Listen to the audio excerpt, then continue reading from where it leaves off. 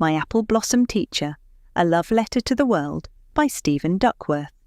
Foreword by Sybil Beaumont, GBEDL, former England captain, President of the RFU, Chair of World Rugby. Rugby has always been more than a game. Those of us who have spent our lives around it understand that instinctively. Yes, it is physical and demanding. Yes, it requires courage, skill, and resilience. But at its heart, rugby is about character, who you are when the pressure comes, how you treat others, and whether you stand by your values when circumstances make that difficult. The values that rugby claims to hold, integrity, respect, solidarity, discipline, and humility, are not theoretical. They are tested every time a player is knocked down, every time a decision goes against them, every time the body or the mind is pushed beyond what feels comfortable. What matters is not the setback itself, but how a person responds to it. This book is, in many ways, a reflection of those same values lived out far beyond the touchlines. The author's life has been shaped by moments of extraordinary challenge, moments when progress was uncertain and outcomes unclear. Yet again and again, the response has been one of courage without bravado, determination without bitterness, and responsibility without complaint. These are qualities that rugby recognises instantly, because they are the same qualities demanded of anyone who truly understands the game. One of the great lessons rugby teaches is that strength is never just individual. You are only as resilient as the people around you, and only as strong as the trust you build with them. This book speaks powerfully to that truth. It is rooted in relationships, family, teammates, colleagues, and communities, and in an understanding that personal achievement means very little unless it contributes to something larger than oneself. There is also humility here. Rugby has a way of stripping away ego. No matter how talented you are, the game will remind you that you are not invincible. The same humility runs through these pages, a willingness to learn, to listen, and to recognise that wisdom often arrives through hardship rather than success. Above all, this is a story about values held under pressure. Rugby people recognise that immediately. It is easy to talk about principles when life is straightforward. It is much harder and much more meaningful to live by them when circumstances are unfair, painful, or profoundly disruptive. That is where character shows itself, and that is where this book has its greatest strength. I have met many people through rugby who embody its spirit long after they have stopped playing. The author is one of the best examples. This is not a book about sport, but it is deeply informed by the values that sport at its best instills. It is about resilience without resentment, leadership without dominance, and hope grounded in responsibility. For anyone who believes that values still matter, in sport, in leadership, and in life, this book is essential reading. It is my hope that as you read this remarkable account, you will be as moved and inspired as I have been. Steve's journey reminds us that when life changes without warning, our response can still honour who we are, that resilience is possible, that community matters, and that, in the face of the greatest challenges, we can choose a path that bends but does not break. With the deepest respect and admiration, Sybil Beaumont, GBEDL. Foreword by Toyah Willcox, musician, actress, and advocate. I have spent much of my life on stage, in studios, and in front of cameras, yet my earliest and most formative battles were fought far from public view. I was born with a club foot. As a child, I underwent major surgery again and again, learning very early that pain, patience, and perseverance would be part of my everyday vocabulary. Alongside that came a lisp, and with it the cruelty that children can so easily inflict on those who appear different. I learned what it felt like to be watched, judged, and mocked long before I ever chose to perform. Like many young people who are made to feel other, my first instinct was to want the world to change. I wanted the teasing to stop, the stares to soften, the rules to bend. I wanted people to be kinder, more understanding, more generous. What took me years to realize is that while the world can wound us, it rarely transforms itself on our behalf. The deeper work begins elsewhere. This book resonated with me because it speaks honestly to that moment of realization, the moment when you understand that the most profound change does not start with other people, institutions, or systems, but within yourself. The author's journey, though different in its details, echoes this truth with remarkable clarity. Faced with physical limitation, negative social expectation, and deeply disruptive life events, he too came to recognize that survival alone is not enough. What matters is how you meet what happens to you. There is a subtle but powerful contrast explored in these pages. On one hand, the desire to fix the world, to make it fairer, safer, more humane. On the other, the quieter and far more demanding task of learning to see oneself clearly, to let go of resentment, and to grow rather than harden. I recognize that tension intimately. It took me time to understand that my voice, my body, and my difference were not obstacles to be erased, but instruments to be claimed.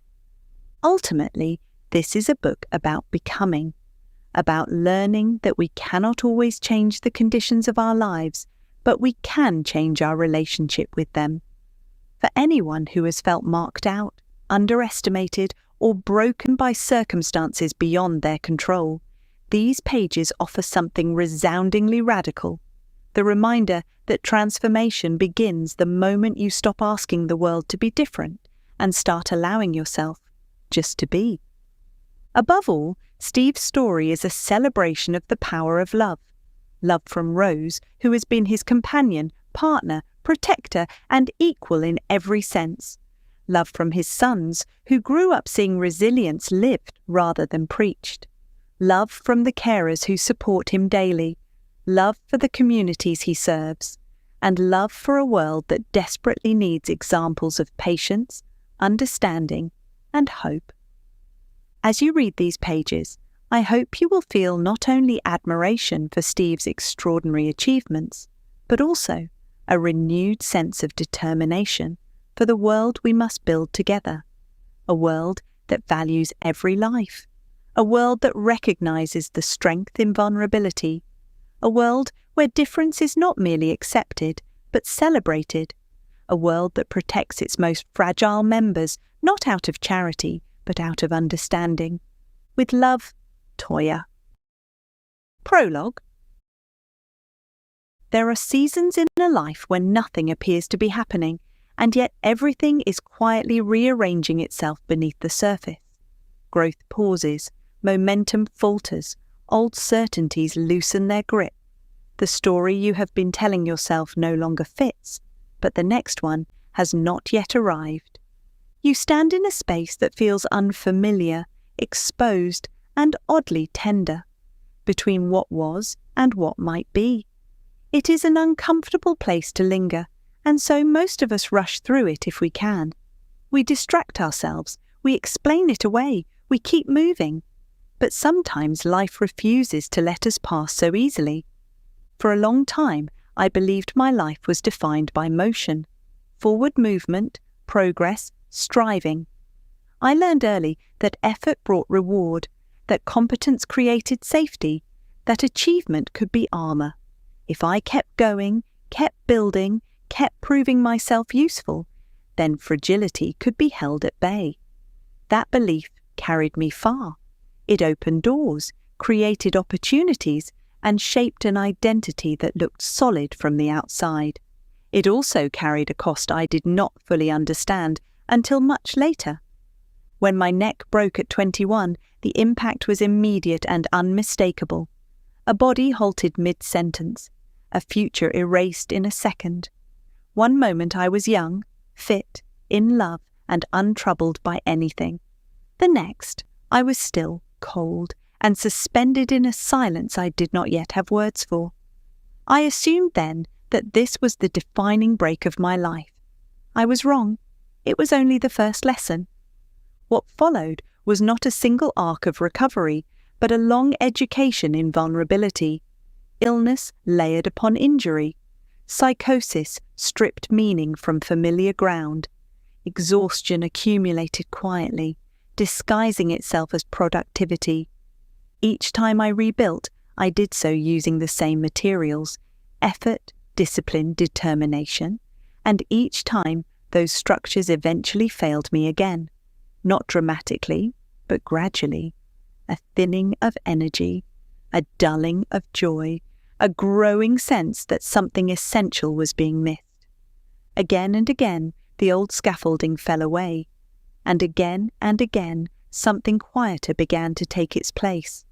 At the centre of that quiet was love. Not love as romance or reward, but love as presence.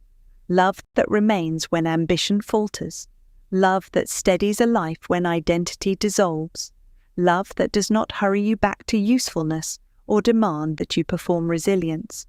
Rose has been my teacher in this sense, not through instruction or explanation, but through example, through endurance, through humour, through patience, through the simple, radical refusal to leave when leaving would have been understandable. Over time, I began to notice something else. The patterns unfolding within my own life were appearing everywhere I looked. In hospitals, where bodies revealed the limits of control. In boardrooms, where systems strained under the weight of their own complexity. In families, communities, institutions. In politics, technology, economics, and culture. Systems designed for speed rather than wisdom. Societies were demonstrably obsessed with growth, yet starving for meaning. People exhausted not only by effort, but by disconnection, from one another, from purpose, from the stories that once helped them make sense of who they were and why they mattered. The longer I lived with fragility, the more clearly I could see it mirrored around me. Civilizations, like bodies, do not collapse all at once. They strain, they compensate, they grow louder, they lose coherence. They cling to stories that once worked, but no longer heal. Warning signs appear long before catastrophe, but they are easy to ignore when everything still appears functional. Noise increases, trust erodes, anxiety rises, the future begins to feel unmoored from the past. Eventually, something gives way, and when it does, the question is never simply how to restore what was lost, but how to listen to what the rupture is trying to teach. This book sits in that listening. It is not a manifesto, and it is not a warning siren. It is an exploration of what becomes possible when we stop mistaking resilience for hardness and strength for independence. It is an account of one life shaped by accident, love, breakdown and renewal, set alongside a world facing its own thresholds. It asks what happens when we treat collapse not as personal failure or civilizational disgrace, but as a moment that reveals what has been neglected. The apple blossom appears late in this story, but its lesson has been present all along. Renewal does not arrive by force. It cannot be engineered, optimized, or accelerated. It emerges when conditions are right, when care replaces extraction, when patience replaces urgency, when attention replaces control. Blossom comes not from domination of the tree, but from relationship with the soil, the seasons, the weather, and the unseen processes beneath the bark. So too with lives, so too with societies. There is a moment, after rupture, when the old story has fallen away and the new one has not yet formed. It is a liminal space, unsettling, disorientating, rich with possibility. Most of us are taught to fear it, to fill it, to escape it. But it is often there, in that in-between, that the deepest learning takes place. What follows is the story of learning that lesson slowly, in a body that could no longer be pushed, in a family that had to adapt, in work that demanded new ways of thinking, in a world that is itself standing between endings and beginnings. If there is an invitation here, it is a gentle one, to notice where your own life may be asking for a different pace, to recognize that uncertainty is not an error, but a passage, and to consider the possibility that what heals us as individuals may also be what carries us together into whatever comes next. Chapter 1. Chapter 1. The Journey to University. It all began long before I had a name, long before my mother ever lifted me into her arms. My story began in a landscape forged by ancient forces in a corner of England where time itself seems to move more slowly. The Lake District of the early 1950s was a place suspended between centuries, breathtaking in its beauty and unforgiving in its simplicity. The northern fells woke early as dawn was rising, mist drifting like ghostly silk across the valleys. Dry stone walls snaked over the hillsides in patient, crooked lines. Sheep grazed with the slow, unhurried confidence of creatures that had known the land longer than people ever would. In winter, the wind carved its way through the farms without apology. In summer, the light lingered late into the evening, painting the lakes in long strokes of silver. Life there felt elemental, closer to the bone. That was the world that shaped my mother, Marjorie. He was born in 1929 and grew up in a small farming village tucked into the northern lakes, the sort of place where the church bell was the nearest thing to a timetable, and where everyone could trace their family back through generations of weathered hands and stubborn grit. Her father was a clerk in the local coal mine. Her mother came from a long line of farmers who measured life not by ambition, but by the turning of the seasons. It was a peaceful life, at least on the surface. But beneath that quiet, the world was still coming to terms with the ruins of the Second World War. Rationing had not long ended. The so-called civilized world was reassembling itself piece by fragile piece. In rural Cumberland, opportunities for a young woman were about as scarce as luxuries. My parents' journey to university began in this unforgiving post-war landscape. In the late 1940s, there were no grants or loans to ease the financial burden. If you wanted to go to university, you or your family had to find every penny. University was for the wealthy or the lucky. You paid for it, or you stayed home. Simple as that. My mother, astonishingly, became one of the fortunate few. She applied for a scholarship from Cumberland County Council, a wild gamble for a girl who had been told that ambition was unseemly. She told me once about that time.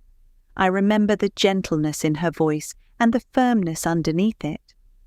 I wasn't supposed to leave that valley, Steve. Girls became wives, not doctors. She said it with a wry smile, but I have never forgotten the tension in the words. It was the tension between a life she was expected to live and the life she was determined to claim. The scholarship came through. Cumberland County Council agreed to fund her to study biology at the University of Liverpool. That was as far as they were prepared to stretch. Medicine, they decided, was a closed door. The gatekeepers declared that women did not belong in medical school. Biology was acceptable. Medicine was not. She went anyway. I remember sitting in that lecture hall, she told me. I looked around and thought, this isn't enough. I want to save lives, not catalogue insects. It was the first spark of defiance I ever heard in her voice, and it lit the path that, unknowingly, would eventually become mine. So, what did you do? I asked. I marched into the department office, she said. The university agreed. Then the council reluctantly followed. After completing her first year, she had simply refused to accept the limits placed on her. The university agreed to transfer her to medicine.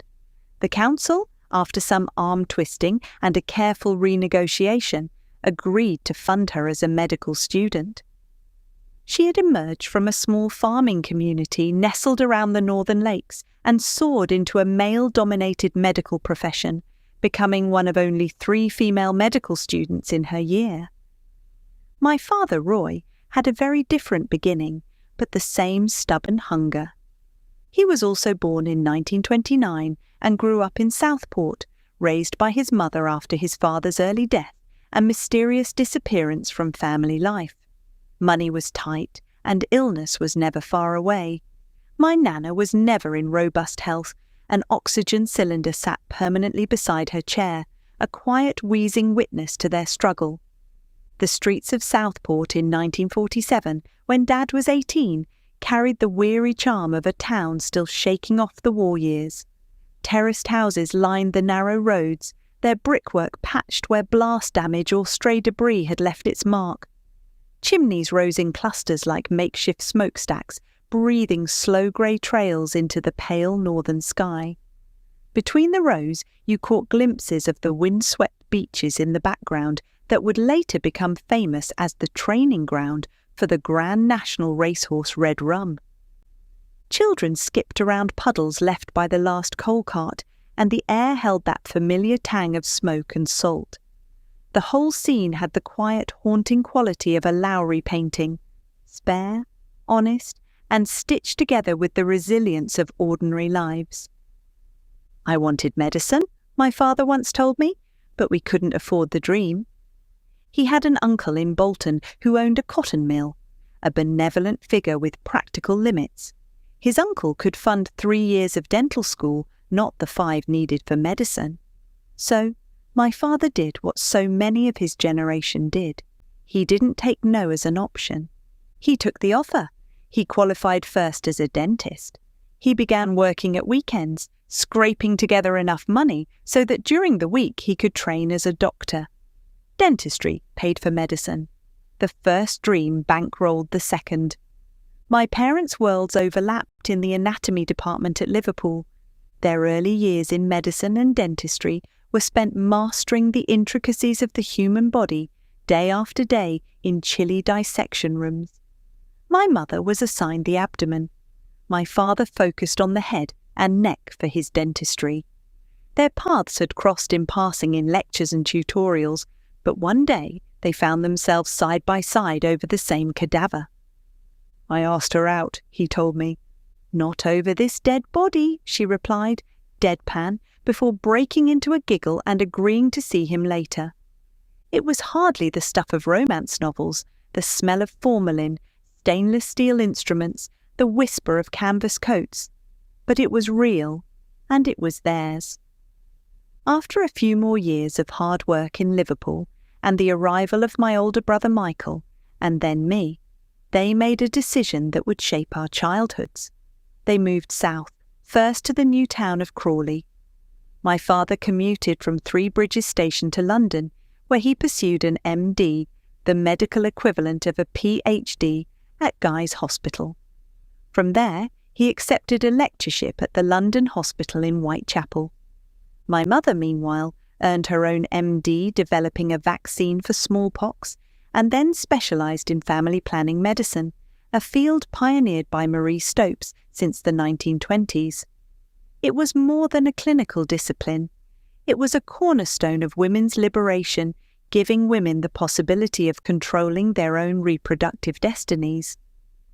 My mother travelled tirelessly across the south of England, working in clinics, doing home visits for women who could not travel, and seeing patients in the evenings at our home. Both my parents were exceptionally hard-working, each carving their own independent path. Like most married couples, they faced their share of challenges, but their love remained unwavering.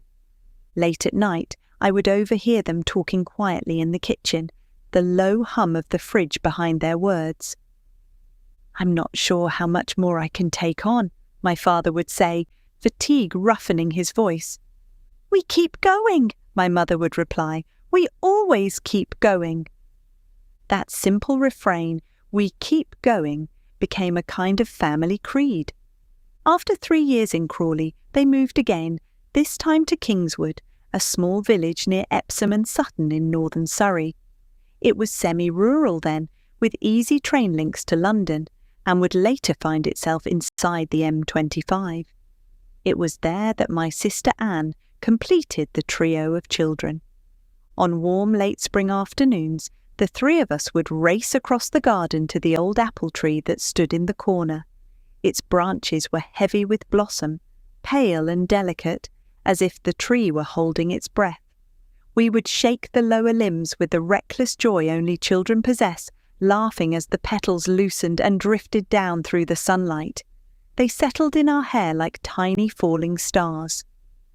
I did not know it then, but those moments, the laughter, the light, the drifting blossom, would become a quiet thread running through my life, a symbol that would return decades later when I needed it most. My parents had originally qualified as doctors at about the time the NHS was formed. They grew with it, rising to become leaders in their respective fields. My mother took on the vital role of training general practitioners in routine family planning services, quietly reshaping everyday medicine for women. My father rose rapidly, professor of oral medicine at a remarkably young age, dean of the dental school, dean of the medical school, president of the dental faculty of the Royal College of Surgeons. His career expanded globally. He travelled widely, and often my mother accompanied him. Together, they hosted elegant dinner parties at home, entertaining esteemed international guests. My brother, sister and I would peer down from the staircase, just out of sight, absorbing accents and laughter and the clink of cutlery on large plates. I vividly remember one dinner with 2 senior Russian dentists. When they were offered seconds of the main course, they politely declined everything except what they referred to as micro cabbage, Brussels sprouts. A significant professional milestone for my father came when he secured an extraordinary research contract with Wrigley's chewing gum. It required frequent trips to the island of Crete over 6 years. Crete, in those days, had a high incidence of dental caries and 2 isolated populations. Travelling from one end of the island to the other was almost impossible. No proper roads, just donkey tracks twisting through the hills. The research design was simple and ingenious. The team distributed regular chewing gum on one end of the island and sugar-free gum on the other. My father led a team of dentists who examined levels of dental caries in both populations over time. The results were unequivocal. Chewing gum, whether regular or sugar-free, significantly improved dental hygiene. The islanders' diet remained laden with sugar, and they still used olive sticks to clean their teeth, but decay rates fell sharply. Surprisingly, there was no significant difference between the 2 groups. Sugar in ordinary gum dissipated so quickly that it hardly altered their already high sugar intake. Yet both kinds of gum helped clean teeth, reduce bacteria, and improve oral health. Years later, Wrigley's launched sugar-free gum with a grandiose campaign proclaiming its power to reduce dental caries. Technically, they were right. It did. What they neglected to mention was that regular gum had been shown to be just as effective. As the years passed, work gradually receded and retirement loomed, accompanied by the generous pensions one might expect for professionals of their generation. Sailing had always been a passion, starting with dinghies and evolving into adventures on large sailing yachts. When age and health made sailing harder, they shifted to cruises, exchanging spray-soaked decks for more sedate views from cabin balconies. They eventually relocated to Romsey in Hampshire, and later to an apartment in Poundbury near Dorchester. They thrived well into their 90s, gathering their 3 children and 9 grandsons, all boys, which was no reflection on my mother's ability as a family planning doctor. They joked that they were eagerly awaiting great-grandchildren, hoping for a little more diversity among the next generation. health challenges inevitably arrived. My mother endured artificial hips and scoliosis. My father battled Parkinson's and cancer, eventually relying on an electric-powered wheelchair. In 2019, they celebrated their remarkable 66th wedding anniversary. This was the soil from which my own story grew. And so, the three of us, Michael, my older brother by 13 months, Anne and I, were born into a life filled with privilege. We had parents who were both pioneers and workhorses, who expected much of themselves and, quietly, much of us. Michael and I breezed through our earlier schooling and set our sights on medicine. Michael to Southampton, I hoped to London. Anne pursued nursing. We began in private preparatory schools, which posed no great difficulty. Then came Epsom College. At Epsom, I discovered that privilege is no shield against cruelty. Because of my birthday, I was one academic year ahead of my age group, which meant that in the classroom I was a year ahead of my peers, but physically I was a year behind. Puberty seemed to have taken a wrong turning. I remained slight, with a squeaky, unbroken voice. I looked and sounded like a boy who had wandered into the wrong school. The bullies noticed. They always do. Did you forget to grow up? Even my kid brother sounds older than you. The bullying was persistent and, at times, vicious. It seeped under my skin and infected my inner psyche in ways I did not yet have words for. I spent far too long pretending it did not matter. "Are you all right, Steve?" my mother asked one evening, studying me more closely than I liked. "Yes," I lied. "Being brave doesn't mean being silent," she said softly. My father added, "One day you'll outgrow all of them." I wasn't sure I believed him then, but I clung to the idea as if it were a rope thrown into deep water. By 16, I survived partly through mischief and an increasingly anti-establishment stance. 6 official beatings over 5 years, administered as part of the school system of punishment, became a sort of dark badge of honour that paradoxically helped me earn a sliver of respect from some of my tormentors. Alongside this awkward social education, another part of me was quietly being born, the part that loved research, evidence and ideas. At 15, I embarked on an A-level project investigating the prevalence of fluoride in tea. The tea plant, Camellia sinensis, has a peculiar knack for accumulating fluoride in its leaves. I had overheard my father passionately debating the fluoridation of water on television and wondered if tea might offer a cheaper, culturally acceptable alternative. I enlisted friends and neighbours, asking them to tally their weekly tea consumption and provide me with small samples. Armed with a fluorometer, I analysed each one, scribbling results into notebooks and feeling, for the first time, like a real scientist. Word spread among academics and dental researchers. My father suggested we write the work up. We could be the first father and son paper in the British Dental Journal, he said. We collaborated. In truth, he did most of the sophisticated writing, and the paper was accepted by the peer-reviewed British Dental Journal. At 16, I felt a quiet, smug satisfaction.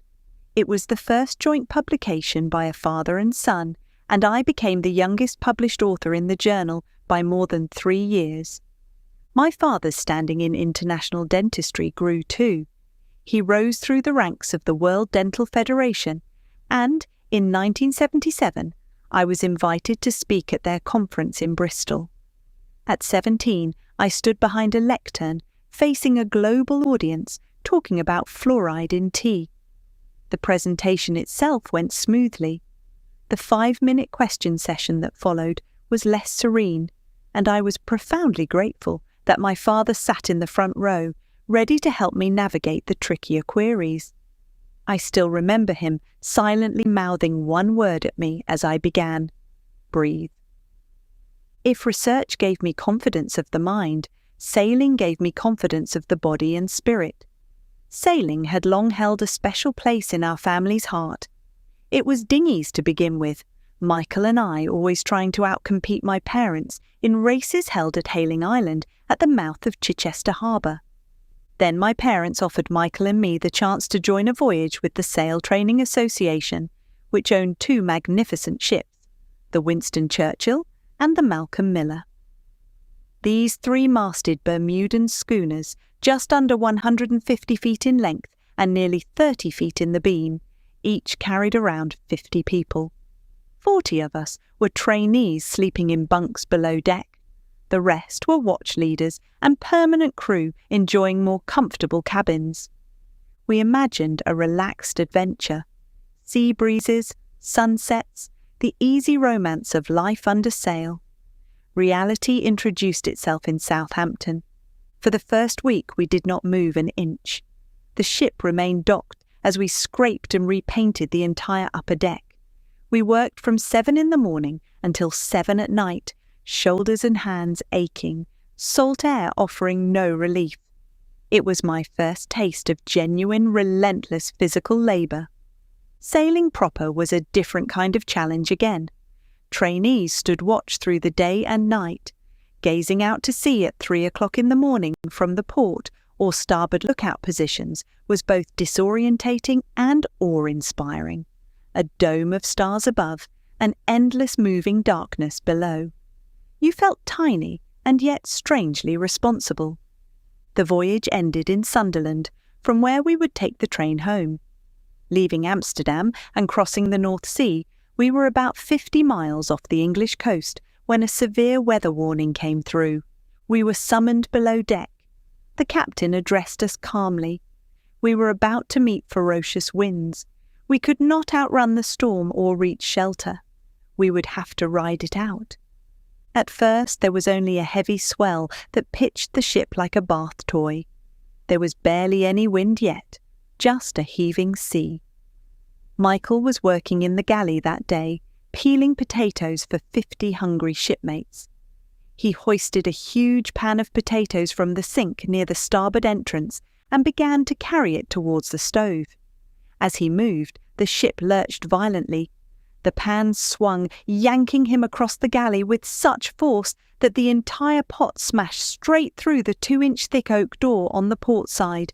We howled with laughter once we knew he was unhurt, but it was, in truth, incredibly dangerous.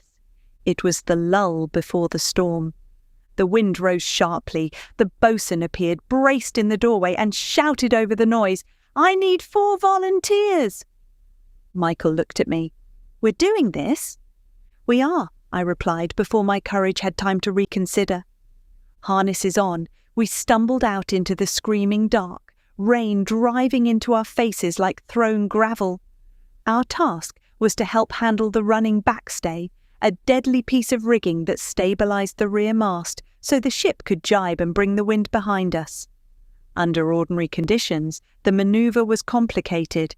In that storm, with the ship threatening to broach, it was critical.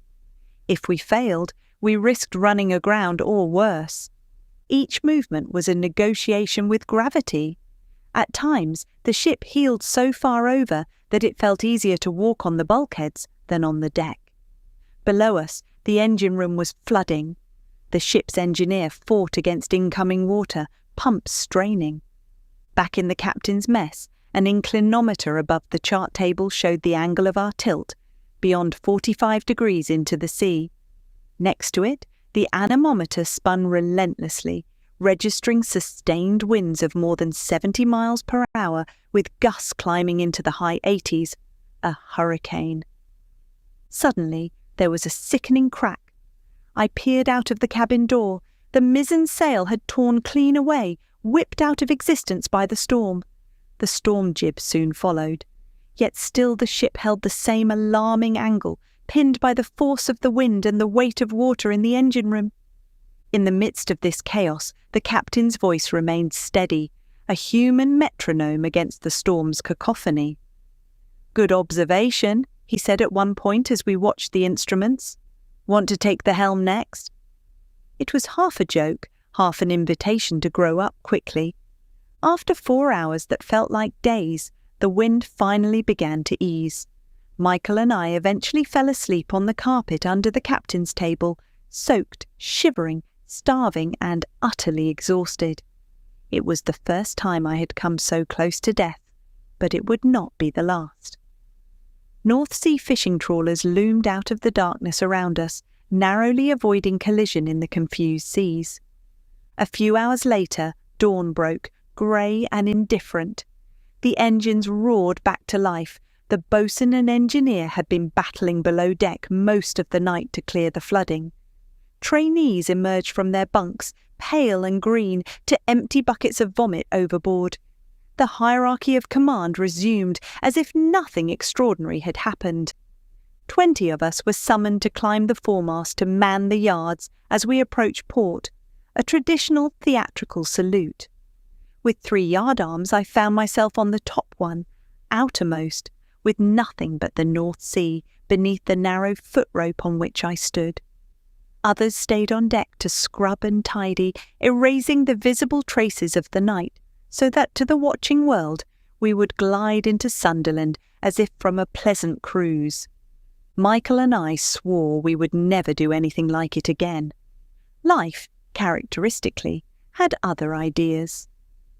The following year, I returned as cook's assistant. In 1978, I spent 8 weeks as the boatswain's mate. That first voyage transformed me. After clinging to a rigging line in a North Sea storm, the bullies at school shrank to their true size. Their words and jabs seemed suddenly petty, parochial, almost laughable. I had stared into a different kind of fear and survived. My father's prior reassurance had become reality. I had, in some small way, begun to become a man. Back on land, A-levels loomed, biology, chemistry and physics. Biology gripped me most keenly, partly because it was my introduction to Darwin and the theory of evolution, and partly because it helped me understand my father's atheistic roots. But exams have a way of puncturing confidence. At the end of my first year in the 6th form, we sat mock exams. It was the summer of 1976, the legendary heat wave. On the morning of my second biology paper, I decided, with the unshakable logic of a teenage boy, to play 5 sets of tennis before the afternoon exam. I walked into the exam hall feeling hot, but not yet worried. As I glanced at the questions, dizziness began to lap at the edges of my vision. The first question was on transpiration, the movement of water from the roots of a plant up through its stem and out through the leaves. That seemed manageable. I told myself I would settle once I started writing. I finished my first answer with the line, "And upon reaching the leaves the water passes out," and at that moment the room began to spin violently. I remember thinking, absurdly, why do they always varnish the wooden floor of the examination hall just before exams? The glossy planks seemed to tilt and slide away from me. Dehydrated and overheated from my morning on the tennis court, I spiralled out of my chair, passing out, in the prophetic words of my essay, hitting the floor with a crack that I felt through my skull before I heard it. Warmth trickled down my scalp. The invigilators rushed over. I was carried out, rehydrated in the nurse's office, allowed to rest, then sent home. The following summer brought the real A-level exams. I had been predicted an A in biology. I studied hard, chastened by the mock. The first biology paper went well. I felt cautiously optimistic. On the morning before the second paper, I stayed at home to revise. No tennis this time. After breakfast, I sat at the table, notes spread around me, confident that the exam was the following day. At 11:15 a.m., the phone rang. "Where are you?" came an angry voice from school. "I'm at home revising for tomorrow," I replied, still half focused on my notes. "Why?" "Your exam started 15 minutes ago." Time stopped. I stared at my calendar in disbelief, a cold wave of realization washing over me. Normally, I would have cycled the 4 miles to school, but I had recently gained my driving license. I grabbed my mother's car keys and drove, heart hammering in a blur of panic and gears. I screeched to a halt outside the examination hall where my biology teacher was waiting, grim-faced. He explained that I would not be granted any extra time. Exam regulations were unforgiving. "Keep calm," I told myself as I walked into the silent hall, every eye seeming to turn towards me. I now had 70 minutes to complete a 2-hour paper. My heart pounded in my ears, my mouth dried, my stomach churned. It felt in that moment like the worst day of my life. I did what I could. It was not enough. I emerged, emotionally wrung out, with a C grade in biology. There were compensations. I was allowed to sit a scholarship exam, and to my surprise and my teacher's delight, I secured a star grade, a C star in the board's peculiar nomenclature. My results were ABC star, another odd first of sorts. Nobody before me had received that particular combination, largely because nobody had been foolish enough to miss the start of their exam. Chemistry went well, physics less so. Before applying to university, I had already decided to take a gap year. I was not permitted to retake biology, which seems extraordinary in retrospect, but was the rule at the time. It was my mistake, and I had to live with it. If I was to have any chance of securing a place at medical school with those grades, I needed something else. Experience, evidence of commitment, something to suggest that the boy who missed his exam might still become the man you would trust with a scalpel. My published paper in the British Dental Journal would help. It showed that, at least in some respects, I could follow a question through to an answer. But I knew I had to build a richer portfolio of medical experience during my gap year. First, though, I needed money. My parents were generous with experiences and opportunities, but not with pocket money. In hindsight, this was one of their better gifts. From 14 onwards, I learned that if I wanted spending money, I would have to earn it. I had already done a newspaper round and the Christmas post and worked in my parents' garden, a task for which they saw no reason to pay me. During school holidays, I developed a working relationship with our local Happy Eater restaurant, a roadside chain that would later merge with another to become Little Chef. I worked almost every holiday. My first role was as a general assistant, cleaning floors, lugging rubbish, sweeping the car park. Some shifts began at 7 a.m, others finished at 11 p.m. Staff turnover was high. The work was far from glamorous, but it funded small indulgences, petrol for the car, and a modest savings pot. Whenever someone failed to turn up for a shift, I was often called in, tempted by a little extra pay. I still remember my first interview with the manager. "You reliable?" he asked, eyeing me sceptically. "Yes," I said. "You easily offended?" "No." "You'll do." In time, I graduated to the dishwashing station. Then one morning, the chef simply didn't show up, most likely crashed after a night on amphetamines. The manager was livid. 2 52-seater coaches pulled up, full of hungry passengers expecting breakfast. Still 17, I found myself standing in front of the grill, the only option between chaos and service. Under my improvised leadership, we tackled sausages, eggs, and bacon in a frenzy. The kitchen floor became a slick, dangerous battlefield. Anything burnt was thrown away.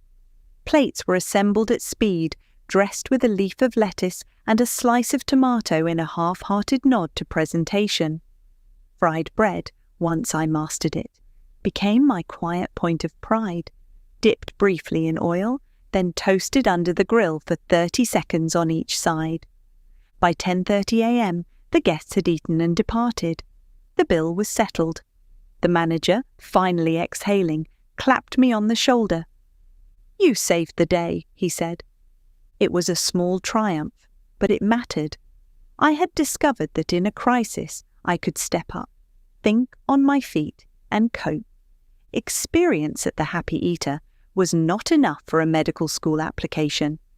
To shore up my chances, I knew I needed hospital work. I wrote to multiple hospitals asking for anything: a porter's job, a lab assistant, anything vaguely clinical. Only one replied: West Park Hospital in Epsom, an enormous aging psychiatric institution that had once been known, bluntly, as a lunatic asylum. I went for an interview with modest expectations. "Do you faint at the sight of blood?" they asked. "No." "Can you follow instructions?" "Yes. You start Monday." West Park had been built in 1921 as part of the Epsom cluster, 5 large psychiatric hospitals on a single estate, designed to house people from London deemed to be mentally ill. It was as close to an archetypal asylum as you could imagine. Vast red brick buildings, high stone walls, wrought iron gates that shut with a finality felt in your chest. Home to 3,000 people. On my first day, a porter handed me a heavy brass key. "You'll need that," he said. "Everything's locked." In my white coat and tie, I was often mistaken for a doctor.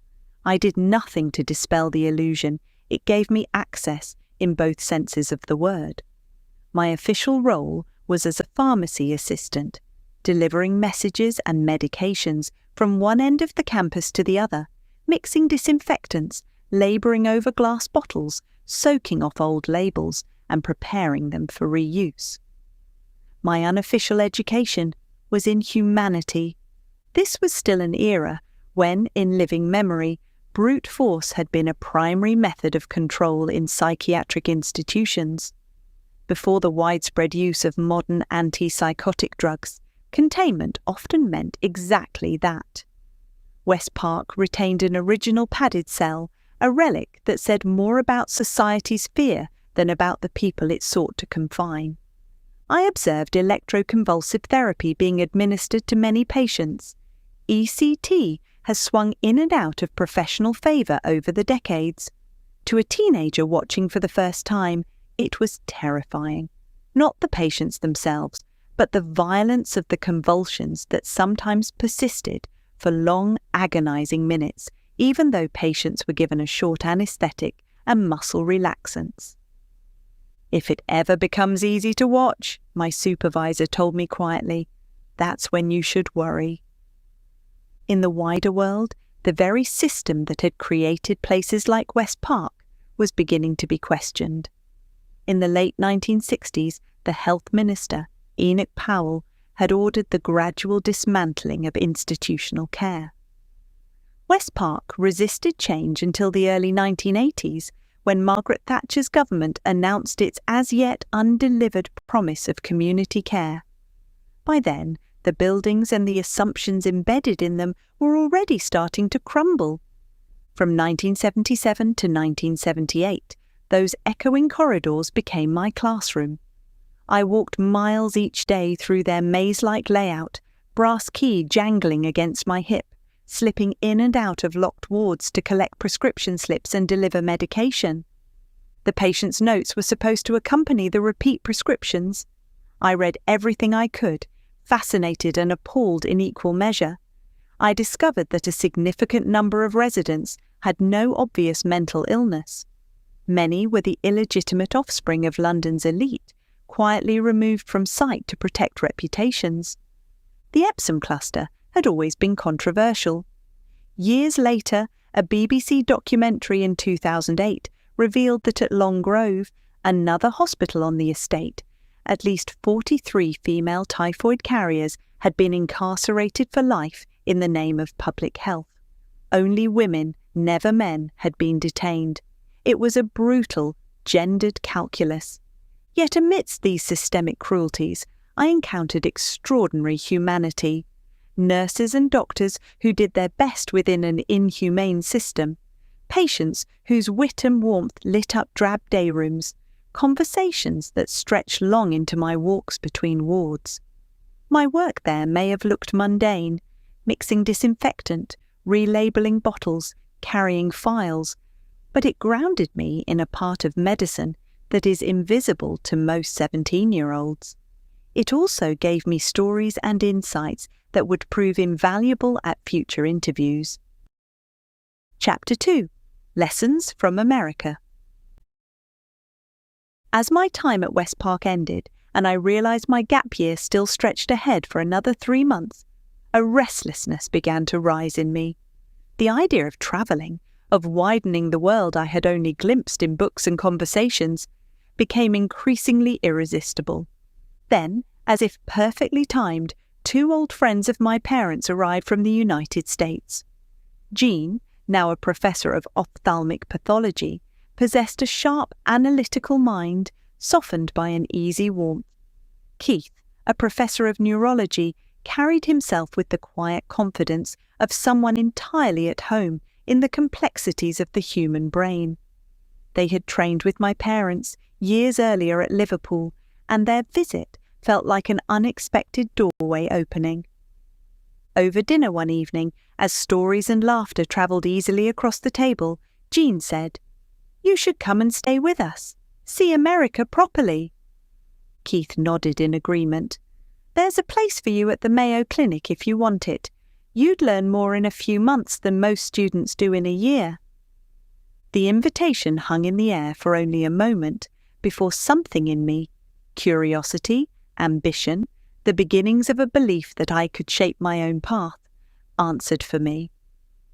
"I'd love to," I said. And just like that, the next episode of my life began to take shape.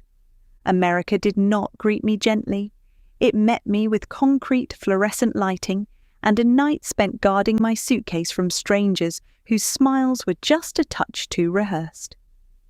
Chicago Airport had a way of making you feel small. The ceiling soared, the tannoy crackled endlessly, and the crowds moved like a restless tide, forever arriving and departing, as if the whole world were passing through and nobody truly belonged there. My connecting flight to Minnesota slipped through my fingers by minutes. With no money for a hotel, the terminal floor became my makeshift bedroom. I chose a patch of cold concrete near a row of bolted-down plastic chairs, pulled my suitcase close, and tried to convince my body that this was a reasonable place to sleep. It was then that they appeared. A young man approached first, long hair, intense eyes, a gentle, almost syrupy voice that unsettled more than it soothed. "You look tired, friend," he said softly. "We've got a group meeting over there. You'd be welcome to join us." He gestured toward a small cluster of people huddled at the edge of the concourse, their faces lit by fluorescent light and a kind of eager manufactured warmth. I forced a polite smile. "I'm all right, thank you." A woman drifted to his side, her smile too perfect, too eager. "We take care of each other," she said. "No one should be alone." A warning from my Uncle Keith rang in my head with sudden clarity. "Avoid the Moonies. They won't let you go once you step in." I stood, tightening my grip on the handle of my suitcase. "My family's meeting me," I lied. "They'll be here any minute." The man tilted his head, studying me as if I were a puzzle to be solved. "Family is what you make of it," he murmured. "Maybe," I replied, taking a step back, "but I already have one." I walked away before they could respond, moving to a busier area where the bright, impersonal glare of the terminal felt oddly safer than their kindness. They were persistent. Others like them appeared over the next few hours, drifting around the stranded and the solitary, offering invitations, comfort, and certainty. At 17, jet-lagged, alone, and far from home, I was exactly the kind of person they were looking for. Young, in transition, searching for direction. Only later did I fully understand the structure behind those smiles.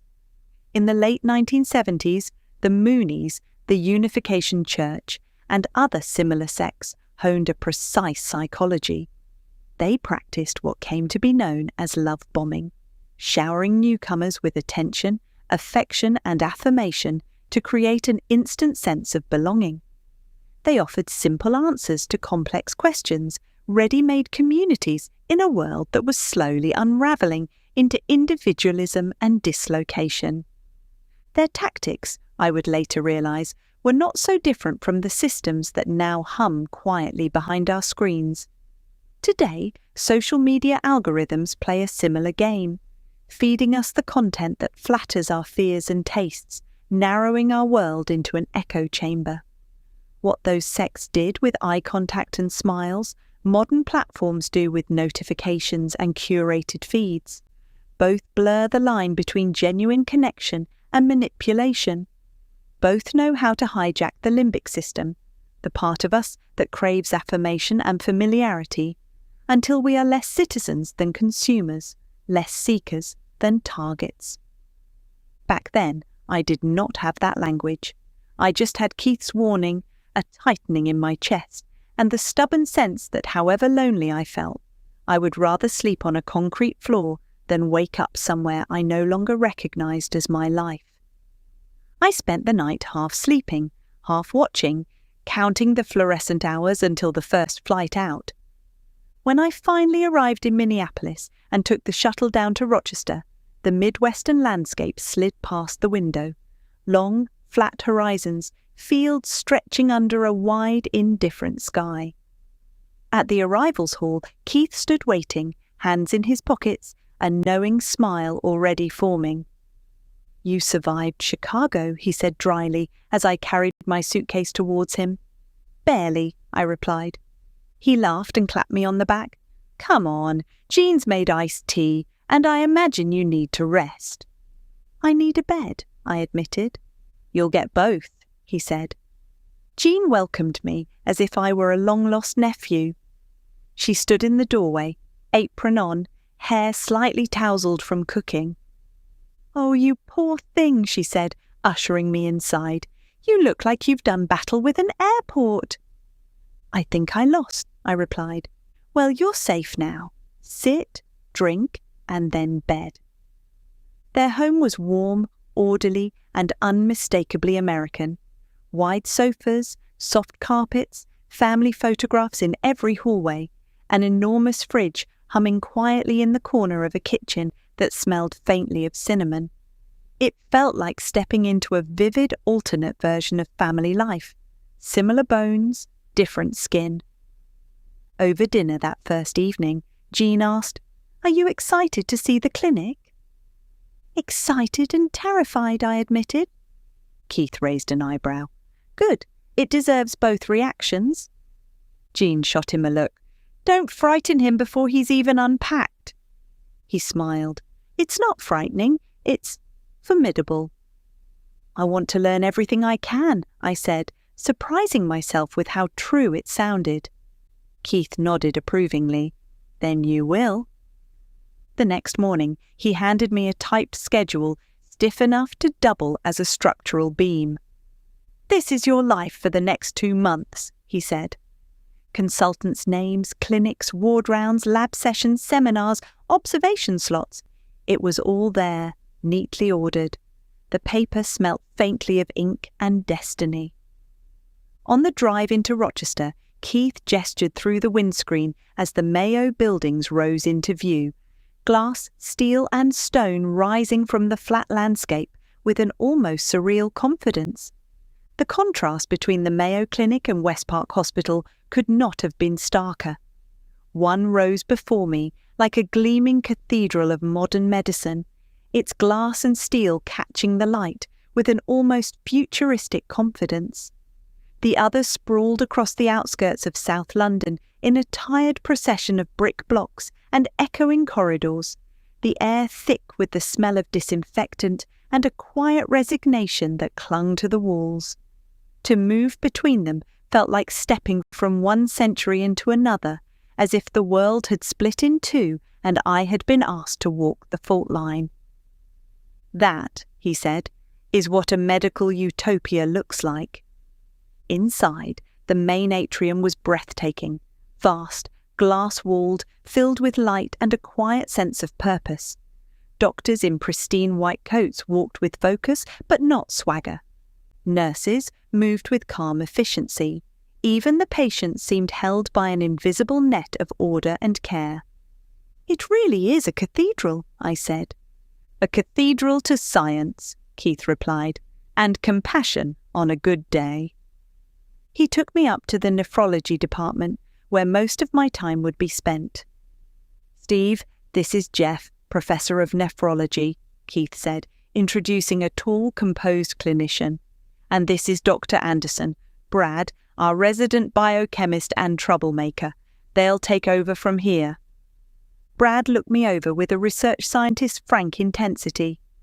"Ever used an electron microscope?" he asked. "No." "Ever run a mass spectrometry analysis?" "No." "Good," he said. "Curiosity matters more than experience. You'll learn." He led me through a lab humming with machines and minds in motion, centrifuges spinning, pipettes clicking, the soft chime of timers, the low murmur of serious conversations. "This," he said, placing a urine sample on the bench with something almost like affection, "is where kidney stones begin." "I'll take your word for it," I replied. He allowed himself the ghost of a smile. "Don't worry, you'll come to love these little horrors." To my surprise, I did. The project I joined focused on a novel drug designed to disrupt a metabolic pathway responsible for the accumulation of uric acid, the biochemical fast-track to gout and certain types of kidney stones. Under Brad's guidance, I peered through the electron microscope, watching crystals form and branch like frost on an invisible window. I learnt to run mass spectrometry analyses, translating anonymous peaks on a graph into chemical signatures from the urine of patients who had spent nights doubled over in pain. Day by day, my hands and mind adjusted to the patient rhythm of the lab, calibrating machines, checking controls, logging data. Each reliable result was a small act of order in a universe that usually refused to explain itself. After 10 weeks of this work, Brad called me into his office. He had that particular expression researchers wear when they are half pleased, half worried the results are too good to be true.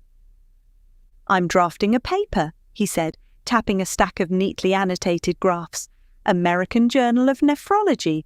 You'll be listed as a co-author." I stared at him, unsure whether I had misheard. "Really?" "You've done the work," he said, as a matter of fact. "You should have your name on it." Several weeks later, after peer reviewers had had their say, the paper appeared in print.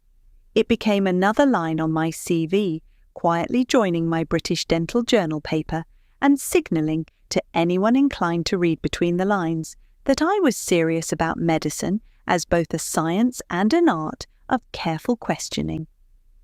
In between experiments, life continued at a human scale. My lunch breaks became a frenetic second job. Without email or fax, I drafted applications to 5 medical schools in longhand, posted them to my parents for review, and waited for news. A few days later, the phone rang in Keith and Jean's kitchen. My father's voice crackled across the Atlantic. "You've got 1 interview," he said. "Guy's Hospital." "1?" I asked, pulse quickening. "1," he repeated, "but 1 is all you need." The weight of that single opportunity settled over the rest of my time in America. Every evening, after days in the lab, Keith transformed into a rigorous, sometimes merciless mock interviewer. As a former dean of admissions, he knew exactly where the soft spots in my story lay. "What did you really learn at West Park?" he asked one night over the kitchen table, his eyes never leaving mine. "That people are more than their diagnoses," I replied. He shook his head slightly. "That sounds rehearsed. Again?" I tried again. "I learnt that labels hide more than they reveal, that some people were there because society couldn't cope with them, not because they were ill." "Better," he said. "Almost human." Jean, rinsing plates at the sink, turned and swatted him with a tea towel. "Ignore him. You're doing wonderfully." We went over every likely line of questioning, my A-level debacle, my strange affection for research, working as a chef in The Happy Eater, near-death experiences on the Malcolm Miller, and my experiences with patients at West Park, where I had listened to people talk about fear, hope, and boredom with equal honesty. Slowly, my answers stopped sounding like an essay and started sounding like me. Outside the lab and the kitchen, the Midwest worked on me in quieter ways. I ran in the heavy summer evenings, pushing my lungs through hot, humid air that felt almost drinkable. I learnt to split logs for the coming winter, wielding the chainsaw, swinging the axe, and feeling the shock of impact reverberate up my arms as the wood parted. Locals reminded me, with a kind of grim pride, that Midwestern winters brought freezing temperatures, heavy snowfalls, and winds that seemed determined to slice through bone. It was hard to imagine in that heat, but I stored the image away, another mental picture of how radically environment shapes experience. I spent time with neighborhood teenagers, throwing frisbees in parks, playing what they insisted on calling soccer, debating music and politics in that earnest, half-formed way of young people who sense the world is complex, but still believe it can be fixed. Without quite noticing, I was changing. I had crossed an ocean, and in doing so, crossed some inner threshold as well. With 11 months of relentless effort behind me, hospital work, Happy Eater shifts, sailing storms, lab experiments, my gap year neared its end.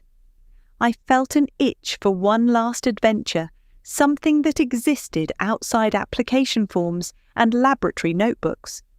A friend from Epsom, Alan, was due to fly to Boston. A plan took shape, half practical, half outrageous. One evening after supper, I cleared my throat. "Keith, Jean, would it be completely mad to ask if I could borrow your car to drive to Boston and meet Alan?" Jean put down her fork. "Borrow the Blazer?" Keith looked at me for a moment, then shrugged. "The lad needs to see America properly." Jean sighed theatrically. "Fine, but if you crash it, you're buying us a new one." "Deal," I said, hoping fiercely it was a joke. It was. The Chevrolet Blazer was a 5.5-litre monster, built for snowstorms and frozen highways rather than a skinny British teenager. Driving it felt like steering a detached bungalow. The bonnet seemed to stretch several postcodes ahead of me. Petrol, mercifully, was cheap. In late July, I set off alone, heading more than 1,500 miles east towards a city whose name was synonymous, in my schoolboy mind, with a tea party in 1773 and the start of a different kind of revolution. I split the trip into 2 days, sleeping in the back of the Blazer, a mobile home that once Alan joined me would feel almost comically vast compared with our lives back in Surrey. In Boston, I stayed a night with a friend, then collected Alan at dawn. He stepped onto the pavement, took one look at the Blazer, and burst out laughing. "You're kidding," he said. "It's ours," I replied. "For now," he shot back, running a hand appreciatively along the door. We headed south, bound for New Orleans. On Bourbon Street, we were swallowed by jazz and brass, neon and heat. We ate French fritters dusted in sugar that clung to our fingers, watched street performers spin music out of old trumpets and broken voices, and took a paddle steamer down the slow, dignified curve of the Mississippi, imagining, in our teenage way, the history that had unfolded along its banks. Our next stop was the Everglades, quiet waters edged with sawgrass, reptilian eyes at the surface, and mosquitoes filling the air. It is the only place on earth where alligators and crocodiles coexist, and it felt, for all its flatness, like standing on the edge of something ancient and faintly disapproving of our presence. The mosquitoes feasted without mercy each night. After one particularly brutal evening, Alan slapped his arm and muttered, "I want to go home." "So do I admitted, scratching at my ankles, "but not just yet." We turned north, following the spine of the East Coast, Daytona Beach with its endless sand and roaring cars, the Blue Ridge Mountains of Virginia, where the road wound through soft green hills and we caught our breath at lookout points, Washington with its marble monuments and curated power, the layered noise and neon of New York City, and finally, the quieter pine-scented landscapes of New England, where lobsters were so plentiful they felt almost casual, piled high on plates that would have bankrupted us back home. By the time we returned to Rochester, we had added more than 9,000 miles to the Blazer's odometer. Its tyres were frayed, its tank thirsty for yet another fill, and my sense of the size of the world had stretched beyond anything I had known. We handed back the keys to Keith and Jean with sheepish gratitude, then boarded a Greyhound coach bound for Chicago. From the downtown bus station, we took a taxi to O'Hare Airport in the small hours. The driver's eyelids kept drooping, his head nodding forward. At 3 a.m, hurtling down the highway, the car suddenly lurched onto the pavement, tyres thumping against the curb. "Wake up!" Alan shouted, grabbing the back of the driver's seat. The driver jerked upright, muttered an apology, and pulled the car back onto the road. My heart hammered against my ribs as the streetlights blurred past. We rode the rest of the journey in tense silence, every drift of the wheel feeling amplified. We arrived at O'Hare, shaken but alive, the airport suddenly seeming almost benign compared with the uncertainty of the road. Soon we were airborne, heading back across the Atlantic towards Heathrow, the lights of Chicago falling away beneath us like another life. Back in England, the world felt smaller, quieter, more familiar. My parents greeted me at the door with the warmth that only home can give after months away. My mother cupped my face gently, searching me with her eyes as if comparing the boy who had left with the young man who had returned. "You look changed," she said softly. My father placed a steady hand on my shoulder. "You're ready." His confidence settled in me like an anchor, because now everything hinged on one moment, my interview at Guy's Hospital. It was my only chance, a single window through which my entire future might pass or slam shut. When the day arrived, I walked through the doors with a sense of fragile composure built from a year of mistakes, lessons, adventures, and growth. The panel sat in a quiet room, lined with books and certificates. Among them was the dean of the medical school, a man whose reputation for scrutiny preceded him. They opened my file, a story written in grades lower than I'd hoped, balanced by pages of life lived intensely. "What did you take from West Park Hospital?" one of the clinicians asked. I paused, remembering the echoing corridors, the padded cell, the men and women who had taught me that a diagnosis could bury the truth as easily as reveal it. "I learnt that everyone has a story," I said, "even when systems forget them." A nod, a small but vital one. "And your time in America?" Images surfaced, the electron microscope, kidney stone crystals forming like microscopic stars, mass spectrometers humming, patients in the Mayo corridors who seemed held by a different kind of hope. "That medicine is as much humility as knowledge," I replied, "that you can be surrounded by brilliance and still need to listen before you act." The dean tapped his pen. "And the exam mistake?" I took a breath. There was no point pretending it had been anything other than what it was. "It was painful," I said honestly, "but it made me grow up. Missing that exam was the moment I realized effort doesn't replace responsibility. I had to change, and I did." Their questions continued, about West Park Hospital and the conversations I'd had with patients who grappled with hope and fear in equal measure, about the sailing storm that had stripped away my fear of boys with fists, about my research, about resilience and uncertainty, and somewhere along the way, the room began to feel less like a tribunal and more like a conversation between people who wanted to understand who I really was. When I left, I did not know whether I had succeeded, but I knew I had told the truth. The whole truth, not polished, not rehearsed, but lived. 12 days later, the letter arrived. I held it for a moment, weighing the envelope as though its mass might betray its contents. My hands trembled slightly as I tore it open. "We are delighted to offer you a place," my mother cried.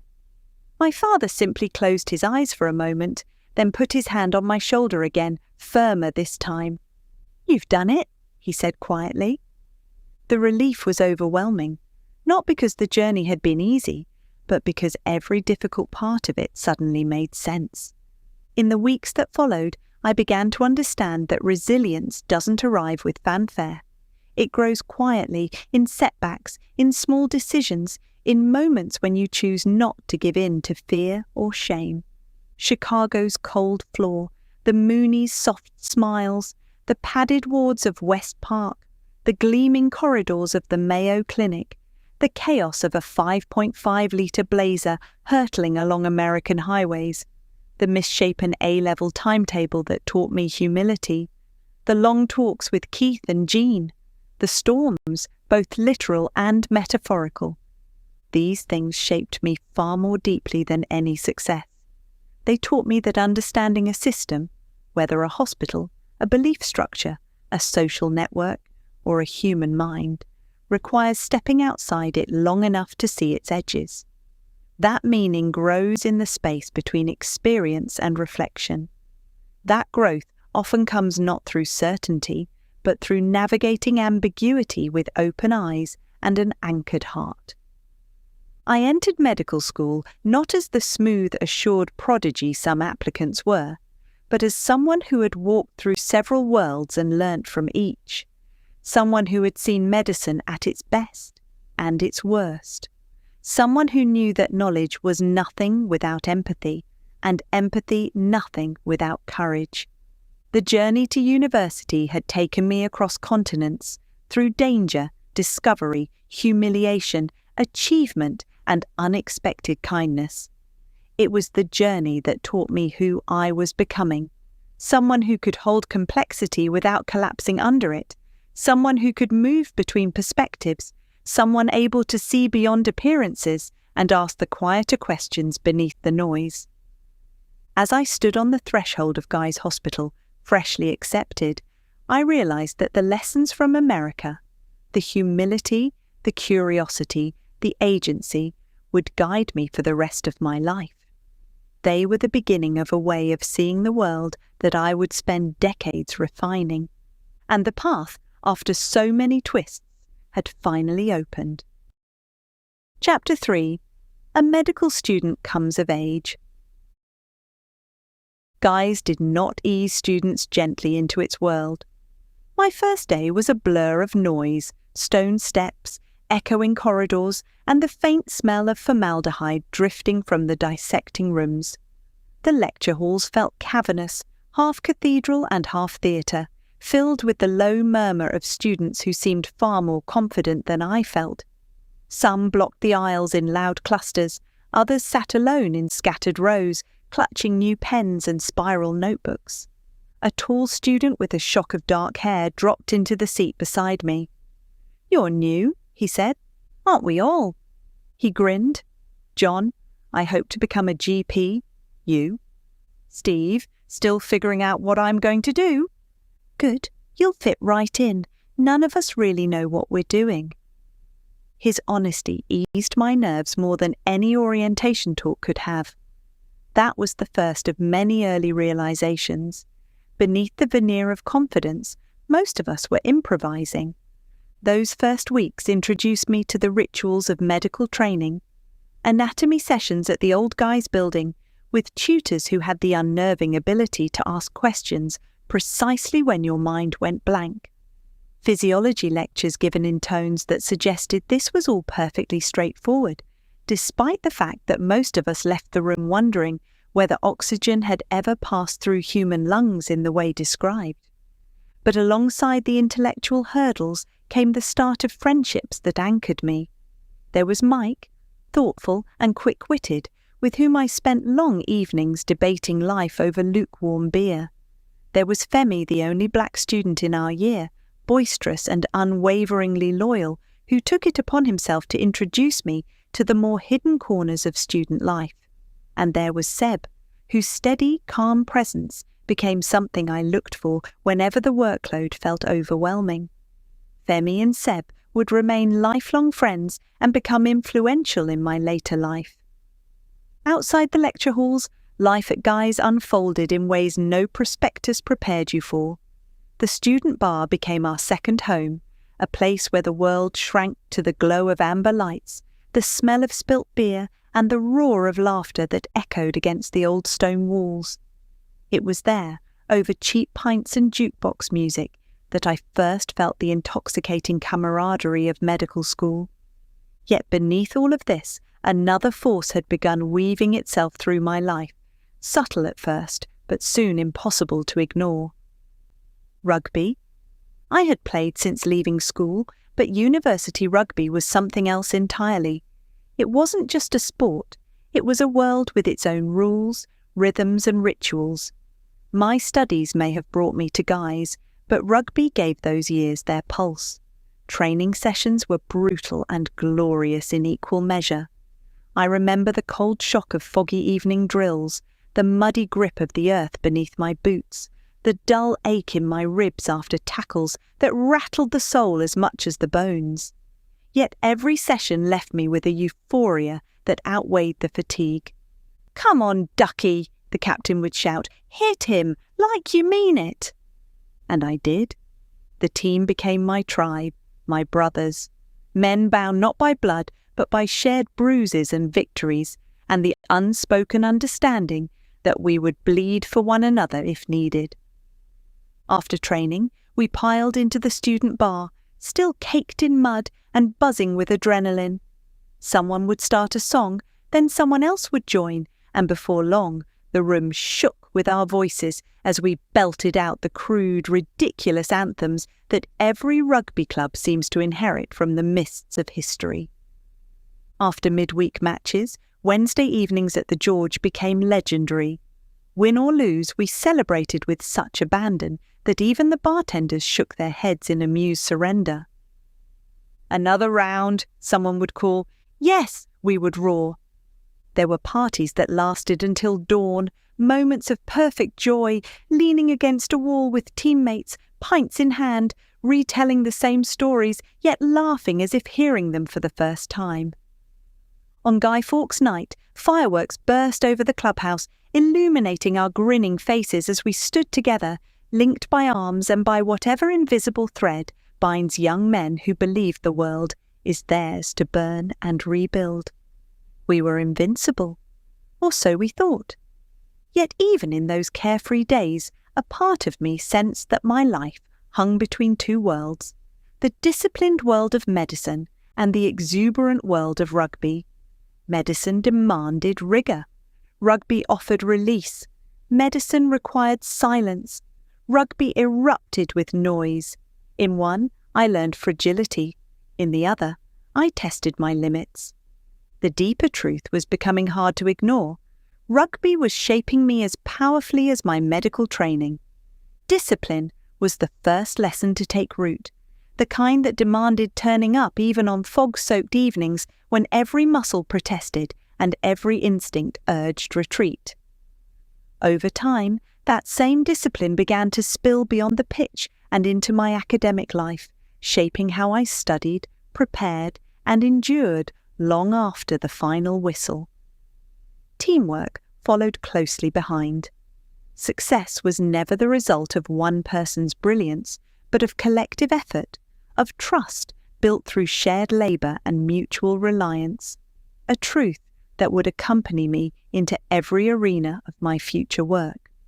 Resilience was learned the hard way, through defeat and injury, through the repeated necessity of standing up again, shaking off the mud, and preparing for the next play as if the last one had not happened. Leadership revealed itself not through grand gestures, but through the quiet responsibility of guiding others in moments of pressure, when clarity and calm mattered most. And underpinning it all was humility. Rugby punished arrogance swiftly. Victory meant little if it was flaunted. Defeat meant nothing if it could not be carried with dignity. As the months passed, medical school became both lighter and heavier. The workload never shrank, yet the rugby field taught me how to bear it. In lectures, I listened differently. In dissection rooms, I felt the privilege entrusted to us. At Greenwich Hospital, I saw the realities of illness and ageing with new eyes. Some evenings, after a long clinical visit, I would walk back through London feeling the world expand around me, sensing a quiet interconnectedness in the movement of strangers, as if life carried layers beneath the surface. Yet amid all the laughter and bravado, moments of doubt appeared. I wondered whether the boy who had arrived at Guy's full of purpose was losing sight of the path he had worked so hard to reach. One night after training, I sat with Seb on the low wall outside the bar. "Do you ever think we're missing something?" I asked. "That the rugby and the parties have taken over?" He shrugged. "Maybe, but maybe we're meant to live a little before life becomes serious." "Maybe," I said, though the answer did not settle the unease. I wanted to believe I could balance both worlds, and for a while I managed. I studied late when needed, I scraped through exams, but a question lodged itself inside me. Was this enough? My parents' voices would echo in those moments, steady and loving, reminding me of the calling I had chosen: medicine, service, usefulness. There was honour in that path, there was structure, there was safety. Rugby, by contrast, was visceral and immediate, a theatre of impact and applause. It fed a different hunger. Between these two worlds I stood, not yet torn apart, but quietly stretched. Caught between the life I knew and the one I sensed forming beyond my line of sight, I entered a season of suspension. It was not crisis, it was not triumph, it was something subtler, a threshold. I felt both the pull of ambition and the whisper of something more relational, more human, less concerned with achievement, and more with presence. I did not yet have language for it. I only knew that effort alone could not answer the question that had begun to grow. Looking back, I recognized that this was the beginning of a different kind of maturity, not the abandonment of one world for another, but the uneasy attempt to hold contradictions without prematurely resolving them. I was learning, though I did not know it, that life is not a problem to be solved, but a tension to be inhabited. That strength and vulnerability might coexist. That certainty can fracture without everything falling apart. In that in-between space, something in me softened. I began to suspect that identity built solely on motion, on progress, performance, improvement, was thinner than it appeared. I had trusted forward momentum as a shield against fragility, yet here I was, already sensing the limits of that shield. The question was not only whether I could balance both worlds, it was whether either world, on its own, could sustain a whole life. Uncertainty, I discovered, is not merely absence, it is gestation. It is the quiet rearranging beneath the visible story. What felt like indecision was, in truth, a loosening, the gradual unfastening of a self constructed entirely from striving. The ground was not collapsing, it was making room. And it was in that charged stillness, that moment before the music changes and no one has yet noticed, that someone remarkable was about to step into my world. Chapter 4. The Power of Love. Previously, my life ran like a timetable that had been sick by tormentors.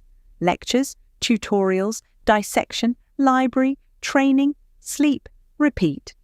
It suited me to keep it that way. Structure gave me cover. If every hour was accounted for, there was no need to risk emotional connection, no need to disturb a fragile status quo that felt safer left untouched. Part of me feared the consequences of attachment, the mess, the exposure, the possibility of hurting someone or being hurt in return, and part of me I realised later, was simply frightened of women. Years at an all-boys school had left me fluent in competition and banter, but awkward and uncertain when it came to intimacy. So I kept moving, kept busy, mistaking avoidance for discipline and emotional distance for control. Then Sue arrived. I already knew her from sailing, but we had lost touch, and neither of us realised we had both ended up at Guy's until we bumped into each other on campus. She had just started physiotherapy. Within weeks, she and my rugby mate, Andrew, were tangled up in that wild early-stage romance where everything feels urgent and obvious. Not for me, also, I thought. Through her, I met her flatmate. Met is the wrong word. I noticed Rose long before I spoke to her. Tall, long-legged, athletic. Auburn shimmer in her hair that caught the light. Warm hazel eyes that were soft when she listened, sharp when she teased, and completely devastating whenever they landed on me. Something in me exploded the first time I saw her, a pounding in my chest. I pretended not to notice. Andrew did. "You're staring at her again," he said one night in the bar, cue in hand, lining up a hopeless snooker shot. "I'm not." "You are," said Alice suddenly at my shoulder. "You stare. She pretends not to notice. It's like a nature documentary, raw and explicit." "It's not," I protested. "It is," they said together. They were right. My eyes always seemed to hunt her down, at the bar, at the jukebox, nestled into a corner, laughing with friends. The way she slipped her hair behind her ear without thinking made my chest tighten. I kept telling myself it was nothing, a crush, background noise. I had more important things to think about. Then came the nurses' ball, a black and white theme this year. Sue invited us to her flat first. A winter evening in London, our breath turning white outside, pavements slick, the sky pressing low over Guy's. Inside, the flat was a different climate altogether. Warm, crowded, full of music, hairspray and cheap wine. Doors opened and closed, hairdryers shrieked, someone shouted for a lost earring. I stood by the fridge with Andrew, nursing a bottle of wine. I was dressed quite deliberately in a black and white rugby shirt, patterned in a grid of small squares, short shorts, long socks and trainers. "You can't be serious," he said, taking in the outfit. "It fits the theme," I replied. "The theme is black and white, not migraine." "You're just jealous." He shook his head. "You're going to meet the love of your life dressed as a chessboard." "What's this about me meeting the love of my life?" "You already have," he said, gesturing down the corridor. Before I could shut him up, the room fell quiet, as if someone had turned the volume down. I turned. Her dress was black and deceptively simple, the kind of simplicity that commanded the room rather than asked for attention. A narrow gold belt caught the light with quiet certainty, as if it had always belonged there. The fabric traced her body with effortless confidence, revealing nothing it did not intend to, until a precise slit above her left knee disrupted the composure, a small act of defiance that announced itself each time she shifted her weight. Her heels lifted her just enough to place her above the line of the crowd, not towering, but unmistakably set apart. At school, she had dominated the track. 100 metres, 800 metres, high jump, long jump, a true heptathlete, power and grace fused. Her hair fell in loose waves over her shoulders, gathering the light as she moved, as though the room itself were leaning in to watch her pass.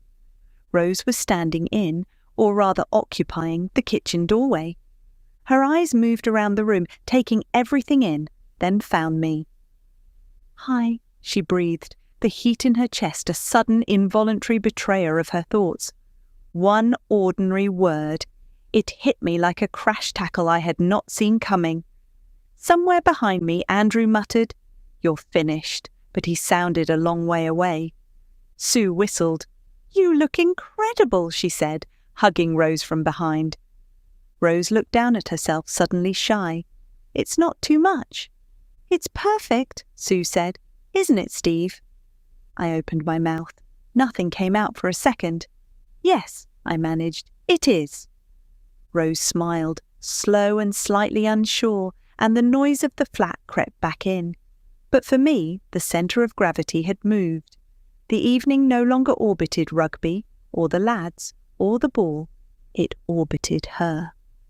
We walked to the nurses' ball in a noisy pack.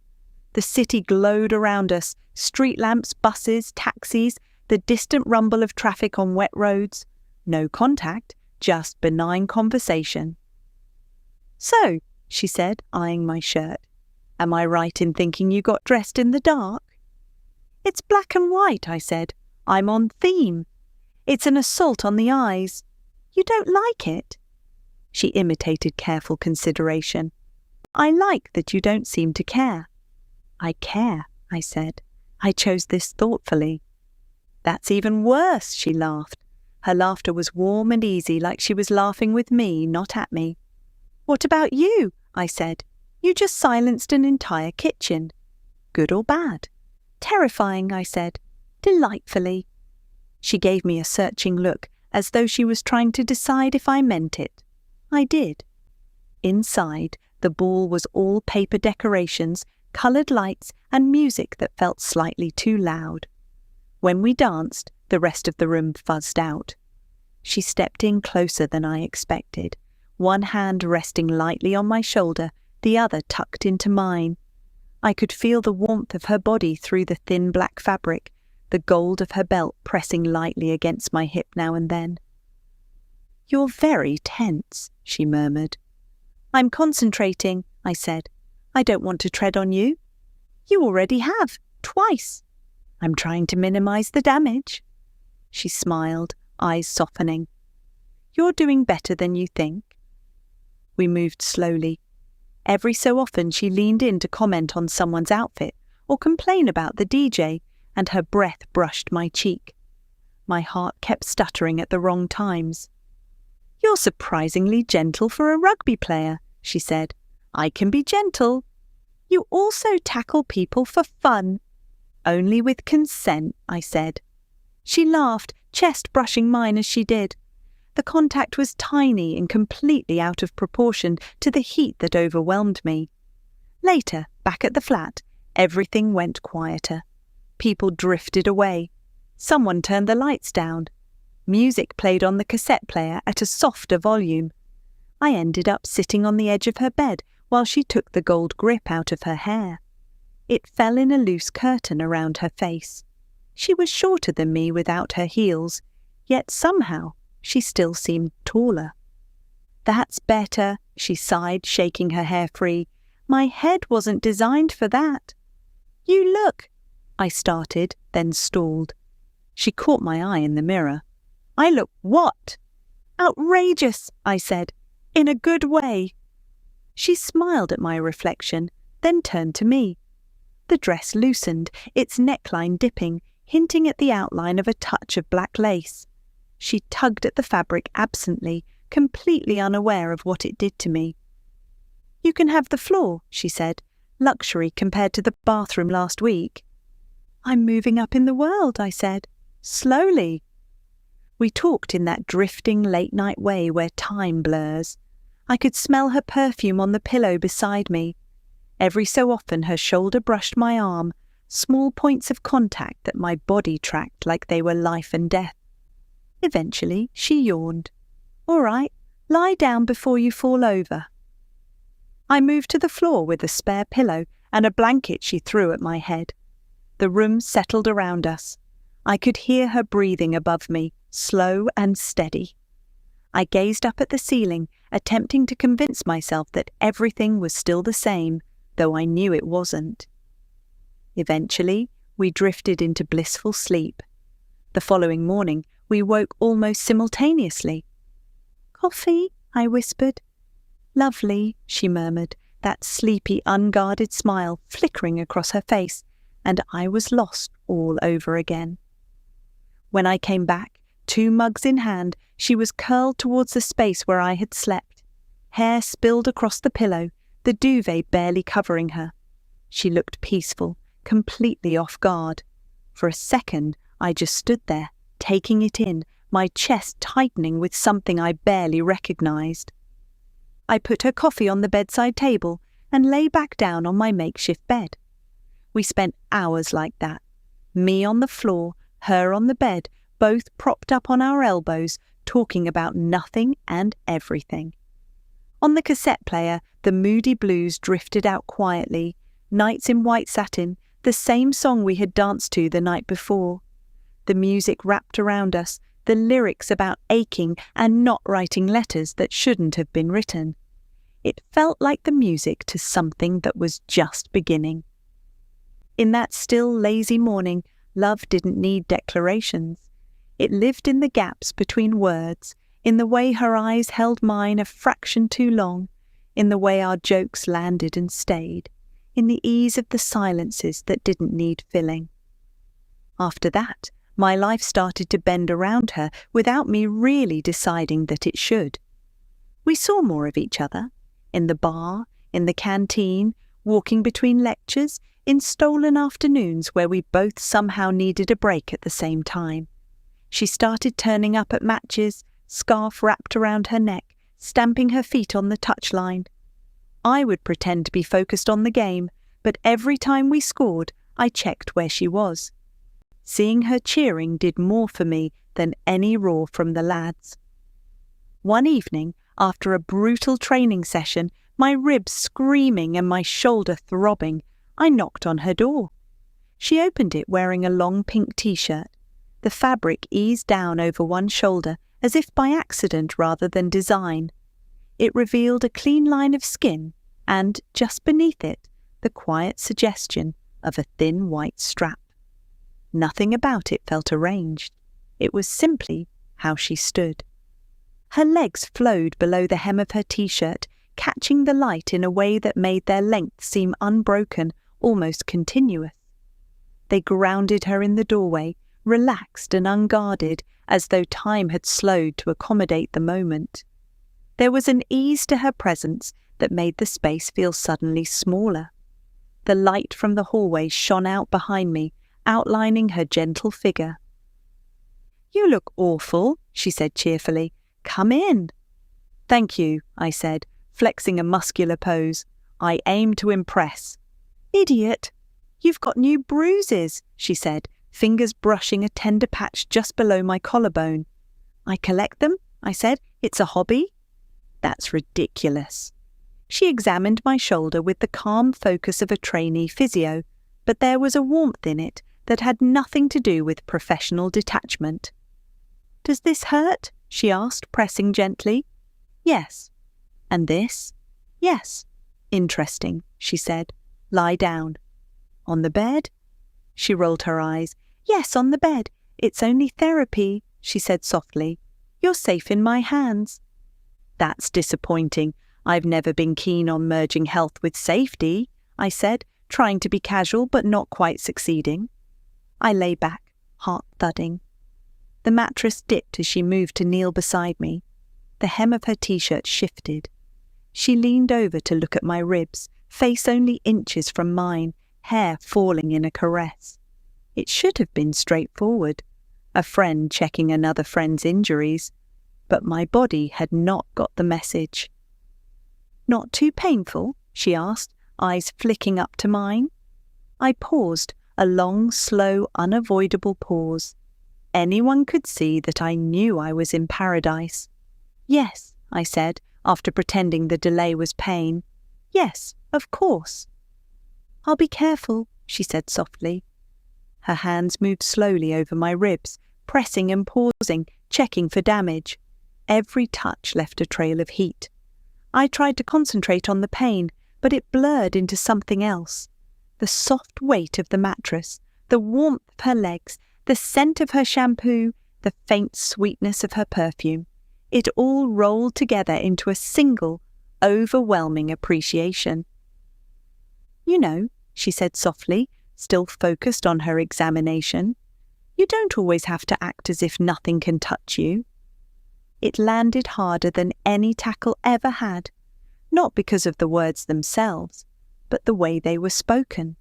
My name carried gently, the concern she didn't try to hide, the steady look that made it feel as though she could see straight through the armour I'd spent years pretending was me.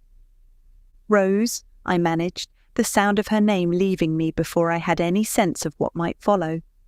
The pause that came after felt louder than words. She gave a small, knowing smile, the kind that suggested she already understood more than I did. "It's all right," she said gently. "You don't have to say anything. Not yet." Her voice was calm, unhurried, as though she was inviting me to stay exactly where I was. She twisted a little closer, and her hair brushed my neck, soft and deliberate. She followed my gaze without embarrassment, without retreat. If anything, she leaned in just a fraction more, in a somewhat seductive, inviting way. "You're very quiet," she murmured, nudging her nose lightly against mine, playful and intimate all at once. "I'm concentrating," I said, half smiling despite myself. "On what? Not making this weird?" She laughed softly, her breath warm against my lips. "You're not succeeding, and I don't think you're being entirely truthful," she whispered, her mouth hovering so close that the space between us felt charged. "No, I'm not." She held my gaze for a long second, something unspoken gathering there. Then she kissed me. There was nothing tentative about it. It was sure and gentle at the same time, as though she already knew exactly what she was doing. Her lips were warm, her hand steady against my face, her thumb tracing a slow, reassuring line along my cheek. Her other hand came to rest on my chest, feeling the urgency beneath, my heart beating far faster than I would have liked her to notice. When she eased back just enough to look at me, her eyes searched mine with an almost mischievous curiosity. "Was that all right?" "Yes," I said without hesitation. "Yes." "Just all right," she teased. "It was—" I stopped, the words refusing to organise themselves into anything sensible. She smiled, pleased, and laughed quietly. "We'll call it promising," she said, brushing her lips against mine again, quick and electric, enough to make my breath catch all over again. Later, we lay side by side on her bed, close but unhurried, the room wrapped in a soft, shared quiet. We talked in low voices, as though the rest of the world had contracted to the space between us. The intimacy was not only in our closeness, but in the conversation itself. Childhood memories, private fears, awkward confessions, the pressure we both felt to be more than we were. Each exchange seemed to draw us closer, thread by thread. "You seem embarrassed," she said at one point, her tone gentle rather than amused. "I know." "You don't have to be." I didn't know what to do with that kindness, so I kissed her again, slow and grateful. Her hand slid into my hair, her fingers lingering there, her long legs tangling lightly with mine. She curled into me as if my chest had always been the place she meant to rest, her body fitting there with an ease that felt quietly inevitable. We did not rush. We did not force the moment beyond what it wanted to be. We stayed awake longer than necessary, breathing the same air, learning the shape of each other in small, careful ways. Both of us knew, without saying it, that something had shifted, and that whatever came next, there was no going back.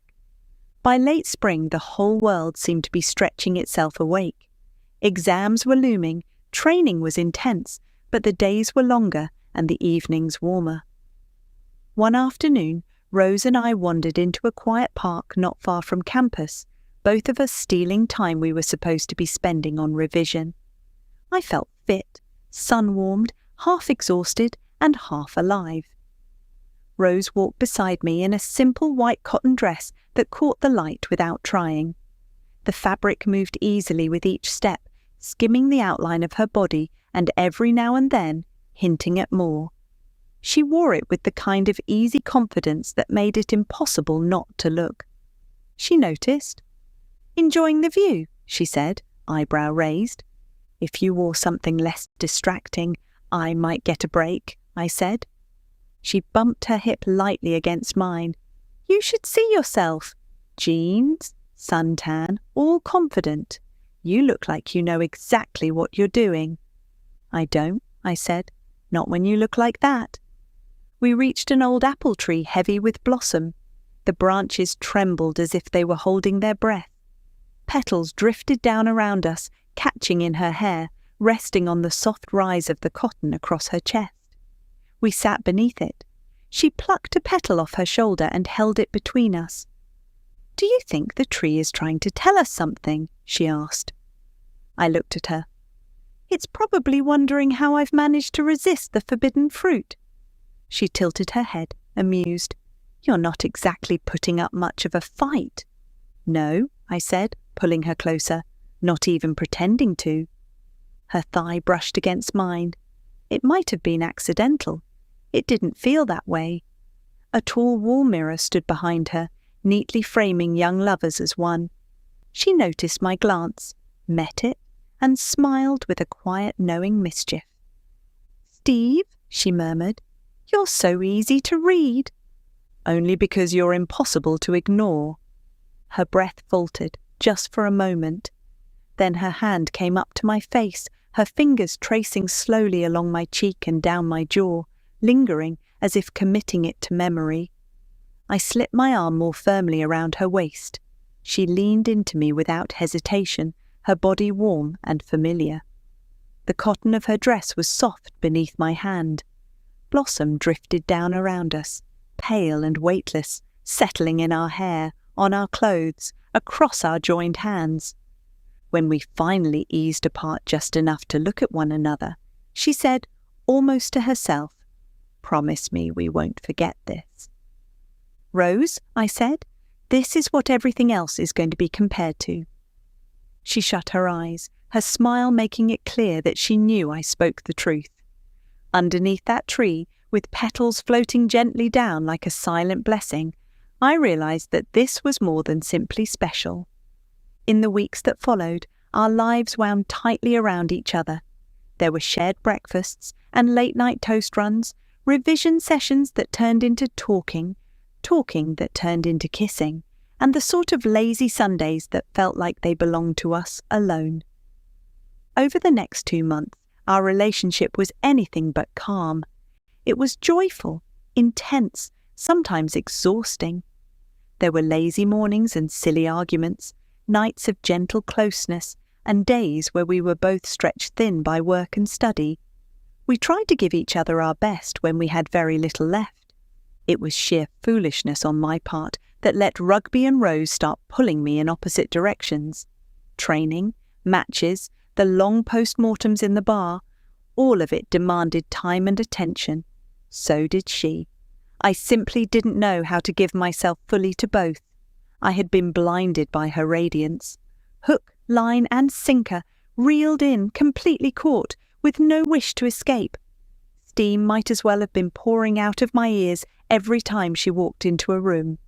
It felt as though someone had unlocked a box that had been hidden inside me and filled it with her, and only her. Yet underneath all that, something else had started to stir. Tiny questions, flickers of doubt, thoughts I didn't want to look at too closely. Was I good enough for her? Could I keep all of this up? The work, the sport, the intensity of what we were building together? What would happen if I loved her? But beneath the warmth, the laughter, the kisses under trees, something smaller and immature in me was already stirring, afraid of what I might lose, unwilling to risk everything, intent on keeping an escape route open. I told myself I was being careful. In truth, I was being selfish and frightened, quietly laying the groundwork to undermine the very happiness I had found. I didn't see it then. Not yet. Chapter 5. The Broken Promise.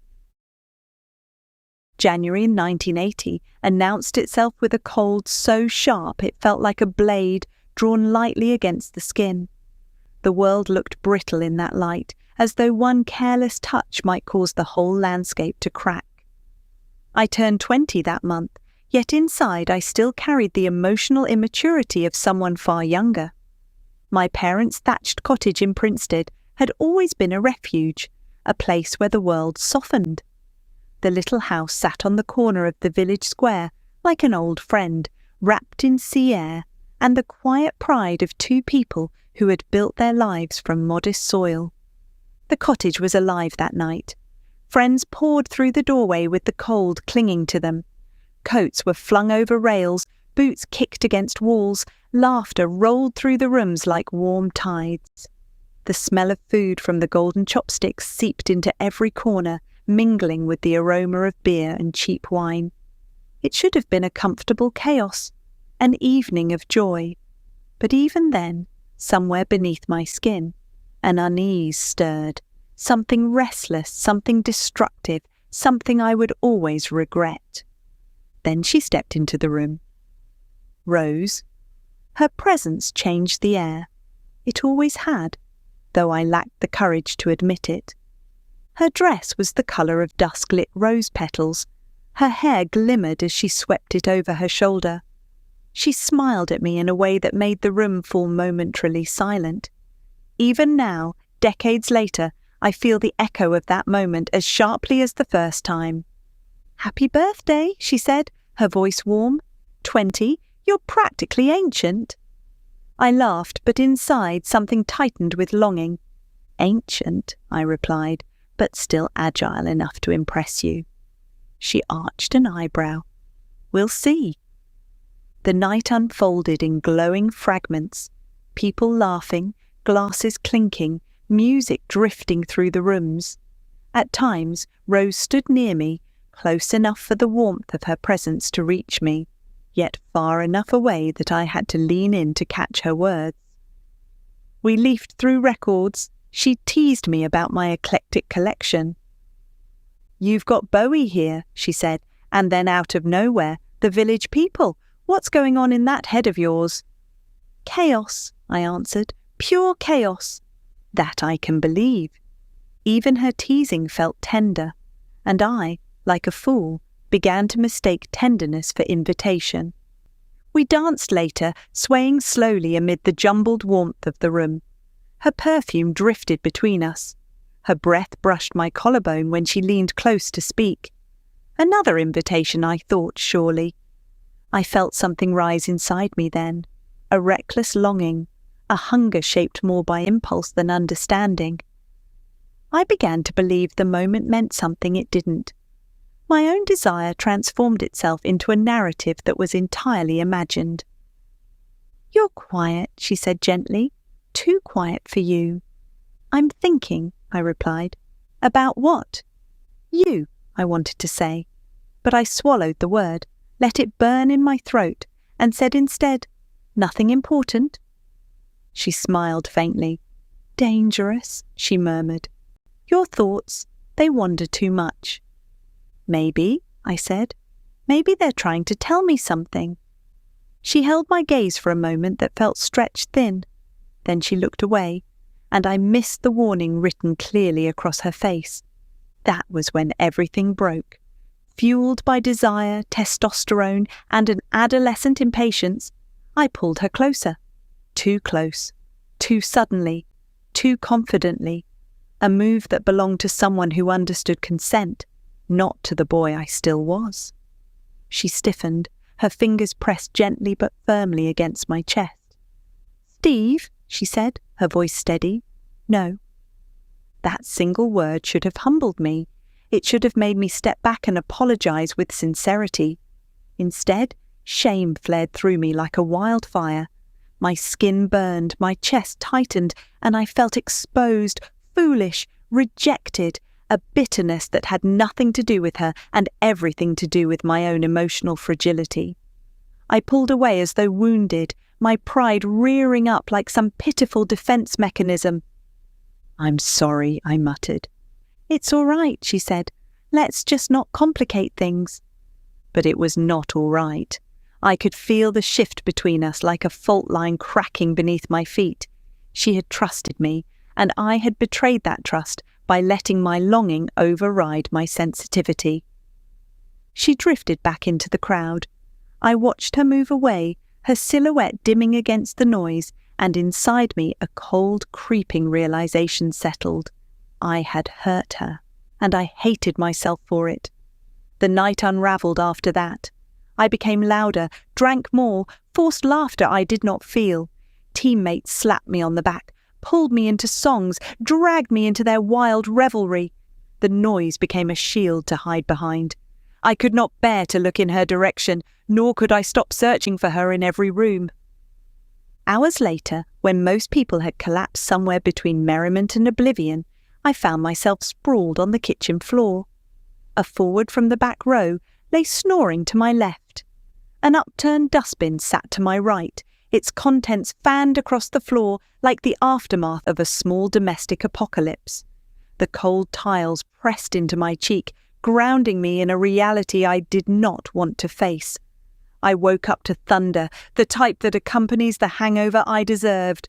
I was an idiot, a coward, a boy pretending to be a man. When I finally staggered into the living room as the morning sun glinted on the windows, clutching a stiff cup of coffee, I saw her sitting alone in an armchair near the fire. The dim light revealed the faint sadness in her eyes. When she looked up at me, her expression was polite, distant, the warmth replaced by something more guarded. "Morning," she said. "Morning." Her cup was empty, like something in her had been drained. She stood, smoothed her dress and pulled her coat around her. "I should go," she said. "My train's soon." "Right. See you around." Those words landed like stones. I watched her leave, knowing something precious had slipped through my fingers. The following weeks were slow torture. London felt grey, colourless. Even rugby, with all its physicality, offered no escape. My laughter in pubs felt hollow. The camaraderie I usually cherished tasted stale. I had hurt her, someone who had only ever treated me with kindness, and the shame of it followed me like a shadow. I phoned her a few times. Most calls went unanswered. When the phone did pick up, her voice was polite but distant. "How are you?" I asked once. "I'm fine," she said. "Can we talk?" "Not today." "Rose, I'm sorry." "Give me space," she replied firmly, and I deserved that distance. I had asked too much of her without offering enough of myself. As the days stretched on, my self-loathing grew. At night, I lay awake replaying everything. The moment I pulled her close, the look in her eyes, the way she stepped back. I had made her uncomfortable. I had made her retreat from me. I had proven myself unworthy of the trust she had offered so gently. And the more I sat with that truth, the more disgusted I became with my own behaviour. By Valentine's Day, I was suffocating under the weight of guilt. I needed to do something, not to win her back, but simply to show that I understood the gravity of what I had done. So, I bought roses, filled my sputtering purple Mini with petrol, and drove to Brixton through a grey drizzle. Her building felt colder than the winter air. I walked inside, heart pounding, and left the petrol station roses by the communal telephone, along with a simple note. "Dearest Rose, Happy Valentine's Day. Please forgive me. Steve XXX." Forgiveness, the one thing I did not deserve. Outside, I ducked into a red telephone box, the smell of stale cigarettes clinging to the air. I dialed her number with shaking hands. "Hello?" someone answered. Panic surged. I hung up. The cowardice disgusted me instantly. I had come to apologize, yet I could not even speak. Days passed. Silence. Until the knock came. When I opened the door, she stood there with a look that struck me with equal parts hope and fear. Her cheeks were flushed, her coat slightly damp from the rain. She stepped past me into the room. "You left me flowers," she said. "I did," I replied, unable to read her expression. "Why did you hang up when I answered?" I swallowed. I was scared, not of you, of myself, of saying something stupid again. She sighed gently.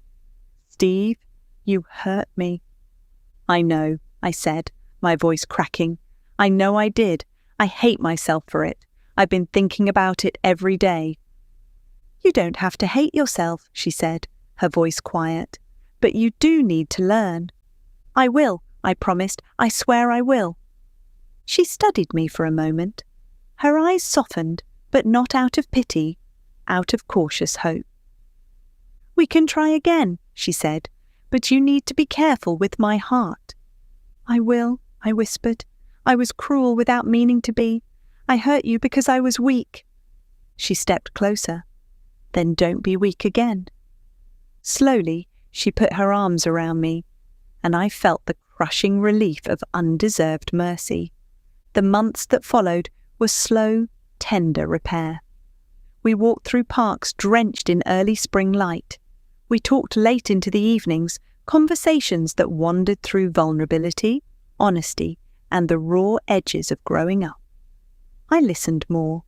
I tried to understand her better, and I learned, painfully but necessarily, that love demands gentleness, patience, and the courage to face one's darkest impulses. For her birthday, I bought tickets to Evita. When I handed them to her at dinner, she stared at them in stunned silence before whispering, "You remembered." "I remember everything," I said. During the show, as Eva Perón's story unfolded, she rested her head on my shoulder. I felt my heart break and mend at the same time. And in that moment, beneath the glow of theatre lights, I understood the magnitude of what she had given me. Another chance at love, despite the harm I had caused. Chapter 6. Embracing the Family. May has a quiet way of announcing itself, not with fanfare or spectacle, but with a gentle softening of the air, as if the world is clearing its throat after winter. It was during those early summer days that I received the invitation that felt like a test of character, meeting Rose's family properly, not as the boy lingering at the edges of her life, but as the young man she had chosen to bring home. My faithful purple Minnie, which had endured more indignity than any machine deserved, had finally retired. In its place stood a gleaming black one with a sturdier engine, which I hoped would reflect well on me. Pride can be one of life's more foolish guides. We set off from London with a mixture of excitement and apprehension. Rose sat beside me, her expression bright, her hair catching the sunlight as the miles slipped past. We spoke easily at first, sharing fragments of our week, laughing about small domestic mishaps, planning the summer ahead.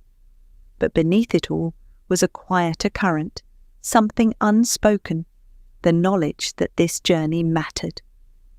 As we neared the first roundabout after leaving the motorway, I asked, perhaps too confidently, "Left or straight on?" Rose hesitated, glancing between the signs.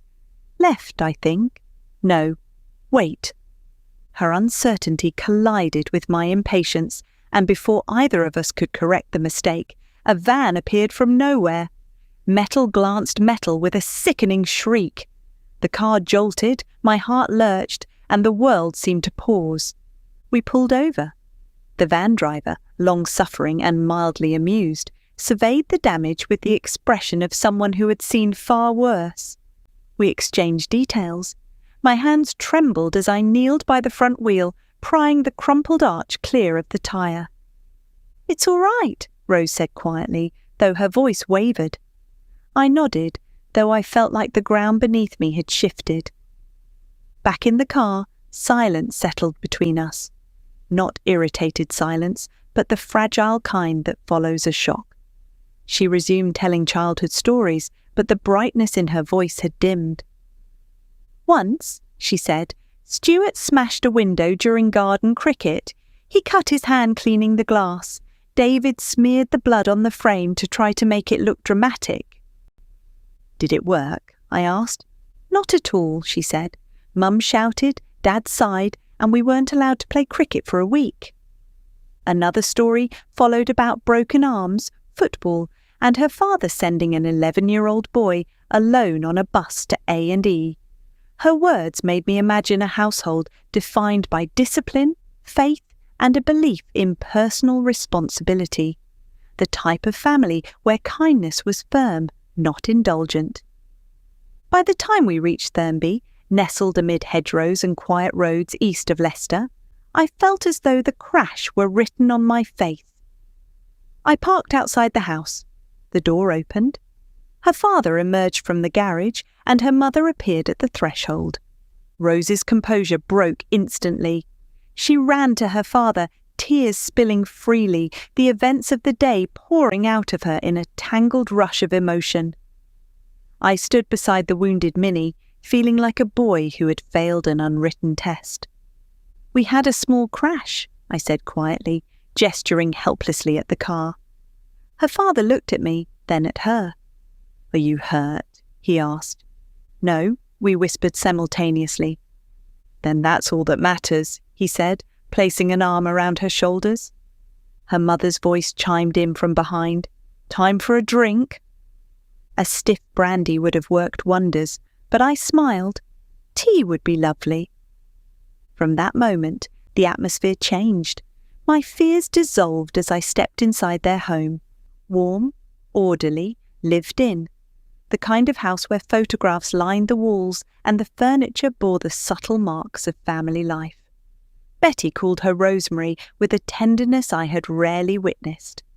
Stephen referred to her as Roses, a name filled with affection and habit. His manner was calm, measured. A man shaped by years of rising early, stewarding a horticultural business from humble beginnings to national significance. He asked me questions not to interrogate, but to understand. I felt almost immediately both welcomed and assessed, not harshly, but with the quiet discernment of someone who valued sincerity. Summer brought the challenge neither of us could avoid: separation. Rose would return to her father's nursery in Leicester. I would go south to work at the Royal Marsden Hospital, where I had been taken on as a porter. We tried to hide our disappointment, but it lingered in the space between us, shaping our plans for a final week together in the Lake District. This hospital provided world-leading cancer care through pioneering research, advanced treatments, and exceptional specialist expertise. The Royal Marsden was more than a hospital. It was a fortress of hope, science, and suffering. The corridors were alive with purpose. Patients moved through them with a mix of dignity and fear.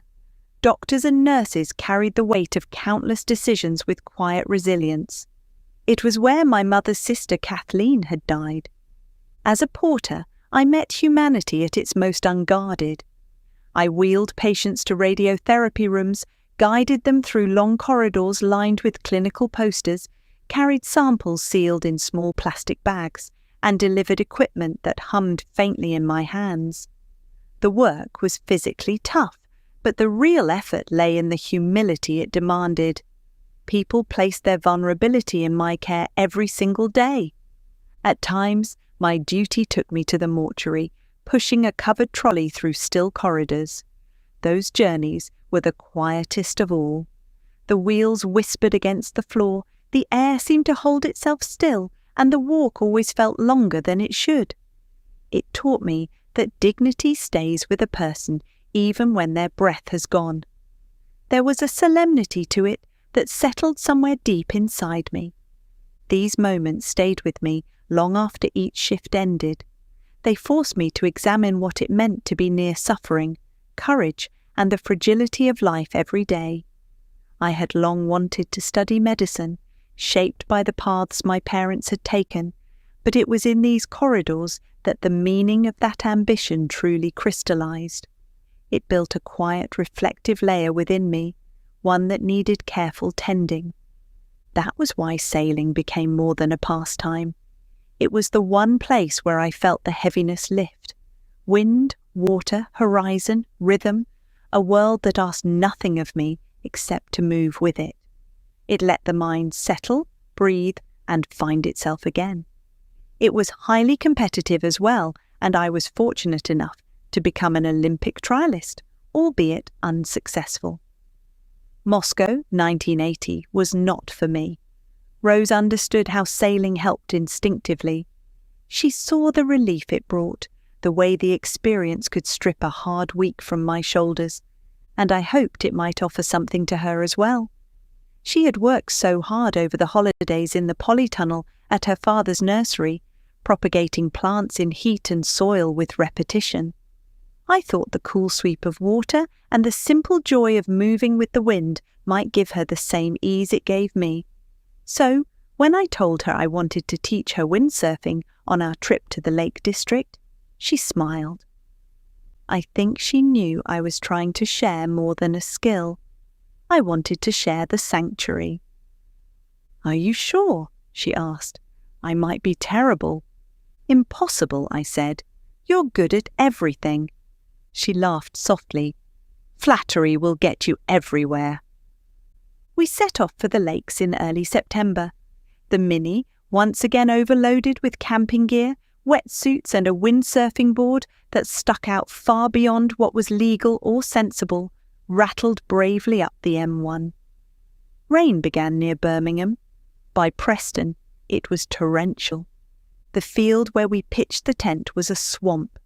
Our makeshift camp sagged depressingly. We walked along Coniston Water, drenched to the bone, and stumbled into the Ship Inn by sheer luck. Inside, the walls were covered with photographs of Donald Campbell's water speed record attempts.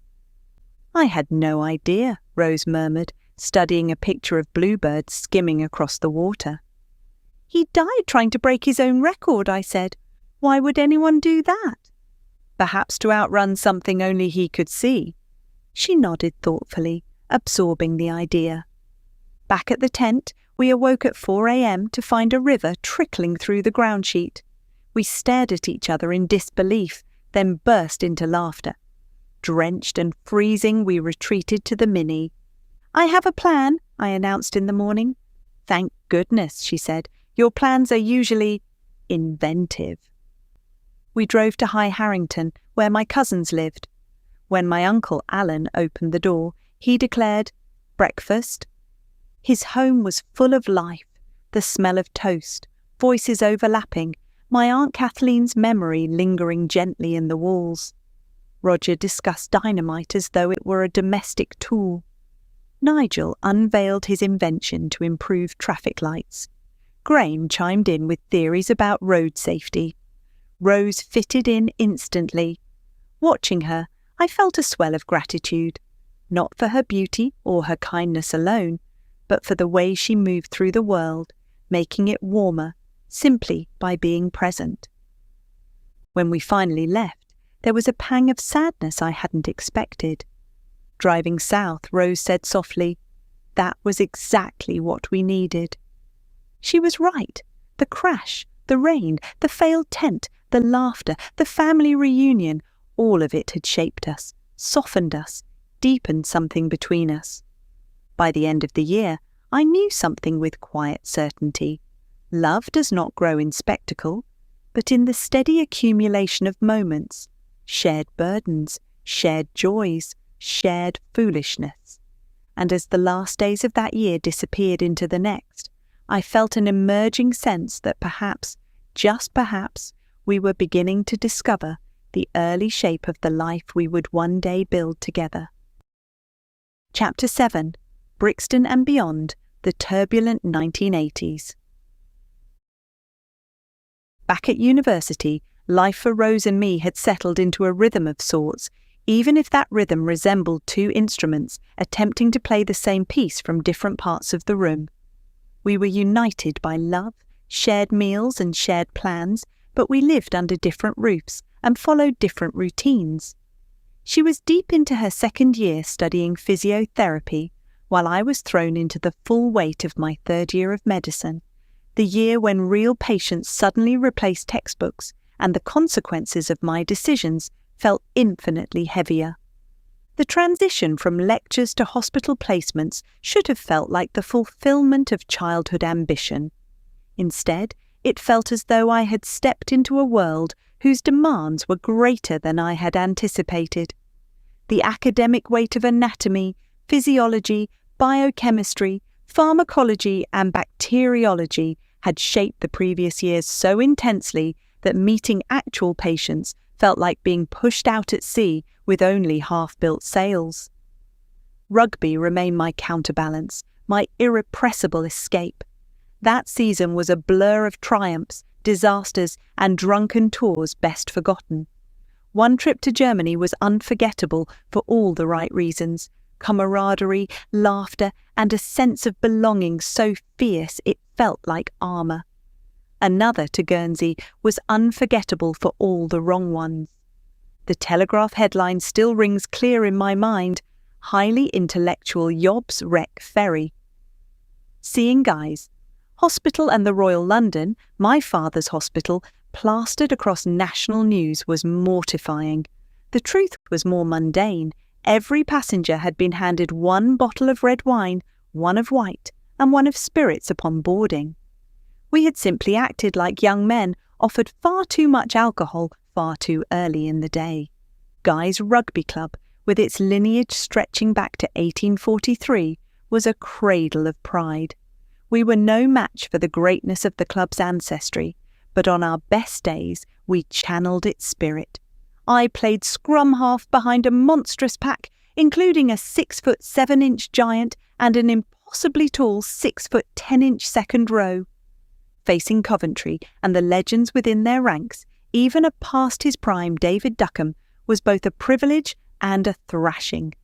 Cambridge humiliated us more thoroughly still, with the likes of Marcus Rose, Rob Andrew, and Hugh Davies tearing past us as if we were traffic cones laid too far apart. Yet in the medical school sevens, we were unstoppable.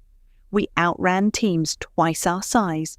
We shocked Cardiff A, then Cardiff B, and silenced a crowd of 400 Southampton supporters in the final, with only a single Guys fan cheering us on. It was rugby at its purest, raw, improvised, and improbable. But even rugby's warmth could not fully shield us from the darkness gathering around us in London. Life with Rose was our sanctuary. My 10-week placement in Chichester gave us blissful weekends in a cottage so warm and comforting that even the rain seemed to soften on the windows. We lay by the log fire talking for hours, the world outside shrinking into irrelevance. In those moments, it felt impossible that anything could tarnish the hope we shared. But Brixton was never far away. We lived, quite literally, on either side of the front line. The summer of 1981 was suffocating, not with heat, but with tension. You could feel it in the pavements, in the shops, in the stiff shoulders of the young men who walked past with wary eyes. Police vans patrolled constantly, tyres crunching against the curbs. Conversations lowered when uniforms approached. Every week brought new stories of stop and search, of humiliation, of fear. One evening after lectures, as I walked home along Cold Harbour Lane towards Railton Road, the air felt charged.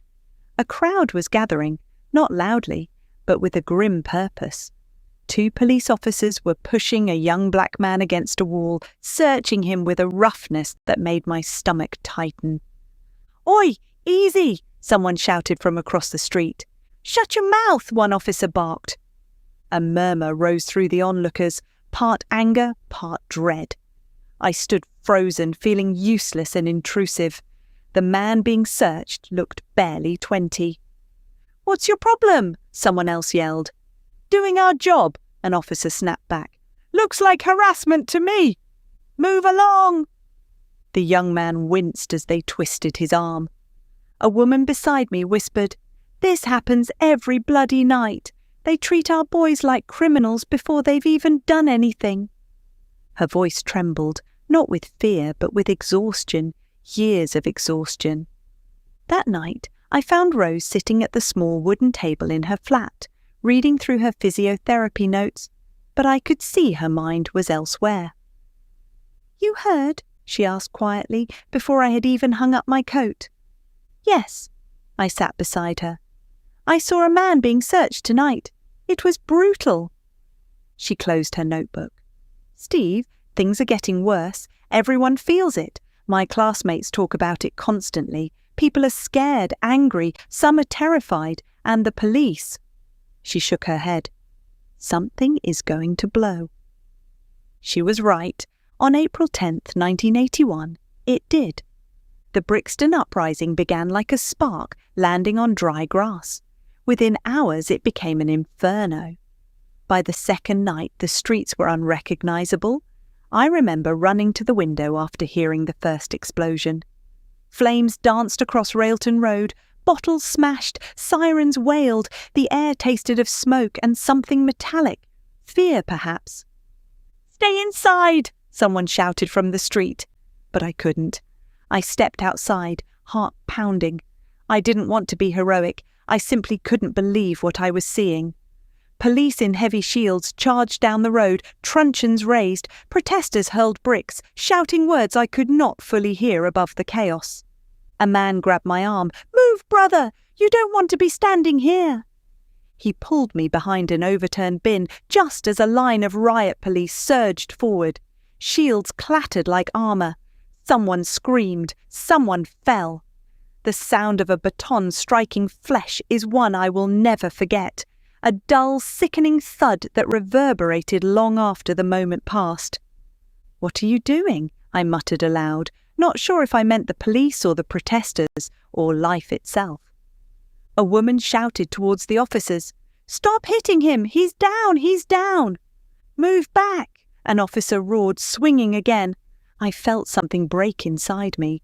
When I stumbled back to the flat, covered in ash from the fires and adrenaline, Rose was waiting by the door, pale and trembling. "Where have you been? Steve, where have you been?" "I'm all right," I said, pulling her into my arms. "But it's bad out there, really bad." "This isn't right," she whispered. "People shouldn't be treated like this. No one listens. No one helps. It's like the world has forgotten them." "I know. Do you?" she asked, searching my eyes. "Because if we pretend this isn't happening, then we're part of the problem." Her words cut deep, not as an accusation, but as a truth I had been avoiding. Over the next days, the violence escalated. Nearly 280 police officers were injured, along with dozens of civilians. Cars burned, shops crumbled, helplessness wrapped itself around the community like a choking fog. Thatcher insisted she would not turn. Inflation soared to 21%. The country fractured along economic, racial and ideological lines. One evening, Rose and I stood at our window, watching 2 police vans block the road, while a group of young men shouted at officers who refused to explain why they were there. "There's no trust left," Rose said. "They're scared," I replied. "So are the police," she said. "That doesn't justify what they're doing." "No," she whispered, "it doesn't." Project Swamp targeted anyone who did not look white. The Scarman report later confirmed it. Political neglect, economic desperation, racial discrimination, all of it simmered until it boiled over. In the hospital, I saw the consequences of poverty and stress, hypertension, heart problems, depression, chronic pain. Thatcher's cuts hit Brixton hardest. Unemployment soared, families crumbled, youth centres shut. She insisted there was no such thing as society, even as she cracked society beneath her. At university, the anti-apartheid movement grew louder. Students marched.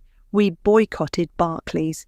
Standing outside guys holding a placard, reading Free Nelson Mandela, I felt something shift inside me, a realization that suffering in one place was connected to suffering everywhere. One night, lying beside Rose in the dim light of her flat's little bedroom, I said quietly, "All of this, it changes you." She turned, her face soft but resolute. "Good. It should." "I don't know what to do with all of it." "You don't need to know yet, just don't close your eyes to it." And I didn't. Living in Brixton during those years carved something into me, a sense of justice that was not abstract or theoretical, but visceral. It taught me that suffering is never isolated. It radiates outward. It shapes communities, relationships, decisions, and the stories we tell ourselves. Those turbulent years shaped the foundation of my worldview.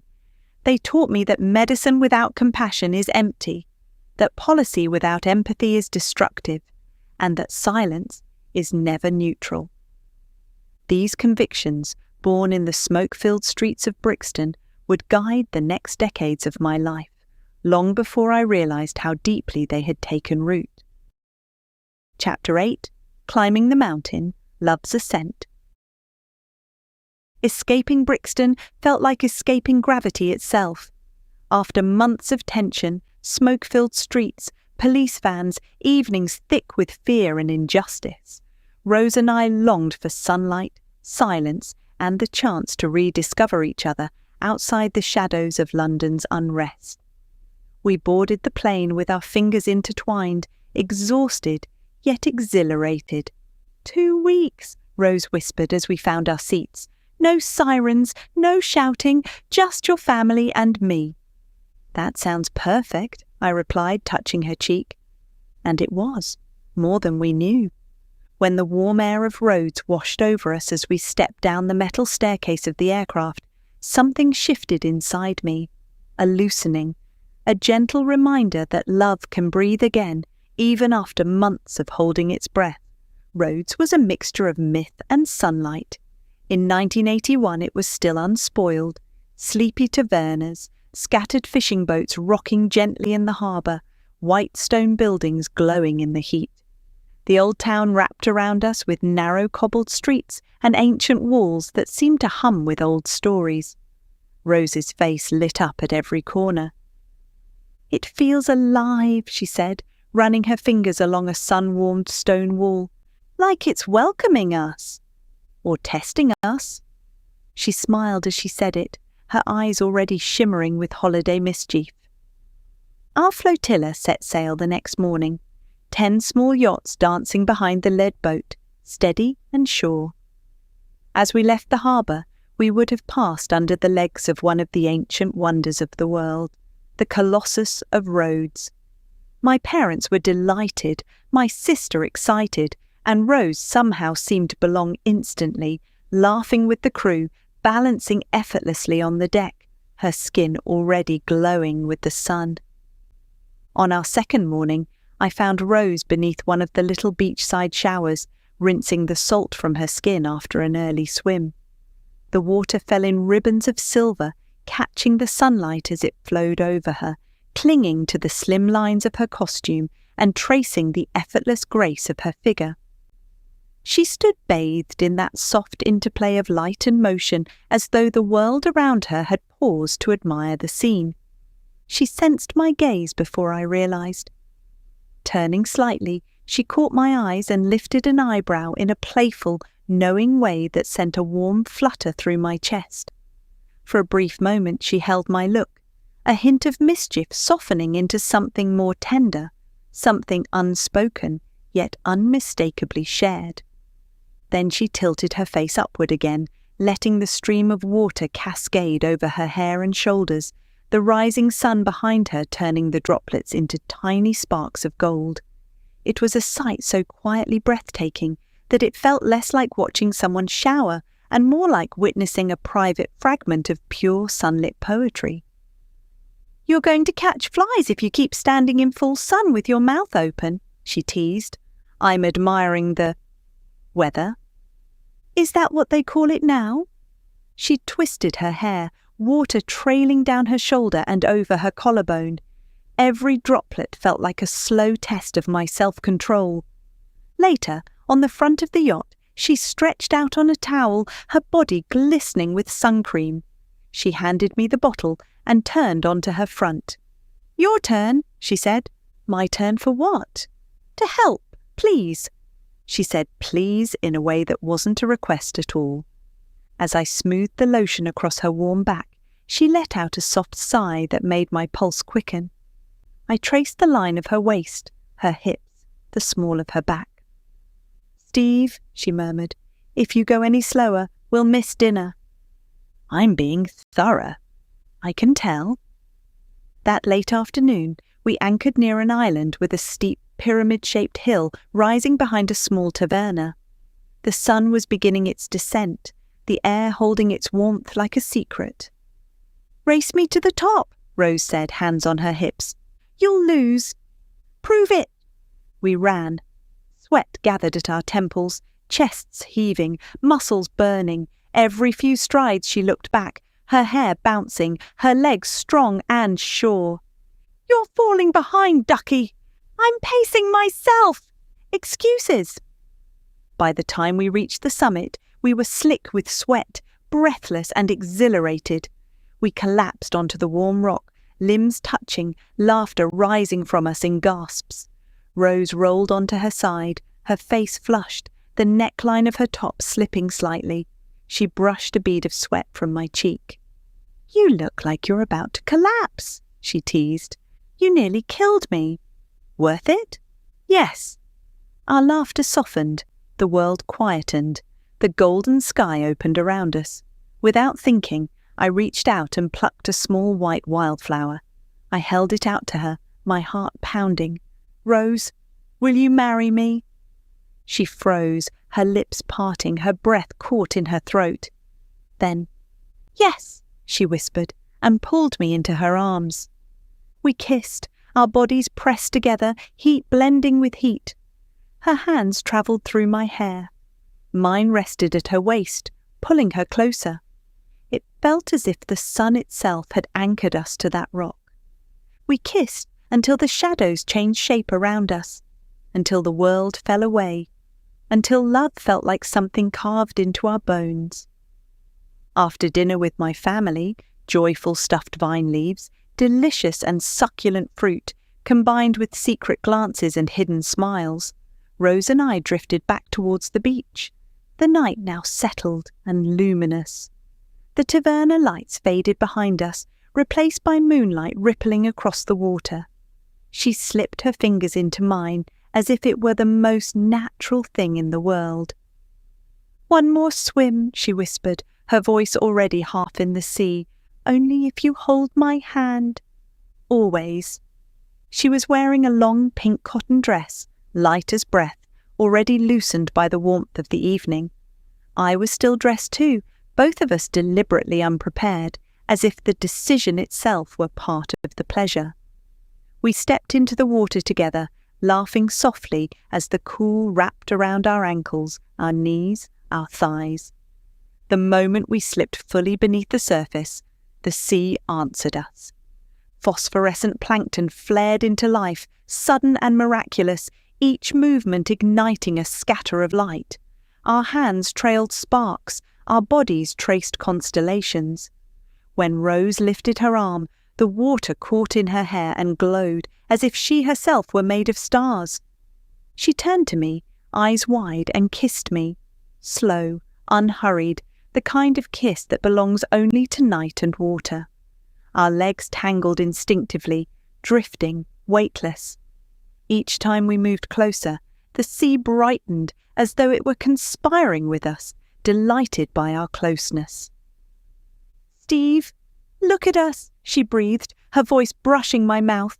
I pulled her into me, her body warm against mine beneath the cool water. "It's like the stars have come down for us." "Maybe they have," I murmured. We began to swim, not away from each other, but together, moving like otters, entwined and playful, our strokes slow and shared. The yacht lay ahead of us, a quiet silhouette rocking gently, but there was no hurry. The water carried us, our bodies finding an easy rhythm, our laughter dissolving into soft breath and touch. As we moved, the sea gradually claimed what we no longer needed. Fabric loosened, slipped, drifted away without ceremony. There was nothing hurried or hidden about it, just the simple sense of shedding restraints, of becoming lighter, freer, more ourselves beneath the moon. When we reached the yacht, we gathered what remained and tossed it aboard, laughing again, breathless now for different reasons. We climbed up together, water streaming from our skin, the deck warm beneath our feet. Wrapped in towels, we dried each other slowly, hands lingering, eyes holding, the night close and private around us. The sea still glimmered below, as if reluctant to let us go, its light pulsing faintly against the hull. When we finally climbed aboard, our clothes abandoned in a loose heap, it felt less like an ending than a quiet agreement to carry the water and its magic with us. Later, lying entwined on duvets on the seating in the cockpit, skin to skin, the gentle creak of the yacht and the distant lap of water rocking us, sleep came easily.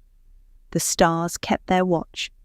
Rose's breathing steadied against my chest, soft and certain, and I knew I would carry that night, its light, its warmth, its wordless assurance, for the rest of my life. The days that followed moved at a different pace, sunlit and ordinary on the surface, yet threaded with a shared secret that sat just beneath everything we did. We swam, talked, laughed, wandered, always aware of that quiet current still running between us, as if the sea had slipped inside us and refused to leave. We slept on the boat's deck every night, wrapped in blankets under the constellations. Rose curled against me, her head on my chest, her leg thrown over mine. "Do you ever think," she murmured, "that we'll remember this exact moment when we're old?" "Hard not to." "Yes." She exhaled slowly. Those 2 weeks were a tapestry of desire, tenderness, and joyful innocence. We slept tangled together on deck under the stars. We whispered secrets in the dark. We kissed until our lips felt fully nourished. We brushed past each other in tiny cabins and narrow gangways, each touch a spark. When we returned to London, the glow stayed with us. We brought back more than photographs and souvenirs.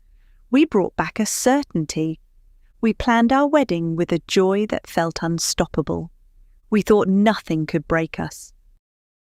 Chapter 9, 7:48 p.m., 17th September 1981. The last morning of our 2 weeks in the Dodecanese unfolded with a softness so perfect that it now seems, in hindsight, like the world's final act of kindness before everything broke. Dawn welcomed us slowly, in generous layers over the tiny fishing harbour, tinting the stone walls in muted pinks and pale golds. 10 modest yachts rested side by side, rocking gently as though half asleep, their hulls tapping the jetty in an easy rhythm that felt ancient and reassuring.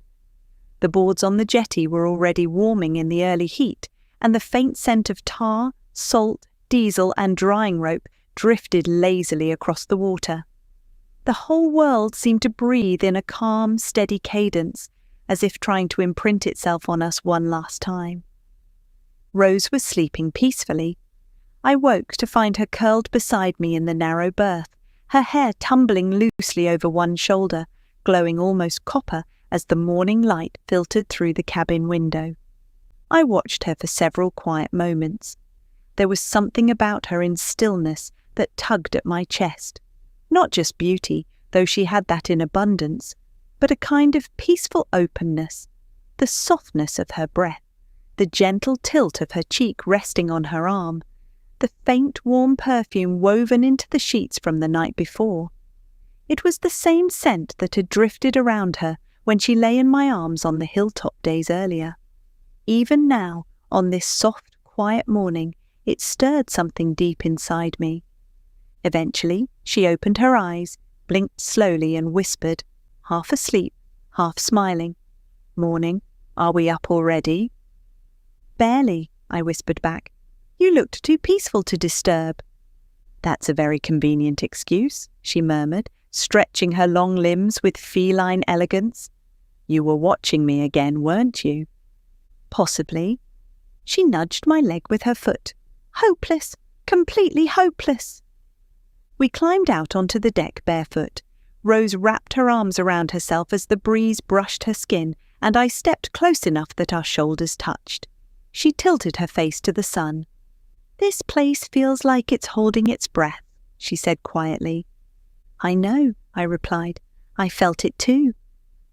We walked towards the jetty where the flotilla skipper gathered the group. He looked older than he had 2 weeks earlier. Deeply tanned skin the colour of teak, hair bleached almost white by years of exposure, eyes narrowed permanently against the glare of the Aegean. He scanned the northern horizon, jaw tight, and exhaled through his teeth. "Meltemi rising," he announced. "For 6 or 7, we move quickly today." Someone groaned. Someone else laughed nervously. Rose whispered to me, "That doesn't sound ideal." "It's fine," I said, trying to sound confident. "We've handled worse." She raised an eyebrow. "Have we?" I hesitated. "Well, you know, life. We've handled worse in life." She laughed softly. "Nice recovery." But beneath our lightness, there was a tension in the skipper's voice that should have unsettled us. Yet youth creates a dangerous illusion. You think the world is a thing that happens to other people. You think warnings are for the cautious, not for those who feel invincible. And love adds its own blindness, wrapping you in warmth so complete that danger feels like something distant and abstract. As we hauled in the mooring lines, Rose nudged me gently. "If the sea gets rough, I'm blaming you." "If it gets rough," I said, "I'll apologize dramatically." "Dramatically?" "With great humility," I said. "Possibly tears?" She grinned. "Well, I'll look forward to that." We cast off. The Mediterranean gleamed as though someone had poured molten light across its surface. As we hoisted the sails, Rose turned to look at me, her hair blowing wildly across her face. She brushed a strand behind her ear, a small movement, yet suddenly intimate enough to anchor me more powerfully than the ropes we had released. The boat creaked beneath us, settling into the wind like a creature waking up. Then the wind changed. It began as a firm breath against the canvas, then another, sharper and more insistent. The yacht stiffened beneath my feet. A faint metallic tang crept into the air, one I recognized instantly from the North Sea storm 2 years earlier, something raw and electric, a warning whispered by the water itself. Rose looked at me. "What's that smell?" "Wind shift," I said, "and probably trouble." "So, we're not pretending everything's fine anymore?" "I didn't know we were pretending." She laughed again, louder, freer, and the sound was carried off by the wind. I took the helm and guided us out through the mouth of the harbour. The precise moment we cleared its protection, the world changed. What had been a calm, shimmering bowl split into restless ridges of white water.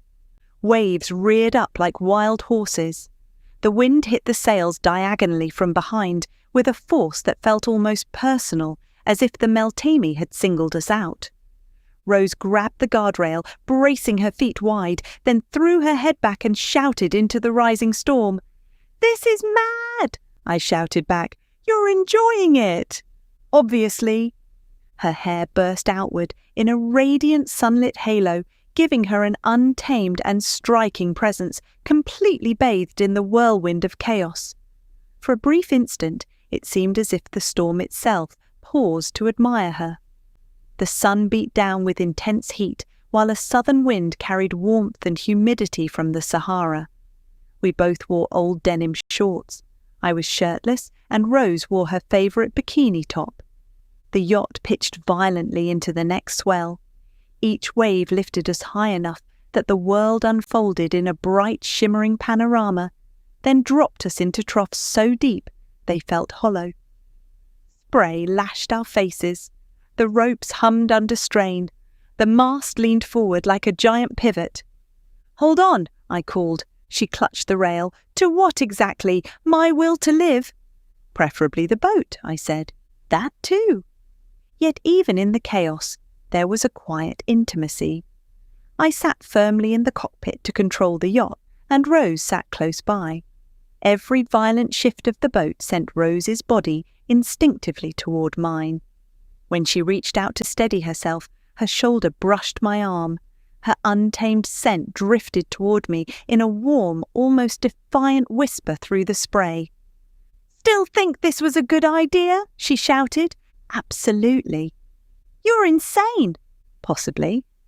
At one point, a larger swell caught us from the beam. Rose stumbled, grabbed my forearm and pressed her body against mine to keep her balance. "Don't let go," she said, half laughing, half serious. "I won't." "I mean it." "I won't, Rose." Her grip tightened for a heartbeat before she let go. The memory of her lying in my arms on the hillside in Turkey flashed vividly through my mind. The warmth of her body against mine, the fading sun glowing on her skin, the feeling that time had slowed to a gentle, forgiving pause. The storm made that memory burn brighter, made me ache for the simplicity of it, for certainty. We fought the sea for 5 relentless hours. By the time Rhodes appeared ahead of us, my arms shook from the strain of the helm, and Rose's hair had turned into a wild, salty crown. When we finally stumbled ashore in the old town, she leaned heavily against me. "I can't tell if I'm walking or still on the boat," she said. "Both," I replied, simultaneously. "That explains everything." We wandered through the narrow stone streets, exhausted but laughing, breathless but safe. As dusk settled, she rested her head on my shoulder and sighed that deep sigh I loved, the one that meant she felt completely at home. "I never want this to end," she whispered. Neither did I. We slept that night, sunburnt, salt-stained, and blissfully unaware that life had already chosen a different path. On the 1st of September, we returned to Guy's Hospital. The stern greys and muted greens of London felt colder after the Mediterranean. But beneath everything, our secret engagement glowed like a private flame. Every mundane task felt touched by that promise. Rose returned to her sports injury clinic. I rejoined Professor McColl's surgical team. We moved through our days with the quiet thrill of knowing what no one else knew. "Don't smile at me like that in the corridor," she whispered one afternoon. "Like what?" "Like we've committed a crime."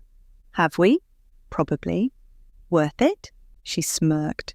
"Completely." But such worlds are fragile. With mid-September came the return of full-contact rugby. Tuesday and Thursday evenings at Honor Oak Park resumed their usual rhythm. Hard sprints, tactical drills, banter thrown across the pitch with the unshakable confidence of men who believed themselves indestructible. Most nights I left early, eager to get back to her. "You're keen," one of the lads teased. "Blame Rose," I said. "We do," he replied, "constantly." Thursday, September 17th. 1981 began like any other. It ended like none. The warm air, the orange-tinged sky, the uneven chatter of studs on grass, the easy bravado that hid how vulnerable we all were. The ball skittered loose near the wing. Someone shouted, "Go on, Steve!" I sprinted. Every muscle snapped into focus. "Get it!" a voice called behind me. "I'm on it!" I shouted back. My legs pumped, my lungs burned. "Faster!" someone yelled. The ball bounced just ahead of my reach. I dived, chest first, arms outstretched, fingers closing around the ball. Then my head struck the turf at an impossible angle. There was one clean thought. "You've got it." Then shadows fell over me. A weight crashed down, crushing, violent, absolute.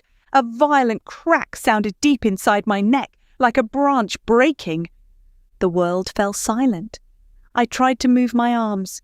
"Come on, come on." Nothing. I tried to shout, "Help!" Nothing. I tried to breathe. Nothing. Breath had deserted me. Cold fear erupted through my chest. My vision pulsed black at the edges. Someone shouted, "Steve! Steve!" Another voice more urgent, "Mate, are you all right? Can you hear me?" "I can hear you," I tried to say, but only air rasped in my throat. "This is bad," someone whispered. "This is really bad." "Call an ambulance." Time bent itself around me. The sky dimmed. The warmth drained from the ground beneath my cheek. I will never run again. I will never sail again. I will never touch Rose's face with my own hands again. These truths arrived with cold clarity.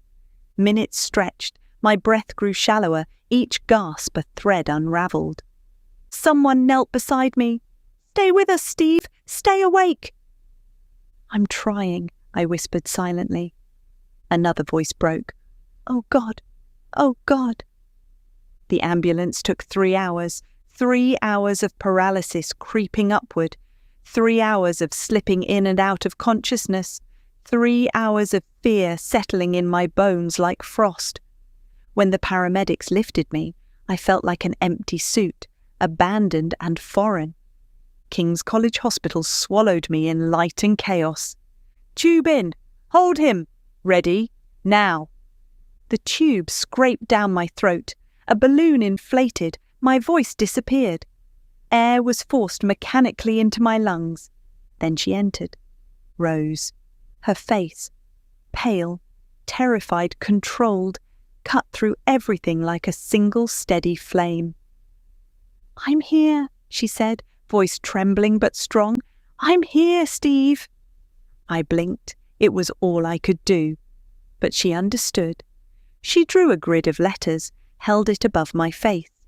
Tell me, she whispered. Anything. Just tell me. Letter by letter. I blinked twice for yes and once for no as she traced the pen across the grid. Help me with the pain, she shouted out. She turned sharply. He needs help. We can't yet, the consultant replied. We must assess sensation. You can't leave him like this, she said. I'm sorry. Then came the calipers. The drill bit into the bone above my temple. Rose covered her mouth, eyes wide with horror. My mother fainted. My father clenched the rail with white knuckles. Weights were attached, my neck stretched, pain blazed through my skull. Then the striker frame arrived, a metal cradle built not for comfort, but for survival. In the first rotation, they flipped me face down. My stomach lurched. Someone said, "Well done." Nothing had been done. I was simply still alive. Then, beneath me, I saw her. Rose lay on the floor, looking up at me, hair fanned out, eyes soft and fierce. I'm here, she whispered. I'm not leaving. I blinked. She understood. Later, in the ambulance to Stoke Mandeville, she kept her knee pressed lightly against my arm, as if reminding me I was not alone. At Stoke, the dislocation had worsened. More weights, more pain, more silence between breaths. That evening the tube came out. My first word was barely a breath. Rose! She burst into tears. I'm here! I'm here! Days blurred. Nurses rotated the bed. Tubes drained what my body could not. Rose learned every step of my care. She talked gently, filling the room with her voice. And once, she said, Do you remember what you told me on that hill in Turkey, when you thought I was asleep? No, I mouthed silently. She smiled sadly. You said, being together felt like being home. She inhaled, steadying herself. Well, she whispered, I'm here, and I'm staying, whatever home looks like now. We build it together. I blinked, slowly, deliberately. And in that single blink the world steadied, not fixed, not restored, but held. Chapter 10. Psychosis, Adding Insult to Injury. The days after my injury settled over me like a thick fog, muffling the world and muting every sense of certainty I had ever taken for granted. The quiet hum of the hospital ward, the rhythmic wheeze of ventilators, the footsteps of nurses on linoleum floors, all of it formed a backdrop to a growing storm inside me. Physically paralysed from the neck down, I felt stripped of everything that once defined me. Yet even that was only the beginning. Something far stranger, far darker, was waiting just beyond the edges of my consciousness. My Uncle Keith arrived from the United States almost immediately after speaking to my father. Only 2 years earlier, I had stayed with him and his wife, Jan, enjoying the warmth of family and the certainty of youth.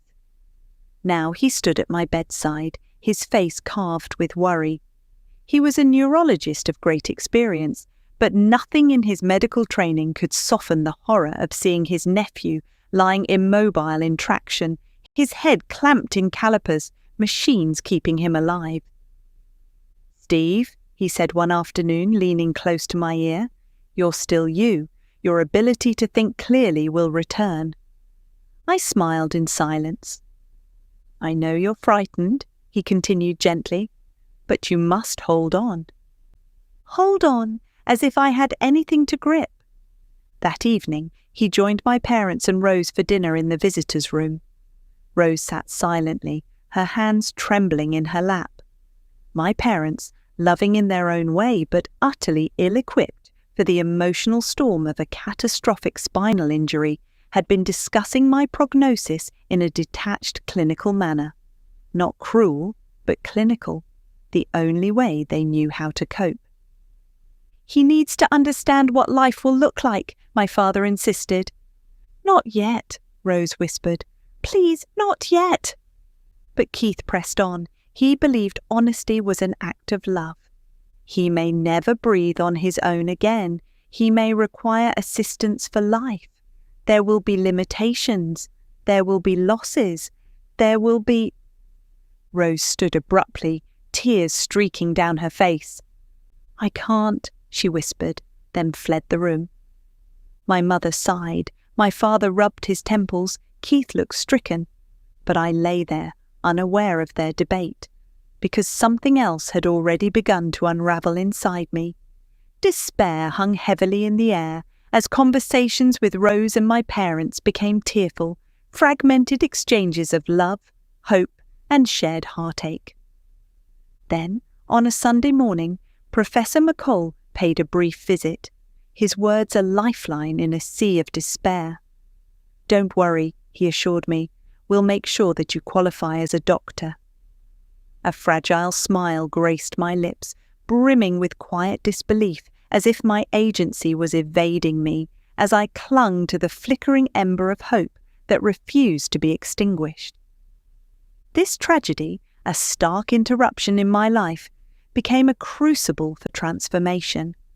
The first few weeks in the spinal injuries unit were an odyssey through a realm of pain and despair. Yet, amidst this darkness, there were glimmers of light. Rose's unwavering support, my parents' comforting presence, and Professor McColl's assurance, each of these became pillars of strength that sustained me. The consultant visited each morning. He checked my blood pressure, assessed my oxygen levels, examined my chest. 6 days after the accident, he frowned. "Pulse is too low," he murmured. "Blood pressure dropping. We need atropine." Atropine, a drug that can steady the heart, raise blood pressure, or in rare cases, flip the mind into a surreal vortex of hallucination and terror. I was that rare case. Within hours, the edges of reality began to blur. Sounds sharpened into knives, colours vibrated unnaturally, time stretched, melted, folded in on itself. I felt as though I were falling through the bed, sinking into the mattress, dissolving into the air. Then the hallucinations began. At first they were subtle, shifting shadows, whispers curling along the edges of my hearing. "Steve, Steve, come with us." I turned my eyes urgently toward the ceiling. No one was there. Rose entered then, and I yelled out loud to tell her something was wrong. She leaned close. "I'm here, Steve. What is it?" "Behind you." I blinked. She turned, startled, but saw nothing. "You're safe," she whispered, stroking my forehead. Safe, but safety had slipped out of reach. As day turned to night, the ward darkened and my mind shattered. The Hells Angels arrived first, enormous leather-clad figures emerging from beneath my bed like demons rising from a pit. Their boots clanged on the metal frame. One bent over me, breath hot and rancid. "We've been waiting for you, Stevie boy." "Rose," I blinked frantically. "Go!" "Steve, stop," she urged. "There's no one here." But to me, the gang was terrifyingly real. One bound my wrists with ropes that burned my skin. Another jabbed syringes into my arms, pumping my veins full of liquid fire. "I can feel it," I cried. The petrol beneath my skin ignited, not metaphorically, not symbolically. I felt myself burning from the inside out. I screamed, at least I believed I screamed. Later, Rose told me the sound was closer to a strangled moan. The Hells Angels laughed, pulling invisible fishhooks through my mind. One yanked violently, and I felt my insides tugged downward, out through my body, as if I were being turned inside out. "Stop! Stop!" I blinked wildly at Rose. "Get out!" She burst into tears. "I'm not leaving you!" But I was certain the men would harm her next. "Go, Rose, please, go!" She fled then, sobbing, unable to bear the agony in my eyes. The staff drew the curtains, trying to muffle the horror for the other patients. But the curtains didn't block the hallucinations. They amplified them, turned them into something claustrophobic and suffocating. Then came the horse. In the black of night, the curtain rail above my head creaked. Slowly, a grotesque pantomime horse hauled itself along the rail. Its hide was a sickening blend of purple, green, and mouldy brown. Metal teeth jutted from its mouth, dripping with saliva and blood. The horse turned its head toward me. Its voice was a guttural rasp. "Hungry!" It lunged. Its jaws clamped around my face. I tried to thrash, but my body remained inert, a corpse trapped beneath the sheets. I felt its teeth tearing at my skin, peeling layers with mechanical efficiency. I screamed for help to escape my torment. "Nurse!" I bellowed desperately. "Nurse!" But the nurse saw only a man in traction, eyes fluttering uncontrollably. Another hallucination struck next. A suffocating vision of the hospital collapsing inward like a dying star. Walls bent, ceilings cracked, the ward tilted sideways. My bed slid across the floor, heading straight for an open furnace that had replaced the door. "Keith!" I tried to blink. "Mum! Dad!" The flames surged higher. My mattress burst into fire. Smoke filled my throat. Yet none of it existed. Then came the whispering children. They crawled along the ceiling. Small pale hands reached down toward me. Their voices were cold and relentless. "You can't leave! You belong to us now!" "Stop!" I blinked. "Please stop!" "Let go," they whispered. "Let go of the world." 3 days. 3 days of this. 3 days in which I lost all sense of reality, all sense of self, all sense of hope. By the third night, I had fallen so deeply into madness that death felt like the only escape. A psychiatrist was finally summoned. He looked at my drug chart. "He's reacting badly to atropine," he said sharply. "Withdraw it immediately." And slowly, agonizingly slowly, the hallucinations faded. The Hells Angels slipped back into the shadows. The horse dissolved into dust. The whispering children vanished with the dawn. Reality reassembled itself piece by piece, like a broken mirror being glued back together. Rose returned, eyes swollen, hands trembling. "You're back," she whispered. I smiled. "Steve, I thought I'd lost you." I smiled again. "You scared me so much." "I'm so sorry," I said, through a wry grin. The psychiatrist stood at the foot of my bed. This was a drug reaction, nothing more. Nothing more. But it had been everything. It had been hell. And yet, in the aftermath, I felt something unexpected stirring inside me, a raw understanding of the fragility of the mind, of how easily it can break, of how thin the veil truly is between sanity and madness. It was a lesson no medical school could ever teach. It changed me, permanently. It made me gentler. It made me more aware of suffering. It made me see that the mind is not a fortress, but a trembling house built on shifting sand. Rose held my face between her hands. "I'm here," she whispered. And for the first time since the accident, I felt anchored to something, not to my body, which no longer obeyed me, but to love, to humanity, to the faint spark of hope that had survived the fire. Chapter 11. Eternal Compassion. The days in the hospital drifted by so slowly that even the ticking of the ward clock felt tired. 14 weeks confined to the same bed had turned the ceiling into an unwanted companion. One afternoon, I said to Rose, "If I have to stare at that patch of cracked paint any longer, I'll start naming the cracks." She smiled, pulled up a chair beside me and said, "Then we'll paint the ceiling with something else in mind. Colours, shapes, anything you like." "You make it sound easy." "Nothing about this is easy," she replied, "but we can hold on to the small things." Her calmness never felt rehearsed. It was simply who she was. When my father arrived later that day, he stood at the foot of the bed, arms crossed, surveying the ceiling with a critical glare. "Right," he said to no one in particular. "This won't do." Rose raised an eyebrow. "What exactly won't do?" "That ceiling, this view, it's absurd. I'm fixing it." "Fixing the ceiling?" I asked. "No, fixing your life, one shelf at a time." He tapped the rail of the bed. "I'll be back." True to his word, a few days later, he marched in, carrying a large metal frame and pieces of wood.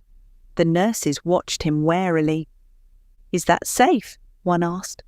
"It will be once I've assembled it," he muttered. As he worked, the ward filled with the sound of clanking metal. "Dad," I said, "what exactly are you building?" "A way for you to see something other than cracked paint." He fitted the final screw, stepped back, and gestured with pride. A television hung above me, angled perfectly. "There, now you can watch something decent." Rose laughed. "It's brilliant." "It's practical," he corrected, though the satisfaction in his face betrayed him. Later that week, a small package arrived from Uncle Keith. It was a cassette tape. He had stayed behind after a long clinic and recorded a 45-minute lecture about some of the more interesting patients he had seen that day. After 2 months, he was on a work trip to the UK and came to visit me again. "I've brought more cases for you," he said. "Neurological oddities. You'll like these." "You must be exhausted," I replied. "I am, but you need to keep your mind active. Medicine doesn't stop because your body has—" Rose squeezed his hand. "Thank you for doing this." "It's nothing," he said, though it was clearly something. When Rose moved into the little house my parents had bought nearby, she came in one morning looking tired but cheerful. "Long night?" I asked. "Long day," she corrected. "The toddler insisted I read the same book 7 times, and the baby rolled off the bed." "What, is she all right?" "Perfectly fine. She thought it was hilarious." She shook her head. "Children are indestructible." "Unlike me." She paused, leaned closer. "You're still here. That matters." The hospital meals had grown predictable, and one evening a nurse set down a tray of greyish casserole. "Again?" I asked. "Afraid so," she sighed. Rose glanced at the tray, then at the door. "I'll be back." When she returned with 2 bags of takeaway and a conspiratorial smile, I knew she was up to something. "What have you done?" I asked. "I may have taken orders from 3 other patients." 3? "Possibly 5. She held up the cartons triumphantly. "We're starting a revolution." Even the nurses peeked in, pretending not to notice the unmistakable aroma of curry drifting along the ward. Next day, at lunchtime, I was thinking back to my hallucinations. My relationship with the staff had been strained since the psychotic episodes. One nurse approached me cautiously with a bowl of soup. "Feeling all right today?" she asked. "Better," I said. "Thank you for everything, truly." She hesitated, then pulled a chair close. "Do you mind if I sit? It's been non-stop since 6 a.m. "Of course. Sit. Please." She fed me slowly, chatting about her shift. That simple exchange softened the air between us. The other patients often wheeled over, appearing at the bottom of my vision. One said, "You all right, mate? You're looking less ghostly." Less ghostly is an improvement. "A massive one," he replied. "You'll be overtaking us soon." They were small conversations, but they made the ward feel less like a cage. When the X-ray finally confirmed my neck had fused, the head nurse approached with a purposeful stride. "Big day," she announced. "You're getting up this afternoon." "I'm not sure I'm ready." "Nobody ever is," she said, "but it has to happen." When the orderlies arrived, Rose stood beside the bed. "You can do this," she said. "I'm terrified." "I know, but you're ready." The lift into the wheelchair was abrupt. My body felt as fragile as glass. Within seconds, the dizziness surged. "I'm going," I whispered. "Tilt him back," one of the orderlies said. I felt the chair recline, the ceiling drifting above me. The world dimmed. When it returned, I was back in bed. That night, Rose sat beside me, brushing my hair back from my forehead. "You did better than you think," she said. "Tomorrow will be easier." It didn't feel like that. It never does the first time. Each day, the chair became less terrifying. Eventually, I could stay upright for hours. The collar rubbed my skin raw, but the sense of progress overshadowed the discomfort. Then came the moment I will never forget. Rose was adjusting the blanket over my right hand. I said, "Watch this." My thumb twitched, her eyes widened. "Do it again," she said. The thumb moved. "Steve," she whispered, a tear forming. "That's incredible." For a brief time the movements grew. Fingers, a toe, enough to make me believe in full recovery. When the progress eventually stopped, it did so without warning. Rose saw the disappointment in my face before I spoke. "We'll take whatever comes," she said softly. "One step, one breath, one day." The outings organised by the staff brought rare moments of normality.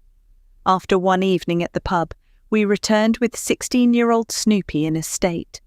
"I might have overdone it," he mumbled, seconds before vomiting spectacularly over 2 nurses. 2 weeks in bed," the ward sister declared. Several days later, a group of paraplegic patients whispered their plan to me. "We're getting Snoopy out," one said. "Shift changes at 6:30. You in?" I turned my wheelchair slightly. "Lead the way." We rolled his entire bed down the corridor, laughing like schoolboys. Snoopy waved his arms dramatically. "This is the best night of my life." We reached the staff bar before a nurse caught up. "Absolutely not," she said, panting. "Bring him back now." We negotiated a compromise. "1 drink," I said. She rolled her eyes. "1." Not everything in the hospital carried such innocence. Whenever Jimmy Savile appeared, the atmosphere thickened. Rose once whispered, "There's something unsettling about him." "You feel it too?" I asked. "Everyone does," she replied quietly. Years later, the truth would surface, too awful to comprehend. Near the end of my stay, my parents arrived with bright expressions. "We've been talking to an architect," my mother said. "We're planning an annex at home, somewhere you could live independently, with us close by." I took a breath. It's kind, really, but I can't. I need a life. Out there. My father nodded slowly. "We thought you might say that, but we had to offer." My rugby teammates, meanwhile, had located a ground-floor flat in Southwark. "It's not pretty," one said, "but it's close to Guy's and we can get a ramp built." "And hoists," another added. "We'll sort it." For the first time, the future felt like something approaching real. When Rose and I finally left the hospital after a year, the weight of everything we'd lived through followed us through the doors. But so did something steadier, something built from nights of whispered encouragement, moments of shared fear, stolen laughter with other patients, and every act of compassion that had kept us afloat. Rose's presence had carried me through the darkest corridors of that year. She held hope when I could not, courage when mine faltered, and belief when mine dissolved. What survived that year was not just my body, altered beyond recognition, but the quiet, enduring force of her compassion. Chapter 12. Assumptions of Limitations. Returning to Guy's Hospital felt strange. Familiar corridors, familiar faces, but an entirely different version of myself moving through them. I quickly realised that I was the first disabled person I had ever met. They didn't go to school with me. They didn't live in my street. They didn't travel on public transport. They didn't really exist. Rose accompanied me as I drove my electric wheelchair to the Dean's office, her hand steady on the backrest. The door was open, and he gestured us inside. He said, "Steve, good to see you back with us." His tone, though warm, carried an undercurrent of something heavier. I replied, "I'm ready to plan my return." Rose sat beside me, attentive. The Dean folded his hands. "I'm afraid there's difficult news. The University of London has decided you can no longer continue the MBBS degree." The words hung in the air like cold breath. Rose straightened in her chair. "They've what?" "The regulations are clear," he continued. "Clinical medicine under their rules can't be completed by someone with your physical limitations. They believe it's impossible." I looked at him closely. "But you don't?" He paused. "I think you deserve a chance to continue in another way. We've negotiated with the Royal Colleges. You could attempt the conjoint qualification, LR, CP, and MRCS. "The route for internationally qualified doctors?" I asked. "Correct. It's not ideal, but it's the only door they haven't closed." Rose exhaled slowly. "Then that's the door we go through." The Dean nodded. "I want you to know, we tried, but this is the best they will allow." After we left the office, Rose said quietly, "They think you're less capable because you're disabled." "Yes," I replied, "and that's why I have to prove them wrong." I rejoined my old cohort. When I entered the lecture theatre for the first time, there was a sudden hush, followed by an eruption of voices. "Steve, you're back!" "Good to see you, mate." "How are you doing?" A friend with perfect handwriting stepped forward holding a thick notebook. "Here," she said, "I've been taking notes for you, photocopied everything." "You didn't have to do that." "Of course I did. Pathology waits for no one." Their welcome wrapped itself around me with disarming warmth.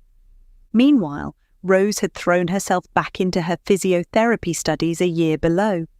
At night, she would drop onto the sofa, exhausted. One evening, I said, "You look shattered." 4 anatomy tutorials, 2 practicals, and someone spilled coffee on my notes, she sighed. "But I'm fine." "You're doing 2 full-time roles?" She smiled. "Yes, but only one of them complains." "Which one?" She raised an eyebrow. "You tell me." To ease the pressure on Rose, we visited an occupational therapist to discuss support. The OT said, "There's a new scheme you might qualify for, Crossroads Care." "Crossroads?" I asked. "Named after the TV show, the character Sandy Richardson, played by Roger Tong. He used a wheelchair. The programme raised funds for carers supporting people at home." Rose nodded. "What would it cover?" "Evening support, but only one night each week. Someone to help with hoisting, bathing, getting into bed. It would give you both breathing space." That's how I met Tina. She arrived one evening in a bright green coat that looked too thin for the weather. "You must be Steve," she said, stepping in with the confidence of someone who had already decided we would get along. "I must be," I replied. "Right then," she said, rubbing her hands. "Show me what needs doing. I'm strong, I don't mind following instructions, and I learn fast." She hoisted me with surprising ease, guiding the sling carefully. "How many kids do you have?" I asked. 4, she said, "so you're basically a holiday for me." We laughed. Within a week, she felt less like a support worker and more like a friend who simply happened to help me into the bath. One morning, after Rose had left for university, I waited for the district nurse. Minutes stretched. No one came. Eventually, I pressed the emergency alarm. 2 police officers arrived, slightly out of breath. One said, "We got a call. What's the problem?" "I'm a medical student," I said. "The nurse didn't come. I need to get up for lectures." They looked at each other. The other officer said, "All right then, tell us what to do." "Are you sure?" I asked. "We help people. That's the job." And with gentle patience, they hoisted me, dressed me, and set me on my way. The way they engaged with me was in stark contrast to my experiences in Brixton 18 months earlier. In the evenings, my friends often invited me to the local pubs I used to frequent. "Come on, Steve," one said on a Friday night. "One drink, just one." "I don't think so," I replied. "I'll stay in tonight." "You said that last week." "I know." The truth was simpler and more painful. I felt exposed. I was now in a wheelchair. Entering a pub felt like stepping into a spotlight I had not asked for. Eyes followed me. Rose said one evening, "You're stopping yourself." "Maybe, but I don't fit there anymore." "Then you change what fitting means." My friends eventually persuaded me with a combination of persistence and 2 stiff whiskies placed on the table without negotiation. At the pub, a group of regulars turned to stare as we entered. My friend murmured, "Ignore them." "I'm trying." "Good, next drink's on me." Slowly, the fear loosened. The pub did not collapse around me. People stared, yes, but life carried on. 3 months later, exam season arrived. I was placed in a separate room with 2 medical students acting as my amanuenses, Fiona and Annie.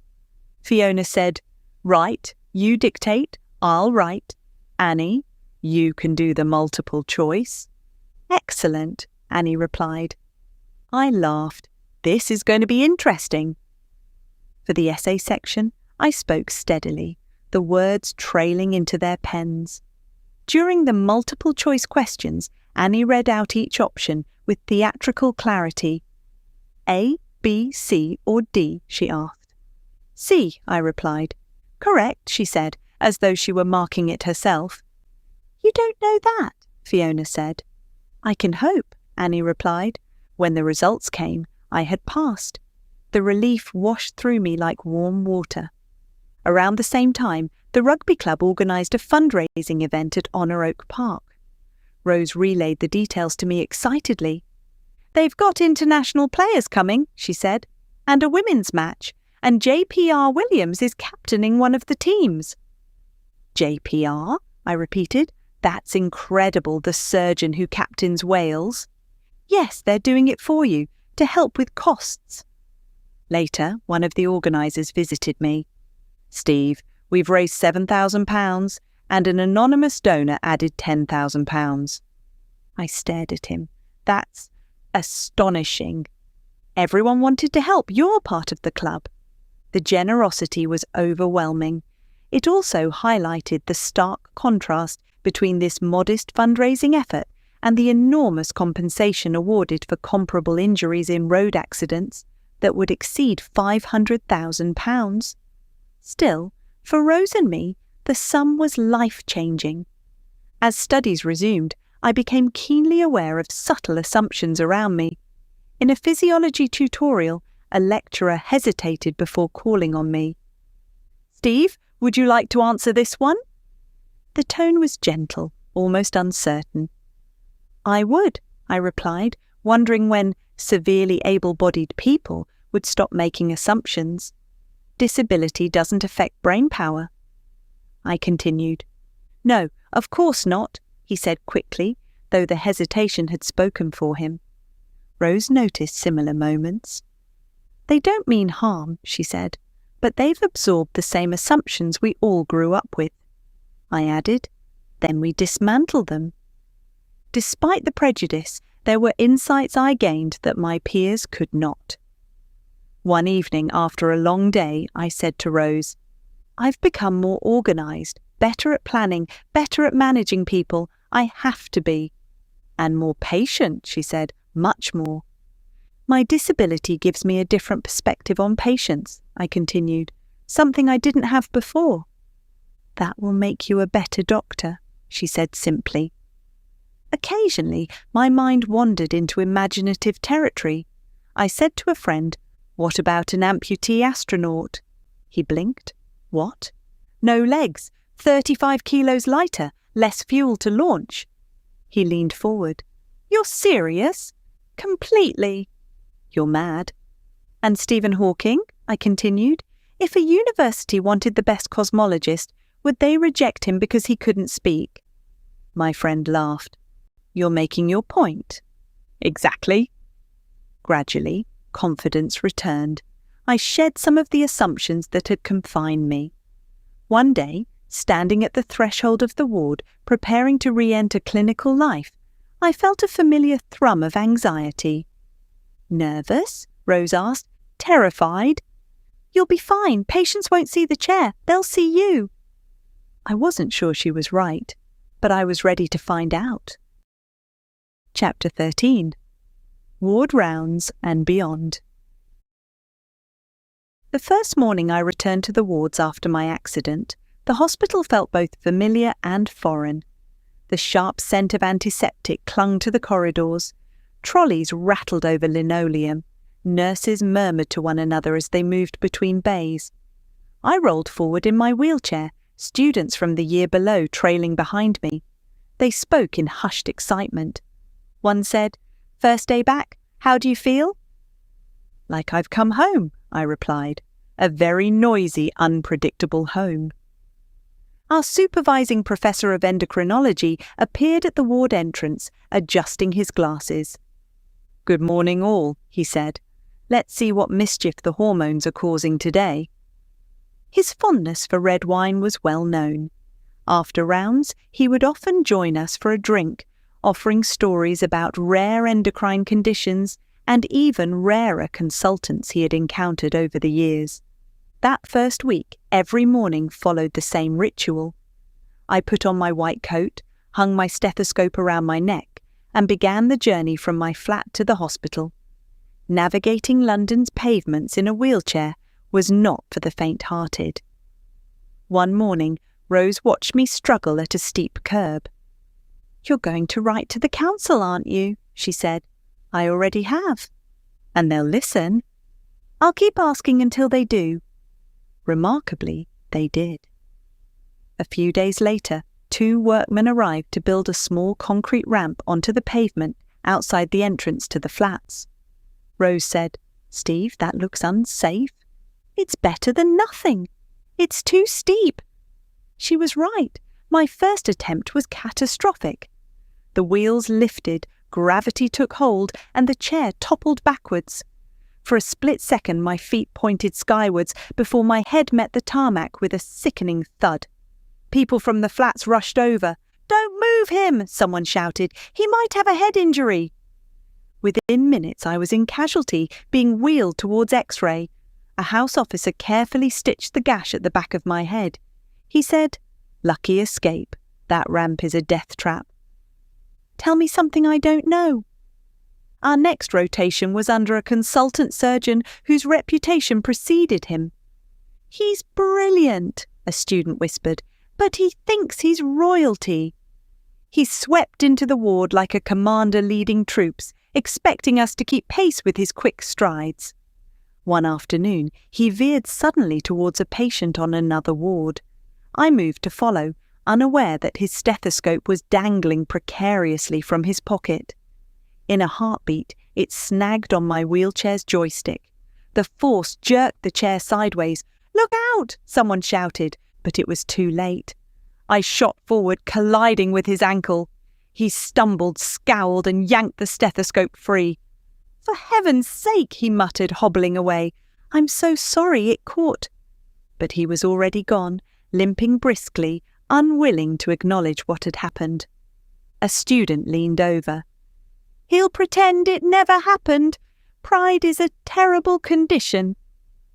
Halfway through the rotation, a new enemy appeared, a vicious chest infection. With only my diaphragm to rely on, coughing effectively was nearly impossible. For days I lay in my flat, sweating through fevers, struggling to breathe. One morning, the breathing became terrifyingly shallow. A stubborn lump of phlegm lodged itself in my airway. I rolled my chair to the bathroom mirror. My reflection stared back in a grotesque purple-blue hue. I knew I needed a physiotherapist. The journey to the hospital felt endless. My vision blurred. By the time I reached the physio department, I was moments from losing consciousness. I pointed desperately at my throat. The physiotherapist's eyes widened. "All right, hold still." She placed one hand on my abdomen and delivered a sharp upward thrust. The cough that erupted was violent and life-saving. A thick mass of mucus flew clear. She exhaled heavily. "You're all right now. You gave me a fright." "Thank you," I whispered, breathless. "Next time," she said gently, "don't wait so long." Despite the ward rounds, the most valuable moments came when we sat at patients' bedsides, away from the formalities. Before my accident, patients often seemed tired of repeating their histories. But now, things were different. When they saw the wheelchair, something softened. One older gentleman said, "You understand pain, don't you?" "More than I wish I did." "Then you'll make a good doctor, better than most." People shared more with me, fears, regrets, hopes. My injury had become a tool for connection. Obstetrics and gynecology offered different surprises. During labour ward visits, we were told to leave our white coats outside. "Makes mothers nervous," the midwife explained. During one birth, as the baby let out its first cry, a midwife I had never met before placed the newborn onto my lap. "You must be a very proud father," she beamed. I laughed. "I think the actual father is over there." She turned crimson. "Oh goodness, I'm so sorry." "Don't worry, it's nice to know it's still theoretically possible." The father laughed. "You can babysit any time, mate." But life had another twist in store. Tina, my support worker, noticed a red patch on my left thigh. "Steve, this doesn't look right," she said. "Pressure sore?" "Not in that location." When Rose came home, she examined it too. "It's warm and deeper than it looks." "Great," I muttered. "Another mystery." We went to see Professor McCall. He peered at the wound with clinical intensity. "All right," he said, rolling up his sleeves. "No anaesthetic needed. You won't feel this." Without ceremony, he probed deep into the 1-inch cavity. His face tightened. "Infection," he concluded. "Likely blood-borne, left over from your pneumonia." Rose asked, "Will a course of penicillin sort it?" "It will help," he replied, "but this may take time." "How much time?" I asked. He did not answer. We thought his treatment would be enough. It wasn't. The wound refused to heal. Weeks turned into months. The pain became constant. My temperature spiked unpredictably. Rose said softly one evening, "This is wearing you down." "I know." "It feels worse than the paralysis," I said. "Because it keeps coming back," she replied. "It doesn't give you peace." Neither of us realized then that this infection would stay with me for 7.5 years. The psychological toll was immense. Every spike in pain chipped away at my resolve. Every fevered night felt like a step backwards. One day, as I entered the ward for rounds, the professor of endocrinology looked at me closely. "Rough night?" he asked. "Several." He lowered his voice. "You're still here. That says enough." Despite everything, I kept moving forward. I studied, I connected with patients, and I endured. I became the embodiment of medicine's paradox, a healer who needed healing, a doctor in training, experiencing suffering firsthand. Somehow, through the pain, the infections, the setbacks, and the quiet victories, I continued. Chapter 14. Grit and Unwavering Love. The summer break ended with a sense of foreboding. Rose and I returned to Guy's Hospital, but for the first time our paths diverged. She rejoined her physiotherapy training. I returned not as a student, but as a patient whose condition was becoming increasingly alarming. On the ward, one of the junior doctors greeted me. "Back again, Steve," he said. "Not quite the return I imagined," I replied. The origins of spinal cord medicine were rooted in the work of Ludwig Guttmann, whose teachings we had absorbed at Stoke Mandeville. He had drilled into us the two great enemies, pressure sores and bladder infections. We had spent months practicing religious turning routines, balancing on air cushions, and sleeping on beds that hissed and shifted through the night. All of it designed to keep death at bay. But my new infection had nothing to do with pressure sores. The orthopedic consultant explained it quietly. "It's in the femur," he said, tapping the X-ray, "and here, into the pelvis." Rose leaned closer. "How serious is that?" He paused. "Very." For the first 2 months they tried oral antibiotics. When they failed, intravenous treatments followed. My body grew thinner, weaker. Rose visited constantly, but I could see the toll it took on her. One evening, she sat by my bed, textbooks open but unread. I said, "You don't need to stay every night." "I want to," she replied, "but it's wearing you out." She looked at me with tired eyes. "So what? I'm not going anywhere." After weeks of declining numbers and no progress, surgery became unavoidable. Mr. Henry, the orthopedic surgeon, examined the scan again. He said, "We'll operate tomorrow. No anaesthetic for the first part. You won't feel anything below the waist." "That's one advantage, I suppose," I said dryly. In theatre, he made an incision across my backside. Though I couldn't feel pain, I could sense the pressure, the movement. Then came the mallet and chisel. I could hear every strike, feel each vibration echoing through my bones. The sound was so similar to the drill from the night of my accident that I could almost smell the grass from the rugby pitch. After 2 hours, the nurse said, "All done, Steve. Back to the ward now." But despite the surgery, my condition worsened. Fever spikes, exhaustion, wound breakdown, a constant battle in my bloodstream. A doctor approached my bed one morning.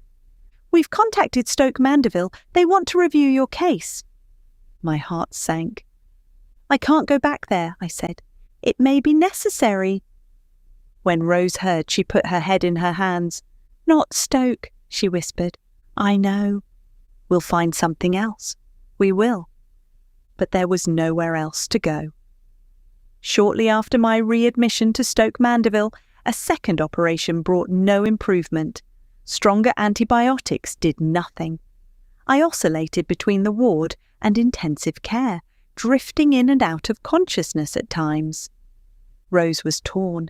She came when she could, but she was close to qualifying as a physiotherapist. I didn't want to derail her future. She stood by my bed after an exam one afternoon. "How was it?" I asked. "I think I passed," she said. "You'll pass. You always do." Her eyes filled with tears. "But you're not there. You should be there." "I'm proud of you," I said, "even if I'm not sitting in the hall with everyone else." 7 months into the infection, 2 consultants stood at my bedside. Their faces were drawn. The spinal injuries consultant spoke first. "Steve, we've reached the limit of what we can do." The orthopedic consultant added, "There's no further medical treatment available." I asked, "What are you saying?" "You can remain here and die slowly," he said, "or go home and die more comfortably. Those are the only options." Rose arrived later that day. I told her. She gripped my hand and laid her head on the blanket. "No," she whispered. "No, they're wrong." "I don't know what else there is." She shook her head fiercely. "We're not giving up." My father had been quietly waging his own war, writing letters, making calls, tracking down specialists across the country. One afternoon, he entered the ward, coat still on. "I've found someone," he said. Rose looked up. "Who?" "A consultant at Stanmore, Ian Bailey. He'll see you." I felt a flicker of hope for the first time in months. "Then let's go." I was taken by ambulance to the Royal National Orthopaedic Hospital in Stanmore. The ward felt calmer, lighter, almost peaceful. Mr. Bailey entered with a gentle firmness I instantly trusted. "Steve," he said, "I've read your history." "Then you know it's a mess," I replied. "It's complicated," he corrected, "but not hopeless." He called Rose to sit beside the bed. "The infection is extensive," he said softly, "from above the knee into most of the pelvis." Rose's breath caught. "What can you do?" "I can offer surgery," he said, "but it carries a 50-50 chance of survival." "What kind of surgery?" I asked.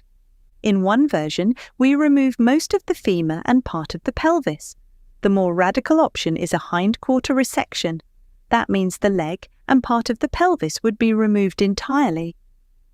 We sat in silence. Then Rose reached for my hand. "We have to try," she said.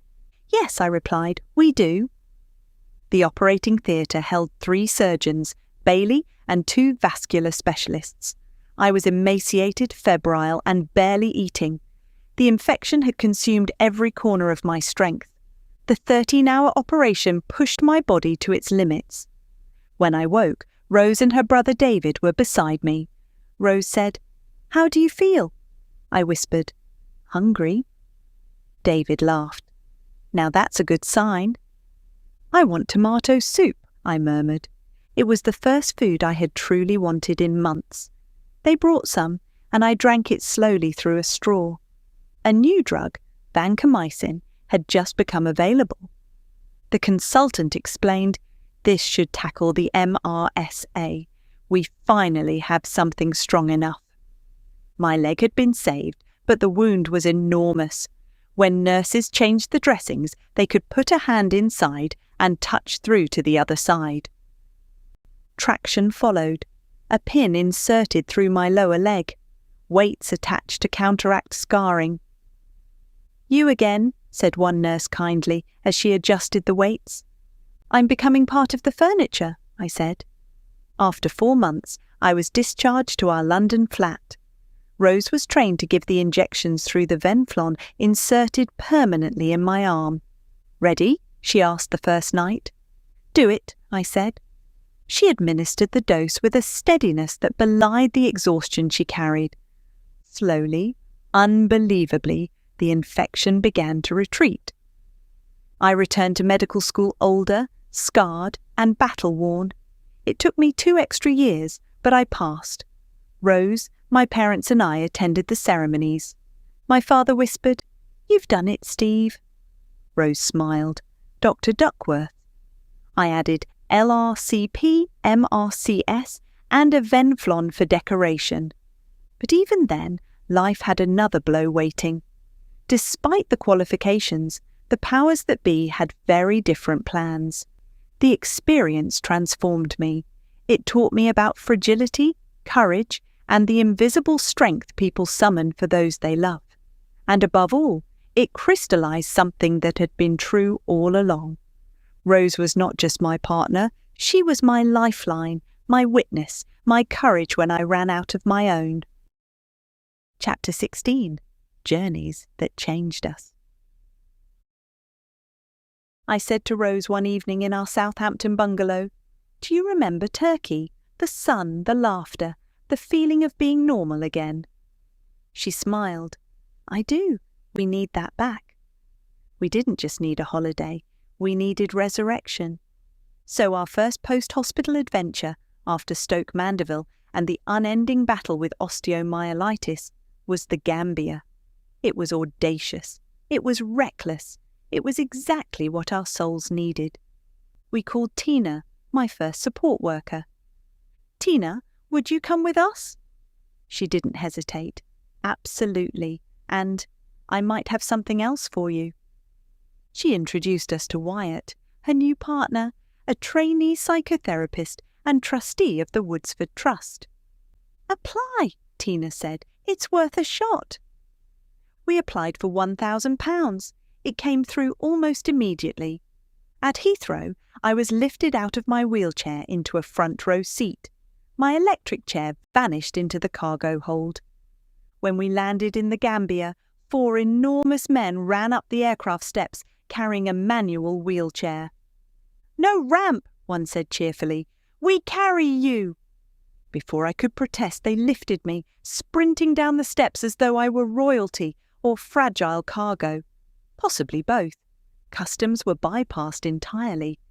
A man wheeled me along the fence line, chalked a giant white cross onto our luggage, and shouted, "This means no checking." We simply walked out. The taxi was a rusted museum piece. I was lifted onto the back seat, balanced on my pressure cushion. On the final stretch to the hotel, we hit a bump so large that a spring shot up beside me like a steel cobra. "Close call," Rose muttered. "A little too close," I said. But the Gambia was glorious. Sunshine, music, laughter. The staff invited us into their villages, serving fish caught hours earlier. We left behind clothes, belts, trainers, gifts for people who had given us far more in return. The travel bug had bitten us again, but how could we afford it? Months earlier, the psychologist at Aylesbury had said, "You should consider applying to the Winston Churchill Memorial Trust." At the time, I dismissed it. Now, immersed in my MSc and my advocacy work, it made sense. I applied for 8 weeks in Australia to study disabled people's role in community-based rehabilitation. My interview with the trustees felt strangely effortless. One of them said, "Would you consider including New Zealand, and perhaps a round-the-world return route?" I blinked. Would I consider it? Yes. We were awarded 12 weeks, 3 nights in Singapore, 8 weeks in Australia, 4 weeks in New Zealand, a stop in Hawaii, a dash through Los Angeles. It was almost comically ambitious. Melbourne welcomed us with warmth and astonishingly progressive rehab services. Ventilator-dependent people lived in community houses with support teams, much like Project 81, but more developed. After 4 weeks, we moved to Sydney. That was where disaster struck. My electric wheelchair died without warning. A technician said, "We'll need a day to fix it." Rose sighed. "Right, manual chair it is." We found a park on a steep hill. "Slow down, Rose," I warned. "I'm slowing down," she called back. She was, but the chair wasn't. The manual chair gathered speed like a runaway trolley. I veered directly into a hedge, tipping sideways. When I looked up, Rose was standing at the top of the hill, holding both broken push handles in her hands, laughing so hard she could barely breathe. "You snapped the handles," she gasped. "I snapped them?" I asked. "I was the passenger." Our final day was chaos. Delayed flight, wrong terminal, a race through Los Angeles airport. Rose pushed me at full speed down the gangway as the plane began to move away from the jetty. She hammered on the fuselage door window. The plane stopped. The door opened. We boarded. In Heathrow, my electric wheelchair was missing, still in Los Angeles. My father helped Rose lift me into the boot of his estate car, laid me on my cushion, and drove us home. The chair arrived the next day. What did the journey give us? New Zealand was transcendent, and Rose swam with dolphins. In Australia, I learned that disabled people could run services, not simply receive them. In Melbourne, their approach merged modern rehabilitation with postmodern respect for individual narratives, an early glimpse of the philosophical world I would explore later in life.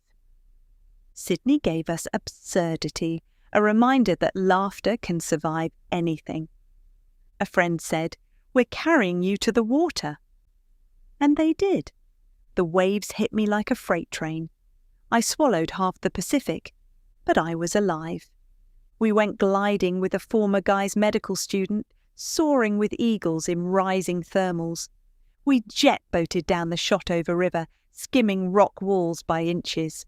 Singapore was a collision of old and new, rickshaw drivers marvelling at my electric wheelchair as they pedalled through humid streets. Everything felt like dialogue between worlds, tradition and innovation, simplicity and technology, fragility and courage, uncertainty and wonder.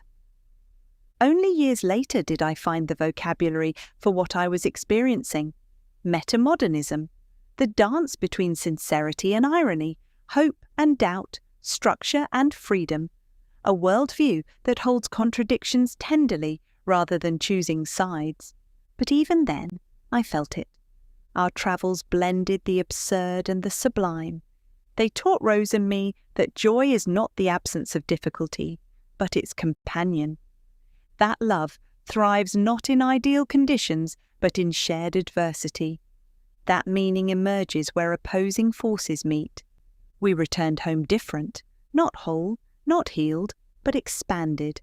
It was not just a journey. It was a rediscovery of ourselves, of each other, of what life could still be. Chapter 17. A Turning Point for Inclusion. Simon and I often spent evenings at the Southampton Centre for Independent Living arguing passionately about philosophy, politics, and the relentless barriers that shape disabled people's lives. Our conversations drifted between postmodern skepticism, the absurdity of society's assumptions, and the stubborn power structures that held everything in place. One night, Simon leaned back in his wheelchair, hands laced behind his head. "You need to hear about this training program I've just been on," he said. "What kind of training?" "Disability equality, run by the London Borough's Disability Resource Team. Proper stuff. Revolutionary." "Revolutionary? How?" He grinned. "It makes people in power very uncomfortable." He told us it had been commissioned by the Greater London Council, the GLC, under Ken Livingstone. At the same time, he said, Margaret Thatcher was preparing to abolish that very council from across the river in Westminster. "You're joking," I said. "Nope. While they're teaching inclusion, Westminster is plotting their extinction." "It sounds like a Greek tragedy," I said. "Or a British one," he replied. The GLC had become a sanctuary for progressive ideas, race equality, gender equality, disability rights. Its Disability Resource Team had created a 2-day training course aimed at helping councils recruit, retain and nurture disabled people. It was nothing short of a quiet revolution. As my long ordeal at the Royal National Orthopaedic Hospital neared its end, I received a letter confirming that my application to attend the training had been accepted. Rose looked at me. "Are you sure you're well enough?" "Not remotely," I said, "but I'm going anyway." I hired one of the hospital staff privately for the weekend trip, an act of independence that already felt like rebellion. The training was led by Jane Campbell and Colin Lowe, both fierce, clever, overflowing with conviction. Jane greeted me with a warm handshake. "Welcome, Steve. Ready to rethink the world?" "That's a high bar for a Friday," I said. "You'll manage," she replied with a knowing smile. Colin began the session with a single sentence that split my world in two. "People are not disabled by their bodies," he said. "They are disabled by society." He moved deliberately around the room, skillfully manoeuvring past the chairs with the aid of his white cane. People in wheelchairs can't enter buildings, not because they can't walk, but because there are stairs. Nods around the room. Blind people can't read, not because they lack sight, but because we don't provide braille or audio. More nods. Deaf people can't participate, not because they can't hear, but because we fail to provide interpreters or captions. I felt something shift inside me, like discovering a door I hadn't known was there. "This," Jane said, "is the social model of disability. It's not your body that disables you, it's society." I whispered to myself, "This changes everything." Returning to Southampton, I felt electrified. At one of our meetings, I said, "Why are we constantly protesting against the council? Why don't we contract with them instead? We deliver the services. We do it our way, like the disabled people I met in Australia." Simon finally said, "Steve, that's bold." "Bold or sensible?" "Both." Someone else muttered, "Councils don't contract with disabled people?" Then let's be the first. And so, Disability Matters Limited was born, the UK's first independent disability training and consultancy business run entirely by disabled people. Simon and I were co-founders and co-conspirators. At that time, both of us had been involved in a new social enterprise, the Employers Forum on Disability, later known as the Business Disability Forum, created by the visionary Susan Scott Parker. Her energy was infectious. "If you want to change the world," she told us, "you have to understand business. Otherwise, business won't understand you." So, Simon and I found ourselves on week-long corporate training courses surrounded by executives discussing profit margins and productivity. It felt surreal. Two disabled activists learning how companies made decisions. "This is their language," Simon whispered. "We need to be fluent." "I can barely count my receipts," I whispered back. "Then it's time to learn." Soon after, our first corporate opportunity emerged, Barclays Bank. Sue Field, their Equal Opportunities Manager, travelled to our modest Southampton office. She was warm, professional and open-minded. After an hour of discussion, she asked, "Is there anything else you need to get started?" Simon didn't miss a beat. "Yes," he said, £5,000. £5,000, she repeated. "Computers, printer, fax machine, overheads, the basics." I held my breath. Sue said, "All right, I'll see what I can do." The following week she returned, carrying a giant cardboard cheque. Photographers snapped away as she handed it over. I whispered to Simon, "Did that just happen?" He grinned. "It did. We're in business." Before this, I had applied for countless jobs, medical roles, research roles, administrative roles. Every reply fell into two categories. "We regret to inform you," either "too disabled" or "overqualified," sometimes both in the same paragraph. One day, I went to the job centre for advice. The building had steps. "We can do the interview outside if you like," an advisor said. And so we spoke on the pavement, traffic roaring past us. I remember thinking, this is exactly what the social model means. Entrepreneurship wasn't a choice, it was the only option. At the same time, the country was struggling with rising unemployment. Margaret Thatcher instructed the Employment Secretary to move disabled people off unemployment figures by reclassifying them onto invalidity benefit. When I heard the term, I felt a cold shock. "Invalid," I said to Rose. She replied, "You're the least invalid person I have ever met." We were being pushed out, made invisible by administrative sleight of hand. At one meeting, Simon recited a line from his poem, "The vegetable is political." I added, "and tried to undermine the state." That became our motto. Our first contract was with Habinteg Housing Association. They were already pioneers in accessible housing. Then came more local authorities, more corporates, Shell, HSBC, the Foreign and Commonwealth Office, the Department for Work and Pensions. We weren't just training people. We were changing minds. We were changing systems. Running Disability Matters was exhilarating, exhausting and relentless. Every day brought new energy and new barriers. The work wore me down physically. The old infections flared unpredictably. Fatigue bit deep. But every time I faltered, Rose was there. "You're pushing yourself too hard," she said one evening. "I have to," I replied. "You don't have to change the whole country alone." "No," I said, "just my small part of it." Our work wasn't about charity, it wasn't about pity, it was about power and reclaiming it.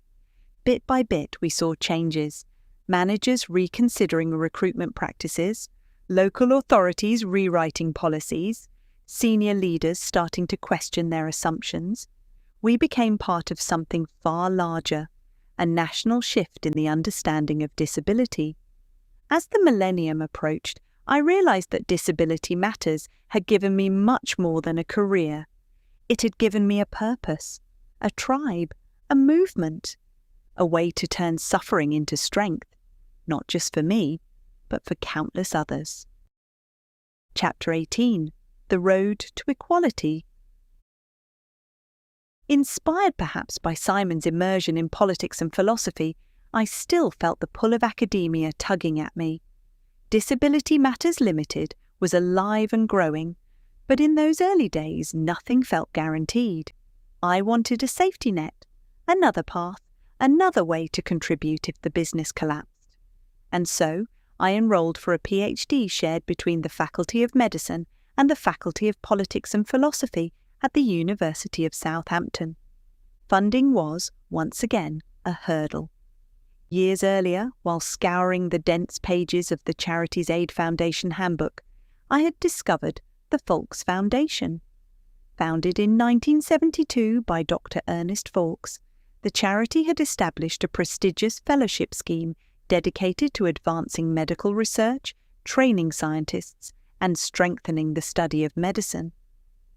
Through an application filled with hope and a good measure of determination, I became part of the Fawkes Foundation family, warmly supported at the time by Ernest's daughter, Maureen.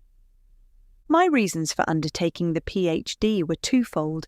I wanted to deepen my understanding of disability and equality, and I needed a professional anchor if the business faltered. But to be sure, I sought the counsel of Professor Mike Oliver at the University of Greenwich, a giant in disability studies and a fellow wheelchair user. With a dry grin, he warned me against drifting into the academic labyrinth. "Stay in the business world," he said. "That's where you'll make the real difference." His advice lingered, but I pressed forward with both paths. My initial research aim was clear: evaluate the effectiveness of disability equality training. With the help of Anne, my research assistant, married to a wheelchair user and deeply committed to the cause, we dispatched 5,000 letters to human resource professionals across the UK. It was an astonishingly ambitious mailing, and from it we secured 60 nominations for 5 separate 2-day training programs, each hosting 12 delegates. The post-course evaluations were glowing. Everyone seemed to leave inspired, energized, ready to do better. But I knew the real test would come later. On the second day, each delegate created an action plan, a practical roadmap for the next 12 months. I kept every one. And then, armed with a phone and an uncompromising curiosity, I began calling them all, one by one, 12 months later. Most had made progress, some had transformed policy, a few had done very little. The greatest barrier, time and again, was money. Even the most compassionate intentions were too easily diluted by budget constraints. In that moment, Martin Luther King's words took root in my thinking. Morality cannot be legislated, but behaviour can be regulated. Judicial decrees may not change the heart, but they can restrain the heartless. My PhD pivoted. Instead of asking whether training alone could change attitudes, I pursued a much deeper conviction. Disability equality required legislation. Without laws, expectations would remain low, progress slow, prejudice unchallenged. 3 private members' bills had already collapsed due to insufficient parliamentary time. If change was to come, it must come from the Minister for Disabled People introducing legislation themselves. Meanwhile, Disability Matters Limited continued to grow, and my evenings transformed into long nights of research, reading, dictation, and analysis. Juggling both worlds became a 3-year battle that pushed me physically and mentally. But in 1994, I completed my thesis, 340 pages, titled Disability and Equality, the Imperative for a New Approach. I photocopied 50 copies and mailed them to MPs I felt might champion the cause. One copy went to the newly appointed Minister for Disabled People, William Hague MP. By then, I had transitioned to early dictation technology. It saved precious time, but it also carried risks that became mortifyingly real when my covering letter auto-transcribed a critical word incorrectly. Instead of, "Please find enclosed a copy of my PhD thesis," the letter read, "Please find enclosed a copy of my PhD facies." Unaware of the blunder, I was stunned when Hague invited me to dinner. Only after a couple of glasses of wine did he burst into laughter and confess, "Your thesis didn't smell as bad as your letter suggested." It was absurd, humiliating, and yet somehow perfect. He understood my work, and crucially, he supported it. Shortly afterwards, the bill progressed into Parliament. On 26 April 1994, Hansard recorded, "On second reading, my honourable friend the member for Exeter quoted a Dr. Stephen Duckworth, who is disabled and who has done much work on behalf of disabled people." My research had made its way onto the parliamentary record. Evidence from America proved essential. The Americans with Disabilities Act had already been in force for several years. Contrary to the fears of British politicians and business leaders, the average cost to American employers per disabled employee was less than $50. Moreover, by improving accessibility, companies had boosted sales. Disabled people in work had disposable income, autonomy, and consumer power. Finally, in 1995, after relentless effort by campaigners and organisations, and bolstered by my research, the Disability Discrimination Act became law. Following the legislation, the Minister appointed me to the National Advisory Council on the Employment of Disabled People, guiding employers and service providers through codes of practice that demanded meaningful change, policy reform, organisational adjustments, infrastructure updates, and the end of outdated discriminatory assumptions. My journey into the political world had already begun years earlier. Through Susan Scott Parker of the Employers Forum on Disability, I met John Major when he was Minister for Disabled People at a reception hosted by Thames Television. I remember watching him dip crudités into a spicy curry sauce, which only felt unintentionally comic given his affair with Edwina Currie, revealed years later. At the time, however, Major remained resistant to introducing anti-discrimination legislation. Nonetheless, he listened, and each small conversation nudged us closer to progress. My professional and political interactions deepened over the years through a succession of ministers. Margaret Hodge MP, as formidable as she was brilliant, engaged me in debates over disability and employment. Maria Eagle MP invited me to brief her and her team upon taking office. Anne Maguire MP called me on holiday to hire me for a major review into Remploy factories, which eventually led to the recommendation to close half of them.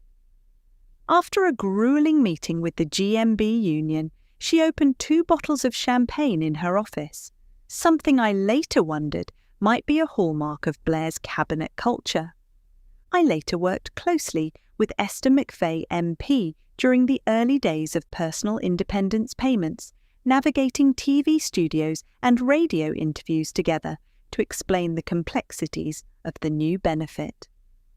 Mark Harper MP brought me into regular negotiations as we attempted to fix the flawed assessment systems, meetings that were often difficult but critical for progress. Stephen Timms MP, dedicated and deeply thoughtful, became one of the most influential political partners in my professional life. After surviving a horrific stabbing, he went on to chair the Work and Pensions Select Committee, where I later provided oral evidence.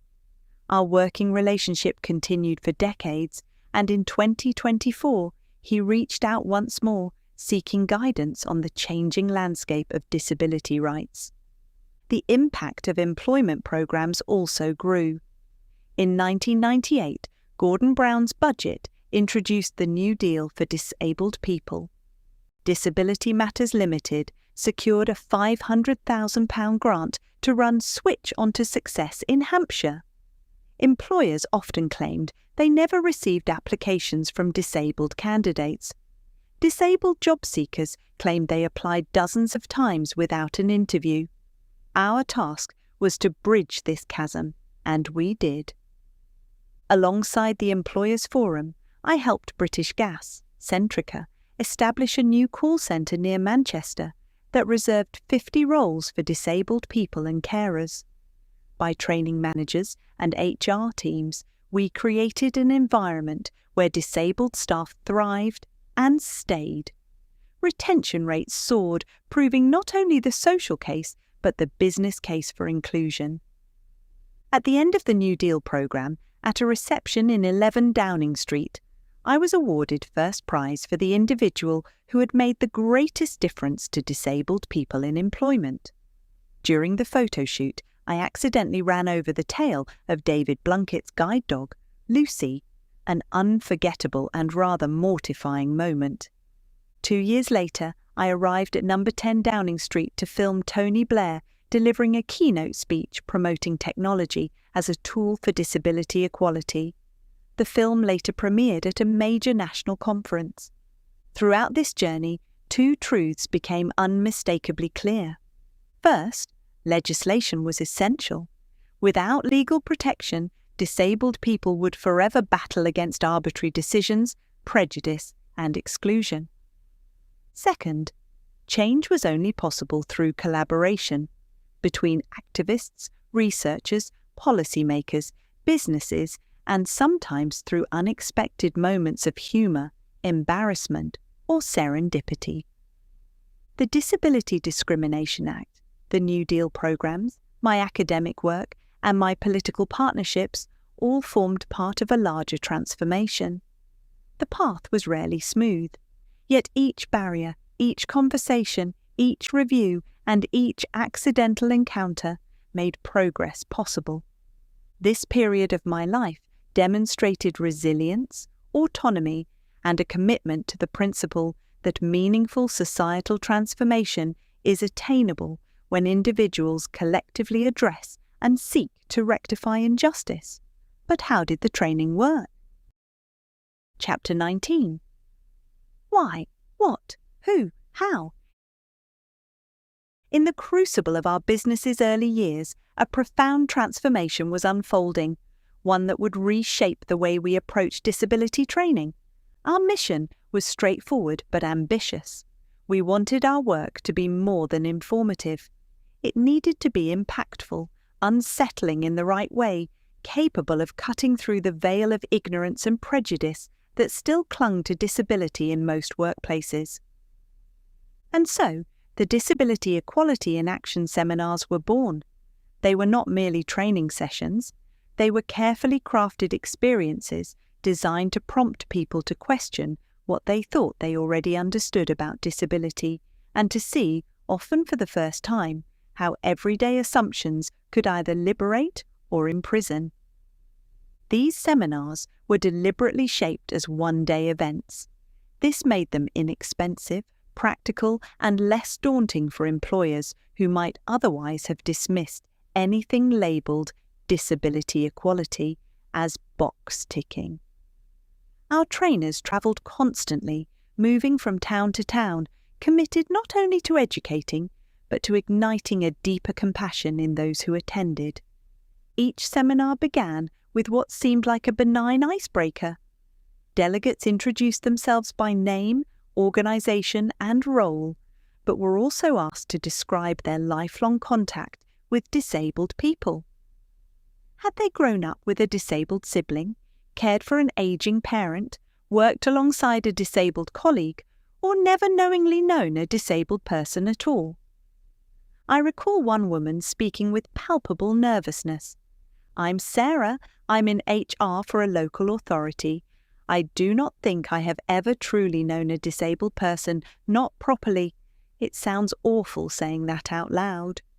A man in a dark suit, perhaps in his 50s, adjusted his tie before saying quietly, "My son has cerebral palsy. I have spent 18 years fighting systems that claimed they were designed to help us." The simplicity of the exercise belied its emotional gravity. Almost every room contained someone with a private story, a parent of a disabled child, an individual who had acquired an impairment, or someone who had quietly carried the weight of their own difference for years.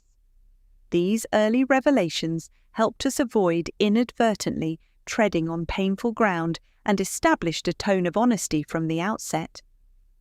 Our first substantial activity pulled no punches. Delegates selected a badge from a cloth bag. Each badge displayed a word society often associates with disability: incompetent, incapable, invalid, impotent, crippled, useless. There was awkward laughter as they pinned the badges on one another. Some tried to make light of it.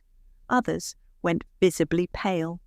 One man stared down at his badge and muttered, "I can't believe I'm wearing this word in a professional setting." The seating arrangement was intentional. Everyone sat in a circle, no desks, no physical barriers. The space conveyed equality and openness. Our trainers, all disabled people from a range of impairment backgrounds, moved with complete freedom, demonstrating that their wheelchairs, canes, or calipers were not symbols of limitation, but tools of liberation. After a few minutes, delegates paired up to discuss 2 questions. How did it feel to label someone else? How did it feel to be labelled? Nervous laughter often accompanied the confessions that followed. A woman said, "I felt horrible putting that word on you. I told myself it was only an exercise, but it did not sit right." Her partner responded, "I laughed when you stuck it on me, but truthfully, the word useless made me feel angry." When the group came back together, they shared their discomfort, guilt, and surprise. Only then did the trainers reveal the truth. These words were not invented by us. They were direct synonyms for disabled from a traditional thesaurus. At that moment, I often said, if this is the language our culture sits upon, is it any surprise disabled people are treated the way they are? You could feel the room shift. There was always a long, reflective silence. A coffee break followed, giving people time to process what they had learned, not only about disability, but about themselves. The next exercise pushed deeper still. Delegates were given a list of impairments: paraplegia, a mental health issue, blindness, stroke, a learning disability, and asked 2 confronting questions. If one of these happened to you tomorrow, which would you choose? Why? Which would you avoid at all costs? Why? These questions invariably sparked intense, thoughtful discussions.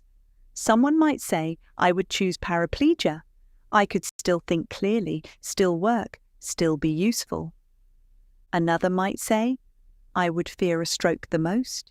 Losing my mind terrifies me more than losing my legs." When everyone reconvened, their reasons were listed in 2 columns: choose and reject. The reject column overflowed with words like trapped, isolated, unemployable, burden, lost. The choose column, describing exactly the same impairments, contained words like capable, adaptable, independent, employable. The contradiction was glaring. People were not choosing impairments. They were choosing the stories they already held about those impairments. I would often say, your choices reveal your familiarity, not the truth. We ended the morning with films from the Department for Work and Pensions titled "It Can Be Done," and it worked fine. Real disabled people doing everyday jobs competently, without fuss, without melodrama. After lunch, the focus shifted from personal bias to organizational practice. In small groups, delegates identified concrete barriers to inclusion, application forms requiring unnecessary physical tasks, training schemes that silently excluded, inaccessible meeting rooms, job descriptions written around narrow assumptions. One senior manager declared, "If we are serious about equality, disabled staff must be part of our next leadership program as a matter of normal practice, not exception." By the end of the day, every participant left with an action plan, and something within them had shifted. Feedback was often moving. People confessed they had never before examined their assumptions, let alone challenged them. Entire organizations changed policies as a result. Recruitment, customer service, promotion pathways. The work mattered because attitudes shaped lives. Parallel to the seminars, Disability Matters Limited developed a pan-impairment approach to access audits. We trained disabled people to audit hospitals, banks, sports venues, and retail settings. I remember a blind participant speaking to Cashpoint machine designers at Barclays. "I do not want a special machine," he said. "I want the same machine to talk to me." We collaborated with Sky TV to redesign their remote control based on feedback from visually impaired and older users. Gradually, the built environment began to shift. But even as disabled people began entering workplaces in larger numbers, we saw a new phenomenon emerging. Women had the glass ceiling. Disabled employees were trapped by what we called the sticky floor. They were hired but rarely promoted. They were thanked quietly for their positive attitude and paid modestly for their loyalty. Few organizations imagined disabled people as leaders. To challenge this, we developed 3-day personal development workshops using cognitive behavioral approaches to build confidence, challenge internalized beliefs, and encourage ambition. In one session, a woman revealed, "My manager said I should not apply for promotion because it would be too stressful for me." Another participant replied, "You have already survived more than your manager ever has. Why should he decide your limits?" Moments like that changed lives. We extended our approach to long-term unemployed disabled people. Through the Switch onto Success program and the contract with the Department for Work and Pensions, we helped thousands return to work. As the years passed, our work became more international. Rose and I travelled to the United States, Australia, New Zealand, Oman, Bermuda, Poland, and other nations. Each country brought its own challenges, its own cultural narratives. In South Africa, 2 years after Mandela's presidency, I delivered a 5-day seminar for the emerging disability rights movement. On the first morning, a young activist raised his hand. He said, "We know what apartheid did to us as black South Africans. We are only just learning what it did to us as disabled South Africans." His honesty captured so much of what we were trying to illuminate. Yet my PhD research uncovered a far darker and older history, one that changed the way I viewed everything we were doing. I knew what it meant to be marginalized. I had lived it. But I did not understand the depth of historical cruelty towards disabled people. As I read deeper, I discovered atrocities I had never been taught. The most chilling of all was Nazi Germany. The Nazi obsession with so-called racial hygiene cast disabled people as lebensunwertes Leben, life unworthy of life. Under the T4 eugenics program, disabled children and adults were categorized, transported, and killed. Gas chambers used on disabled people became prototypes for the Holocaust. In one archive document, I read a note scrawled by a doctor about a child's impending death. I whispered aloud, "You were supposed to heal, not decide who deserves to live." But Nazi Germany was only the most extreme expression of a belief that had lingered through centuries, that disabled people were less valuable. Even today in parts of Eastern Europe, disabled people are still placed in institutions where they lie 3 abreast on metal beds, left to rock back and forth for hours. TV documentaries occasionally reveal these places, but they remain largely hidden. My friend and colleague, the late Michael Devaney, who proudly introduced himself as the international dribbling spastic, would say, "I'm here to raise your expectations, not lower mine." His humour carried truth. Had he been born in another country, he would have been one of those anonymous figures rocking in a distant institution, not a Cambridge PhD. In 2016, I spoke at a European Union conference for candidate countries. After my keynote, a civil servant approached me and said, "We have never been asked to look at disability like this. You're saying disabled people must be counted." Religious beliefs can also reinforce stigma. Texts from the Talmud, Bible and Buddhist traditions have been interpreted in ways that treat disability as blemish, punishment, or karmic debt. Glenn Hoddle's comments on disability and past life sin were not unique. They reflected old and harmful ideas that linger beneath modern language. Societal shame persists too. My friend Hakik told me, "Whenever we had guests, my parents carried me upstairs to a bedroom. They loved me. They were also ashamed." In some African communities, albinos face violent superstition. In a South African seminar, one delegate said, "People think albinos are ghosts. They say they steal food at night and their bodies vanish when hyenas take them." She was not exaggerating. From Nazi extermination to institutional neglect, from family shame to misguided religious healing, from superstition to segregation, history reveals how disabled people have repeatedly been pushed to the edges of humanity. In our seminars, I sometimes concluded the day by saying, "You can't rewrite history, but you can influence what happens tomorrow. Every assumption you challenge, every process you change, every story you tell differently becomes part of a new history." Chapter 20. Journey into the Countryside. The Christmas of 1987 has long remained one of the clearest memories of my early adult life, not because lavish celebrations defined it, nor because anything dramatic happened, but because it marked the quiet beginning of something profound. It was a Christmas steeped in family, hope, and the soft realization that a new era in our lives was beginning to form, even before we recognized it ourselves. My parents had offered to host the festivities that year at our home in Epsom. The house, filled with the scent of roasting meats and warm spices, seemed unusually alive. Rose's parents, Stephen and Betty, arrived early in the morning, carefully helping Stephen's mother, Gertrude, up the path. My own grandmother, Adelina, had insisted on bringing homemade mince pies despite being well into her 80s.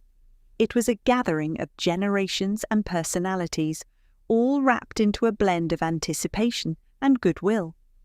The atmosphere took on a particularly spirited quality as the two matriarchs, Adelina and Gertrude, began exchanging stories over small glasses of shandy.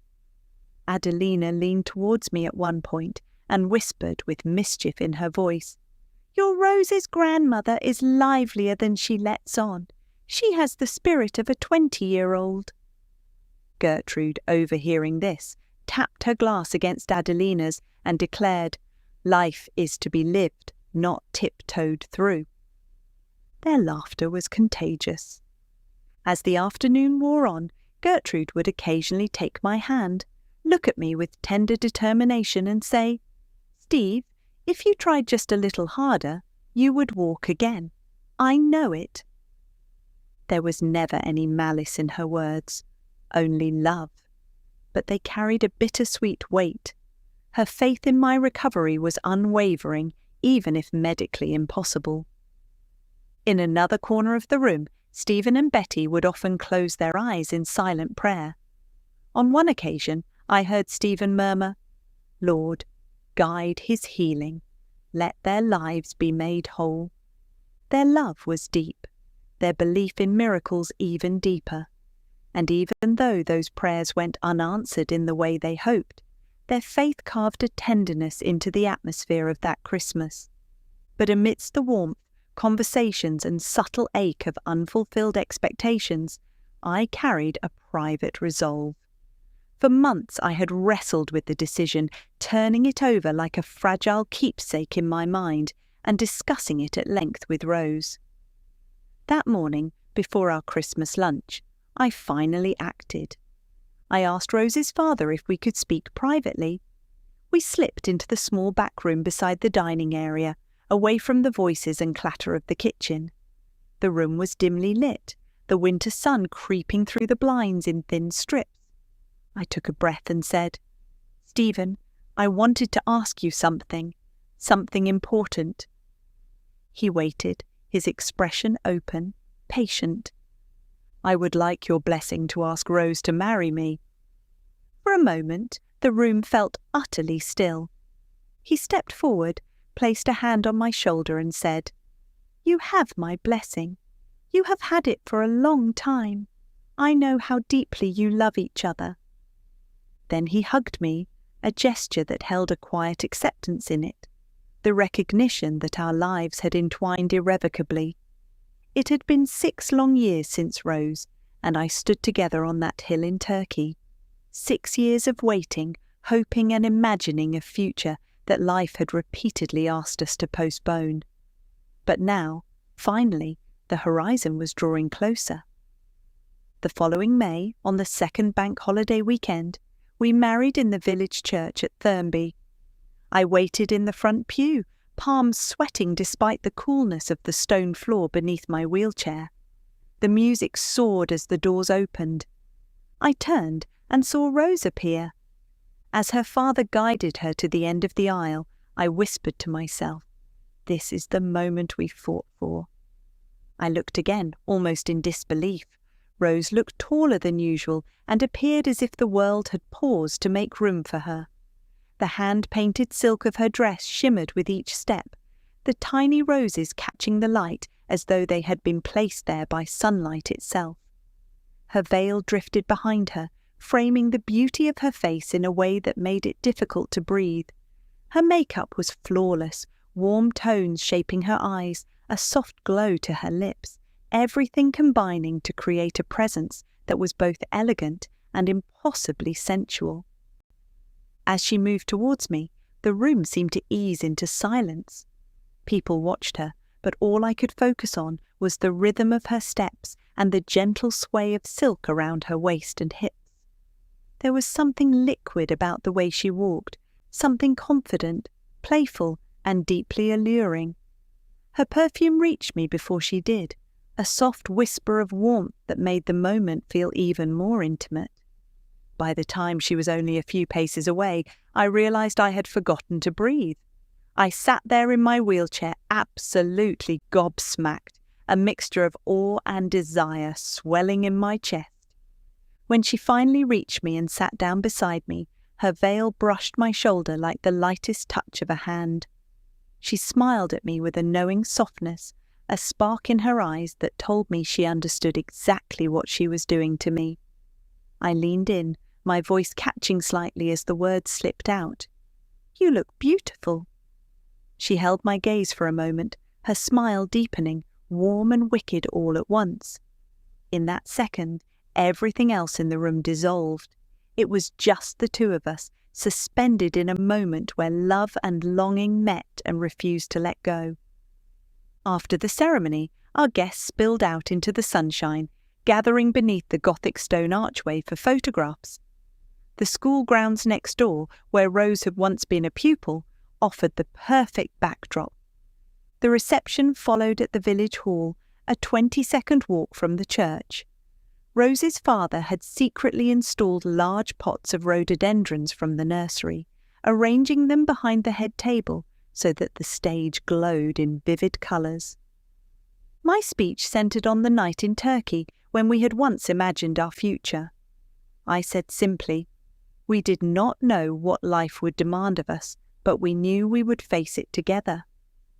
Bill, my best man, a loyal friend and fellow rugby fanatic, delivered a speech that was mercifully gentle, full of affectionate humour. Rose concluded the formalities with a short, heartfelt message, her voice steady despite the emotion in her eyes. When the tables were cleared away for the barn dance, a joyful chaos erupted. I swung partners around the floor at full speed, sending one or two guests skidding into chairs. Someone shouted, laughing breathlessly, "Slow down, Steve! You're a danger on wheels!" Rose's going-away outfit was a shocking pink dress that suited her fiery spirit. We spent our first night as a married couple in a hotel overlooking Rutland Water before joining family again for Sunday lunch. The next morning, we departed for a peaceful honeymoon on the island of Guernsey. 3 years later, Southampton had become the centre of our lives. Our business was thriving. Rose had secured a senior physiotherapy post at a private hospital. With financial stability and dreams of a family, we decided it was time for a home that reflected the future we wanted to build. In the autumn of 1990, we began the great bungalow hunt. Time after time, estate agents showed us identical properties, 2 bedrooms, a living room, everything cramped into the corners, nothing that resembled a home where 2 ambitious adults and a future family could flourish. On the 2nd of November, a cold, crisp morning, we had 4 more houses to view. By the 3rd, Rose was exasperated. "If I see another postage-stamp bedroom, I'm going to scream," she muttered, half laughing, half despairing. I felt the same. My body was chilled and disappointment was becoming a familiar ache. But Rose insisted on seeing the final property. "Let's give it one last try," she said. "I have a feeling about this one." Her intuition rarely failed us. We drove to a remote village equidistant between Salisbury and Winchester, West Titherley. The name itself felt like an invitation to slow down. As we passed the Black Horse pub, its thatched roof and warm glow seemed like something from a storybook. "We are stopping here," Rose declared. "No arguments. I need food and you need warming up." Inside, the locals greeted us without a hint of judgment. They asked about rugby, commented on the weather, and offered recommendations for local walks. Nobody stared at my wheelchair. Nobody fumbled with awkward small talk. There was an ease in the room that I had not felt in years. As we left, I said quietly, "Rose, I think this might be it. I can feel it." The bungalow sat on the village outskirts near Norman Court Stud Farm. Rose went inside while I waited in the car, blocked by several steep steps at the entrance. She returned 30 minutes later, flushed from the cold and excitement.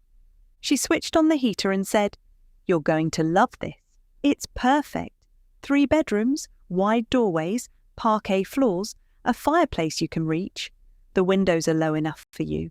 It feels like a real home." Her voice trembled with joy. I looked at her and said, "It sounds like our forever." We bought it. Berkeley House on Rectory Hill became our sanctuary. 1 bedroom became my workspace. My secretary, Geraldine, would arrive each morning with her usual cheerful greeting, "Morning, Chief, kettle's on," which always made me smile. In time, we appointed a deputy chief executive, Mike Freeney, whose pragmatic thinking balanced my natural inclination for big ideas. Through the winter months, we worked tirelessly. Rose, pregnant with our first child, glowed with the quiet confidence of someone embracing a new role with wholehearted love. Around this time, Rose had been treating a patient facing difficult circumstances. She had lost her home and had nowhere safe to go. Rose proposed, could she stay with us for a while, just until she finds her feet? Without hesitation, I said, "Of course, we have room. Nobody should face that alone."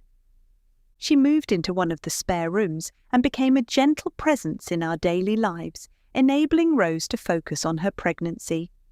James was born on the 1st of February, 1992. Our little miracle, I thought, the first time I saw James in Rose's arms, the world shifted in a way I had never experienced before. She was propped up against the pillows, flushed with exhaustion and radiating a quiet, stunned joy. And there he was, cradled against her chest as though he had always belonged there. His tiny face was scrunched in that newborn way that is somehow both fragile and determined. Rose looked down at him with a tenderness that made my throat tighten, then looked up at me as if inviting me into a moment that would define the rest of my life. No challenge I had faced, not the injury, not the hospitals, not all the battles to rebuild my life, compared with the impact of that single instant. Watching her hold him, seeing the curve of her arms shaping the first moments of his existence, I felt something unfurl inside me, something raw and profound and utterly beyond anything I had prepared myself for. Later, at home, I held him balanced on my lap as I sat in my wheelchair, his tiny body resting in the crook of my arm. The house felt impossibly quiet, as if it were holding its breath with us.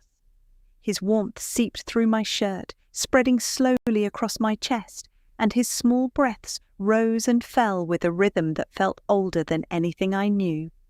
In that stillness, the full force of fatherhood swept through me. Suddenly, everything I had once thought of as difficult or defining seemed small when measured against the trust of this little life pressed against me. His arrival had not simply altered my path. It had remade it entirely, rearranging the universe around a new and unmistakable center. And with that realization came the awareness that if I was going to build a life worthy of him, the world around me would have to change too. Fortunately, change was already beginning to stir.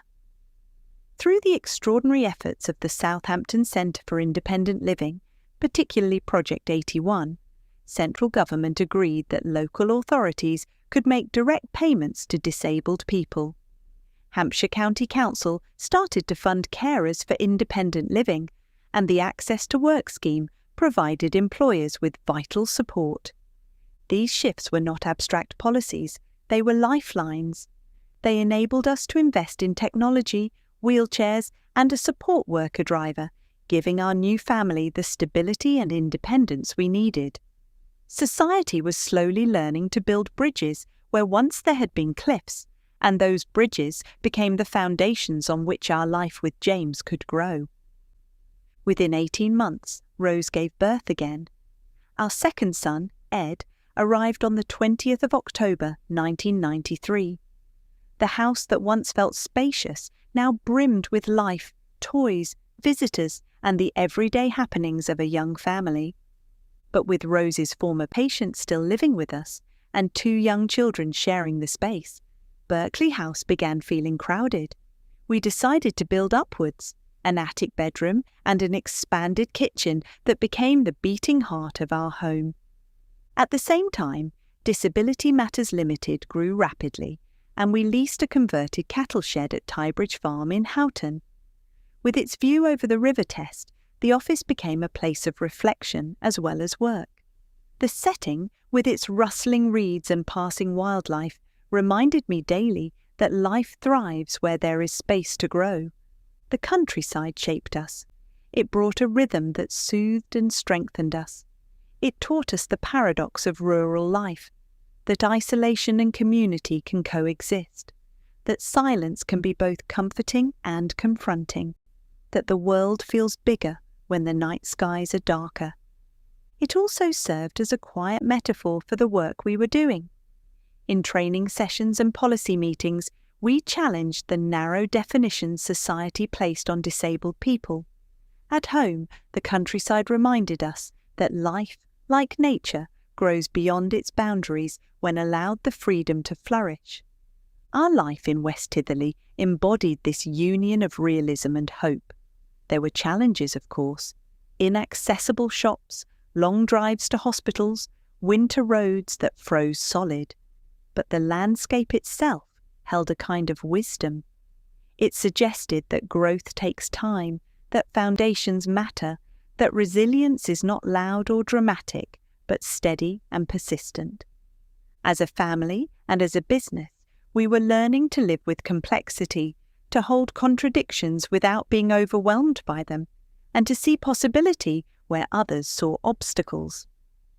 Our journey into the countryside was not merely a move. It was an evolution of identity, of purpose, and of love.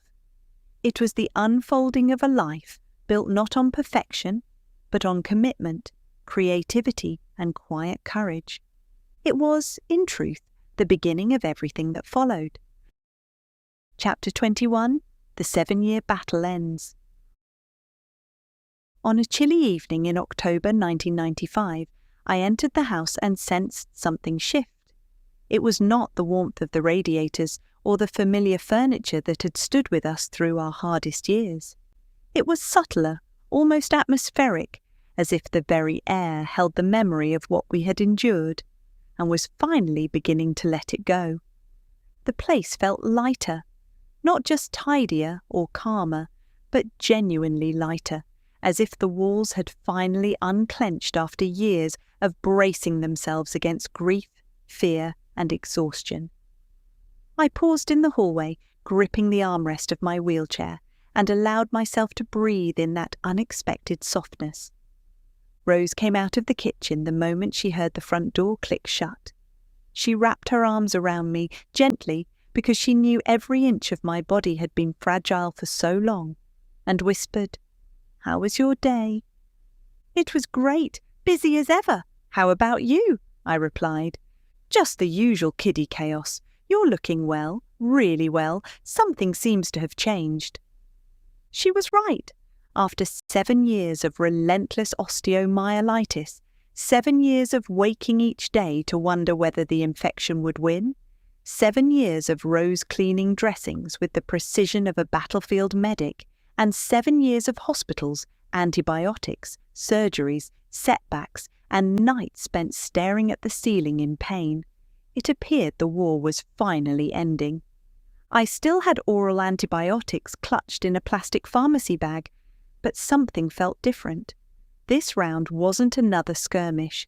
This was the epilogue, the soft descent after a brutal climb. Rose leaned back slightly so she could look at my face. "You seem lighter. Even your eyes look different." I laughed. "Maybe they're just relieved they're not staring at another hospital ceiling." A small knowing smile crossed her lips. "Or maybe," she said, "your body has finally decided it's been through enough." There was no triumph in her voice, only a careful tenderness, the kind that only comes from someone who has lived every minute of your pain beside you. For 7 long years, the infection had been a shadow that never left our side. It crept into every conversation, shaped every decision, dictated every plan. It had accompanied us into new jobs, into new homes, and into new phases of life that should have been dominated by hope rather than fear. And yet, now, standing in our quiet hallway, holding Rose's hand, I felt something shift. Not a dramatic revelation, just a gentle certainty. The wound, once a cavern of agony and dread, had almost closed. I touched the scar now, tracing its uneven edge beneath my trousers as though reacquainting myself with a terrain I had travelled so many times. It was raised, pale, puckered, a map of every setback, every small victory, every hour of pain and perseverance. Rose saw me looking down. "You okay?" I nodded. "I'm more than okay. I'm almost free." She exhaled, and in that breath was 7 years of fear dissolving. West Titherley had become more than a place to live. It was a kind of emotional shelter, a village that absorbed us, accepted us, and never once regarded me as a curiosity. On that evening, I wheeled myself into the living room and let my fingers drift over the arm of the sofa. So many nights had been spent here, Rose asleep at one end, me half sitting, half lying in my wheelchair at the other. James and Ed already tucked up in bed. She came in carrying 2 cups of tea and handed me one. "You know," she said, sitting beside me, I think this house remembers everything we've been through." "It feels like it's exhaling," I replied. She smiled. "It does." The neighbours had woven themselves into the fabric of our healing. The village postman had learned to open the door and place letters gently on the hall table when Rose was busy bandaging my wounds. Even the mechanic at the local garage once said, "Get him here when you can. No rush, no charge if it takes a few days." There was something about the countryside that made kindness feel natural rather than extraordinary. Then 3 days later, Rose prepared to remove the dressing for what we hoped would be the last time. She laid out the materials like tools for a sacred ritual. "You ready?" she asked. I nodded, though truthfully my heart beat faster. After so many false dawns, a part of me still feared disappointment. She peeled the tape slowly. "Sorry," she murmured when I winced. "It's fine," I said, gripping the armrests. When the dressing came away, she paused, completely still. I held my breath. "How does it look?" She blinked back tears. "It looks healed, properly healed." I exhaled slowly, my entire body relaxing at once. "You're sure?" She leaned closer. "Absolutely. I've stared at that wound more than any human should have to stare at anything. This is the first time I've seen it look peaceful." The word struck me. Peaceful. Because that was exactly it. The wound was no longer a battlefield. It was a memory. Rose rested her head briefly on my shoulder. "We made it," she whispered. "We did." For the first time in years, the future didn't feel like a fragile concept that could shatter with one bad blood test. We talked late into the night. Rose said, "I feel like we've been holding our breath for so long." I replied, "Then let's learn to breathe again." We spoke about our growing family, about James and Ed, still tiny but already bringing laughter to the house. We spoke about plans we had postponed, holidays, projects, even silly things like repainting the kitchen. At one point she said, "Do you think you'll ever stop checking it in the mirror?" "Maybe," I said. "Maybe not, but I think I'll start looking at it differently." "How?" "As a reminder," I said, "of what we survived, of what you carried." She squeezed my hand. We carried it together. Returning to normal life was not like turning a switch. It was more like slowly rediscovering parts of myself that had gone dormant, buried under fear and fatigue. That night, alone with my thoughts, I reflected on the 7-year battle I had just survived. And somewhere in that reflection, I began to see the wider pattern, a parallel to the challenges facing our world. I whispered, "This wasn't just an illness, it was a microcosm." Just as the infection attacked slowly, relentlessly, often invisibly, so too did the existential threats looming over humanity: nuclear escalation, algorithmic manipulation, ecological collapse. Rose came into the room. "You're thinking again," she said, smiling. "I can't help it." "So, what's tonight's thought?" "That healing isn't just physical," I said. "It's systemic. Personal wounds reflect collective wounds." She sat beside me. "Explain."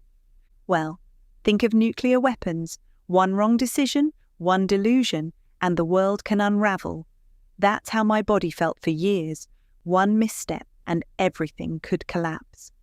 She nodded. "And social media?"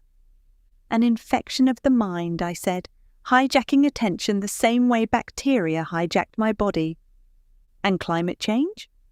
"A slow burn, easy to ignore until the damage is nearly irreversible." She leaned her head on my shoulder. "So, your healing means—" "What?" "That healing is possible," I said, "if we act early enough, care deeply enough, and refuse to accept that deterioration is inevitable." She whispered, "You're sounding hopeful again." "I am." In the months after the infection cleared, a sense of renewal grew quietly within me. The world didn't look different, but I did. The morning light across the kitchen table, the smell of bread from the bakery in Stockbridge, the sound of James and Ed laughing, the way Rose's hair fell across her shoulders as she worked in the evenings. I would whisper, "This is what life feels like when the weight is gone." And I realized something important. Trauma does not simply end. It transforms. It clarifies values, sharpens empathy, reveals strength you didn't know you had. My healing was not just physical, it was existential. As spring emerged across the Hampshire countryside, bringing the apple blossom on the tree that Rose had planted, I found myself holding a new conviction. That survival, when fully honoured, becomes a form of purpose. I looked at our growing family, our thriving business, the community that had embraced us, and I realised that the infection's departure had created a kind of space, a clearing in which something new could grow. Rose said one evening, "Do you think the worst is truly behind us?" I looked at her, at our home, at the life we had fought to reclaim. "Yes," I said, "and even if it isn't, we now know how to face it." Chapter 22. Our Children. When people speak about parenthood, they often describe it as a gentle unfolding, a peaceful drift into family life, with hearts expanding just enough to accommodate the arrival of each new child. In our case, however, the transition from marriage to parenthood felt less like an unfolding and more like the sudden detonation of a joyful, chaotic firework display. Sparks everywhere, laughter everywhere, tears everywhere, sometimes from the children, sometimes from us. James grew into a thoughtful, calm and affectionate little boy. He loved stories, puzzles, and long, deliberate glances at the world around him. After 1.5 years, Ed arrived. Ed didn't get the concept of sleep, preferring colic, screaming and terrorizing our nights. He gradually subsided into an accident-prone epileptic frog, jumping off anything that allowed him to split his skull. Then, for 3 years, we enjoyed the calm rhythm of raising 2 children.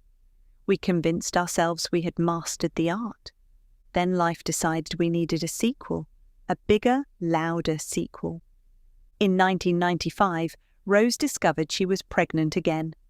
We were delighted, of course, though the exhaustion of early pregnancy, coupled with Rose's increasing suspicion that this pregnancy felt slightly different, lingered in the back of our minds.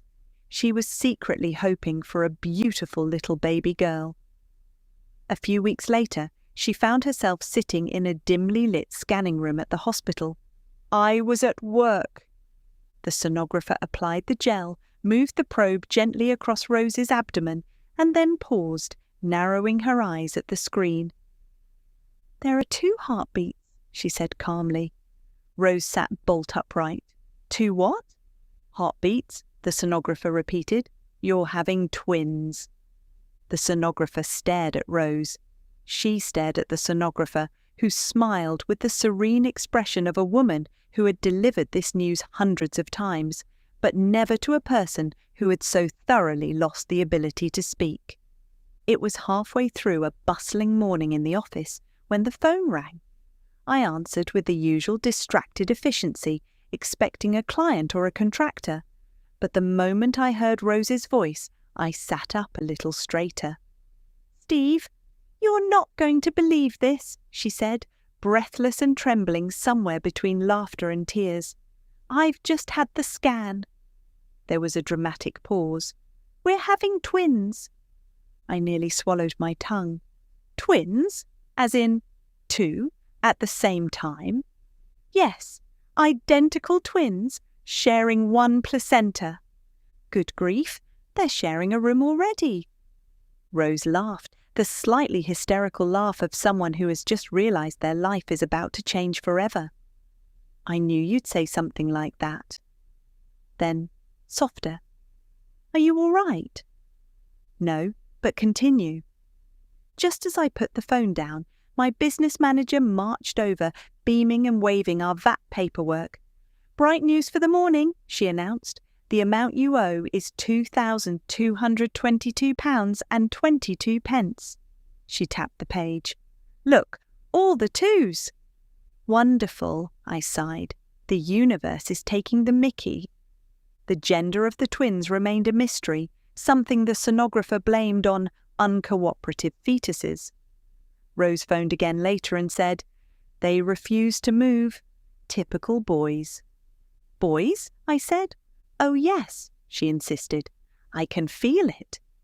"Well, that's scientific enough," I replied. "Shall I start practicing saying stop fighting in duplicate?" We were both convinced. When they finally arrived, we named them Rowan and Andrew, the names landing perfectly as if sewn onto them before birth. Their arrival was dramatic. Rowan emerged first, plump and rosy, looking like he had spent 9 months at an all-inclusive resort. Andrew followed, long and skinny, resembling a half-prepared rabbit. "That one's aerodynamic," I muttered. The midwife chuckled politely, which I took as a sign of true professionalism.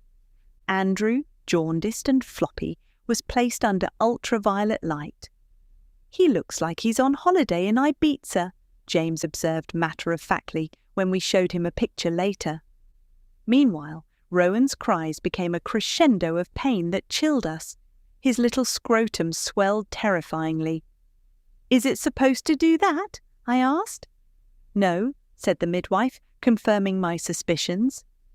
By the time it had grown to rugby ball proportions, we knew it was serious. Rowan was rushed to Southampton Neonatal Intensive Care in an ambulance blazing blue lights.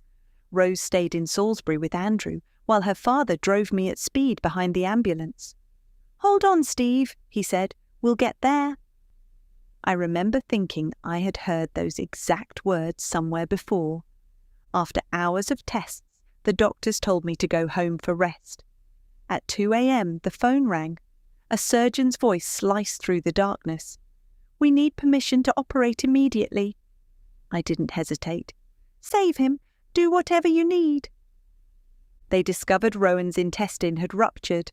The swelling was not a twisted testicle, but a terrifying spill of stomach contents into his abdominal cavity. It was an almost grotesque echo of my own medical trauma years earlier. History, it seems, enjoys sequels. The next day, Rose and Andrew arrived in Southampton, and we gathered around Rowan's bed in the special care unit. He was a tiny constellation of wires, tubes and monitors, his chest rising with delicate determination.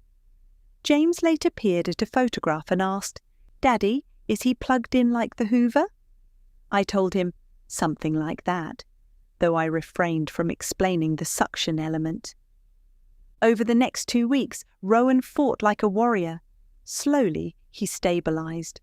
When we finally brought him home, our friends became a rotating brigade of angels, managing feeds, nappies, and the general mayhem of a house with 4 small boys.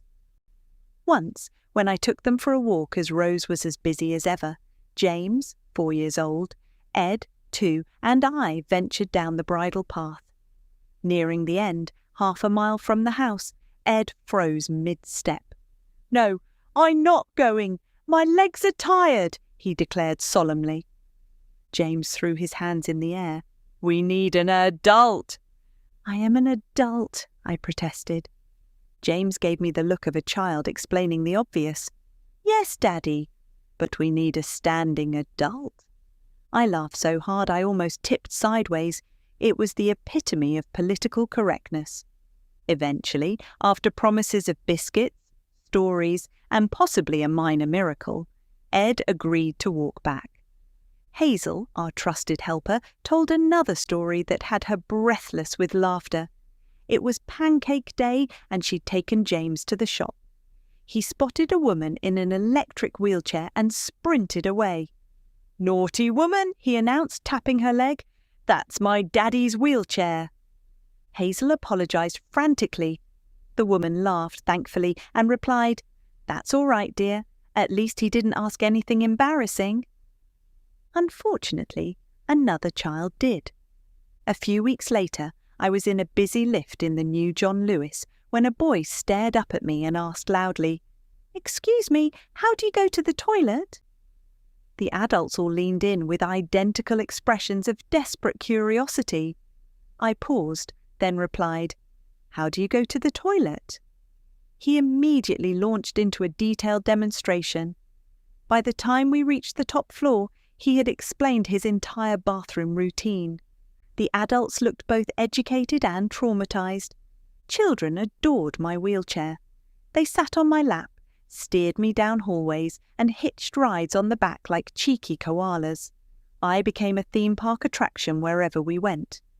During our second New Zealand trip, Janet's son Angus, age 7, took the role of unofficial stunt driver. The moment I moved an inch, he leapt onto my lap and seized the joystick. "Faster, Steve!" he yelled as we careened terrifyingly close to pedestrians. Several sheep fled for their lives. I mentally drafted a letter of apology to the entire country. By the mid-1990s, business was going well enough for us to invest in setting up a health and fitness club with a friend who had lost her husband in the Falklands.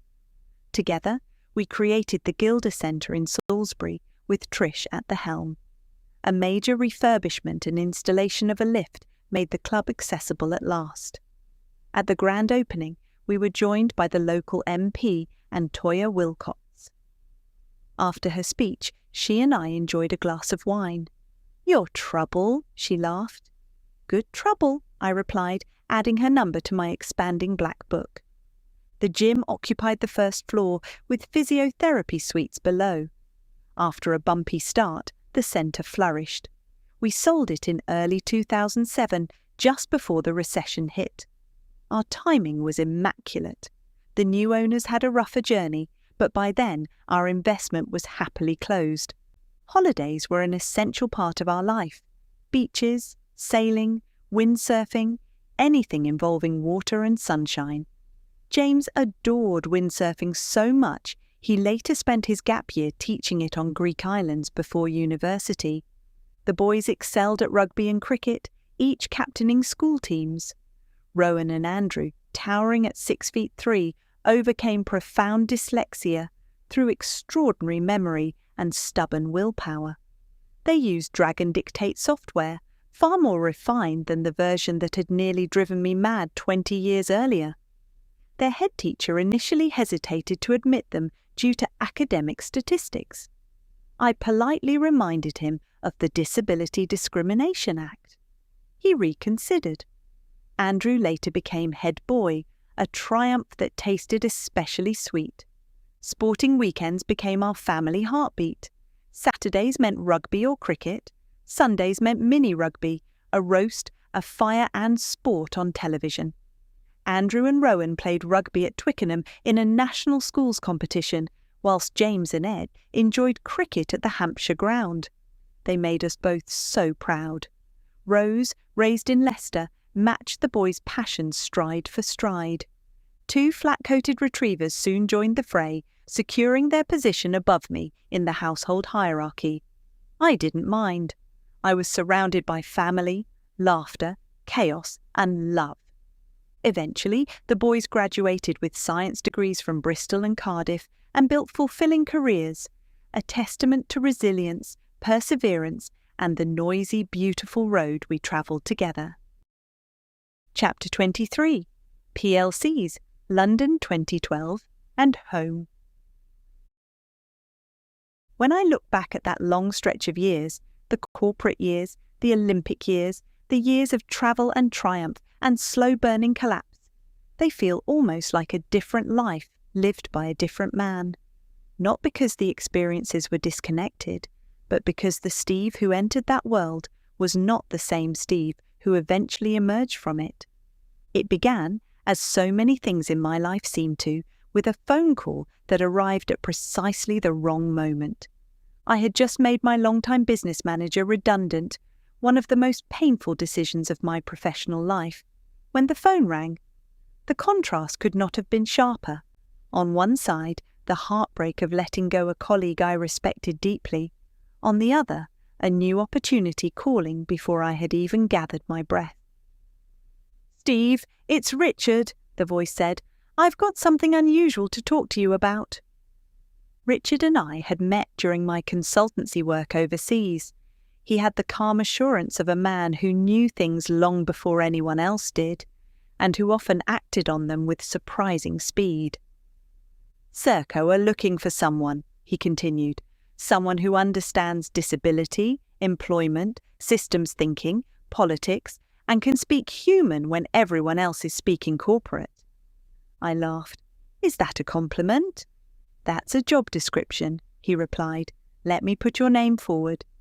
And so, in a twist I never expected, I found myself joining Serco plc, then a FTSE 100 giant with 70,000 employees, stepping into a world of immense scale and even greater ambition.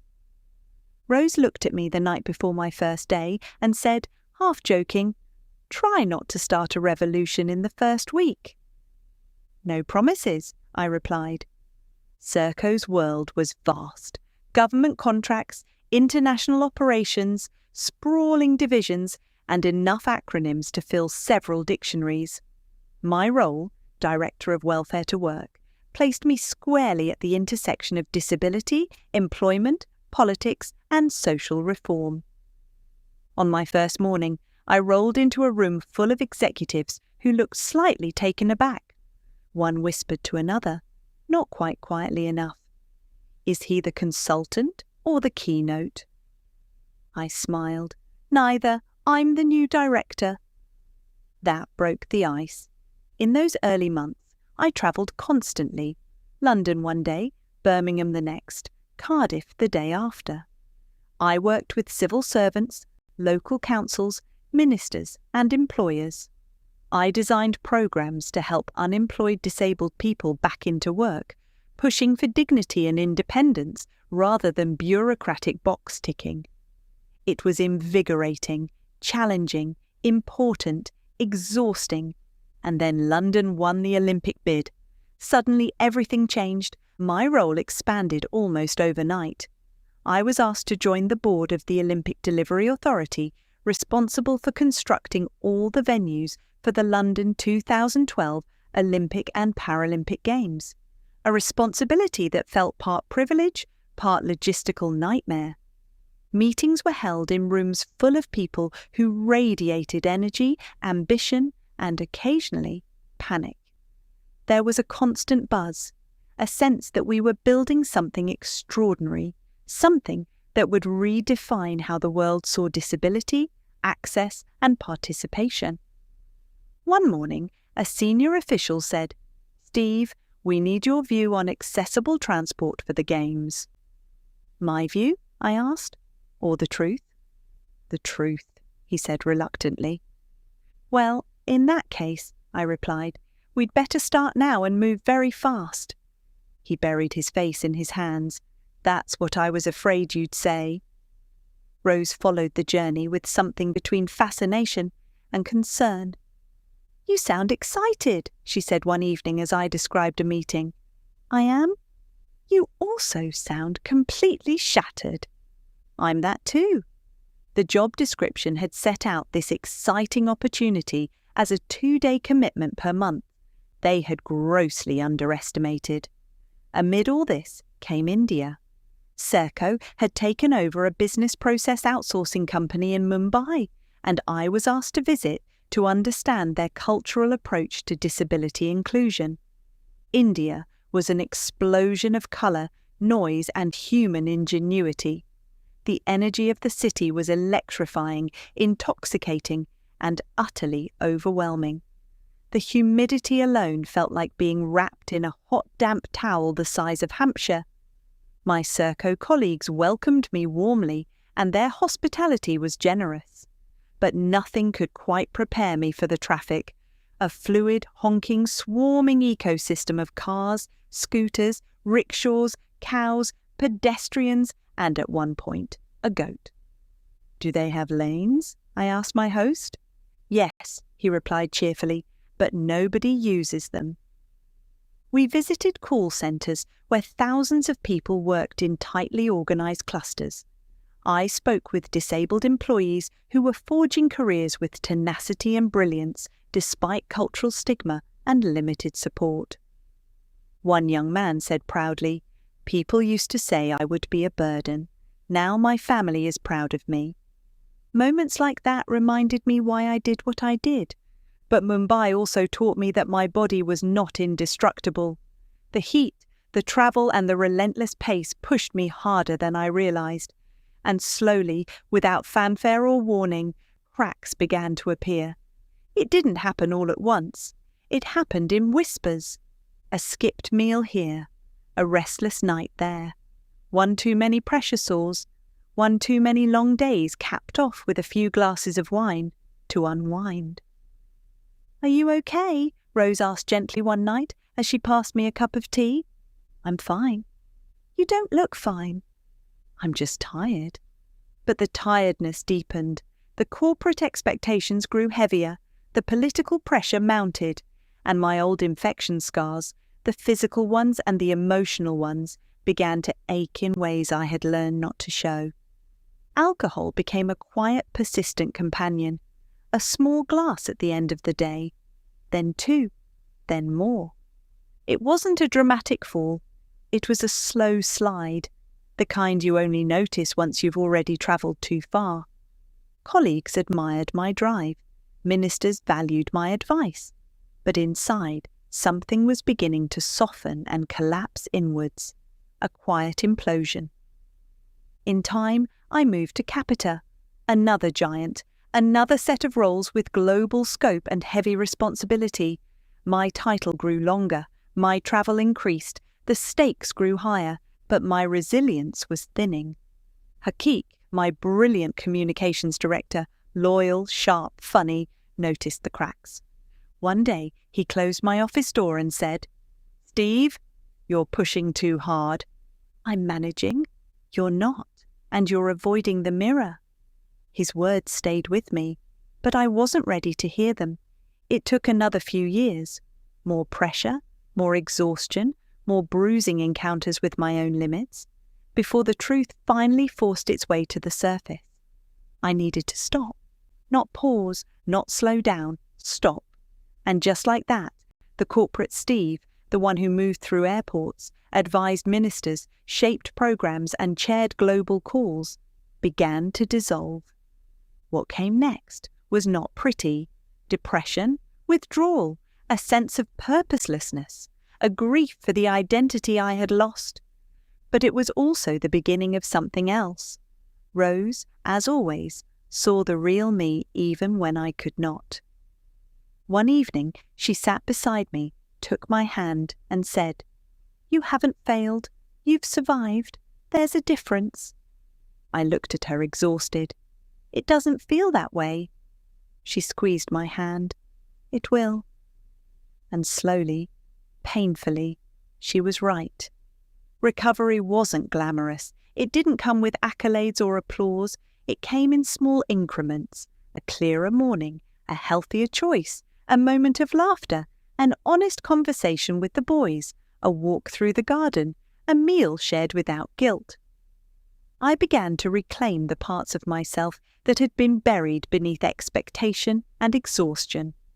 And from that place, fragile, honest, unguarded, a new version of me began to emerge.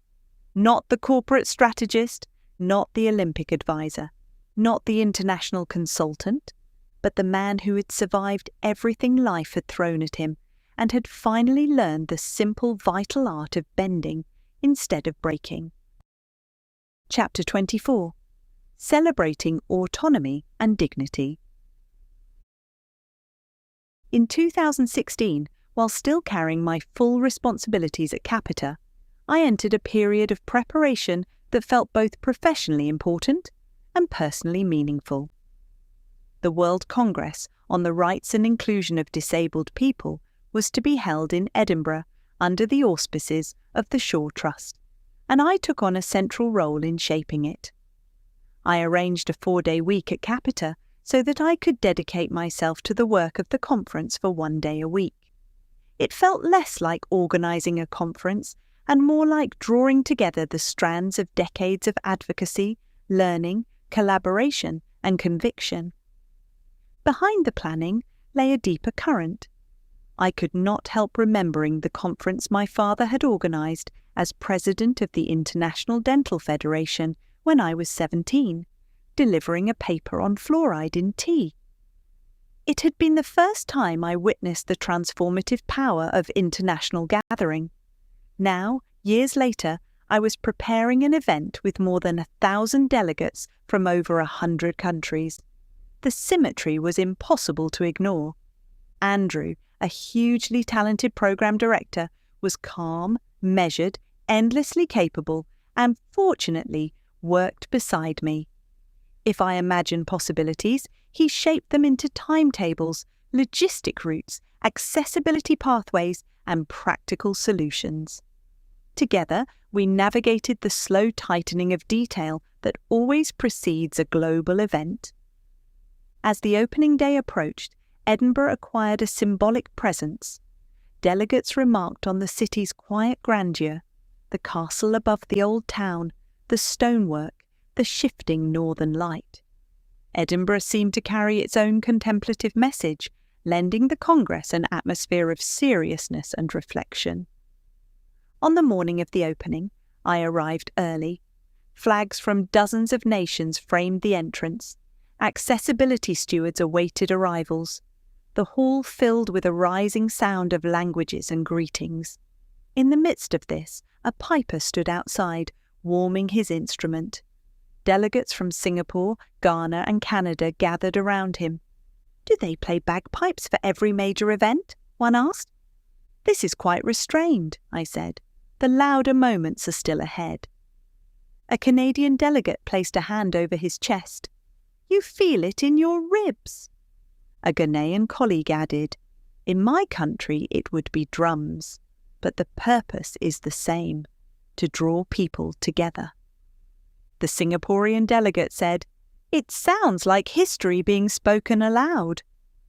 The bagpipes became an unexpected bridge between cultures, prompting reflections that deepened throughout the week. During my welcome address, I looked out at a mosaic of humanity: activists, policymakers, academics, civil servants, disabled leaders, carers, and innovators. I spoke of autonomy, dignity, and the global responsibility to build truly inclusive societies. The applause was warm and sustained. Princess Anne delivered the first keynote. Her remarks were measured and deeply grounded in experience. She emphasized the need to dismantle the structural barriers that restrict independent living and urged persistence and realism in pursuing change.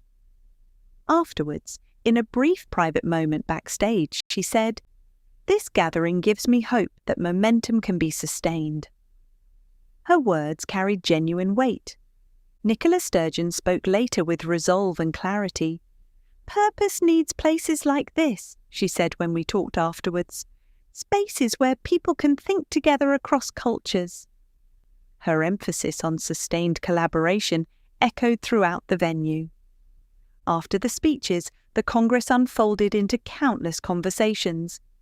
Disabled leaders from Sweden, Kenya, Peru, Malaysia, South Africa, Poland, Japan, Uganda, and beyond exchanged insights in corridors, cafes, exhibition halls, and shuttle queues. One of the most resonant encounters came with a group from Bhutan. Their traditional dress carried a quiet dignity. "In Bhutan, happiness is a shared responsibility," one said. Another added, "This Congress feels like a tapestry, different threads forming something strong." A third said, "Listening across cultures gives courage. We feel seen here." Their reflections revealed the deeper work the Congress was doing, cultivating understanding between diverse values and worldviews. Throughout the exhibition hall, conversations flowed between fields. A Jordanian rehabilitation specialist spoke with a Scottish accessibility consultant about shifting cultural expectations. A Canadian delegate joined them. This Congress feels like a meeting place of movements. Elsewhere, Japanese and Argentinian delegates discussed assistive technologies. Tanzanian delegates reflected on feeling part of something larger. We work hard at home, but sometimes feel alone. This gathering reminds us that we belong to a global effort. Bagpipes appeared again the following morning. A South Korean delegate called the sound resolve. An Ethiopian participant said, "It invites attention." A Mexican delegate said it reminded him of home, not in its sound, but in its emotional resonance.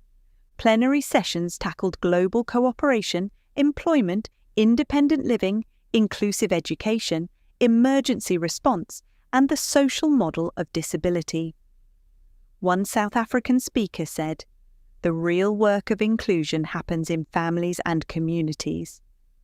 A delegate from the Philippines added, "Independence must never mean being alone." These statements seem to crystallize themes emerging across the Congress. Between sessions, interpreters moved gracefully between groups using different sign languages. Guide dogs rested at the feet of their handlers. Wheelchairs of every design navigated the building. The Congress Center became a living demonstration of human diversity in motion. Conversations continued at every turn. A Peruvian activist described community support in mountain regions. A Norwegian delegate spoke of balancing independence with social cohesion. A Sri Lankan participant noted, "Dignity requires both support and responsibility." A Malaysian policymaker said, "Systems must be humble enough to learn." At a round table, I facilitated with delegates from Bhutan, Samoa, Austria, and Zimbabwe. We explored cultural interpretations of autonomy. "In our culture," said the Bhutanese representative, "autonomy is alignment, not isolation." "Identity is communal," said the Samoan delegate. "We strive for structural independence," said the Austrian, "but sometimes overlook connection." "We need both," said the Zimbabwean. It was one of many encounters that revealed the nuanced global picture of disability rights. Later in the exhibition hall, a young Nepalese delegate spoke of the challenge of geography. A Chilean colleague agreed, citing mountain regions. A Danish participant added, "Infrastructure alone is not inclusion. Understanding invisible disabilities matters too." These conversations captured the breadth of lived reality behind policy discussions. As the Congress moved into its final phase, the tone grew quieter, more reflective. Delegates had grown familiar with each other, and conversations deepened. During lunch on the fourth day, a group from Ireland, Thailand, Egypt, and Mexico reflected on the city itself. "Edinburgh feels like a city of thinkers," one said. "It invites sincerity," another added. "There is an honesty here," said a third. "The beauty makes people speak more quietly," said the fourth.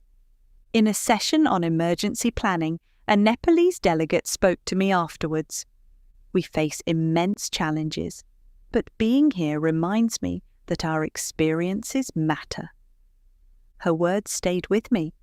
The sense of global solidarity was unmistakable.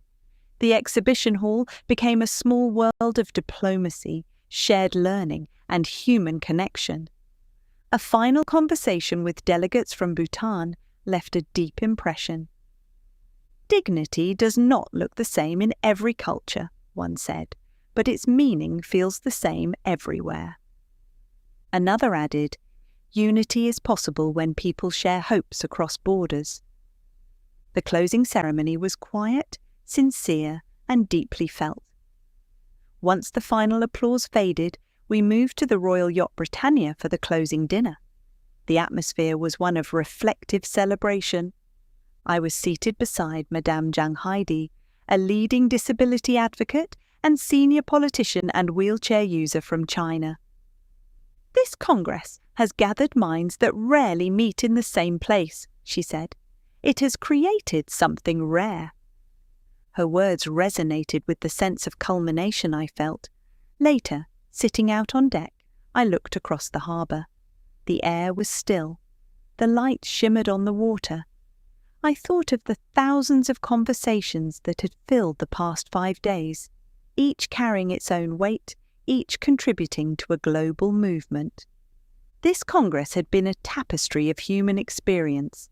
It had shown that dignity is not merely a policy goal, but a lived reality shaped through community, understanding, and shared purpose. It had demonstrated that global progress depends not only on frameworks, but on people meeting across cultures with sincerity, humility, and conviction. For me, it was the closing period of decades of work, not an ending, but a final crescendo before stepping back. And as I looked across the water, I felt certain of one truth: the pursuit of dignity is timeless, and those who gathered in Edinburgh would continue carrying its momentum into every corner of the world. Chapter 25: Rediscovering the Colours of Life. In the months leading up to the Congress, the pressures of work were intensifying in ways I had refused to acknowledge. My responsibilities at Capita were already heavy, and the scale of the Edinburgh Congress added a new layer of strain that I had underestimated. Decisions seemed to multiply daily. Problems arrived faster than solutions. There were times when I felt as though I was living 2 parallel working lives, both demanding, both relentless, and trying to look composed in each. I pushed through it all because that was what I had always done. But beneath the surface, exhaustion was pooling quietly, waiting for its moment. During this period, my drinking crept up again. It never felt like a choice, more like something I reached for without fully realizing why. At first, I convinced myself that a drink in the evening helped me unwind after a long day, but slowly, almost imperceptibly, the single glass became 2 or 3. Each time I told myself it was temporary. Each time I argued, I was in control. It's astonishing when I look back now how easy it is to talk oneself into habits that numb instead of heal. The alcohol never provided relief. It simply blurred my worries until the next morning, when everything returned with added sharpness. The widening gap between me and Rose grew gradually, so gradually that I did not see the full extent of it at the time. She had always been patient, calm, and steady, but I had started responding to her kindness with irritation or silence. One evening, when I had been particularly withdrawn, she said quietly, "You're shutting me out, Steve." "I'm just tired," I muttered. "There's too much going on." "There has always been too much going on," she said softly. "But this is different. You're different." Her words deserved far more attention than I gave them in that moment. I was defensive, lost in the belief that stress justified everything. Now, with distance, I recognized the extraordinary patience behind her voice. The truth is uncomfortable to admit, but it had not just been a matter of weeks or months. I had probably been drinking too much for years. It was woven quietly into the rhythm of my evenings. It had become a way to soften the day, to mute sensations I didn't want to confront. The problem was that it also muted the very connections that mattered most. There were nights when Rose approached me with genuine concern, and I answered sharply. Times when she asked how I was, and I dismissed her with a coldness she had not earned. She had stood by me through crises, protected my dignity, cared for me physically and emotionally, and yet I had begun treating her as though she were an inconvenience. It took a long time before I truly saw how unfair that was. One evening, she said with a quiet firmness, "Steve, this isn't sustainable." "What do you mean?" I asked, though deep down I already knew.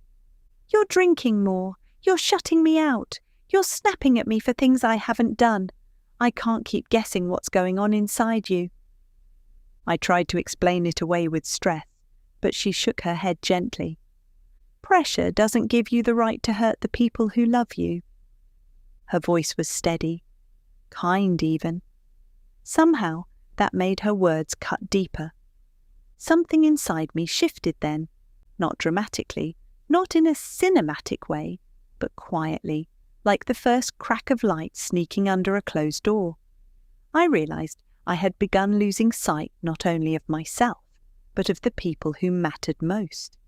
It struck me suddenly that Rose deserved better than the version of me she was living alongside at the time. A few mornings later, I woke with a sense of clarity that felt almost foreign. I remember lying still, staring at the ceiling, feeling a strange mixture of shame and resolve. The truth was undeniable. I had drifted. I had allowed habits to take root that were pulling me away from the person I wanted to be. I knew I needed to stop drinking. I knew I needed to re-establish some sense of emotional balance from within, instead of relying on substances or rituals that numbed more than they soothed. This was not a dramatic declaration to the world. It was a quiet moment of honesty with myself, perhaps the first in a long time.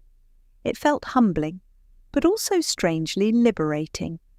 I understood that I had to steady myself, gather the loose threads of my life, and begin again with intention rather than inertia. Not for appearances, not for work, not even for the Congress, but for Rose, my children, and for the version of me I still hoped to become. As I worked through the aftermath of that difficult period, I discovered that recovery does not happen in a single moment of enlightenment. It arrives through small, almost imperceptible shifts. Gradually, the inner fog began to thin.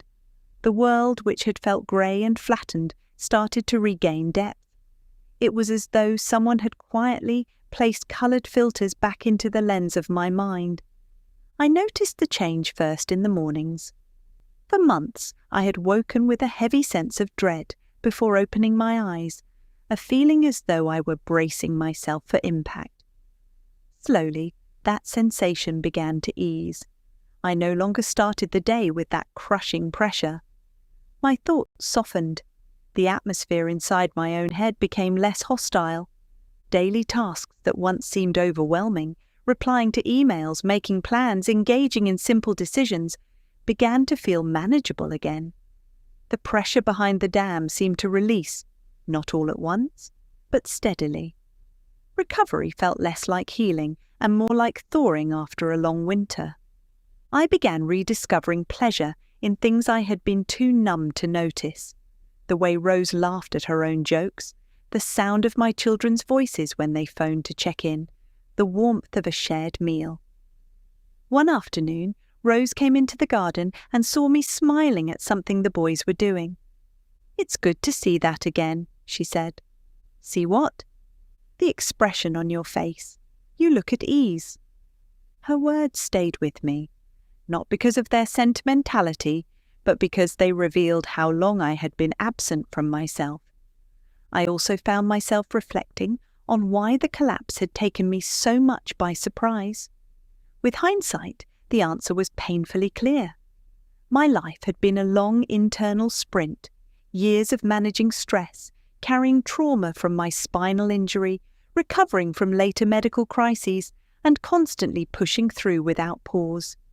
It had built up silently, stacking inside me like sediment until something finally gave way. During this period of clarity, I gravitated toward a book I had read years earlier about people who lived with hidden emotional battles. Some were famous, others were ordinary, yet every story held something familiar. The comedians who made the world laugh while harbouring private sorrow, the actors whose tumultuous inner worlds were masked by glamour, the public figures who seemed invincible yet carried terrifying fragility beneath the surface.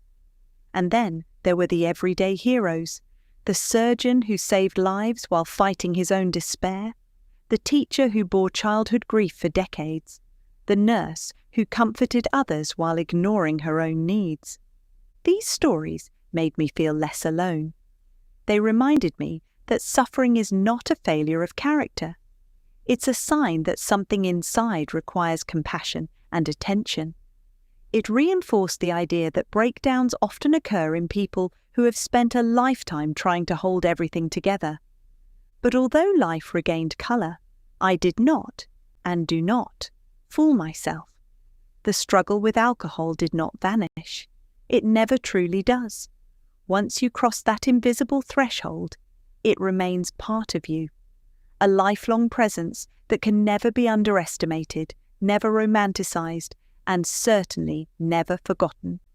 Sobriety is not a victory you win once. It's a vigilance you maintain every day. Even now, life can be challenging. Stress does not disappear. Old habits still whisper. Not drinking requires intention, self-awareness, and sometimes sheer stubbornness. And there are days when the shadows move closer than is manageable. I still fall off the wagon more often than I would like. But I know something now that I did not fully understand before. The colours of life were never gone. I had simply stopped noticing them. And although the fight is ongoing, and always will be, I can finally see them again. Chapter 26. Embracing the Rugby Family. My life in rugby did not begin with governance committees or strategic frameworks. It began on a muddy rugby field where camaraderie was everything, and the boundary between joy and catastrophe could be crossed in a single moment. When my injury happened, Rose and I received a modest £17,000 in compensation from what had been nothing more than a charity fundraising match. It was hardly enough to compensate for the life-altering consequences that followed.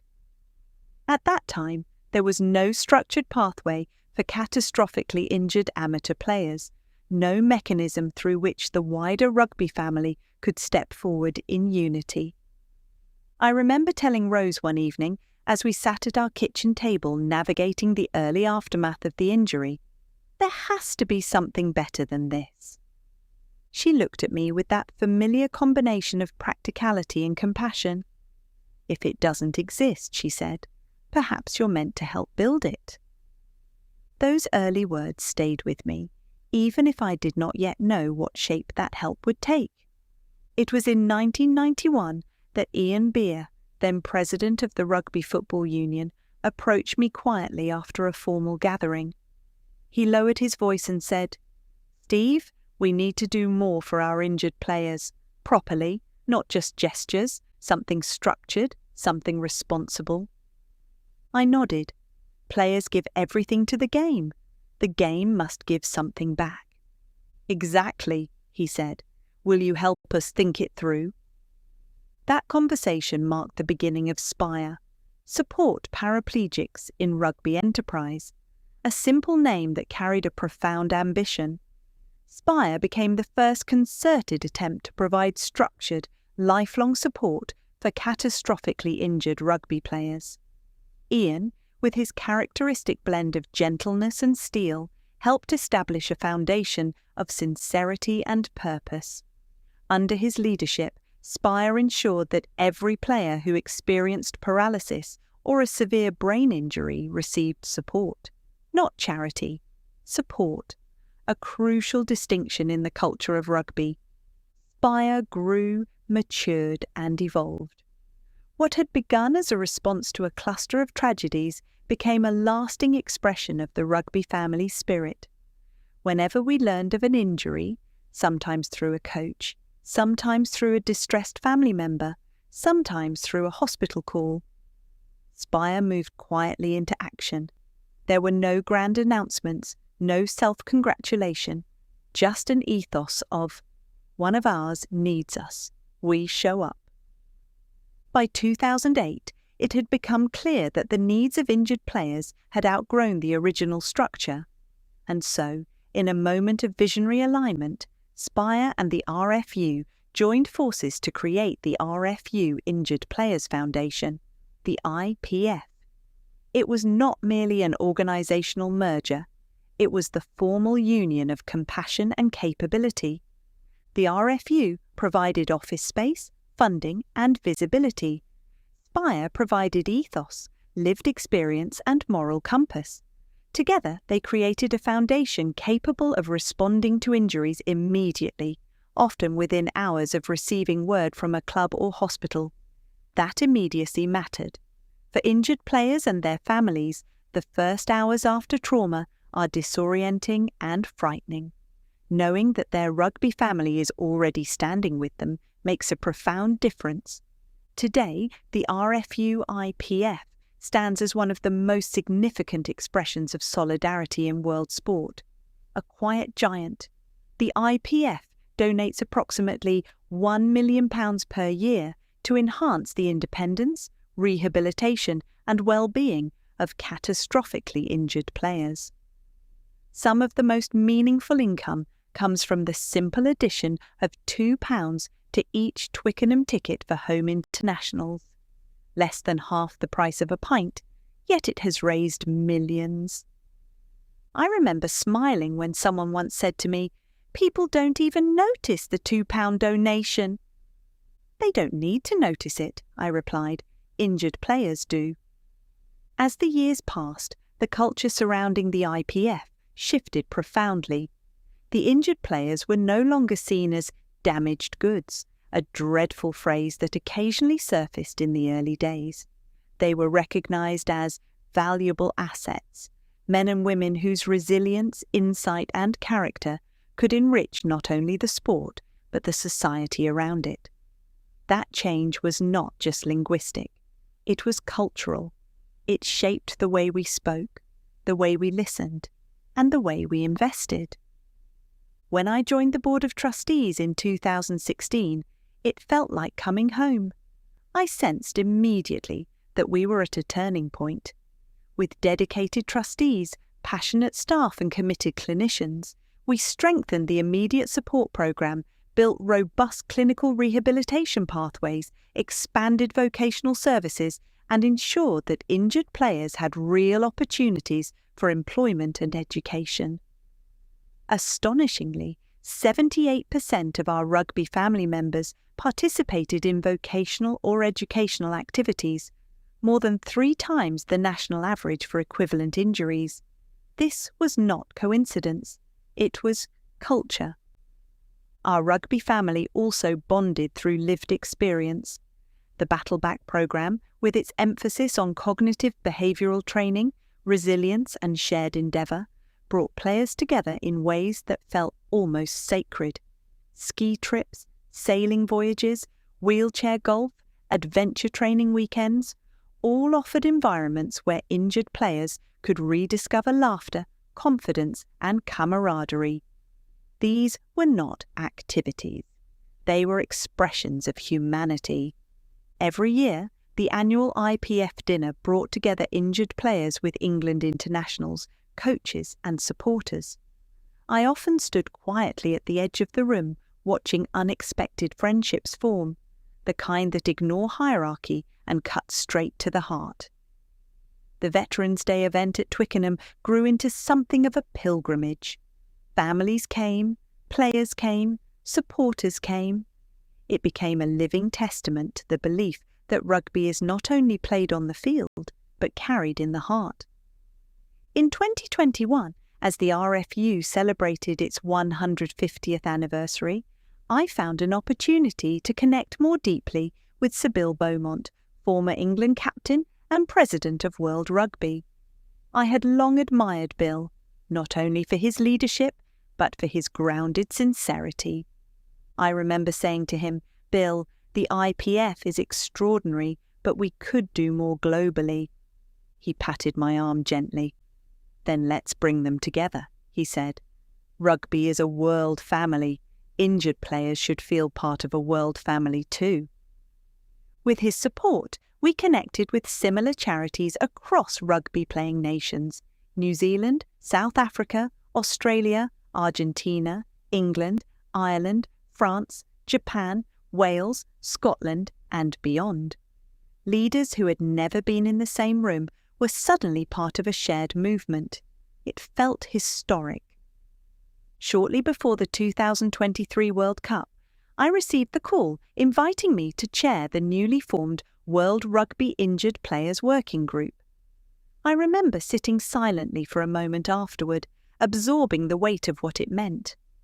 Rose came into the room and said, "You look as though something extraordinary has happened." I nodded. It has.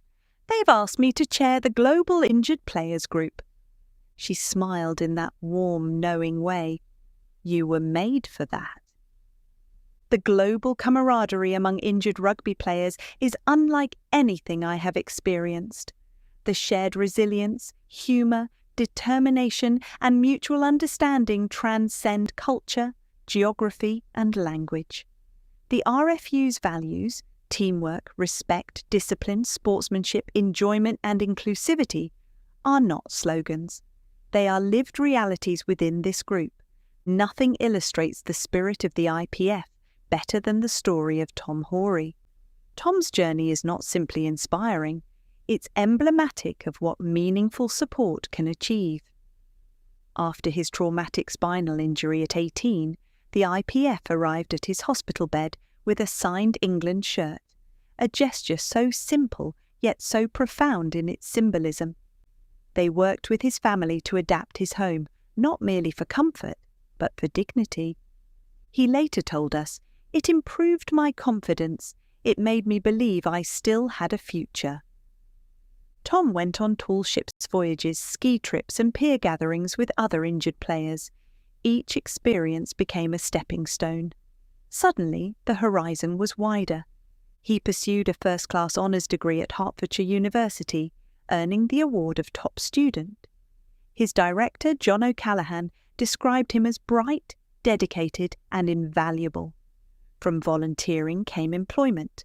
From employment came promotions. Tom helped lead disability sports programs, developed walking sports initiatives, chaired Saracens wheelchair rugby, played competitively, and built a regional community of more than 20 wheelchair rugby players. John later said, "He won't mind me saying it. When he started, he had little confidence and had been through real trauma. To see him now, achieving so much, fills me with pride." Tom became one of our greatest success stories, not because of luck, but because someone believed in him, and because he believed back. For me, these stories are the heart of the rugby family, not the trophies, not the stadiums, not the headlines, but the courage, unity and strength of people who refuse to let adversity define them. Rugby, at its best, is not a sport, it's a community, a way of life, a family. And through the RFU IPF, I have witnessed again and again how that family rallies when one of its own needs it most. Chapter 27, From Sticky Floor to Boardroom. As I emerged from the long, heavy period following my depression and alcoholism, something unexpected began to stir inside me. It was not dramatic or sudden, more like a gradual reawakening, a cautious return of curiosity after months of numbness. The sense of slow recovery gave me room to breathe again, and in that breathing space I began to imagine the possibility of contributing to the world in new ways. My earlier role on the Olympic Delivery Authority Board had shown me that governance could be a place where lived experience and strategic thought converged powerfully. I found myself wondering whether I could shape a new stage of my life through meaningful, non-executive director roles. My first instincts pulled me toward charities whose missions aligned with my lifelong commitment to disability rights. I felt that, after decades spent navigating the health, social care and disability landscape as both practitioner and patient, I could offer a perspective not easily found in a typical boardroom. The first organisation I joined was Leonard Cheshire, a charity I had admired since my earliest days in disability advocacy. The name alone carries a sense of history and moral purpose. Founded in 1948 by Group Captain Leonard Cheshire, the organisation emerged from a post-war compassion that refused to accept exclusion as a natural part of society. I remember saying to Rose shortly after joining the board, "There's something profoundly British about Leonard Cheshire. Principled, practical, quietly determined." She nodded. "And you're all of those things in your own way." Her encouragement helped me embrace the responsibility. Leonard Cheshire's work had always been far-reaching, but seeing it from the inside revealed its true depth. In the UK, the organisation supported disabled people in residential settings, in communities, in work, in education, and in ordinary day-to-day life. None of it was glamorous. All of it was essential. Their emphasis on independence, real independence, supported independence, resonated deeply with my own belief that disabled people thrive best when systems adapt to them, not the other way around. Internationally, Leonard Cheshire's reach was even more humbling. Through partnerships across Asia, Africa, and the Americas, they worked in communities facing extraordinary disadvantages. Their projects created access to education, livelihoods, and basic healthcare. I often found myself struck by the universality of human aspiration. Regardless of country or culture, people wanted dignity, stability, and the chance to determine their own lives. It reaffirmed my belief that disability rights were inseparable from global justice. My next appointment was with the Motability Foundation, another organisation with a mission close to my heart. Transport had shaped my early life and my adult independence. I knew intimately what it felt like to rely on systems that were often an afterthought for disabled travellers. Motability, established in 1977, changed that. When I first joined, I said to Rose, "This charity has given freedom to more disabled people than almost any other institution in the country." She smiled. "Then it makes perfect sense that you're part of it." Motability's scheme had allowed hundreds of thousands of disabled individuals to lease vehicles with the support of their government mobility allowance. Yet what impressed me most was not the cars. It was the infrastructure around them: insurance, breakdown cover, maintenance, training, reassurance. Motability had created a system where disabled people didn't have to fight to access what others take for granted. The charity now supported around 660,000 disabled people to work, learn, socialise, and live fuller lives. The scale was extraordinary, but the heart of the organisation was simple: independence. It's impossible to overstate what difference mobility makes. For many, it's the difference between isolation and opportunity. Motability understood that completely. It was in the midst of this restorative period of public service that I came across an advert for a non-executive director role at the Palace of Westminster Restoration and Renewal Delivery Authority. The posting caught my eye immediately. I had always been drawn to history, architecture, democracy, and here was an opportunity to be involved in preserving one of the most iconic democratic structures in the world. I told Rose, "I'm thinking of applying, though it seems a long shot." "No harm in that," she said. "Besides, you've always had a soft spot for big projects." My interview took place on the 22nd of March 2020, the day before the nation entered COVID lockdown. As I travelled home, I remember thinking how surreal it was. The grandeur of Westminster one day, the empty, uncertain streets the next.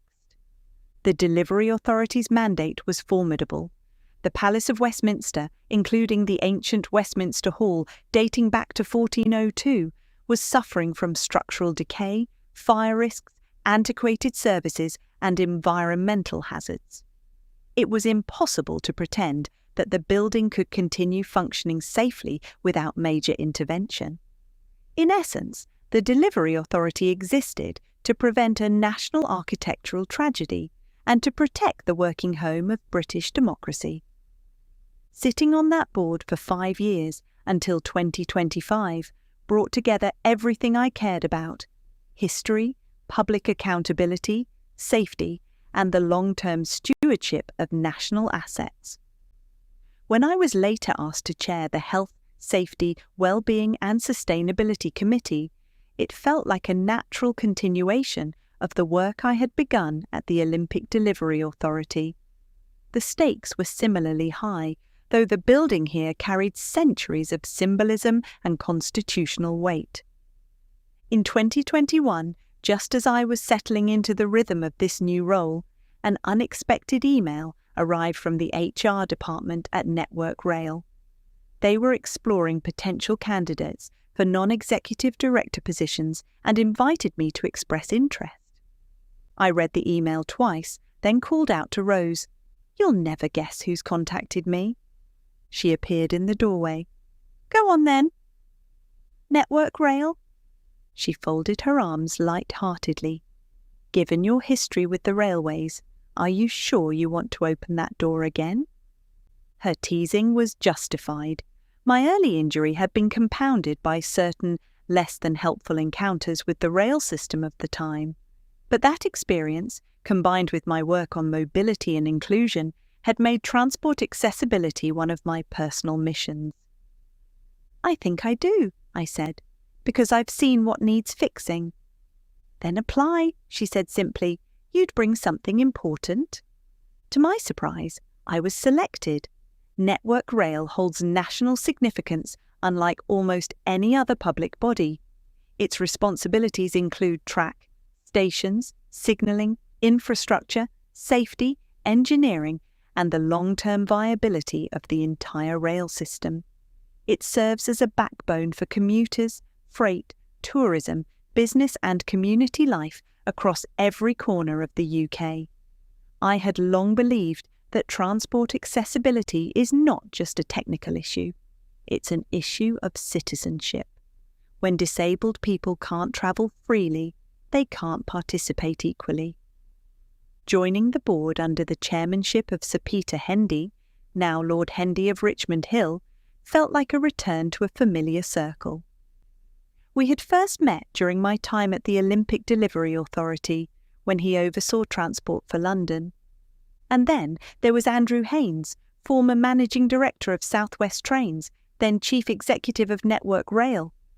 I remember laughing quietly to myself upon seeing his name. We had crossed swords during his previous role when I was left abandoned on a train. He commissioned me to make a training video for his staff, so I contacted Toyah Willcox to take the leading role. Life has a way of looping back in unexpected patterns. Network Rail's work extends beyond engineering. It touches climate strategy, community engagement, passenger experience, and long-term planning. Its focus on modernisation, which inevitably included voluntary redundancies, created the backdrop for the rail strikes that shaped the early 2020s. The issues were complex, emotional, and deeply tied to questions of national identity and public service. I became a member of the Audit Committee and the Safety, Health and Environmental Compliance Committee, roles that gave me insight into the organisation's culture and enormous responsibilities. One of the biggest future shifts would be the creation of Great British Railways, a unifying structure to replace fragmentation with coherence. In theory, it would bring efficiency, coordination, and a more consistent passenger experience. In practice, the transition would require patience, diplomacy, and clarity of purpose. Parallel to this, I began leading the development of a national rail accessibility strategy, a sweeping long-term attempt to remove barriers for disabled passengers and to increase employment opportunities for disabled staff. It felt like a continuation of everything I had stood for throughout my career, inclusion as design principle, not afterthought. Despite these major commitments, my weekly diary still had space. At this stage of my life, opportunity and curiosity travelled together. And so, naturally, I found myself applying for another role, this time as a non-executive director at Hampshire Hospitals NHS Foundation Trust. "At least it's local," I said to Rose one evening. "Winchester, Basingstoke, Andover, all within reach." She raised an eyebrow. "Local? That'll be a novelty." Chapter 28. Pressure Sores, Patient Professor. I had built my enthusiasm for scientific research, initially investigating fluoride in tea at school, then kidney stones in the US, followed by my MSc and PhD at the University of Southampton.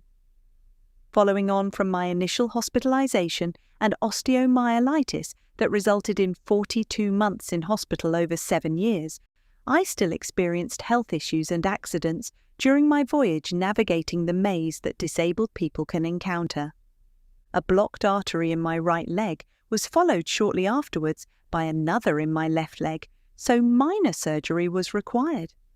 I had occasional bladder infections, but these were a rare occurrence. I fractured my right femur whilst being transferred into bed, dislocated my shoulder joint when I fell from my wheelchair carrying too many children at a party, and broke my left humerus in a freak accident as one of my sons lifted a coffee table over my head. Gallstones resulted in the surgical removal of my gallbladder. These, however, were minor inconveniences compared to my experience to the challenges posed by pressure sores. The main area of focus was my backside, particularly travelling on long journeys that resulted in friction causing shear forces and pressure from the longer days when I was working away in Birmingham and London for Serco and Capita. There was a tissue viability nurse specialising in pressure sores at the spinal unit in Salisbury. Recurrent periods of 1 to 2 weeks in bed would generally help resolve them, but they became more frequent, and although I could correspond by email from bed using my voice-operated software, the psychological toll was tremendous. The nurse told me to slow down, but that was always difficult, so she referred me to Professor Pete Worsley, who operated out of the bioengineering department at the University of Southampton.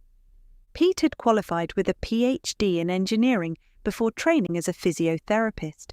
He had the knowledge and wisdom to help me with some new ideas. Having inserted a pressure monitoring sheet between my backside and my cushion, we examined where the hotspots were. Inevitably, they were over the bony prominences of my coccyx and ischial tuberosities.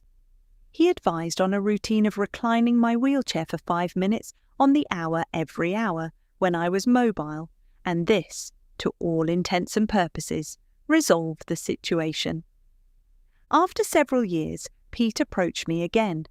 He had secured central government funding to undertake a new research project and wanted me to lead the investigation from a patient's perspective. In 2022, I seized the opportunity and became an adjunct professor of bioengineering at the University of Southampton, where I was already volunteering as a mentor to a disabled medical student. The pressure monitoring system had advanced significantly since I had first encountered it, as it could now be used continuously by patients seated in wheelchairs or elderly people who were less mobile at home, either in a chair or in their bed. It had become a continuous pressure monitoring system that was deemed safe to leave in place constantly without any detriment to the integrity of someone's skin. I set about recruiting a range of individuals who had had a lived experience of pressure sores or direct involvement in their treatment to form a public and patient involvement expert panel. This panel would oversee the research from its inception to conclusion and final publication. The approach was to adopt artificial intelligence and machine learning to provide a traffic light system to those using it, or their primary carers, to notify them when it was necessary to change position. Pressure sores were costing the NHS over £1.5 million per day, so a commercial partner engaged with the research to develop a product that could have profound implications, not only to the individual and their carers, but also for the NHS more generally. Although my father had recently died, I rang my mother to tell her of the news about becoming a professor at the age of 62. She was over the moon, recalling how proud my father would have been as he had achieved such lofty heights when he was only 37. The research was exhilarating and rewarding in more than one way. One reward was being involved in research that could transform lives. Another was the evidence it gave me for the importance of the Health Innovation Hub as part of Hampshire Hospitals, with its focus on population and planetary health, and the third came out of the blue. I was contacted by Diana Eccles, the then Dean of Medicine at the University of Southampton, to advise that I was to be honoured by the university with the award of Doctor of Science in 2023. This award is the highest award that a university can bestow as a recognition of the national and international contribution that I had made in my chosen area of study, business, and research, a degree that demonstrates going beyond the requirements of a PhD. I had received other accolades, such as the one bestowed on me by Queen Elizabeth II when I was invited to Buckingham Palace to be awarded with the honour of becoming an Officer of the Order of the British Empire, OBE, when I was 34 years old. Something that had been initiated by my old rugby teammates and proposed by my former teacher, Professor Lord McCall. Rose and I celebrated with my fellow players, and I was rebranded as Old Blue Eyes. I had received research fellowships from the Winston Churchill Memorial Trust, a Smith & Nephew Foundation Fellowship to undertake my MSc, and a fellowship from the Folks Foundation provided to medical students seeking to undertake a PhD or PhD graduates to study medicine. I had also been invited to give the Bradlaugh Oration at the Royal College of Surgeons by the then President of the Dental Faculty of the Royal College. This honour was established in 1972 to recognise the contribution made by the first President of the Dental Faculty of the Royal College of Surgeons, Sir Robert Bradlaugh, for his contribution to dentistry. In addition, this was recognised by the bestowing of an honorary degree of Fellow of Dental Surgery of the Royal College of Surgeons. My father, as a former president, and my mother, as a consultant of family planning medicine, were understandably proud as they sat in the audience alongside Rose looking on. In 2022, I was recognised by the University of London that had previously rejected me as a student following the onset of my injury in 1981, when awarded a Fellowship of King's College London, FKC, not to be confused with a fast food chain outlet, in recognition of my exceptional achievement on the global stage and contribution to the wider society in my chosen field of study and activity. This moment was the final nail in the coffin, putting an end to the lingering disappointment I had felt for years after being rejected by the University of London. A setback that had led to new opportunities and new accomplishments that I had never thought possible and would certainly have never achieved had I become a GP. Following my discharge from the spinal unit in Stoke Mandeville when I was left for dead, I was able to look back with an intense sense of conceited pride. Top of form.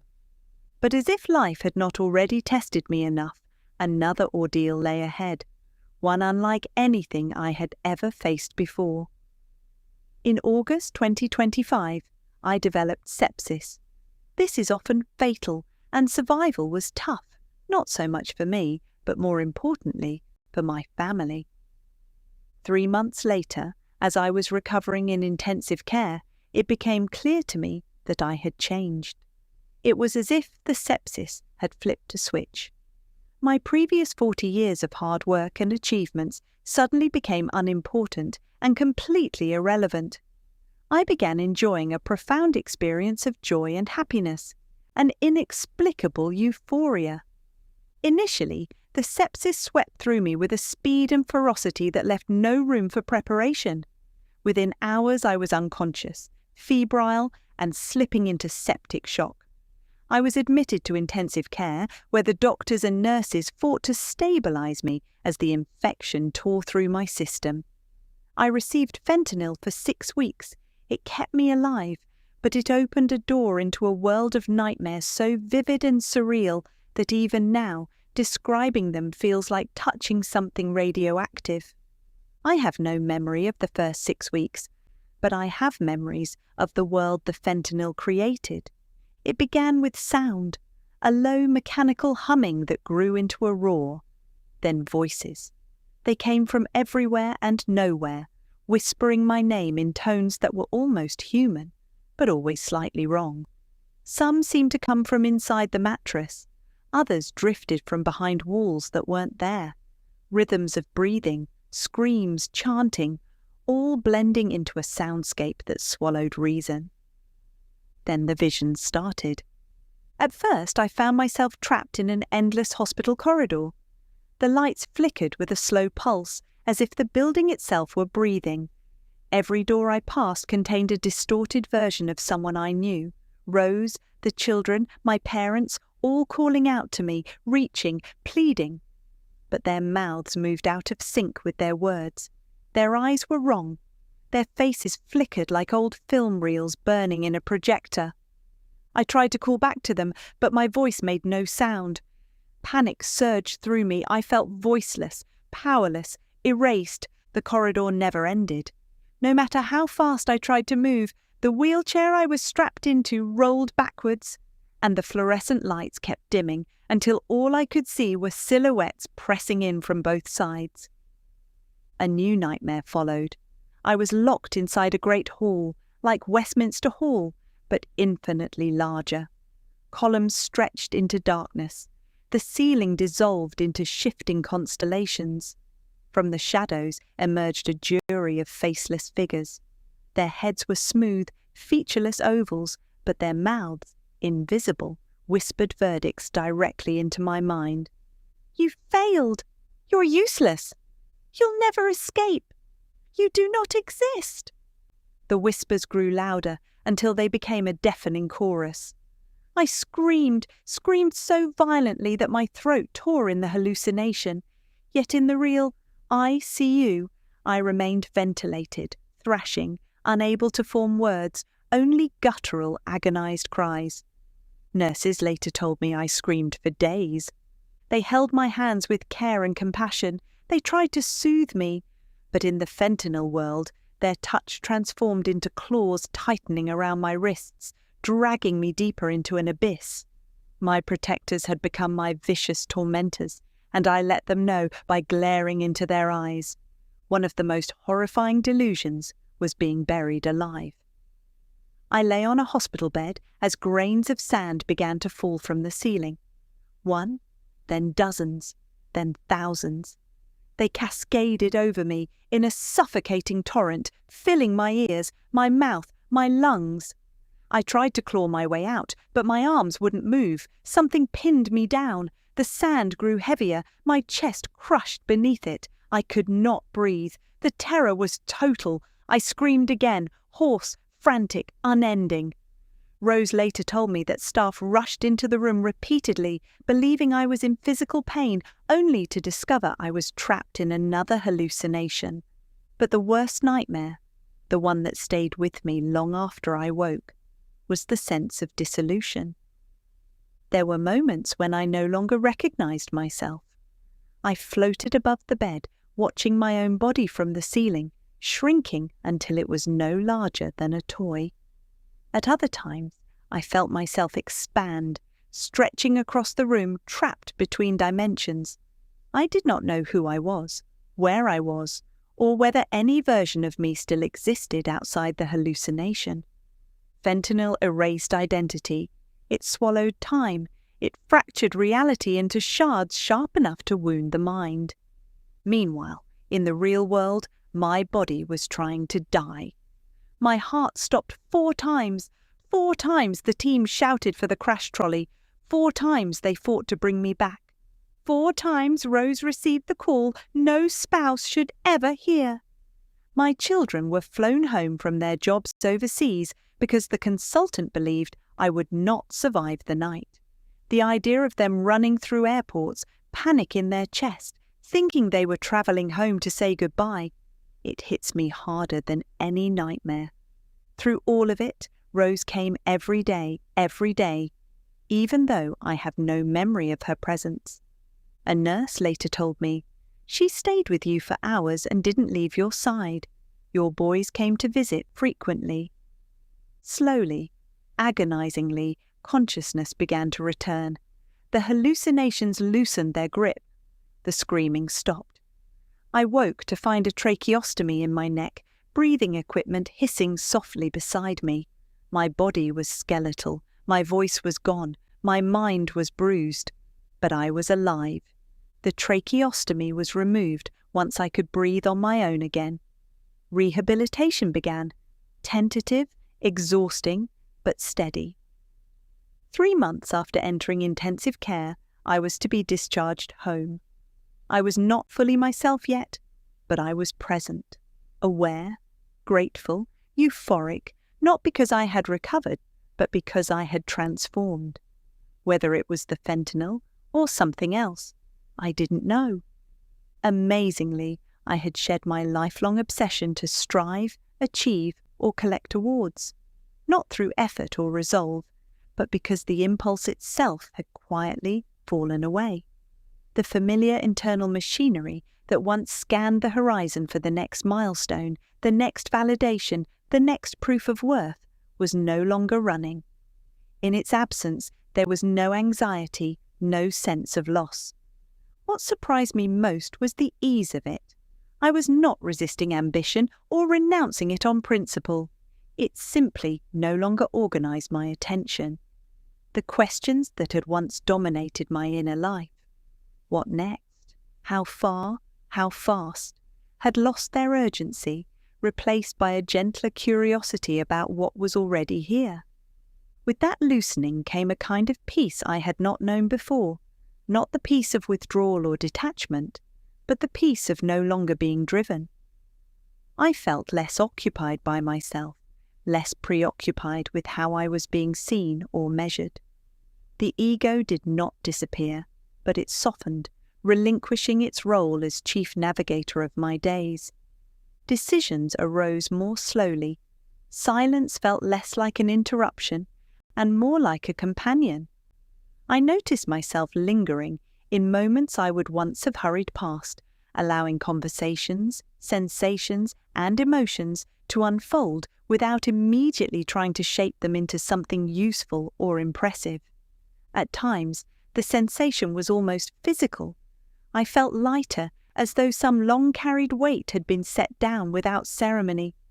There were moments when it felt as if I were walking on air, not because life had become effortless, but because I was no longer bracing against it.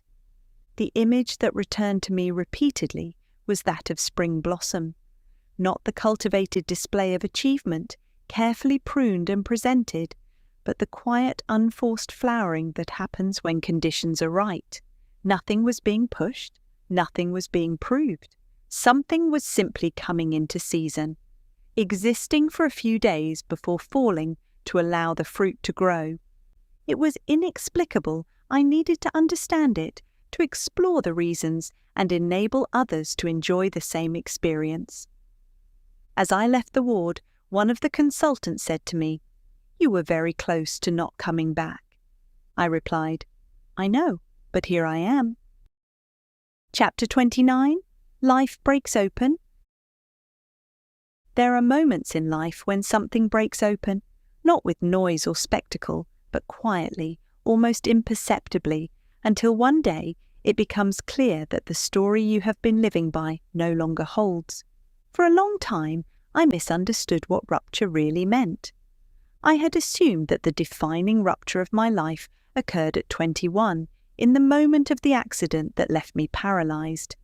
From the outside, it looked like a clean dividing line, before and after, health and injury, possibility and limitation. Everything changed in an instant, and nothing could be put back the way it was.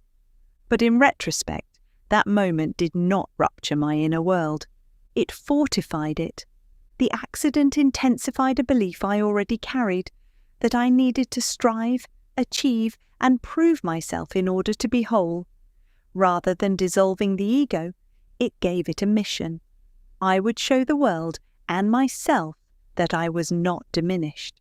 I would compensate through effort, success, and relentless forward motion. What looked like resilience was also armor. That pattern carried me for decades. It shaped my work, my relationships, and my sense of worth. When things became difficult, I responded by tightening my grip, analysing harder, working longer, restoring control through effort. Striving was not just a strategy, it was an identity. Rupture is often regarded negatively, associated with failure, fracture, or the loss of stability. Yet in practice, rupture frequently creates the conditions for transformation, disrupting entrenched patterns and allowing renewal and deeper coherence to emerge. The transformative rupture I am describing came much later, and it arrived in a very different way. At first, I didn't recognize it at all. I thought I was simply exhausted. Not the ordinary tiredness that follows exertion, but a deeper fatigue that sleep did not touch. Even after leaving hospital, after surviving hallucinations and critical illness, the exhaustion lingered. Only later did I understand that what was collapsing was not energy, but orientation. Something in me had shifted, and I did not yet have language for it. My mother's death sharpened this awareness. 10 days after my discharge from hospital, she died, 2 days after my final visit. It was as if our shared consciousness had decided that we should meet one more time before her final act. There was no gradual fading, no period of adjustment. One moment she was alive, fragile but present, and the next she was gone. Her death stripped away a belief I had barely noticed I held, that care, competence, and good intentions offer protection from loss. Grief revealed how little control we actually have. When I eventually returned home, I felt as though I had come back to my life without quite coming back to myself. Time stretched and contracted unpredictably. Energy arrived in strange waves. Beneath everything was a quiet but unmistakable recognition. The internal architecture that had organized my life for decades, striving, control, self-discipline, no longer functioned. This was an explosion of euphoria and unconditional love. Unlike the accident at 21, this transformation did not demand more effort. It did not ask me to prove anything. It did not reward discipline or endurance. Instead, it dismantled the very mindset that had kept me moving for so long. I could not think of my way out of it. I did not need to. I could not push through it. I did not need to. The old tools simply failed, and that was a good thing, because it delivered me into the next phase of my life. What was needed was not more thinking, but conversation. Not explanation or performance, but honest, open conversation. The kind that allows uncertainty, contradiction, humour, and silence to coexist. So I reached out. I contacted old friends by WhatsApp, email, telephone, and Facebook. Each message carried the same simple invitation. Would they be willing to meet for lunch and talk openly about what happens when life breaks open? I was not asking for advice. I was not launching a project. I was asking for company and witness. The responses came quickly and warmly. Many contained their own quiet confessions: illness, bereavement, exhaustion, retirement, a sense of dislocation they had never quite named. It became clear that this gathering would not be one-sided. Something was already forming between us. We debated what to call the lunch. Some suggestions were playful, others too earnest. A few strayed into self-help territory. Eventually, one phrase kept returning: "Dine before we die." It named mortality without gloom. It suggested presence rather than fear. In the context of my mother's death and my own brush with death in intensive care, it felt right.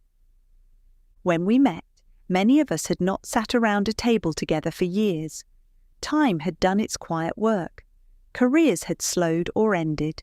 Several of us were newly aware that energy and attention were finite. The reunion was easy, but not superficial. Familiarity returned without armour. The food arrived before the conversation truly began. Bread, olives, soup, fish, something vegetarian, and a bottle of red chosen without fuss, the kind of meal that assumes time rather than anxiously negotiating for it. At first, we talked about families, aging parents, adult children, bodies that no longer behaved as they once had. Then Femi, my friend from Guy's, leaned back and asked, "So why did you call it Dine before we die?" "It wasn't meant to be clever," I said. "It came from realizing how much I had been postponing. Conversations, slowing down, saying what was actually true. My mum's death made that impossible to ignore." Shamim, who I worked with at Serco, nodded. That feeling of postponement, as though life is always about to start properly once the next obligation is dealt with. Fiona, who had written my exams, added, "We behave as if time is something we earn later, rather than something we are already spending." Bill, my best man, looked at me carefully. "You keep using the word rupture. What do you mean by it?" "Rupture," I said, "is when the story that once organised your life stops working. Not with drama, necessarily. More often quietly. Something inside refuses to keep going as before.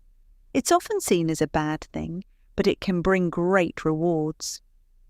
Seb, the student who exceeded wisdom as much as he enjoyed beer, leaned forward. "It happens at every scale, from individual to societal." "Yes," I said, "individuals and societies respond the same way when their organising stories collapse.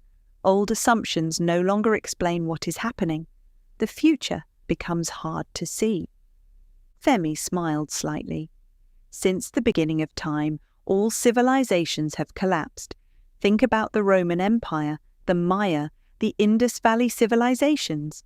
They rose to extraordinary complexity before unravelling through combinations of ecological strain, inequality, and the loss of shared meaning."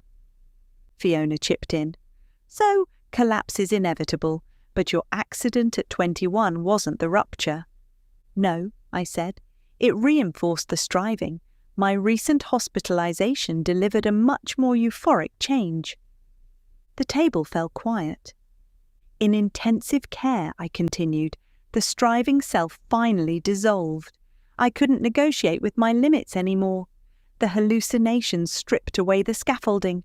I saw, felt, and understood that effort was no longer the answer." Bill said softly, "The real rupture." "Yes," I said, "not the injury, the opening." Seb leaned back. "So, rupture isn't catastrophe. It's when the old mode of being collapses." "Exactly," I said. "It's the shift from striving to becoming, and eventually being." From there, the conversation widened. We spoke about in-between phases, about identities falling away before new ones form. We spoke about societies behaving the same way, clinging to nostalgia, seeking certainty, looking for someone to blame. No one needed theory. We tested everything against lived experience. Shamim said, "Pain becomes information if you listen to it." "Yes," I said, "it tells you what can no longer continue." "And the question," Bill added, "is whether you listen." At some point, without planning to, I spoke of apple blossom, of my parents' garden, of a walk with Rose, of the tree at home. I realised as I spoke that I had spent years cultivating blossom, achievement, recognition, success, while fearing the fall. I believed letting go meant loss. Intensive care taught me something else. Blossom must fall for fruit to form. Letting go is not failure. It is fulfillment. No one interrupted. As the plates were cleared and coffee arrived, Femi asked, "So what are we really doing here?" "We're dining before we die," I said. "Letting the old stories fall, making space for what wants to grow." Bill raised his glass. "Same time in a few weeks." No one disagreed. As we stepped back into the afternoon, I knew this lunch had not closed anything. It had opened something. The rupture in intensive care did not destroy me. It revealed me. It marked the shift from a life driven by striving to a life shaped by becoming. The apple blossom falls, the fruit begins to form, and I learned at 65 that beginnings do not belong to the young, they belong to the willing. Chapter 30. From Striving to Becoming. If the rupture was the moment when something finally broke open, then the months that followed were about learning how to live differently. What I did not understand at first, when I left intensive care, was that this transition had already begun, not as a dramatic decision or a sudden transformation, but as a series of small shifts, changes in attention, pace, and orientation, moving me toward a life I had spent decades running past. On discharge, a strange euphoria often lingered, a lightness that followed the storm. After days of fentanyl-induced hallucinations where reality had bent and fractured, the ordinary world felt newly vivid and oddly kind. Colours seemed sharper, sounds gentler, and simply being awake and oriented carried a quiet, almost guilty joy, as if consciousness itself were a gift briefly lost and unexpectedly returned. I was overwhelmed by a deep, almost unbearable rush of love, a pure, unconditional gratitude for my family and for every member of staff who had held me, watched over me, and carried me through those moments. In many ways, striving had worked previously. It may even have given me skills that I needed now more than ever to act in the service of others. It carried me through challenges that might have defeated me otherwise. It gave me direction and purpose. It helped me build a life that, from the outside, looked successful and admirable. But over time, it also concealed something important. Striving had become a way of avoiding myself. As long as I was moving forward, producing, achieving, I did not have to sit with what lay underneath. After my delusions, that pattern was no longer possible. In the weeks following my discharge from hospital, my body was weak and unpredictable. Energy came in small, fragile amounts. I could no longer sustain the pace that had defined my adult life. What I experienced was not just physical limitation, but enforced stillness. The habits I had relied upon, overcommitment, overextension, ignoring warning signs, were exposed for what they really were. They were coping mechanisms, ways of holding myself together by staying too busy to feel. At the same time, the hallucinations had left a deeper mark than I initially understood. They had unsettled my sense of reality and loosened the grip of the mental structures I had relied on for decades.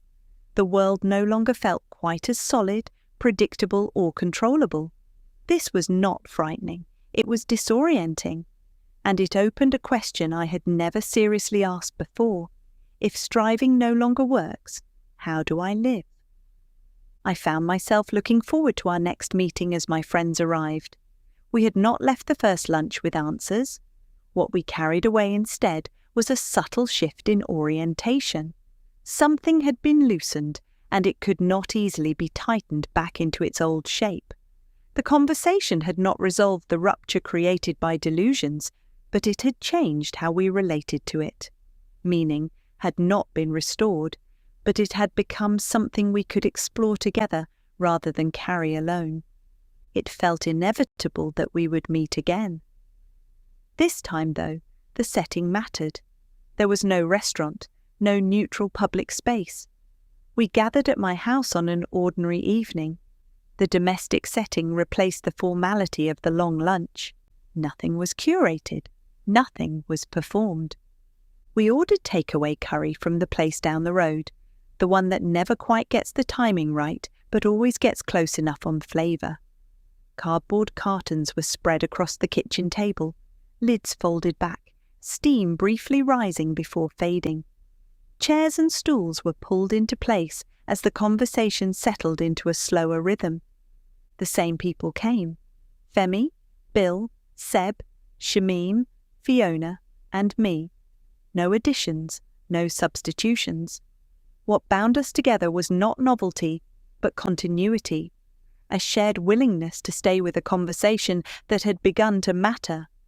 The curry cooled as we talked, as food always does when attention shifts elsewhere, and no one seemed concerned. The urgency had moved. It was no longer in the meal. It was in what had followed us home from the first meeting. If the lunch had been about naming rupture, this evening was about living with its consequences. We were no longer discussing the idea of transformation at a distance. We were testing what it looked like in ordinary life, in kitchens, in tiredness, in irritation, in the small decisions that shape how days unfold. As we talked, I realized that this time I was hosting rather than convening.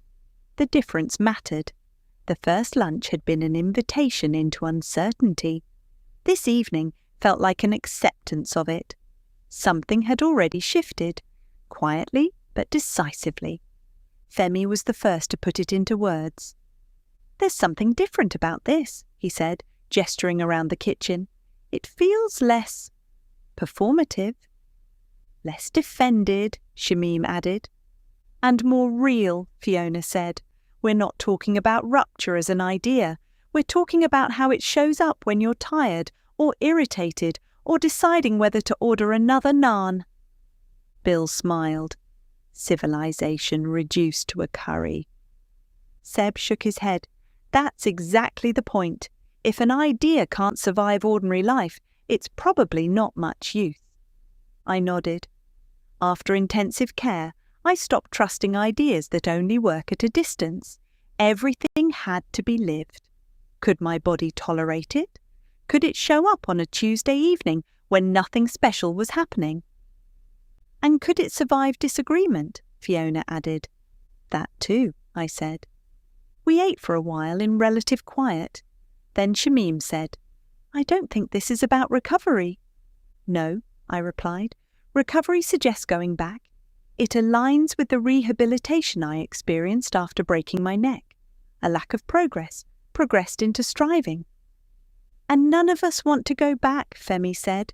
"What we're talking about feels more like reorientation," Fiona added, "learning to live from somewhere else." That phrase stayed with me. Somewhere else.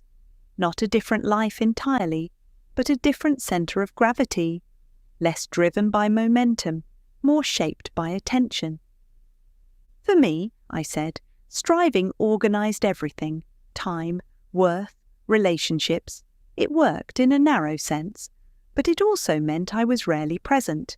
I was always leaning forward, already halfway into the next thing." "Striving is built around the future," Bill said. "And presence," Seb added, "almost feels like resistance now." "Yes," I said, "especially in a culture that treats stillness as failure." Femi leaned against the table. "We reward the very patterns that are exhausting us." "That's where this stops being just personal," Shamim said. "It's structural." From there, the parallels became clearer. The acceleration, optimization, and avoidance of vulnerability that had shaped my life were mirrored everywhere. Institutions stretched beyond capacity, technologies built for speed rather than wisdom, political systems locked into short-term thinking and constant reaction. What I had experienced in my own body now felt like a compressed version of a much larger pattern. Sedation without integration, stimulation without recovery. A system pushed to perform continuously, mistaking intensity for progress and motion for meaning. The hallucinations were no longer just chemical side effects. They felt like distorted signals from a world that had lost its ability to pause, reflect, or heal. Clarity did not arrive as certainty, but as recognition. The problem was not collapse itself, but the refusal to slow down before collapse became inevitable. Just as the body eventually demands rest, societies do too. When they are denied that space, reality fractures, first subtly, then violently, until the only remaining option is to stop, whether we choose to or not. "What looks like lots of separate crises," Fiona said, "might actually be one underlying problem." "Meaning?" Bill said quietly. For generations, meaning had been supported by shared structures, religion, tradition, collective stories. You didn't have to invent it alone. Now, meaning had become an individual task, often outsourced to achievement. That's what I was doing, I said, after the accident. For decades, achievement answered questions I didn't know how to ask. And intensive care disrupted that, Fiona said gently. It exposed it, I replied, the limits, the cost, the emptiness at the centre of constant doing. So, what comes next? Femi asked. If striving no longer works? I don't think it's replaced immediately, I said. I think there's a period of not knowing. Which we're terrible at, Bill said. Yes, I said, but that might be the doorway. We talked about in-between states, times when old identities fall away before new ones form, about how individuals and societies panic when uncertainty becomes unbearable, about the temptation to reach for certainty, nostalgia, or authority. When meaning collapses, Shamim said, people will accept almost anything to fill the gap. That brought us, inevitably, to the wider world. Politics, culture, climate, technology, all of it pressing in at once. We spoke of systems that never sleep, of economies addicted to growth, of institutions locked into perpetual motion, yet strangely hollow at their core. Everything seemed optimized for speed, efficiency and output, while meaning itself had been quietly stripped away. We were busy, endlessly busy, but the busyness no longer pointed anywhere. Progress continued by habit rather than conviction, driven more by fear of stopping than by any shared sense of purpose. What emerged was a picture of a society still striving, still accelerating, but increasingly unsure what it was striving for. The old stories that once gave coherence to our efforts had frayed, leaving behind a restless culture searching for direction in metrics, outrage, and distraction. Technology promised connection, yet often delivered isolation. Political debate became louder but thinner. Concern for the climate grew, even as collective action lagged behind. It felt as though we were running ever faster across thinning ice, aware at some level that the ground beneath us was fragile, yet unable to imagine a different way of moving through the world. As the evening wore on, the curry long finished, we kept returning to the same question. Not how to fix things, but how to meet them without repeating the patterns that caused them. We can't outrun this, Bill said. No, I agreed. That's what rupture teaches. Eventually, someone suggested returning to the restaurant for our third gathering. The same table, Shamim said. And go further, Fiona added. Make the meaning crisis explicit. We agreed. The next meeting would move beyond personal rupture to its wider implications, what it means to live in a world where striving has replaced purpose and where becoming might offer another way. After everyone left, I noticed something new. I was not depleted.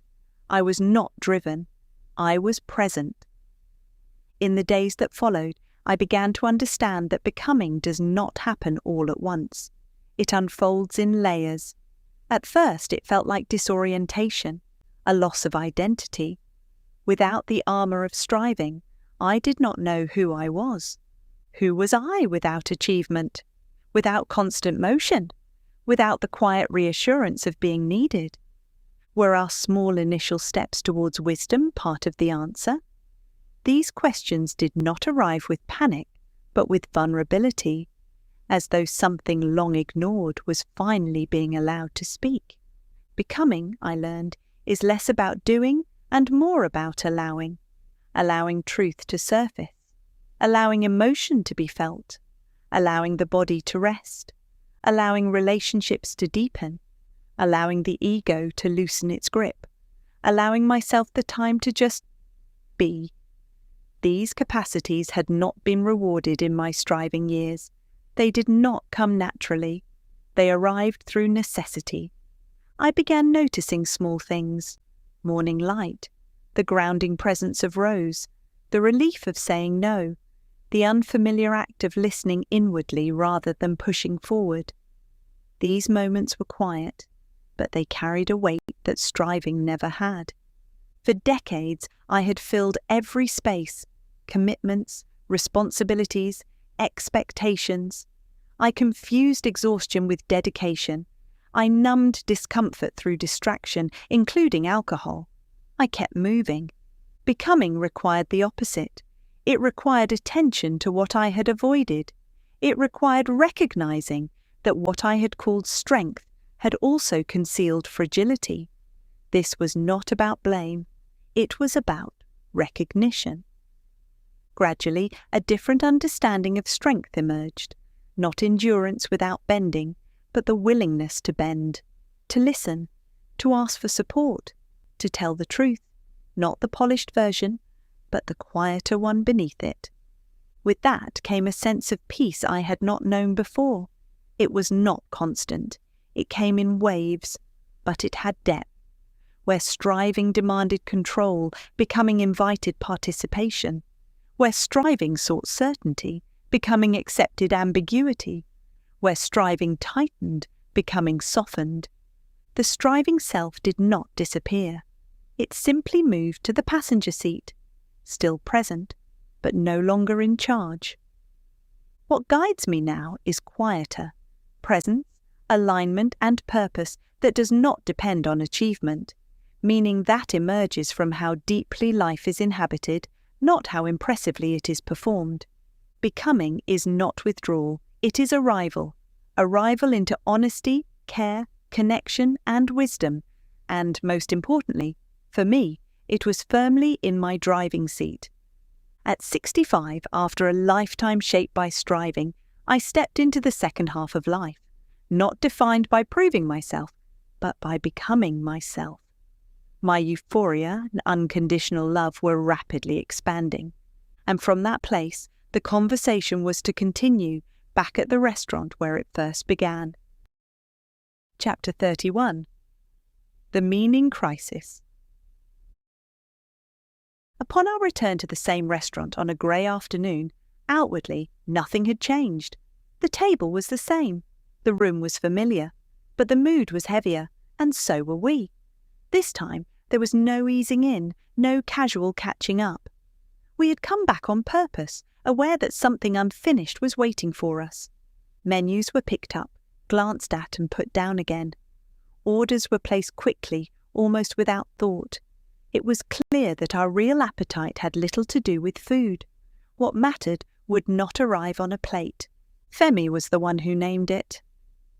"So," he said, leaning forward slightly, "we said we'd talk about the meaning crisis. I keep thinking about that phrase. It sounds abstract, almost academic, but it doesn't feel abstract at all." Shamim shook her head. "No, it's more like background noise. You don't notice it at first, but once you do, it's everywhere." The meaning crisis is not something that announces itself. It seeps in quietly as a loss of orientation rather than a sudden collapse. A sense that life is relentlessly busy, fast-moving and hyper-connected, yet curiously empty at its core. Everything functions, everything accelerates, but nothing quite satisfies. It is felt as exhaustion without fulfillment, stimulation without nourishment, motion without direction. Most people experience it long before they have words for it, recognizing the symptoms in burnout, anxiety and disconnection, while societies register it as polarization, fragmentation, and a thinning of trust. At heart, the crisis reflects a profound change in how meaning is carried. For most of human history, meaning did not have to be individually manufactured. It was held by shared cultural frameworks, stories, rituals, spiritual traditions, and collective narratives that located each person within something larger than themselves. These systems were often flawed and sometimes oppressive, but they offered coherence, continuity, and belonging. Modernity dismantled many of them in the name of progress, reason, and liberation, delivering extraordinary advances while quietly eroding the shared structures that once anchored human purpose. Into that emptying space came substitutes. Work promised purpose.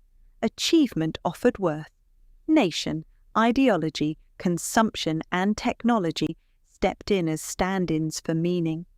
Each provided a temporary sense of identity and direction, but none could carry the weight they were asked to bear. Over time, their limits became impossible to ignore. Achievement hollowed out. Consumption turned compulsive. Politics grew reactive.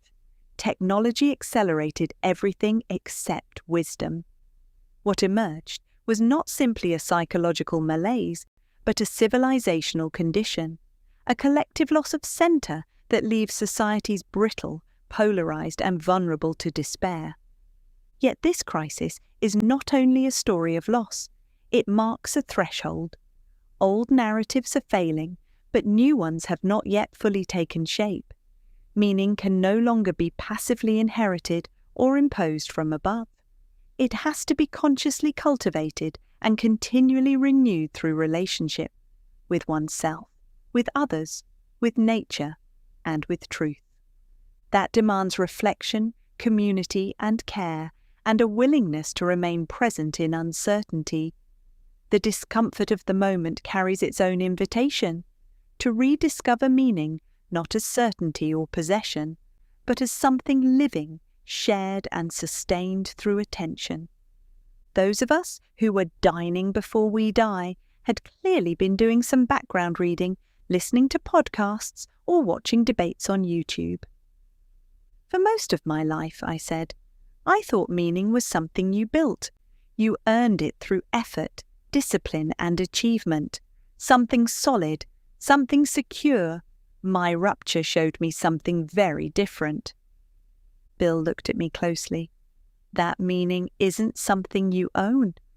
No, I said. It's more like a relationship. Living, fragile, something that needs attention. And when that relationship weakens, Fiona added, it doesn't just affect individuals, it destabilizes everything around them. Seb nodded. We're living in a time when society has drifted away from its foundations. People can feel it, even if they can't explain it. A loss of direction, a loss of shared purpose. The noise keeps us distracted, Shamim said. Politics, technology, outrage. But underneath it all, something quieter is wearing away. I spoke from experience rather than theory. After ICU, I said, I started seeing it everywhere, in young people who struggle to imagine a future worth striving for, in workers exhausted by jobs that feel disconnected from anything meaningful, in the anger, cynicism, and despair that seem to hang in the air. Femi nodded slowly.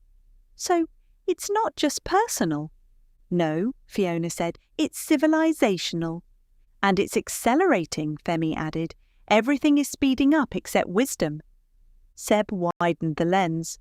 For most of human history, meaning wasn't something individuals had to invent for themselves. It was held by culture, stories, rituals, traditions. People knew where they belonged. They weren't perfect systems, Bill said, often deeply unfair. But they oriented people, Shamim replied, and we dismantled them before we understood what might replace them. The food arrived and briefly interrupted us. Plates were set down, glasses refilled. Then, almost instinctively, we continued. The Enlightenment gave us incredible gifts, Femi said. Science, medicine, human rights, but it also stripped the world of meaning. Nature became just matter, I said. The universe became a machine, meaning retreated into private life. Seb nodded. Nietzsche saw this coming. God is dead wasn't a celebration, it was a warning. And the space it left didn't stay empty, Fiona said. We filled it, Bill added. With substitutes, Shamim said. Nation, ideology, work, consumption, technology. Each offering a version of purpose, Seb added. but none able to carry the whole weight of human life. The words landed close to home. Achievement became my substitute, I said. After the accident at 21, striving answered questions I didn't yet know how to ask. And when those substitutes fail, Femi said, the emptiness comes back. Sharper than before, Seb added. We talked about how the meaning crisis shows up today.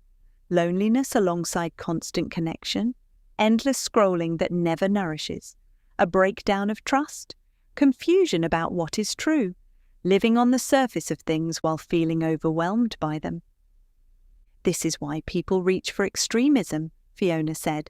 Conspiracy, rigid identity, anything that promises certainty. When meaning collapses, Bill said, certainty becomes intoxicating. And consumption rushes in, Shamim added, but it never satisfies. The conversation slowed and deepened. We were no longer circling ideas. We were sitting with them. If striving defines the first half of life, I said, then this feels like a civilization that has outgrown its striving identity without yet knowing what comes next. A collective rupture, Seb said. Yes, I replied, old stories breaking down, new ones not yet formed. There was a pause, not heavy, intent. So where does that leave us? Femi asked. With better questions, Fiona said. With responsibility, Shamim added. With attention, Bill said. And with something close to the sacred, Seb said quietly, even if we no longer use that word. Something settled in me then. Not an answer, but an orientation. Meaning can't be handed down anymore, I said. It has to be created together. Through relationship, Shamim said. With ourselves, Fiona added. With others, with the living world. And with truth, Bill said. We spoke about practices rather than solutions. Reflection, silence, creativity, compassion, community. Not heroic courage, but the courage to stay present when certainty dissolves. As the plates were cleared, Femi looked at me. You can't stop here. Shamim nodded. You need to take this further. There are people doing serious work on the meaning crisis, Fiona said. Conferences, conversations, frameworks. You've lived it, Seb said. Now you need to deepen it. I felt the old reflex to deflect rise and pass. Read, Bill said. Listen, put yourself in those rooms. Not to become an authority, Shamim added, but to stay in the inquiry. It didn't feel like pressure. It felt like invitation. Later, walking out into the colder air, I realized something important. This was no longer just my story. The transformation I had experienced through delusions had opened into responsibility, not to fix the meaning crisis, but to take it seriously, to study it, to engage with it, to allow it to reshape how I thought, messaged, and lived. The world felt no less uncertain, but I felt more oriented within it. The meaning crisis was no longer an abstract idea. It had become a shared question. There are moments in history when society sense that something essential has slipped out of place, even before they can name it. We are living in such a moment now. Beneath the noise of politics, technology, and daily life is a quieter erosion, a loss of direction, coherence, and shared purpose. For much of my life, I believed meaning was constructed through achievement, discipline, and effort. My rupture revealed something else. Meaning is not something we possess. It is something we participate in. But a living relationship requires care, honesty, and connection, like the one I had enjoyed so much with Rose. This crisis is not only psychological, it is civilizational. It shows up in anxiety, polarization, and despair. It invites either collapse into certainty or a deeper turning toward relationship. If my own rupture taught me anything, it is this. When meaning breaks down, something deeper, more nourishing, can emerge. not by rushing forward, but by staying present, not by striving harder, but by becoming more fully alive. A civilization does not rediscover its center by going backwards. It does so by learning to inhabit the present with care, honesty, and attention. By remembering that meaning arises not from control, but from relationship. As we said our goodbyes, someone suggested that next time we should meet differently. Outdoors, informally, in the spring, around a barbecue. We agreed, Fiona said. I've been reading about the polycrisis. Seb reacted. Swatting! Becoming, Fiona replied. Can we talk through those ideas next? The world feels like it's unravelling even more quickly and far more deeply than most of us are aware. Not to solve the meaning crisis, but to keep the conversation alive. Chapter 32. Polycrisis and Metacrisis. Femi's house sat slightly back from the lane, half hidden by hedges that had grown thick again after winter. Even before we reached the gate, we could smell the charcoal. It wasn't the sharp burst of a rushed fire, but something slower and steadier, as though the coals had been given time to settle into themselves. That, more than anything, seemed to set the tone for the afternoon. As I walked up the path, I noticed how unfamiliar that feeling had become. Everywhere else time felt compressed, decisions rushed, opinions hardened too quickly, futures spoken about as though they were already fixed. Here, the afternoon seemed to be doing something different. It was lingering, waiting. People arrived gradually, without urgency. Fiona came first, carrying a bottle, pausing just inside the gate as though she wanted to take in the garden before stepping fully into it. Bill followed soon after, sleeves already rolled, instinctively drawn toward the barbecue. Shamim arrived laughing about something she'd heard on the radio, her voice lifting the space before she crossed the lawn. Seb came quietly, as ever, nodding in greeting, already listening more than speaking. Femi appeared from behind the grill, tongs in hand, clearly enjoying the simple act of bringing people together. This gathering felt very different from the restaurant. There was no formal table, no fixed seating, no sense of sequence. People stood, leaned, wandered. Drinks were poured casually. Plates were stacked but left untouched. Conversation began lightly, weather, work, travel, small irritations and pleasures, before slowly, almost without anyone noticing, turning toward deeper ground. It feels different being outside, Shamim said, tilting her head back slightly, like the ideas don't bounce straight back at you. Probably because there's no ceiling, Bill said, or because no one's waiting to order. Femi laughed. Give it time. You'll all be hungry soon enough. Seb watched a bird land briefly on the fence before lifting off again. There's something fitting about this, he said, talking about things coming apart while standing in a garden. Because nothing here is separate, Fiona said. The ground, the weather, the food, outdoors, you can't pretend systems don't affect each other. I thought back to the restaurant, how carefully we'd spoken there, as though ideas needed precise handling. Here, the conversation felt freer. Ideas could overlap, contradict, drift, and return. We weren't trying to fix anything, we were paying attention. I've been thinking about what we discussed last time, Femi said, turning the sausages slowly. The meaning crisis. But it doesn't feel like just one problem. It feels like everything, Shamim said, all at once. That's because it is, Seb replied. What we're living through isn't a single crisis. It's many crises happening together, interacting and amplifying each other. Like a system failure, Bill said, one fault triggering another. Exactly, Seb said. Climate affects food, food affects politics, politics spreads through digital systems and hardens into identity. Nothing stays isolated. As he spoke, the idea landed in my body, not just my mind. It reminds me of injury, I said. Not the moment itself, but what follows. One part compensates, then overcompensates, and something else breaks.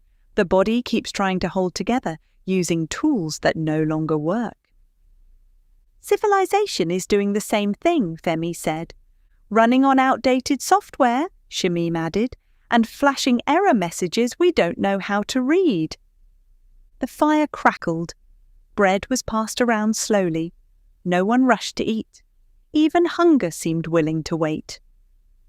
What worries me, Fiona said, is that people can feel this instability without understanding it. So they grab onto whatever explanation is closest. Or loudest, Shamim said. Or simplest, Seb added. That's why certainty is so tempting. It's not just the number of crises, I said. It's that our ability to make sense of them is breaking down. Seb nodded.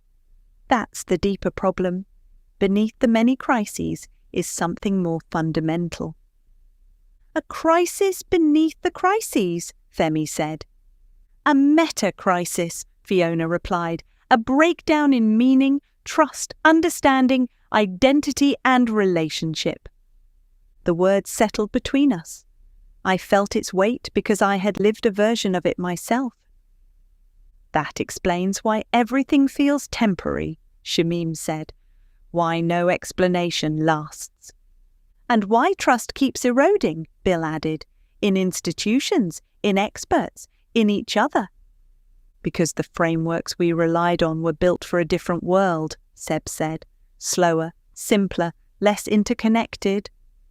And because they're no longer grounded in shared meaning, Fiona added, information without orientation. After my accident at 21, I doubled down on striving, but decades later, when delusion struck, something different happened. The hallucinations stripped away my sense of control. The inner systems I relied on collapsed. What followed wasn't just illness, but disorientation. After intensive care, I said, I didn't just lose strength. I lost the story that told me who I was and how the world worked. What we're describing feels similar, but on a much larger scale. And when orientation collapses, Seb said, people either cling tightly or withdraw completely. Which brings us back to meaning, Fiona said. Without it, there's no way to stay present with complexity. We finally ate, food balanced on laps and table edges. It tasted better for the waiting. What strikes me, Bill said, is that none of this is inevitable. No, I said, but it feels inevitable when imagination collapses. We can imagine disaster more easily than renewal, Shamim said. And without a story of becoming, Seb added, we fall back on stories of striving, control, domination, competition, even when they're harming us. Why would anyone want to colonize Mars? As the light softened and shadows stretched across the grass, something shifted in me. Losing striving once felt like failure. Now, it felt like transition.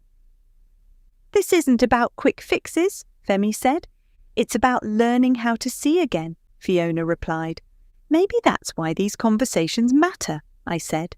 They practice the attention and patience the future will demand. Femi raised his glass. To practicing. Glasses touched lightly. As the fire burned low, I told them about a conference I'd decided to attend, focused on sense-making and deeper patterns beneath these crises. I'll listen, learn, and bring back what feels alive, I said. When? Femi asked. At a picnic on the village green in West Titherley, I replied. As the conversation drifted, I realised this was no longer just talk. It was a shared inquiry. In preparing for the conference, I read more deeply about the polycrisis and the meta-crisis. Our age is not defined by one great threat, but by many crises converging. Climate instability, inequality, political polarisation, mental health strain, and technological acceleration, each amplifying the others. Beneath this lies the meta-crisis, a breakdown in how we make sense of the world, how we trust, how we form identity, and how we govern together. If the polycrisis is the storm, the metacrisis is the shifting ground beneath it. The future is not fixed. Some paths are dark, others remain open. As with my own rupture, collapse may also be invitation. Understanding this is not academic. It is necessary. Only by seeing clearly can we move toward a more resilient, compassionate, and meaningful civilization. Chapter 33. Metamodernism. The village green in West Titherley looked as though it had been placed there on purpose, a small, deliberate clearing in the larger story of the countryside. June had arrived with quiet confidence. The grass was cut short enough for picnics and games, but not so short that it felt artificial. Daisies still grew freely. A faint breeze moved through the trees, and the light had softened into the forgiving glow of early evening. I arrived early, earlier than I needed to, which I told myself was organisation rather than nerves. In truth, I wanted time to settle my thoughts. I had just returned from 3 days in Dorset at the Realisation Festival, where people spoke openly about breakdown not as failure, but as a moment that reveals what really matters. They spoke about it carefully, without drama, as something that follows patterns and teaches lessons if we are willing to pay attention. At the festival, I heard people talk about the many crises we face: environmental, political, social, but always with a deeper question underneath. Why are we struggling to respond well? What is it about our inner lives, our cultures, and our systems that makes sense-making so difficult right now? These questions stayed with me as I laid out a blanket on the grass and waited for my friends to arrive. Femi came first, carrying a picnic basket and a bottle of red wine that caught the sunlight. He took in my early arrival and laughed. Fiona followed with carefully packed food and a bottle of white. Bill arrived ready to help, as always, and Shamim's voice reached us before she did, full of energy and warmth. Seb arrived quietly, attentive from the start. As the food was unpacked and the bottles opened, the atmosphere felt different from the restaurant meetings. Outdoors, ideas seemed to breathe. Nothing felt rushed. Conversation began lightly, then slowly deepened.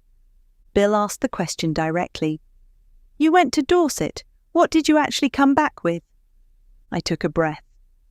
"A better way of naming what's going on," I said. "Not just the problems we see, but the deeper pattern beneath them.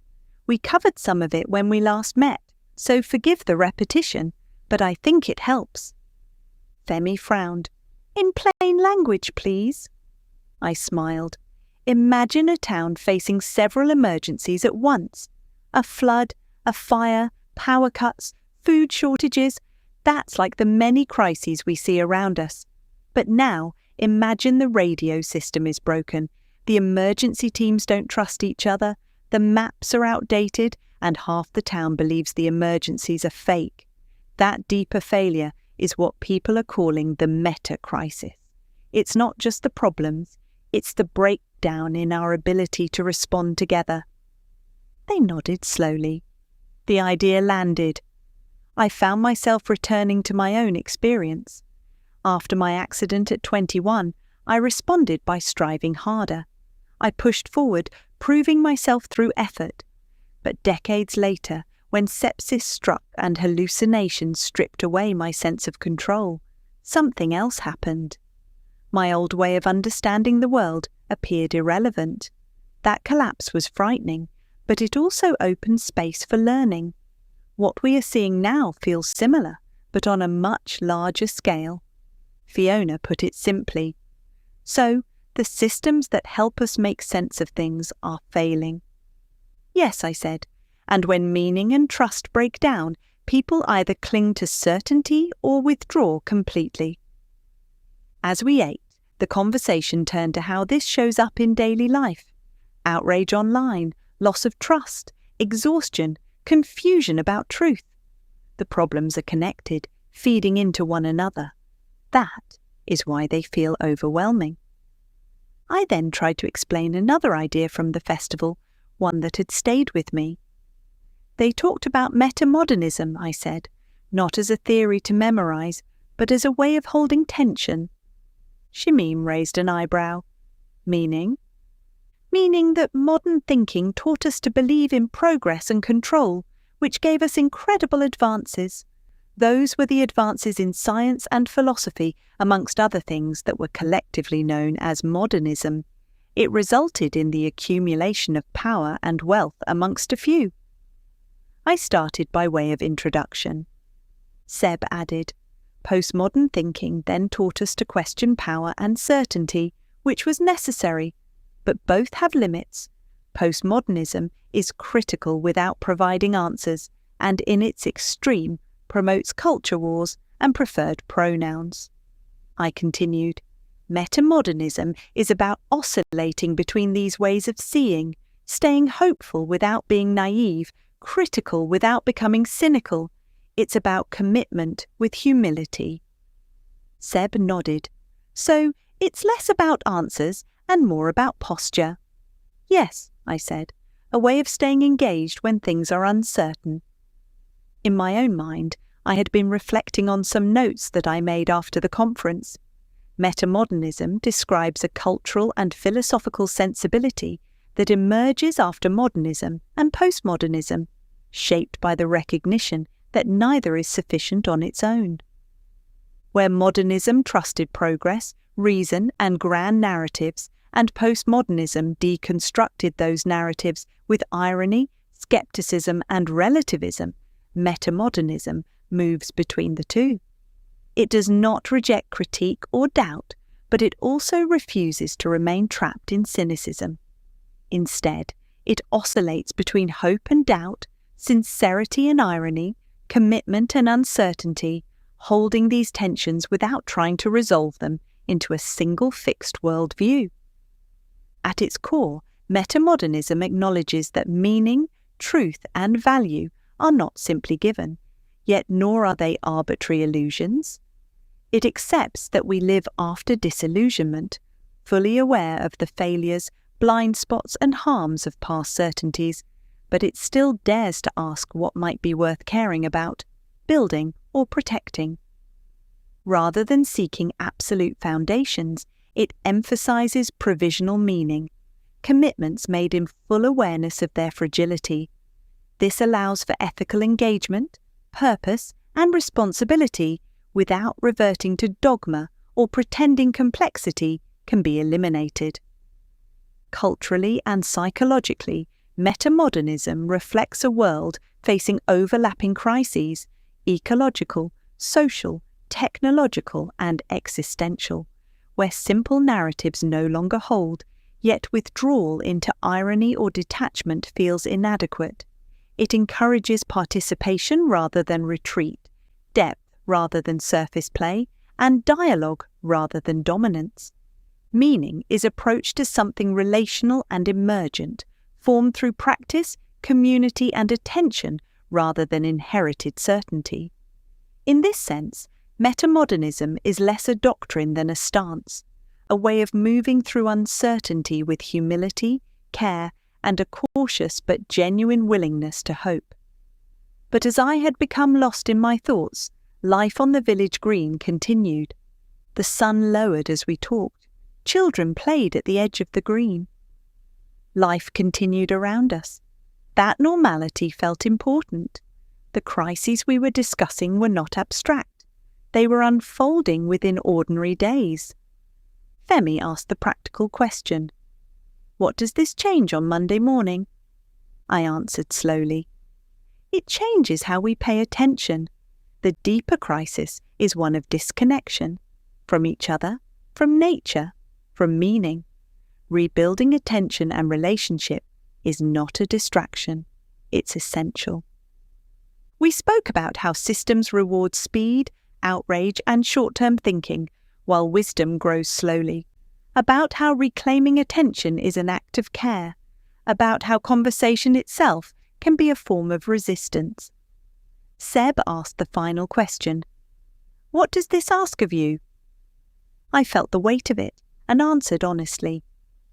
It asks me to keep learning, to protect my attention, to write carefully and truthfully, and to stay in relationship rather than retreating into certainty.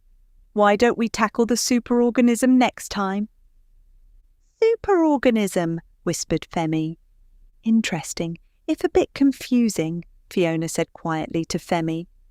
As the light faded and the picnic drew to a close, I realised something important. This was not about naming a new philosophy.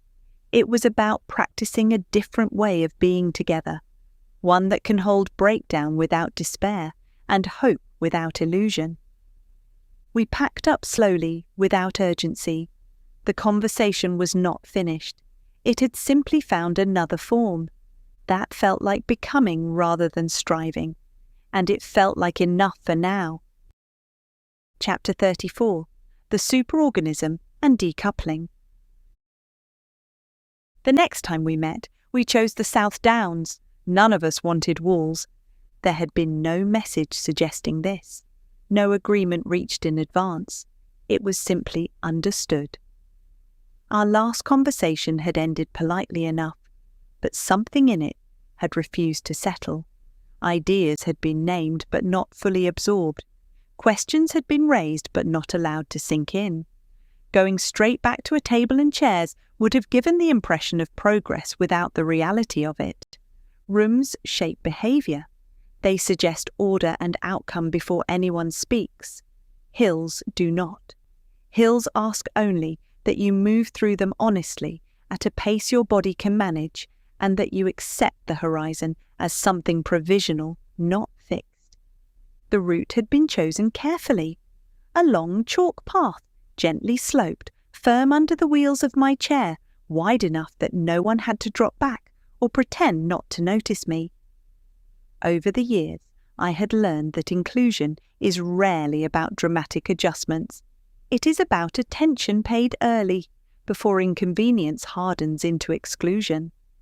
The downs were generous that day. High clouds softened the light. The grass was warm. Sheep moved slowly across the slopes, uninterested in urgency or theory. These hills had seen invasions, enclosures, industry, retreat, and reinvention without ever changing their shape in response. As I powered up my chair and felt its familiar hum, I noticed how differently I now heard that sound. Once it had felt like evidence of loss. Now it felt closer to honesty, a reminder that movement is always shared, always supported. Nothing moves alone, not bodies, not ideas, not civilizations. We gathered loosely at the start of the path. Femi was already there, hands in pockets. Fiona arrived with her sunglasses pushed into her hair. Bill brought water. Shamim teased me about philosophical terrain. Seb arrived last, gaze lifted toward the ridge. We set off without ceremony. At first the conversation stayed light. Weather, travel, a delayed train. Laughter came easily, but with an edge. As the path rose, I felt an old reflex stir, the urge to explain, to organise, to perform. I let it pass. This was not a lecture. This was not a performance. This was a walk. So, Shamim said, are you going to tell us what you really meant last time? Femi matched my pace. That word you used, superorganism, it unsettled me. It should, I replied. If it doesn't, we've missed something. What finally shifted things for me, I said, was realizing that civilization doesn't behave like a machine we control. It behaves like something that has grown out of us and now runs on its own terms. Like an ant colony, Bill offered. Yes, I said, or a beehive or a coral reef. Each local action makes sense. The whole does not answer to anyone. Seb nodded. Which is why it's so hard to change. You're not arguing with opinions, I said. You're pushing against metabolism. The idea settled. Not ideology, not intention. A system converting energy into motion. Modern civilization isn't broken. It's working exactly as designed. The contradictions we live inside are features, not bugs. The superorganism is not a secret cabal pulling strings behind the scenes, and it does not need villains to function. It arises naturally from billions of everyday interactions between people, institutions, technologies, and systems, from the way markets reward certain behaviors, to the habits we repeat without thinking, to the incentives embedded in laws, platforms, and economic structures. No single person controls it, yet everyone participates in it, often unknowingly. What it optimizes for is not human happiness or well-being, but its own persistence. Growth, efficiency, speed, and self-reinforcement matter more to it than comfort, meaning, or care. If individuals thrive, that is incidental. If they suffer, that is acceptable, provided the overall system continues to expand, reproduce, and endure. You see it everywhere, Fiona said. Contradictions, burnout. Those aren't failures of will, I said. They're symptoms of momentum. Once you see the superorganism, you stop looking for villains. You ask what kind of system makes behavior inevitable. So where does energy fit? Fiona asked. At the center, I said. We stop noticing it. I found myself looking towards the others. For most of history, I said, more quietly than I intended, energy was local and visible. You could see it, feel it. You knew where it came from. Femi nodded slowly. Muscle, sun, wind, fire. Exactly, I said. Then fossil fuels arrived, and suddenly the limits disappeared, or at least they looked like they had. Growth started to feel normal. It wasn't, Fiona said, not unkindly. It just felt that way because we grew up inside it. I told them about the reading I had been doing, how much of it had taken me back, not romantically, but materially, to the tribal plains of North Africa. Human life there unfolded entirely within intrinsic energy. Survival and meaning were shaped by the direct conversion of effort, human bodies, animal labour, sunlight on skin, wind through grasses, fire at night, rain that came or didn't. Land and water regenerated slowly on their own terms. Shamim rested her chin on her hand. So, economics and ecology were the same thing. They couldn't be separated, I said. Hunting, herding, cultivation, shelter, craft, all of it bounded by what bodies could endure and what landscapes could renew. Growth wasn't something you chased. It was cyclical. When pressure built, societies adapted or contracted. Energy availability set a ceiling on population, production, complexity. You couldn't ignore it. Seb smiled wryly. Try telling that to the Treasury. In those contexts, I went on, prosperity wasn't expansion. It was continuity. Knowledge lived in ritual, skill, story, refined across generations. Stability came from fine-tuning, not acceleration. Intrinsic energy doesn't scale endlessly, so social systems evolved inside constraints that were visible, immediate, non-negotiable. Bill had been quiet, listening. So where does it bend? He asked.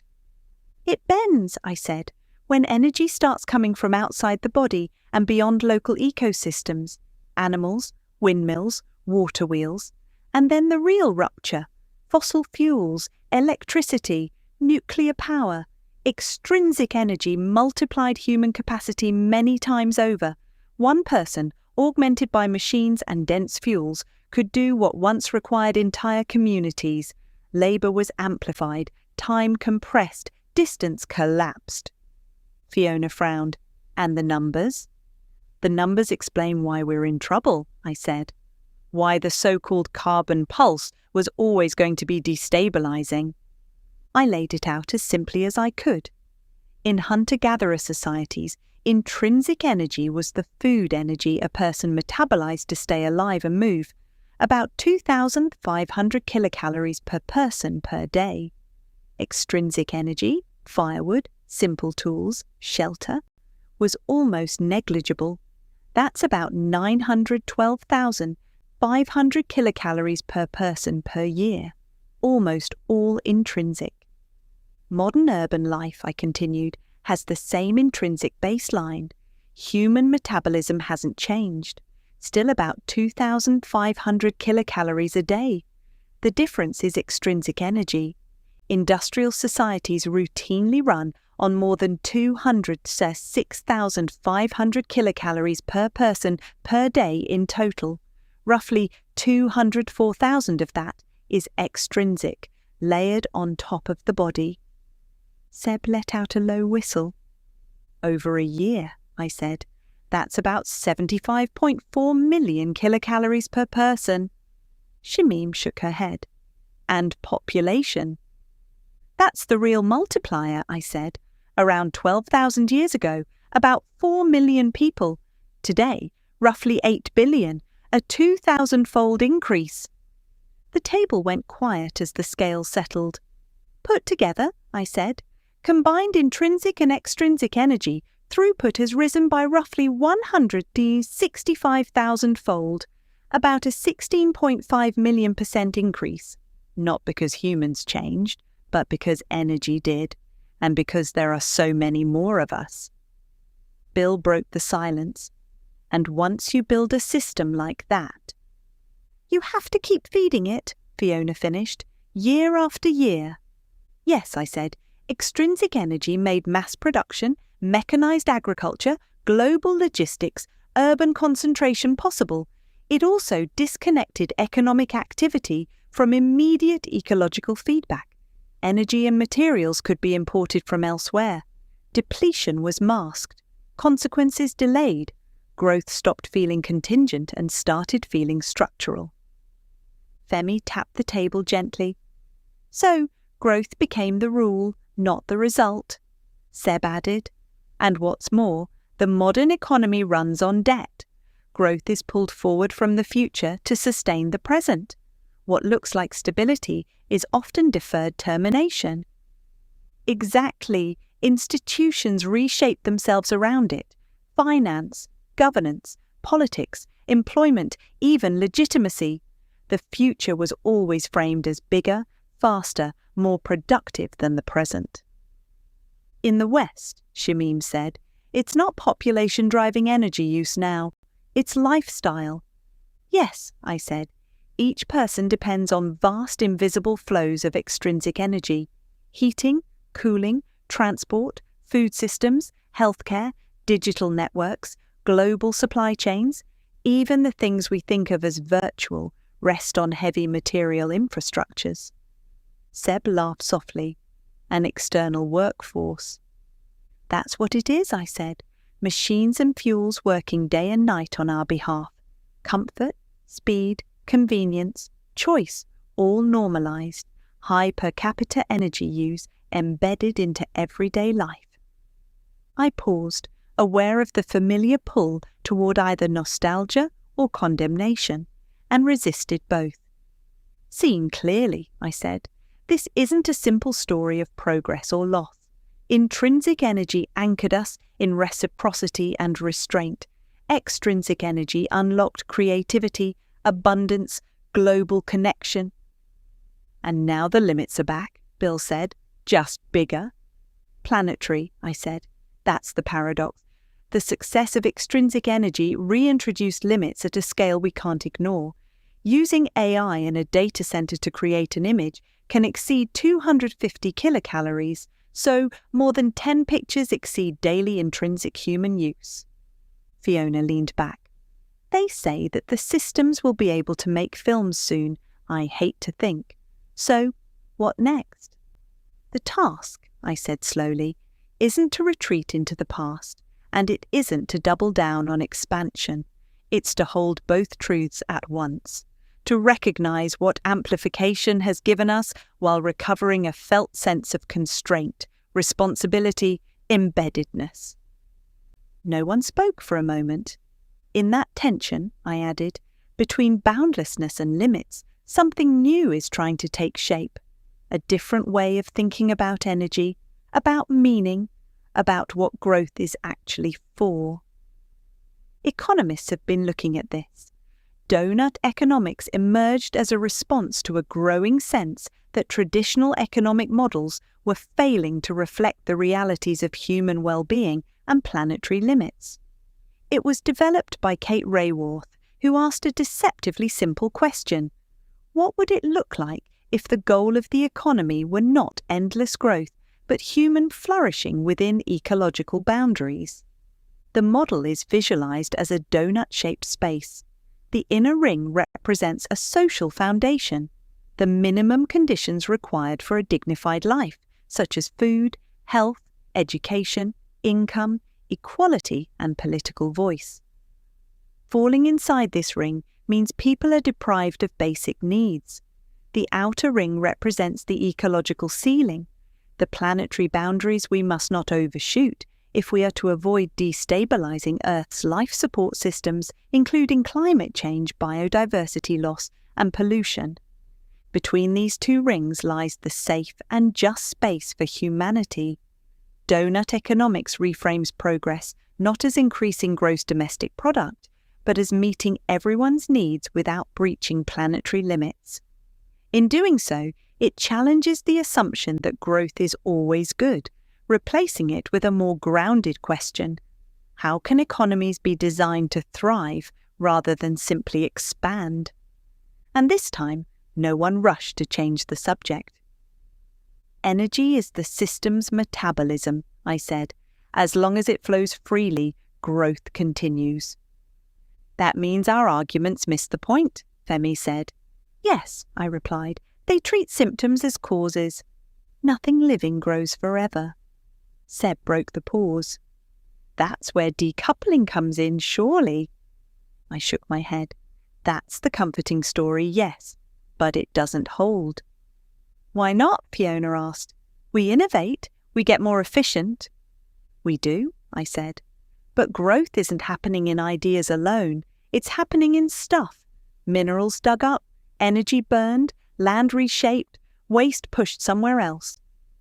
So, efficiency just buys time, Shamim said. Briefly, I replied, you reduce the impact per unit, then the system produces more units, faster than efficiency can keep up. Seb frowned. So, when people say we've decoupled, they usually mean displaced, I said. Emissions exported, damage moved offshore, or impacts deferred into the future. And absolute decoupling, Bill asked. That would mean growing forever without using more energy, materials, or creating more disorder, I said. That's not economics, that's physics, and physics says no. Femi leaned back. So, the promise of decoupling kept the whole thing running. Yes, I said. It removed the moral friction. Growth could still be framed as good, even virtuous. But something didn't track, Fiona said. GDP kept rising. People didn't feel better. Exactly, I said. Time got tighter. Attention fractured. Communities thinned out. People became busier, but less present. The economy expanded, Bill said slowly, but meaning didn't. And that's the real split, I replied. Not growth from harm, well-being from expansion. Everyone stayed in motion, no one was at home. Seb nodded, and it didn't arrive loudly. No, I said. It crept in, policy by policy, each one sensible on its own, harmful in aggregate. Bill looked at me. So, contradiction isn't hypocrisy? No, I said. It's self-preservation, or you could call it a policy meta-crisis. The edge went out of the conversation after that. We drifted downward, away from the abstractions. But none of us pretended the question had gone with it. No one asked how to fix it. The question hovered. That question followed me home. That evening, after the familiar dispersal of handshakes and half-promises to do this again soon, I found myself unusually restless. The walk had been gentle, even companionable, but it had unsettled something fundamental. Not intellectually. That part felt strangely calm, but emotionally. As if a truth had been spoken aloud, that could no longer be quietly ignored. I noticed the same restlessness the following day. It followed me through routine tasks, surfaced in the gaps between meetings, tugged at the edges of my attention while I read the news. Everything felt faintly out of register. Not wrong exactly, just misaligned. It was late that evening when I finally sent a WhatsApp message to Seb. "I keep replaying the walk," I typed. "Not the details, but the feeling. It's like we crossed some invisible line without quite acknowledging it." The reply did not come straight away. When it did, the timing felt right rather than prompt. "I know exactly what you mean," he messaged. "I've been sitting with the same sense of unfinished business. Something shifted, but we didn't follow it all the way down." Follow it all the way down. "I think part of me didn't want to," I replied.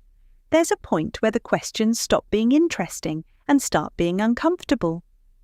"Yes," he messaged, "and that's usually where the real work begins." Over the next days, the messages became more frequent. Not long exchanges, short reflections sent when something caught, when a sentence read somewhere refused to settle, when a headline jarred against what we had begun to articulate. "I'm reading more around systems collapse," Seb messaged one morning. "Not the dramatic versions, the quieter ones, the kind that happens while everything still looks busy." "I've gone back to energy," I replied, trying to understand whether I've been too generous in assuming decoupling was ever realistic. There was a pause after that, long enough that I wondered if I'd pushed too hard. When Seb responded, the tone had changed. "I don't think you have," he messaged. "In fact, I think we may have been understating it." That was the moment the conversation deepened. We began exchanging not just thoughts, but reading, not formally, no shared bibliography, just the quiet passing back and forth of ideas that landed heavily. "I keep coming back to the same conclusion," I messaged one night. "This doesn't feel like a system that's failing. It feels like a system that's finished evolving." "Moribund, like a species going extinct," Seb replied. "Yes," I messaged. "Not dead, not collapsing, just no longer capable of becoming something different." Once named, the noise fell away. Optimism and alarmism alike began to feel evasive. "End-stage systems don't announce themselves," Seb messaged. "They stabilize, repeat, defend their own architecture." "And become very good at looking functional," I replied. Over the following weeks we circled decoupling deliberately, not as aspiration, but as structure. "I don't think decoupling failed," I messaged. "I think it was never possible at this scale." Seb took longer to respond this time. "I agree," he messaged eventually. "Growth isn't a preference, it's a survival requirement." Stopping would unravel finance, legitimacy, employment. Asking the system to stabilize was asking it to die. "And no living system chooses death," I messaged. "No," Seb replied. "It chooses continuation, even when that guarantees collapse later. It's just postponing the inevitable demise and the extinction principally of our social structure, but also a lot of people." The conclusion hardened slowly. "What troubles me most," I messaged, "is how widely this is now understood and how little difference it makes." "That's the tell," Seb replied. "Agency has already moved." The superorganism had become self-protective, optimizing for survival rather than well-being. "If that's true," I messaged, "then decoupling isn't delayed, it's impossible." "Yes," he replied, "structurally impossible." Which forced a different question. If the system can't be saved, what does responsibility look like now? "It shifts," Seb messaged, "from preservation to care, from growth to dignity, from optimization to meaning." Meaning no longer lived at the scale of civilization. The system was too large, too fast. "There's a point in illness," I messaged, where the question becomes how to accompany honestly. "Palliative," Seb replied, "not defeat, truth," which made the next step obvious. "We should bring the others back together." "Yes," he replied, "to say this out loud." Chapter 35. The Living Soil. We chose the place carefully, not symbolic, not curated, a place doing the opposite of optimization. The Knepp rewilding estate, a functioning system that knows how to stop. The decision to meet there did not feel symbolic in the way such choices sometimes do. It was not an aesthetic gesture, nor an attempt to soften the weight of what we were saying with greenery and birdsong. It felt practical, almost inevitable. If we were going to continue this conversation honestly, it needed to take place somewhere that embodied a different logic, not as argument, but as lived counterpoint. Knepp was not a solution. It was not a model to be scaled. It was simply a place where something else was happening. Once the idea had been named, it began to exert a quiet gravitational pull. In the days that followed, Seb and I kept returning to our messages, not directly, but obliquely, as though circling an object too heavy to approach head-on. "I keep thinking about grief," I messaged one evening. Not personal grief exactly, something more ambient, as though a background loss has finally reached conscious awareness. "Yes," Seb replied, "grief without an object is the hardest kind. You can't mourn what you're not allowed to name." That sentence stayed with me. Grief without an object.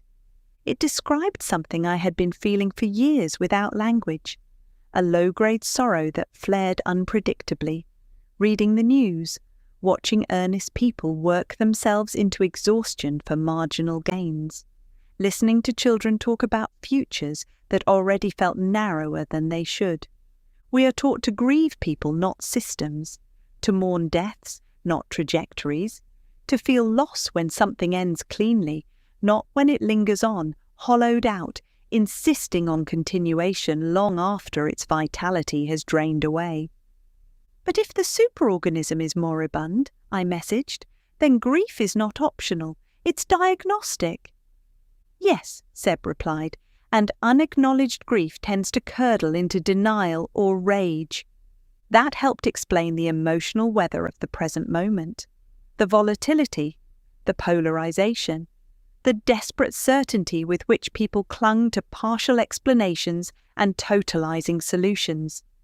Denial and rage are both strategies for avoiding grief, which meant that naming the moribund state of the system was not an act of pessimism, but of emotional hygiene.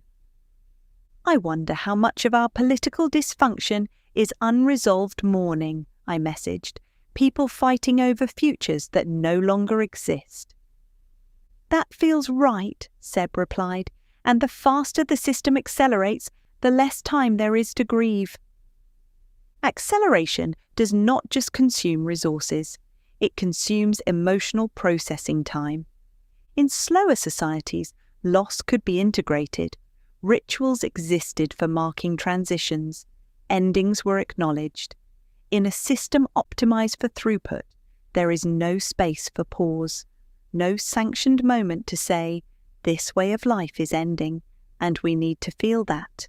Instead, we are offered distraction, or hope, or blame, anything but grief, which is why the language of solutions felt increasingly inadequate. Solutions imply problems that can be fixed. Grief implies something has already been lost. "I keep catching myself wanting to soften the conclusion," I messaged, "to leave the door open a crack just in case." Seb replied gently but firmly.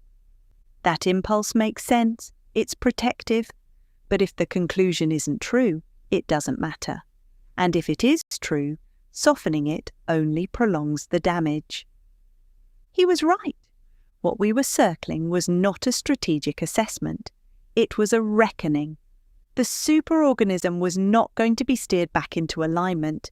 It had grown too large, too fast, too dependent on energy flows and competitive dynamics that no longer admitted restraint.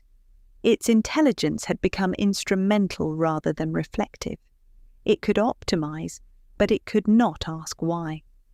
That was the point at which disagreement began to surface between us, not about the diagnosis, but about its implications. "I'm uneasy about the word palliative," I messaged one afternoon. "It risks sounding like withdrawal, like giving up." Seb took longer to reply. "I understand that," he messaged eventually, "but I think that's because we've internalized a very narrow definition of success. Palliative care is not passive, it's attentive, it's relational, it's often the most ethical form of action available." "Yes," I replied, "but how do we stop people hearing it as surrender?" "We don't," he said. "We tell the truth and accept that some people will mishear it." That was uncomfortable. I had spent much of my life translating between worlds, making complex things legible, softening edges so that ideas could travel further. There was a part of me that still wanted to do that here. But this was not an idea that needed better marketing. It needed honesty. "I think the deeper discomfort," I messaged, "is that palliative ethics center care rather than control, and control is what our culture worships." "Yes," Seb replied, "care is relational, control is abstract.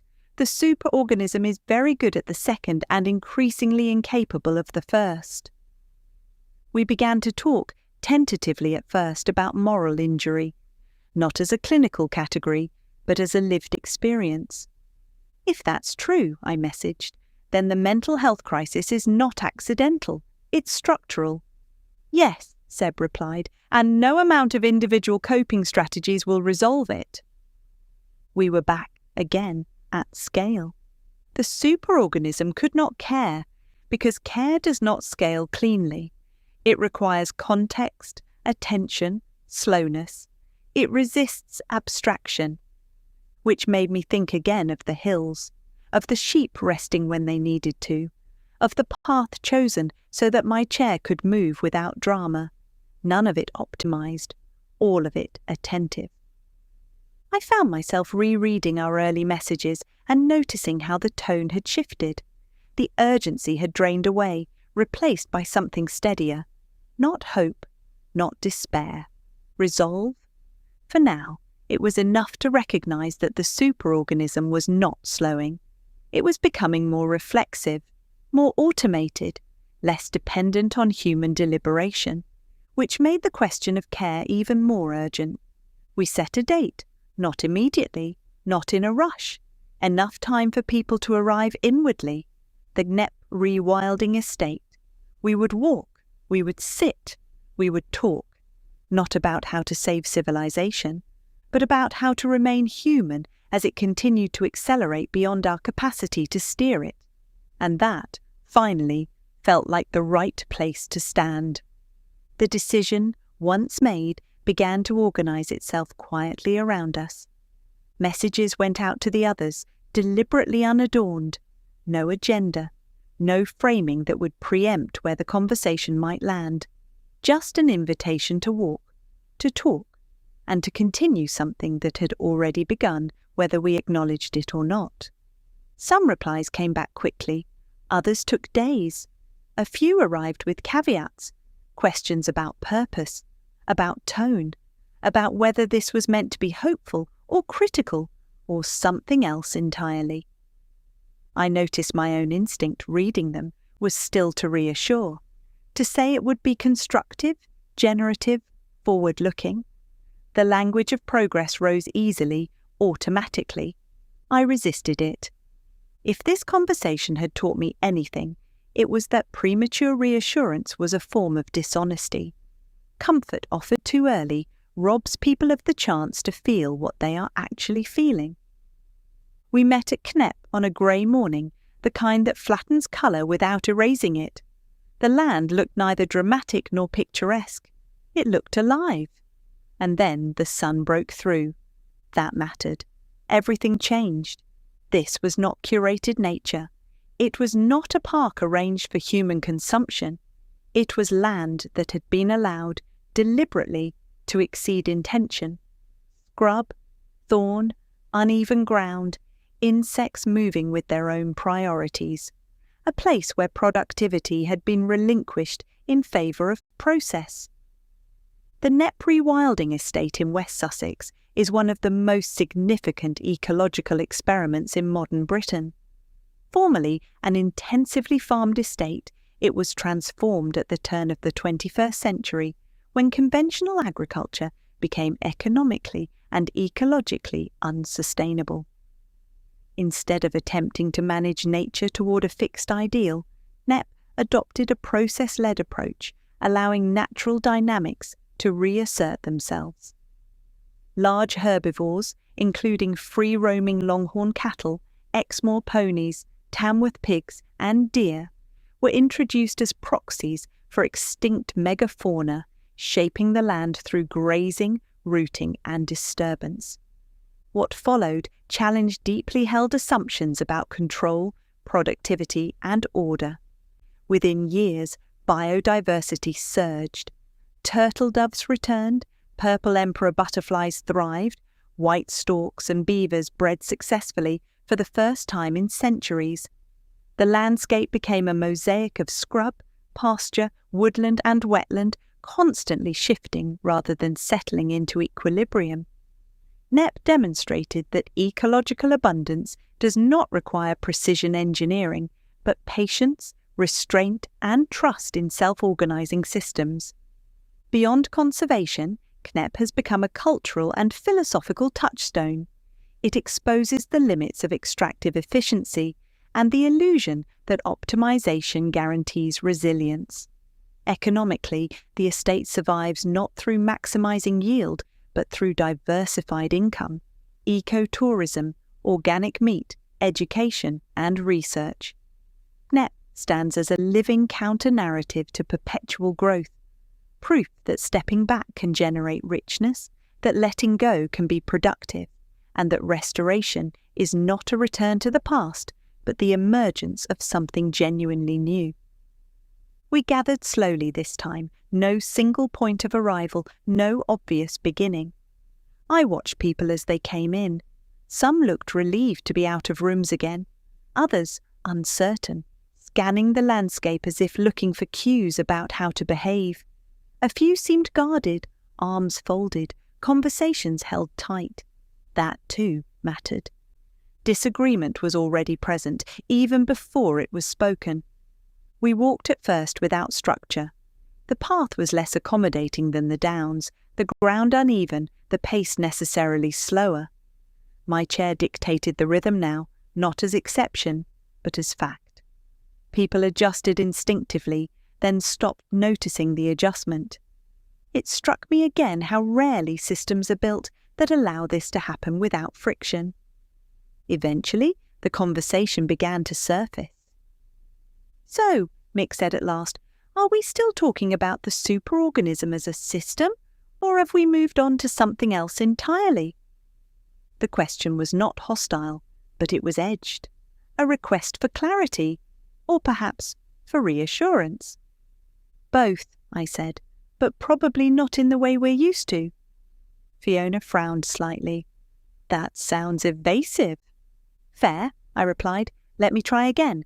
We're still talking about the superorganism, but we're no longer assuming it can be fixed." There it was, the first fracture. Bill stopped walking. Others slowed, then stopped too. The group reshaped itself into an uneven semicircle, attention tightening. "That's a strong claim," Annie said, "and it needs more than atmosphere to support it." She was right, and I was glad she said it. Seb stepped in, not to rescue but to hold the space. "It's strong because it's structural," he said, "not because it's provocative." "Explain," Mick said. Seb took his time.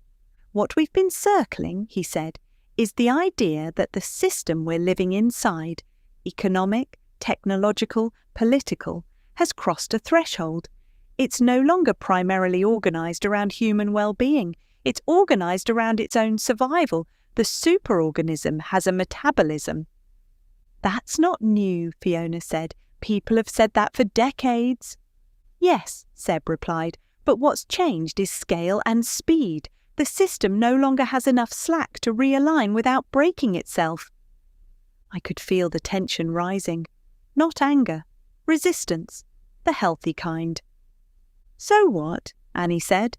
We just give up? No, I said. We stop pretending the same tools will produce different outcomes. That still sounds like withdrawal, she replied. Only if you think responsibility ends at the system boundary, Seb said. We stood there for a moment, wind moving through scrub, insects buzzing audibly in the background. I realized then that Cnep was doing part of the work for us. The land did not argue, it did not persuade. It simply existed as evidence of a different logic. This place, Bill said slowly, gesturing around us, wasn't fixed. It was let go. Yes, I said, and that's not the same thing as abandonment. But it's not scalable, Fiona said quickly. We can't rewild civilization. No, I agreed, and that's exactly the point. The silence that followed was not comfortable. What we're saying, Seb continued, is that decoupling, the idea that we can keep expanding while somehow reducing energy consumption, is structurally impossible at this scale. Not because people are bad. Technology lacks the sophistication to challenge mathematical laws, despite counterclaims by the tech bros. Exponential growth on a finite planet is impossible. And because growth is the system's survival condition, there is only one conclusion. The superorganism in its current form will become extinct. Mick shook his head. Who are the tech bros? Because that's a really bleak conclusion. They are the men, and most of them are men who run companies like X, Amazon, etc. The conclusion may be bleak, but it's a clear one, I replied. There's a difference. And what about AI? Annie asked. Everyone keeps talking as if it's the solution. That question hung heavily. AI, Seb said carefully, doesn't change the metabolic logic. It speeds up the process. While carbon energy has acted as the rocket fuel, AI is now serving as the accelerant. I felt something settle as he spoke, the shape of the next conversation becoming visible. If fossil fuels were the muscle, I added, AI is becoming the nervous system. Faster reflexes, less deliberation, more optimization. And less room for human judgment, Fiona said.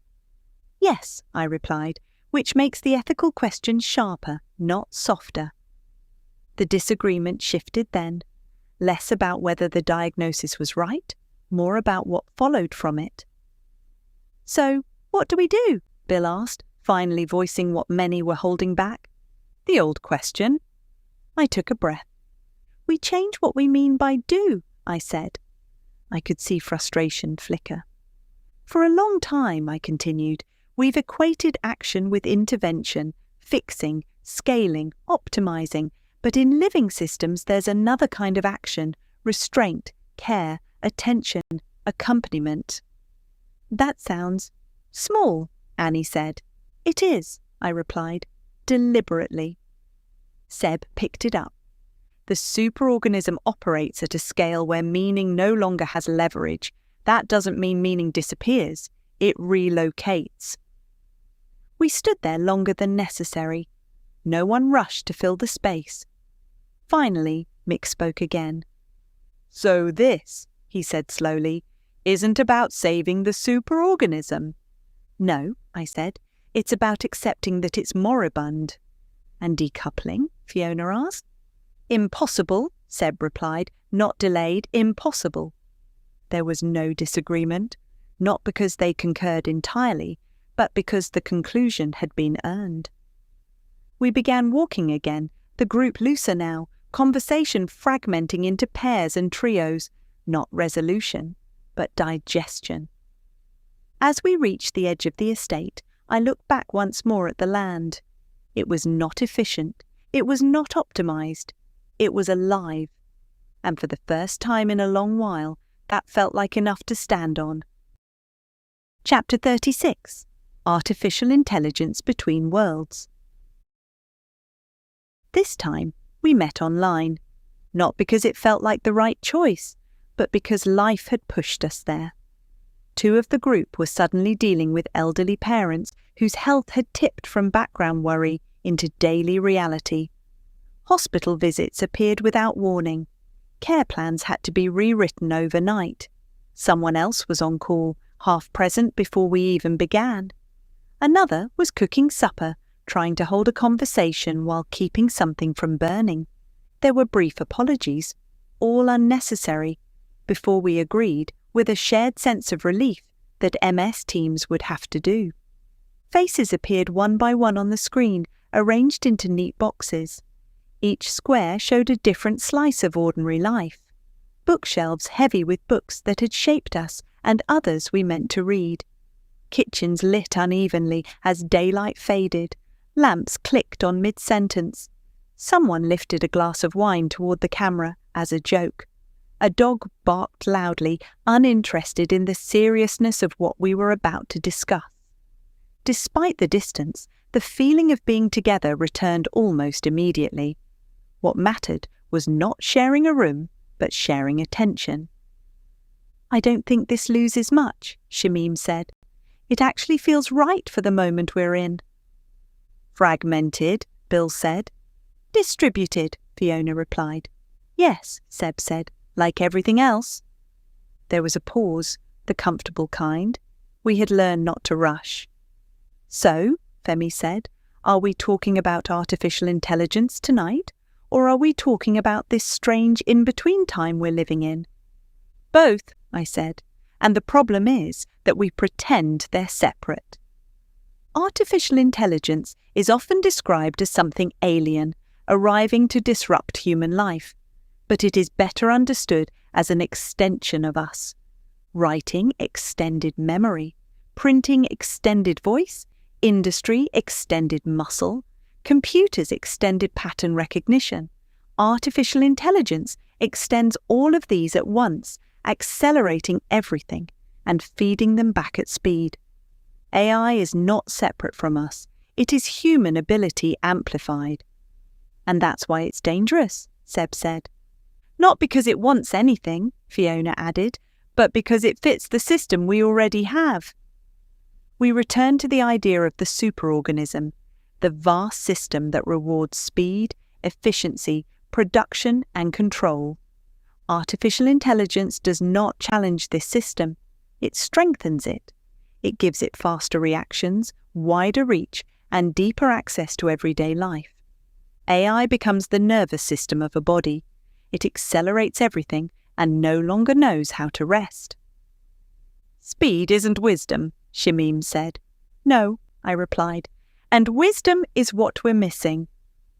We stayed with that difference. Intelligence solves problems quickly. Wisdom knows which problems matter. Intelligence is often about pattern recognition and problem solving. It measures how quickly we can analyze information, optimize systems, and produce answers. In modern societies, it is highly visible, easily rewarded, and frequently mistaken for depth.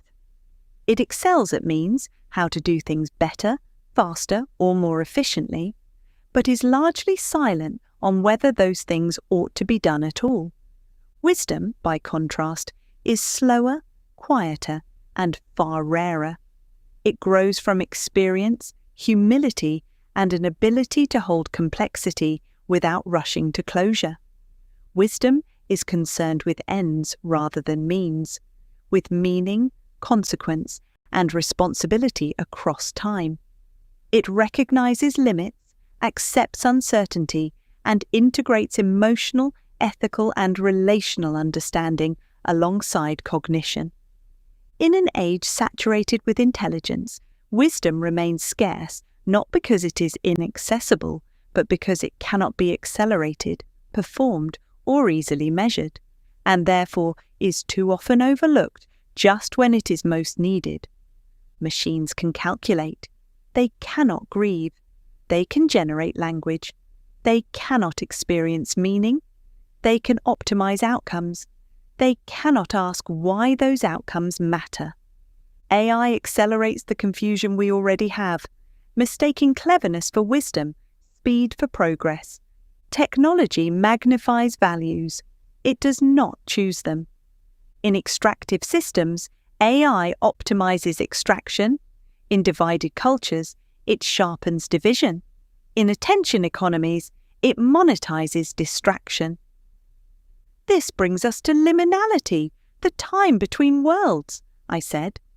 Seb added, we experience our own adolescence, grief, illness, old identities gone, new ones not yet formed. Civilizations go through these phases too.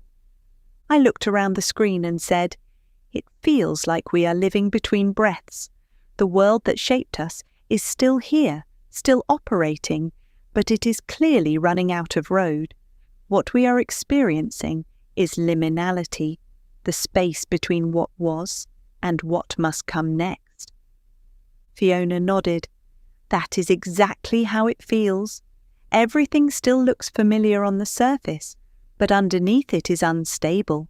Growth, extraction, speed, none of it feels convincing anymore, yet we keep acting as if it does. We've not let go, but we cannot fully believe in it either. Femi leaned forward. That in-between space is deeply uncomfortable. People want certainty, not thresholds. So they double down on what they know. More efficiency, more extraction, more control, even when those tools are the very things creating the problem. Shamim paused before speaking. Liminal periods have always been dangerous and creative at the same time. Old identities dissolve, new ones are not yet formed. That is why people feel anxious, angry, or nostalgic. But it is also where new moral frameworks can emerge if we allow ourselves to sit with the uncertainty rather than rush past it. Seb added, the difficulty is that our systems are designed to avoid liminality. They are built to optimize, not to reflect. Yet what is required now is not another clever fix, but a shift away from extraction towards regeneration. That means accepting limits, slowing down, and re-embedding ourselves in ecological reality. Bill exhaled softly, and that is the hardest part. Extraction has been framed as progress for so long that anything else feels like loss. But perhaps this moment is not about giving things up. Perhaps it is about learning how to belong again, to place, to time, to one another. I smiled faintly. That is the invitation of liminality, not collapse for its own sake, but passage. If we recognize this moment for what it is, we can choose to cross the threshold consciously. A less extractive world will not arrive fully formed. It has to be grown patiently from the ground of this in-between time. The old stories no longer work. Endless growth, technological rescue, straight-line progress. The new stories are not yet clear.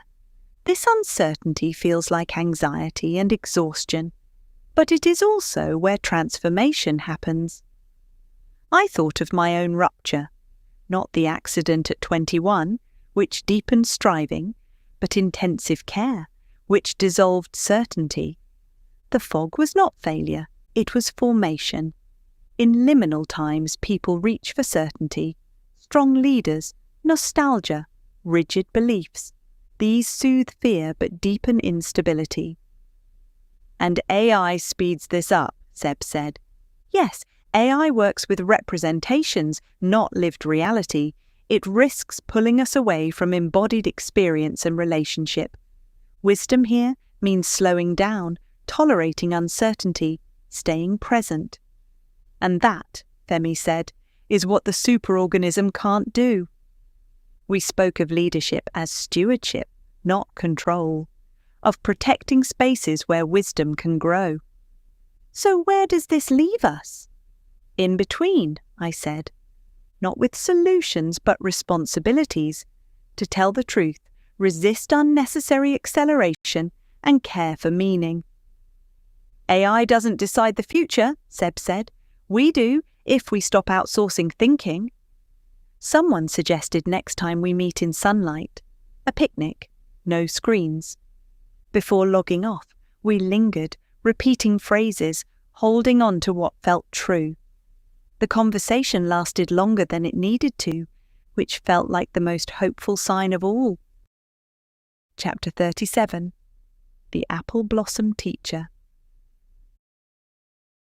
The second time we had a picnic on West Titherley Village, green was never planned as an ending.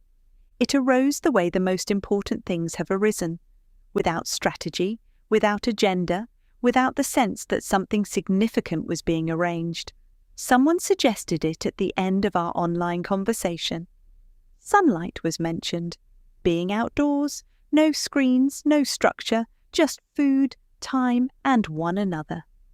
And yet each of us arrived knowing that something was closing, not finishing, not concluding, but completing. Everyone came. That mattered more than I realized at the time.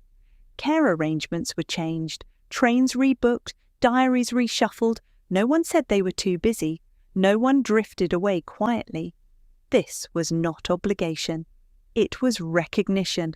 The same quiet recognition that had been present at earlier turning points, even if we did not have language for it then.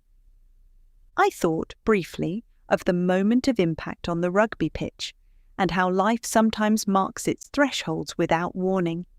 I thought, too, of when rupture finally broke me open, not through force, but through collapse and ultimately sepsis. This gathering felt like the other side of that arc. Not recovery, not resolution, orientation. The green filled slowly. Blankets were laid out without instruction. Food appeared in no particular order. Bread, fruit, cheese, bottles glistening in the sunlight.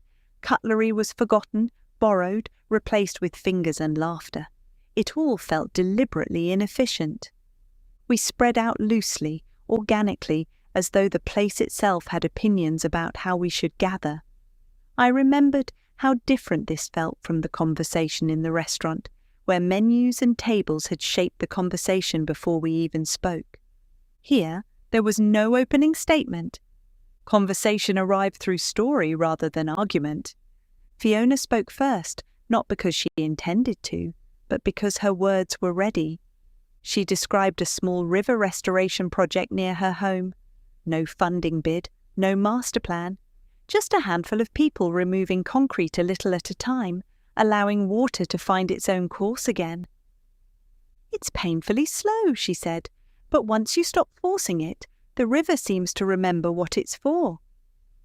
I noticed how easily that landed with everything we had been discussing, the move from striving to becoming, the difference between effort and alignment. Bill followed, talking about a repair cafe he had become involved with. Old radios, broken kettles, people learning how things were made by sitting together and taking them apart. "It's changed how I think about value," he said. "Nothing feels disposable anymore, not objects, not people."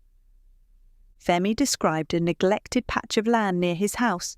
No owner, no permission granted, just neighbours clearing rubbish, planting herbs, letting things grow where they would. "It wasn't a project," he said. "It was permission." Shamim listened longer than the rest of us. When she spoke, she did so carefully. "I've stopped thinking of regeneration as something you do," she said. "It feels more like a posture, a way of standing in the world, less grabbing, more listening." Seb nodded, saying little as usual, but his attention was unmistakable. I had learned across these conversations that when Seb eventually spoke, he would widen the frame. Then Shamim turned to me. "And this brings us back to the question we've been circling since the restaurant," she said. "Why do you keep coming back to the apple blossom?" I took my time, not because I was unsure, but because the answer had changed. I thought back to earlier versions of myself, the young man chasing certainty through education, the student intoxicated by young love, the injured rugby player hardening his resolve, the striving figure that dominated at work, and even the patient, years later at 65, newly softened but still learning how to stand without the armour of effort. The apple blossom, I said slowly, is the final teacher. Femi smiled slightly. That's a big claim. It is, I said, and it would be an arrogant one if the apple blossom were capable of arrogance. They waited. The apple tree does not announce itself as wise, I continued. It doesn't optimize. It doesn't rush. It responds to light, soil, rain, time, and in doing so, it participates in something more intelligent than any plan. I could feel the conversation shift. This was not a metaphor being introduced. It was a return. For most of my life, I said, I believed the blossom was the point, the visible moment, achievement, recognition. I confused flowering with fulfillment. Bill leaned forward slightly. That sounds familiar. The blossom arrives, I said, and for a brief moment it seems like the whole purpose of the tree, and then it falls. And we call that loss, Fiona said. Yes, I replied, but the blossom exists in order to fall. If it clung to itself, if it believed it was the centre of the tree's purpose, there would be no fruit and no future. Seb finally spoke. That's not about morality, he explained. It's actually a lesson about the nature of being. Exactly, I replied. I spoke then of how this understanding had sharpened after intensive care, after psychosis, after the collapse, how the internal machinery of striving had failed, how identity loosened not through choice, but through necessity. In that collapse, I said, I stopped believing I was the centre. I began to sense the tree. Shamim smiled. That's becoming. Yes, I said, becoming is what happens when the blossom stops clinging. We sat with that. The apple blossom does not disappear into nothing. It becomes fruit. It contributes to something that feeds others and carries life forward. Human beings are not asked to vanish. We are asked to locate ourselves correctly. A civilization that believes it is the blossom will burn the orchard, said Seb, wisely again. No one argued with that. Instead, Fiona asked the question that opened the next movement. So, if the apple blossom is the teacher, she said, what is it asking of us now? Fiona's question lingered longer than she intended. So, if the apple blossom is the teacher, she said again, more quietly now, what is it asking of us? No one answered immediately. The green had shifted as the afternoon moved on. Light softened. Shadows lengthened. A breeze lifted the edge of a blanket and then let it fall again. The conversation, like everything else that day, refused to be rushed. Seb broke the silence first. I think it's asking us to stop mistaking intelligence for wisdom, he said, which takes us right back to where we were at the nature reserve. Bill nodded. Artificial intelligence? Yes, Seb replied, and the system it plugs into. I felt the familiar tightening in my chest, not fear, but recognition. This was the thread we had been circling since the restaurant, since the first tentative attempts to name the meaning crisis. At that time, I said, we talked about the superorganism, not as a conspiracy, but as an emergent system. Billions of interactions, incentives, habits, no one in charge, no one fully responsible. And yet, Femi added, everyone affected. Exactly, I said, the superorganism rewards speed, efficiency, prediction, extraction, and now AI becomes its nervous system. Shamim frowned slightly. Which means we're amplifying something that already lacks wisdom. Yes, I said, machines can calculate, they can optimize, they can generate language, but they cannot grieve, they cannot love, they cannot experience meaning. And they can't tolerate uncertainty, Fiona said. Seb shook his head. Nor can the system they serve. Uncertainty is inefficiency. Ambiguity slows things down. That's the problem, Bill said, because ambiguity is where wisdom lives. We had said versions of this before, in different rooms, around different tables, but here, under the open sky, it felt less like analysis and more like admission. During our first meeting, or was it the second, I said, I described the shift from striving to becoming. What I didn't fully understand then was that this isn't just personal, it's civilizational. Femi leaned back on his hands. You're saying the world is having a midlife crisis? I smiled. Something like that. A civilization that organized itself around growth, control and acceleration, Seb said, has outgrown its own story. And doesn't yet know what comes next, Shamim added. That's liminality, Fiona said, the in-between.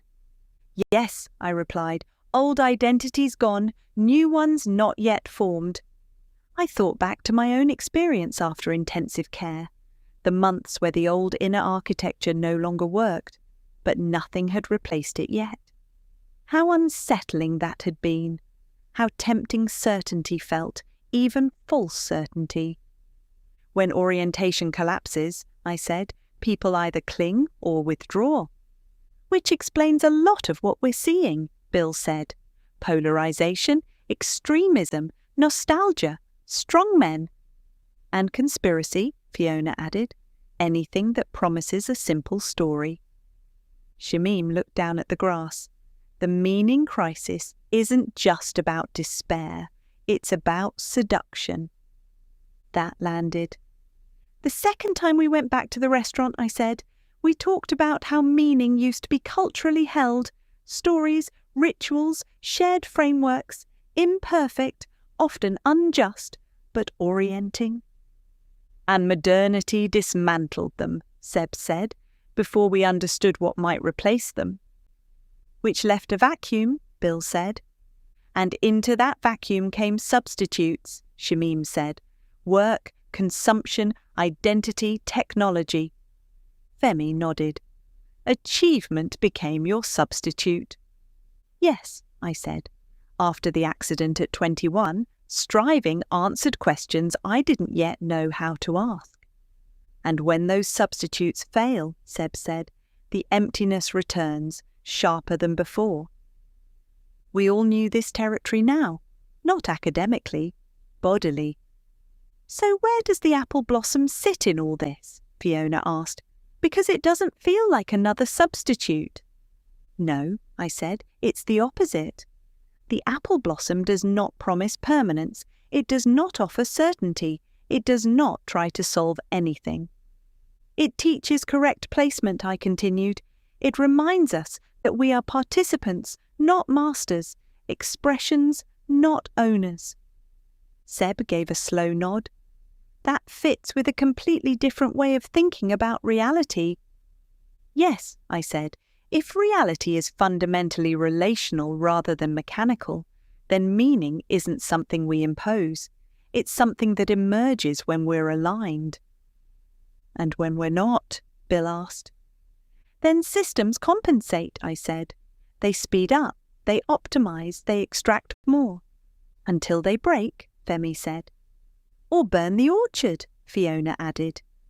There was a long pause after that. A dog ran past again. Someone laughed somewhere beyond the green. Life continued, indifferent to our seriousness, which somehow made the conversation feel more grounded rather than less. So, what does regeneration actually mean here? Shamim asked. Because everyone uses that word now. I smiled. Yes, and most of the time they mean sustainability with better branding. Bill chuckled. Same system, slower collapse. Regeneration, I said, is not about maintaining the existing order. It's about restoring the conditions for life to renew itself. Like soil, Femi said. You don't force it. You stop killing it. We learned that on our visit to Knep. Exactly, I replied, which means regeneration is often invisible at first. And unmarketable, Fiona said. And slow, Seb added. And relational, Shamim said. I nodded, which makes it almost incompatible with the superorganism. But not with human beings, Bill said. That felt important. What I'm hearing, Femi said slowly, is that the apple blossom reframes everything we've talked about. How so? Fiona asked. It doesn't deny collapse, he said. It doesn't promise rescue. It doesn't try to optimize the future. It accepts finitude, Shamim said. And contribution, Seb added, rather than control. Yes, I said, the blossom doesn't survive, but life does. We sat with that. This is why I don't think the meta-crisis is just a problem to be solved, I continued. It's a threshold, a question, an invitation. To what? Fiona asked. To become less central, I said, and more connected. That sounds like loss, Bill said. It is, I replied, but not only loss. I thought of intensive care again, of how terrifying it had been to lose the striving self, and how much relief, euphoria, and unconditional love had followed. The blossom falls, I said, the fruit forms. And the seed carries the future, Seb said. Yes. The light shifted again. Plates were cleared. Someone poured more water. No one checked their phone. Femi looked at me then, directly. So, what do you do with this? He asked. After the conversations are over? The question was not abstract. It was personal. In the early days, I said, you told me I couldn't stop, that I needed to take these ideas further. And we meant it, Shamim said, not to become an authority.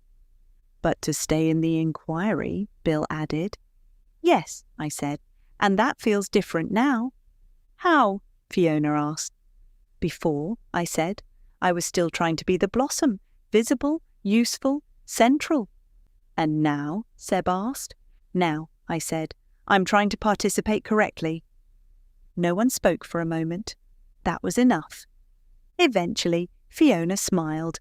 That sounds like a beginning. I shook my head gently. No, I said, it sounds like a completion. As the afternoon edged toward evening, the energy on the green changed again. Not dramatically, not in any way that would have drawn attention from a passerby. But something settled. The conversation loosened its grip on analysis and drifted towards something older, slower, harder to name. Bill was the one who shifted it. We've talked a lot about wisdom, he said, but wisdom on its own doesn't seem to get us very far. Fiona looked at him. What do you mean? I mean, he said, choosing his words carefully, some of the cleverest people I've met have done enormous damage, and some of the most foolish decisions in history were made by people who thought they were being rational. Seb nodded. Intelligence isn't the issue. It never has been. No, Shamim said, the issue is what intelligence is serving. I felt something tighten and then open in my chest.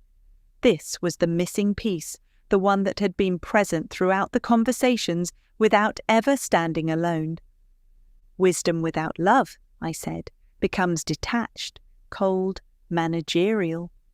And love without wisdom, Fiona added, can become chaotic, exhausting, self-sacrificial in ways that burn people out.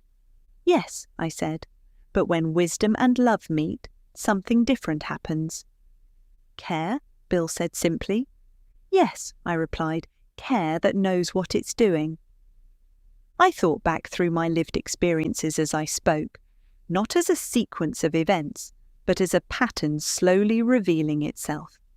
In Turkey, love had appeared as assent, effort, devotion, loyalty. After my accident and rejection by the medical establishment, it had become grit, endurance, staying power. In later life, it had taken the shape of family, responsibility, continuity, and then, gradually, especially after sepsis, love had begun to change character. It softened. It stopped proving itself.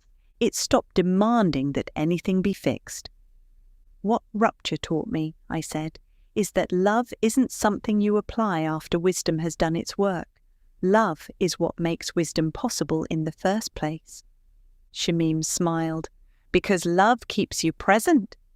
Yes, I said, and presence is where wisdom lives. Seb leaned back, looking up through the branches of the trees. A society can survive a lot of ignorance, he said, but it can't survive the absence of love. That sounds dramatic, Femi said. It is, Seb replied, but it's also practical. Without love, systems optimize without restraint. They extract without empathy. They accelerate without care. And they call it progress, Fiona said. I thought of the superorganism again, how efficiently it moved resources, how little it noticed suffering, how blind it was to meaning. Without love, I said, the superorganism eats everything. And without wisdom, Bill added, love gets used up trying to save what can't be saved. That felt true in my body. I looked around at them then, not as interlocutors, not as thinkers, but as people who had walked alongside me through this inquiry. My life, I said, is often read as a story about resilience, or disability, or collapse. But if I'm honest, it's about love, learning how to let go. No one interrupted. For years, I continued, I thought love meant holding on, protecting, providing, enduring, and sometimes it did. But eventually, love asked something else of me. What? Fiona asked. To stop organising my life around myself. That landed quietly. The apple blossom, I said, does not love the fruit by clinging to itself. It loves by falling. We sat with that longer than felt comfortable. Then, without planning to, I spoke of Rose. She has always understood this, I said, long before I did. I had deliberately not involved her in these conversations because they were all second nature to her. They were her guiding light, her moral compass, and at the centre of her heart. Rose has never confused wisdom with advice, I said. She listens, she holds space, she never tells people what to do, and somehow people leave her feeling more capable of facing what comes next. That's rare, Shamim said softly. Yes, I replied, because it requires love without control. I thought of the months in intensive care, of hallucinations and fear, of not knowing who I was anymore. She came every day, I said, not to fix me, not to speed my recovery, just to be there. Bill nodded. That's what kept you oriented. Yes, I said, when everything else fell away, love remained, and because it did, wisdom had somewhere to land. Then naturally, the conversation turned to our children, not as an aside, not as sentiment, but as evidence. They grew up watching me strive, I said. They saw achievement rewarded and exhaustion normalised. And yet, Fiona said, they chose differently. Yes, I spoke of James working with advanced technology to analyse water, not for prestige, but because clean water matters. Of Ed bridging indigenous knowledge and modern science with humility rather than extraction. Of Rowan working with soil, restoring life from the ground up. Of Andrew making movement, health, and low-carbon transport ordinary and accessible. They aren't trying to save the world, I said. They're taking care of the parts they're responsible for. And that, Seb said, is wisdom married to love? I nodded.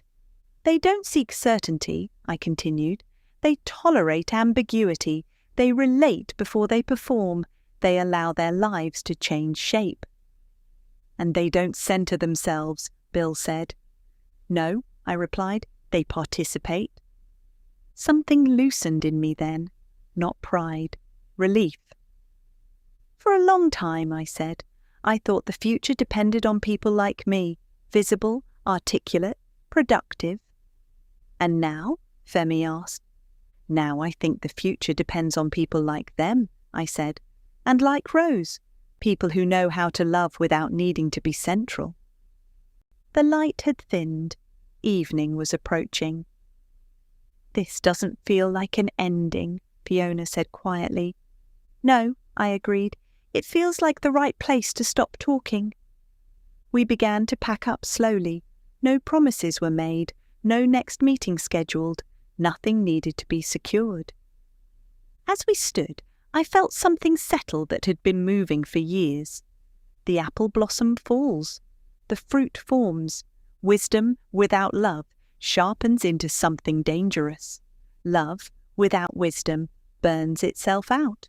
But together, they teach us how to belong, not as masters of the world, not as its centre, but as brief, beautiful participants in something far larger than ourselves. And that, I realised as we walked away from the green, is enough. The conversation does not end. It continues wherever love and wisdom are willing to meet. The apple blossom, like confetti at a wedding, sprinkles love and wisdom as it falls. End.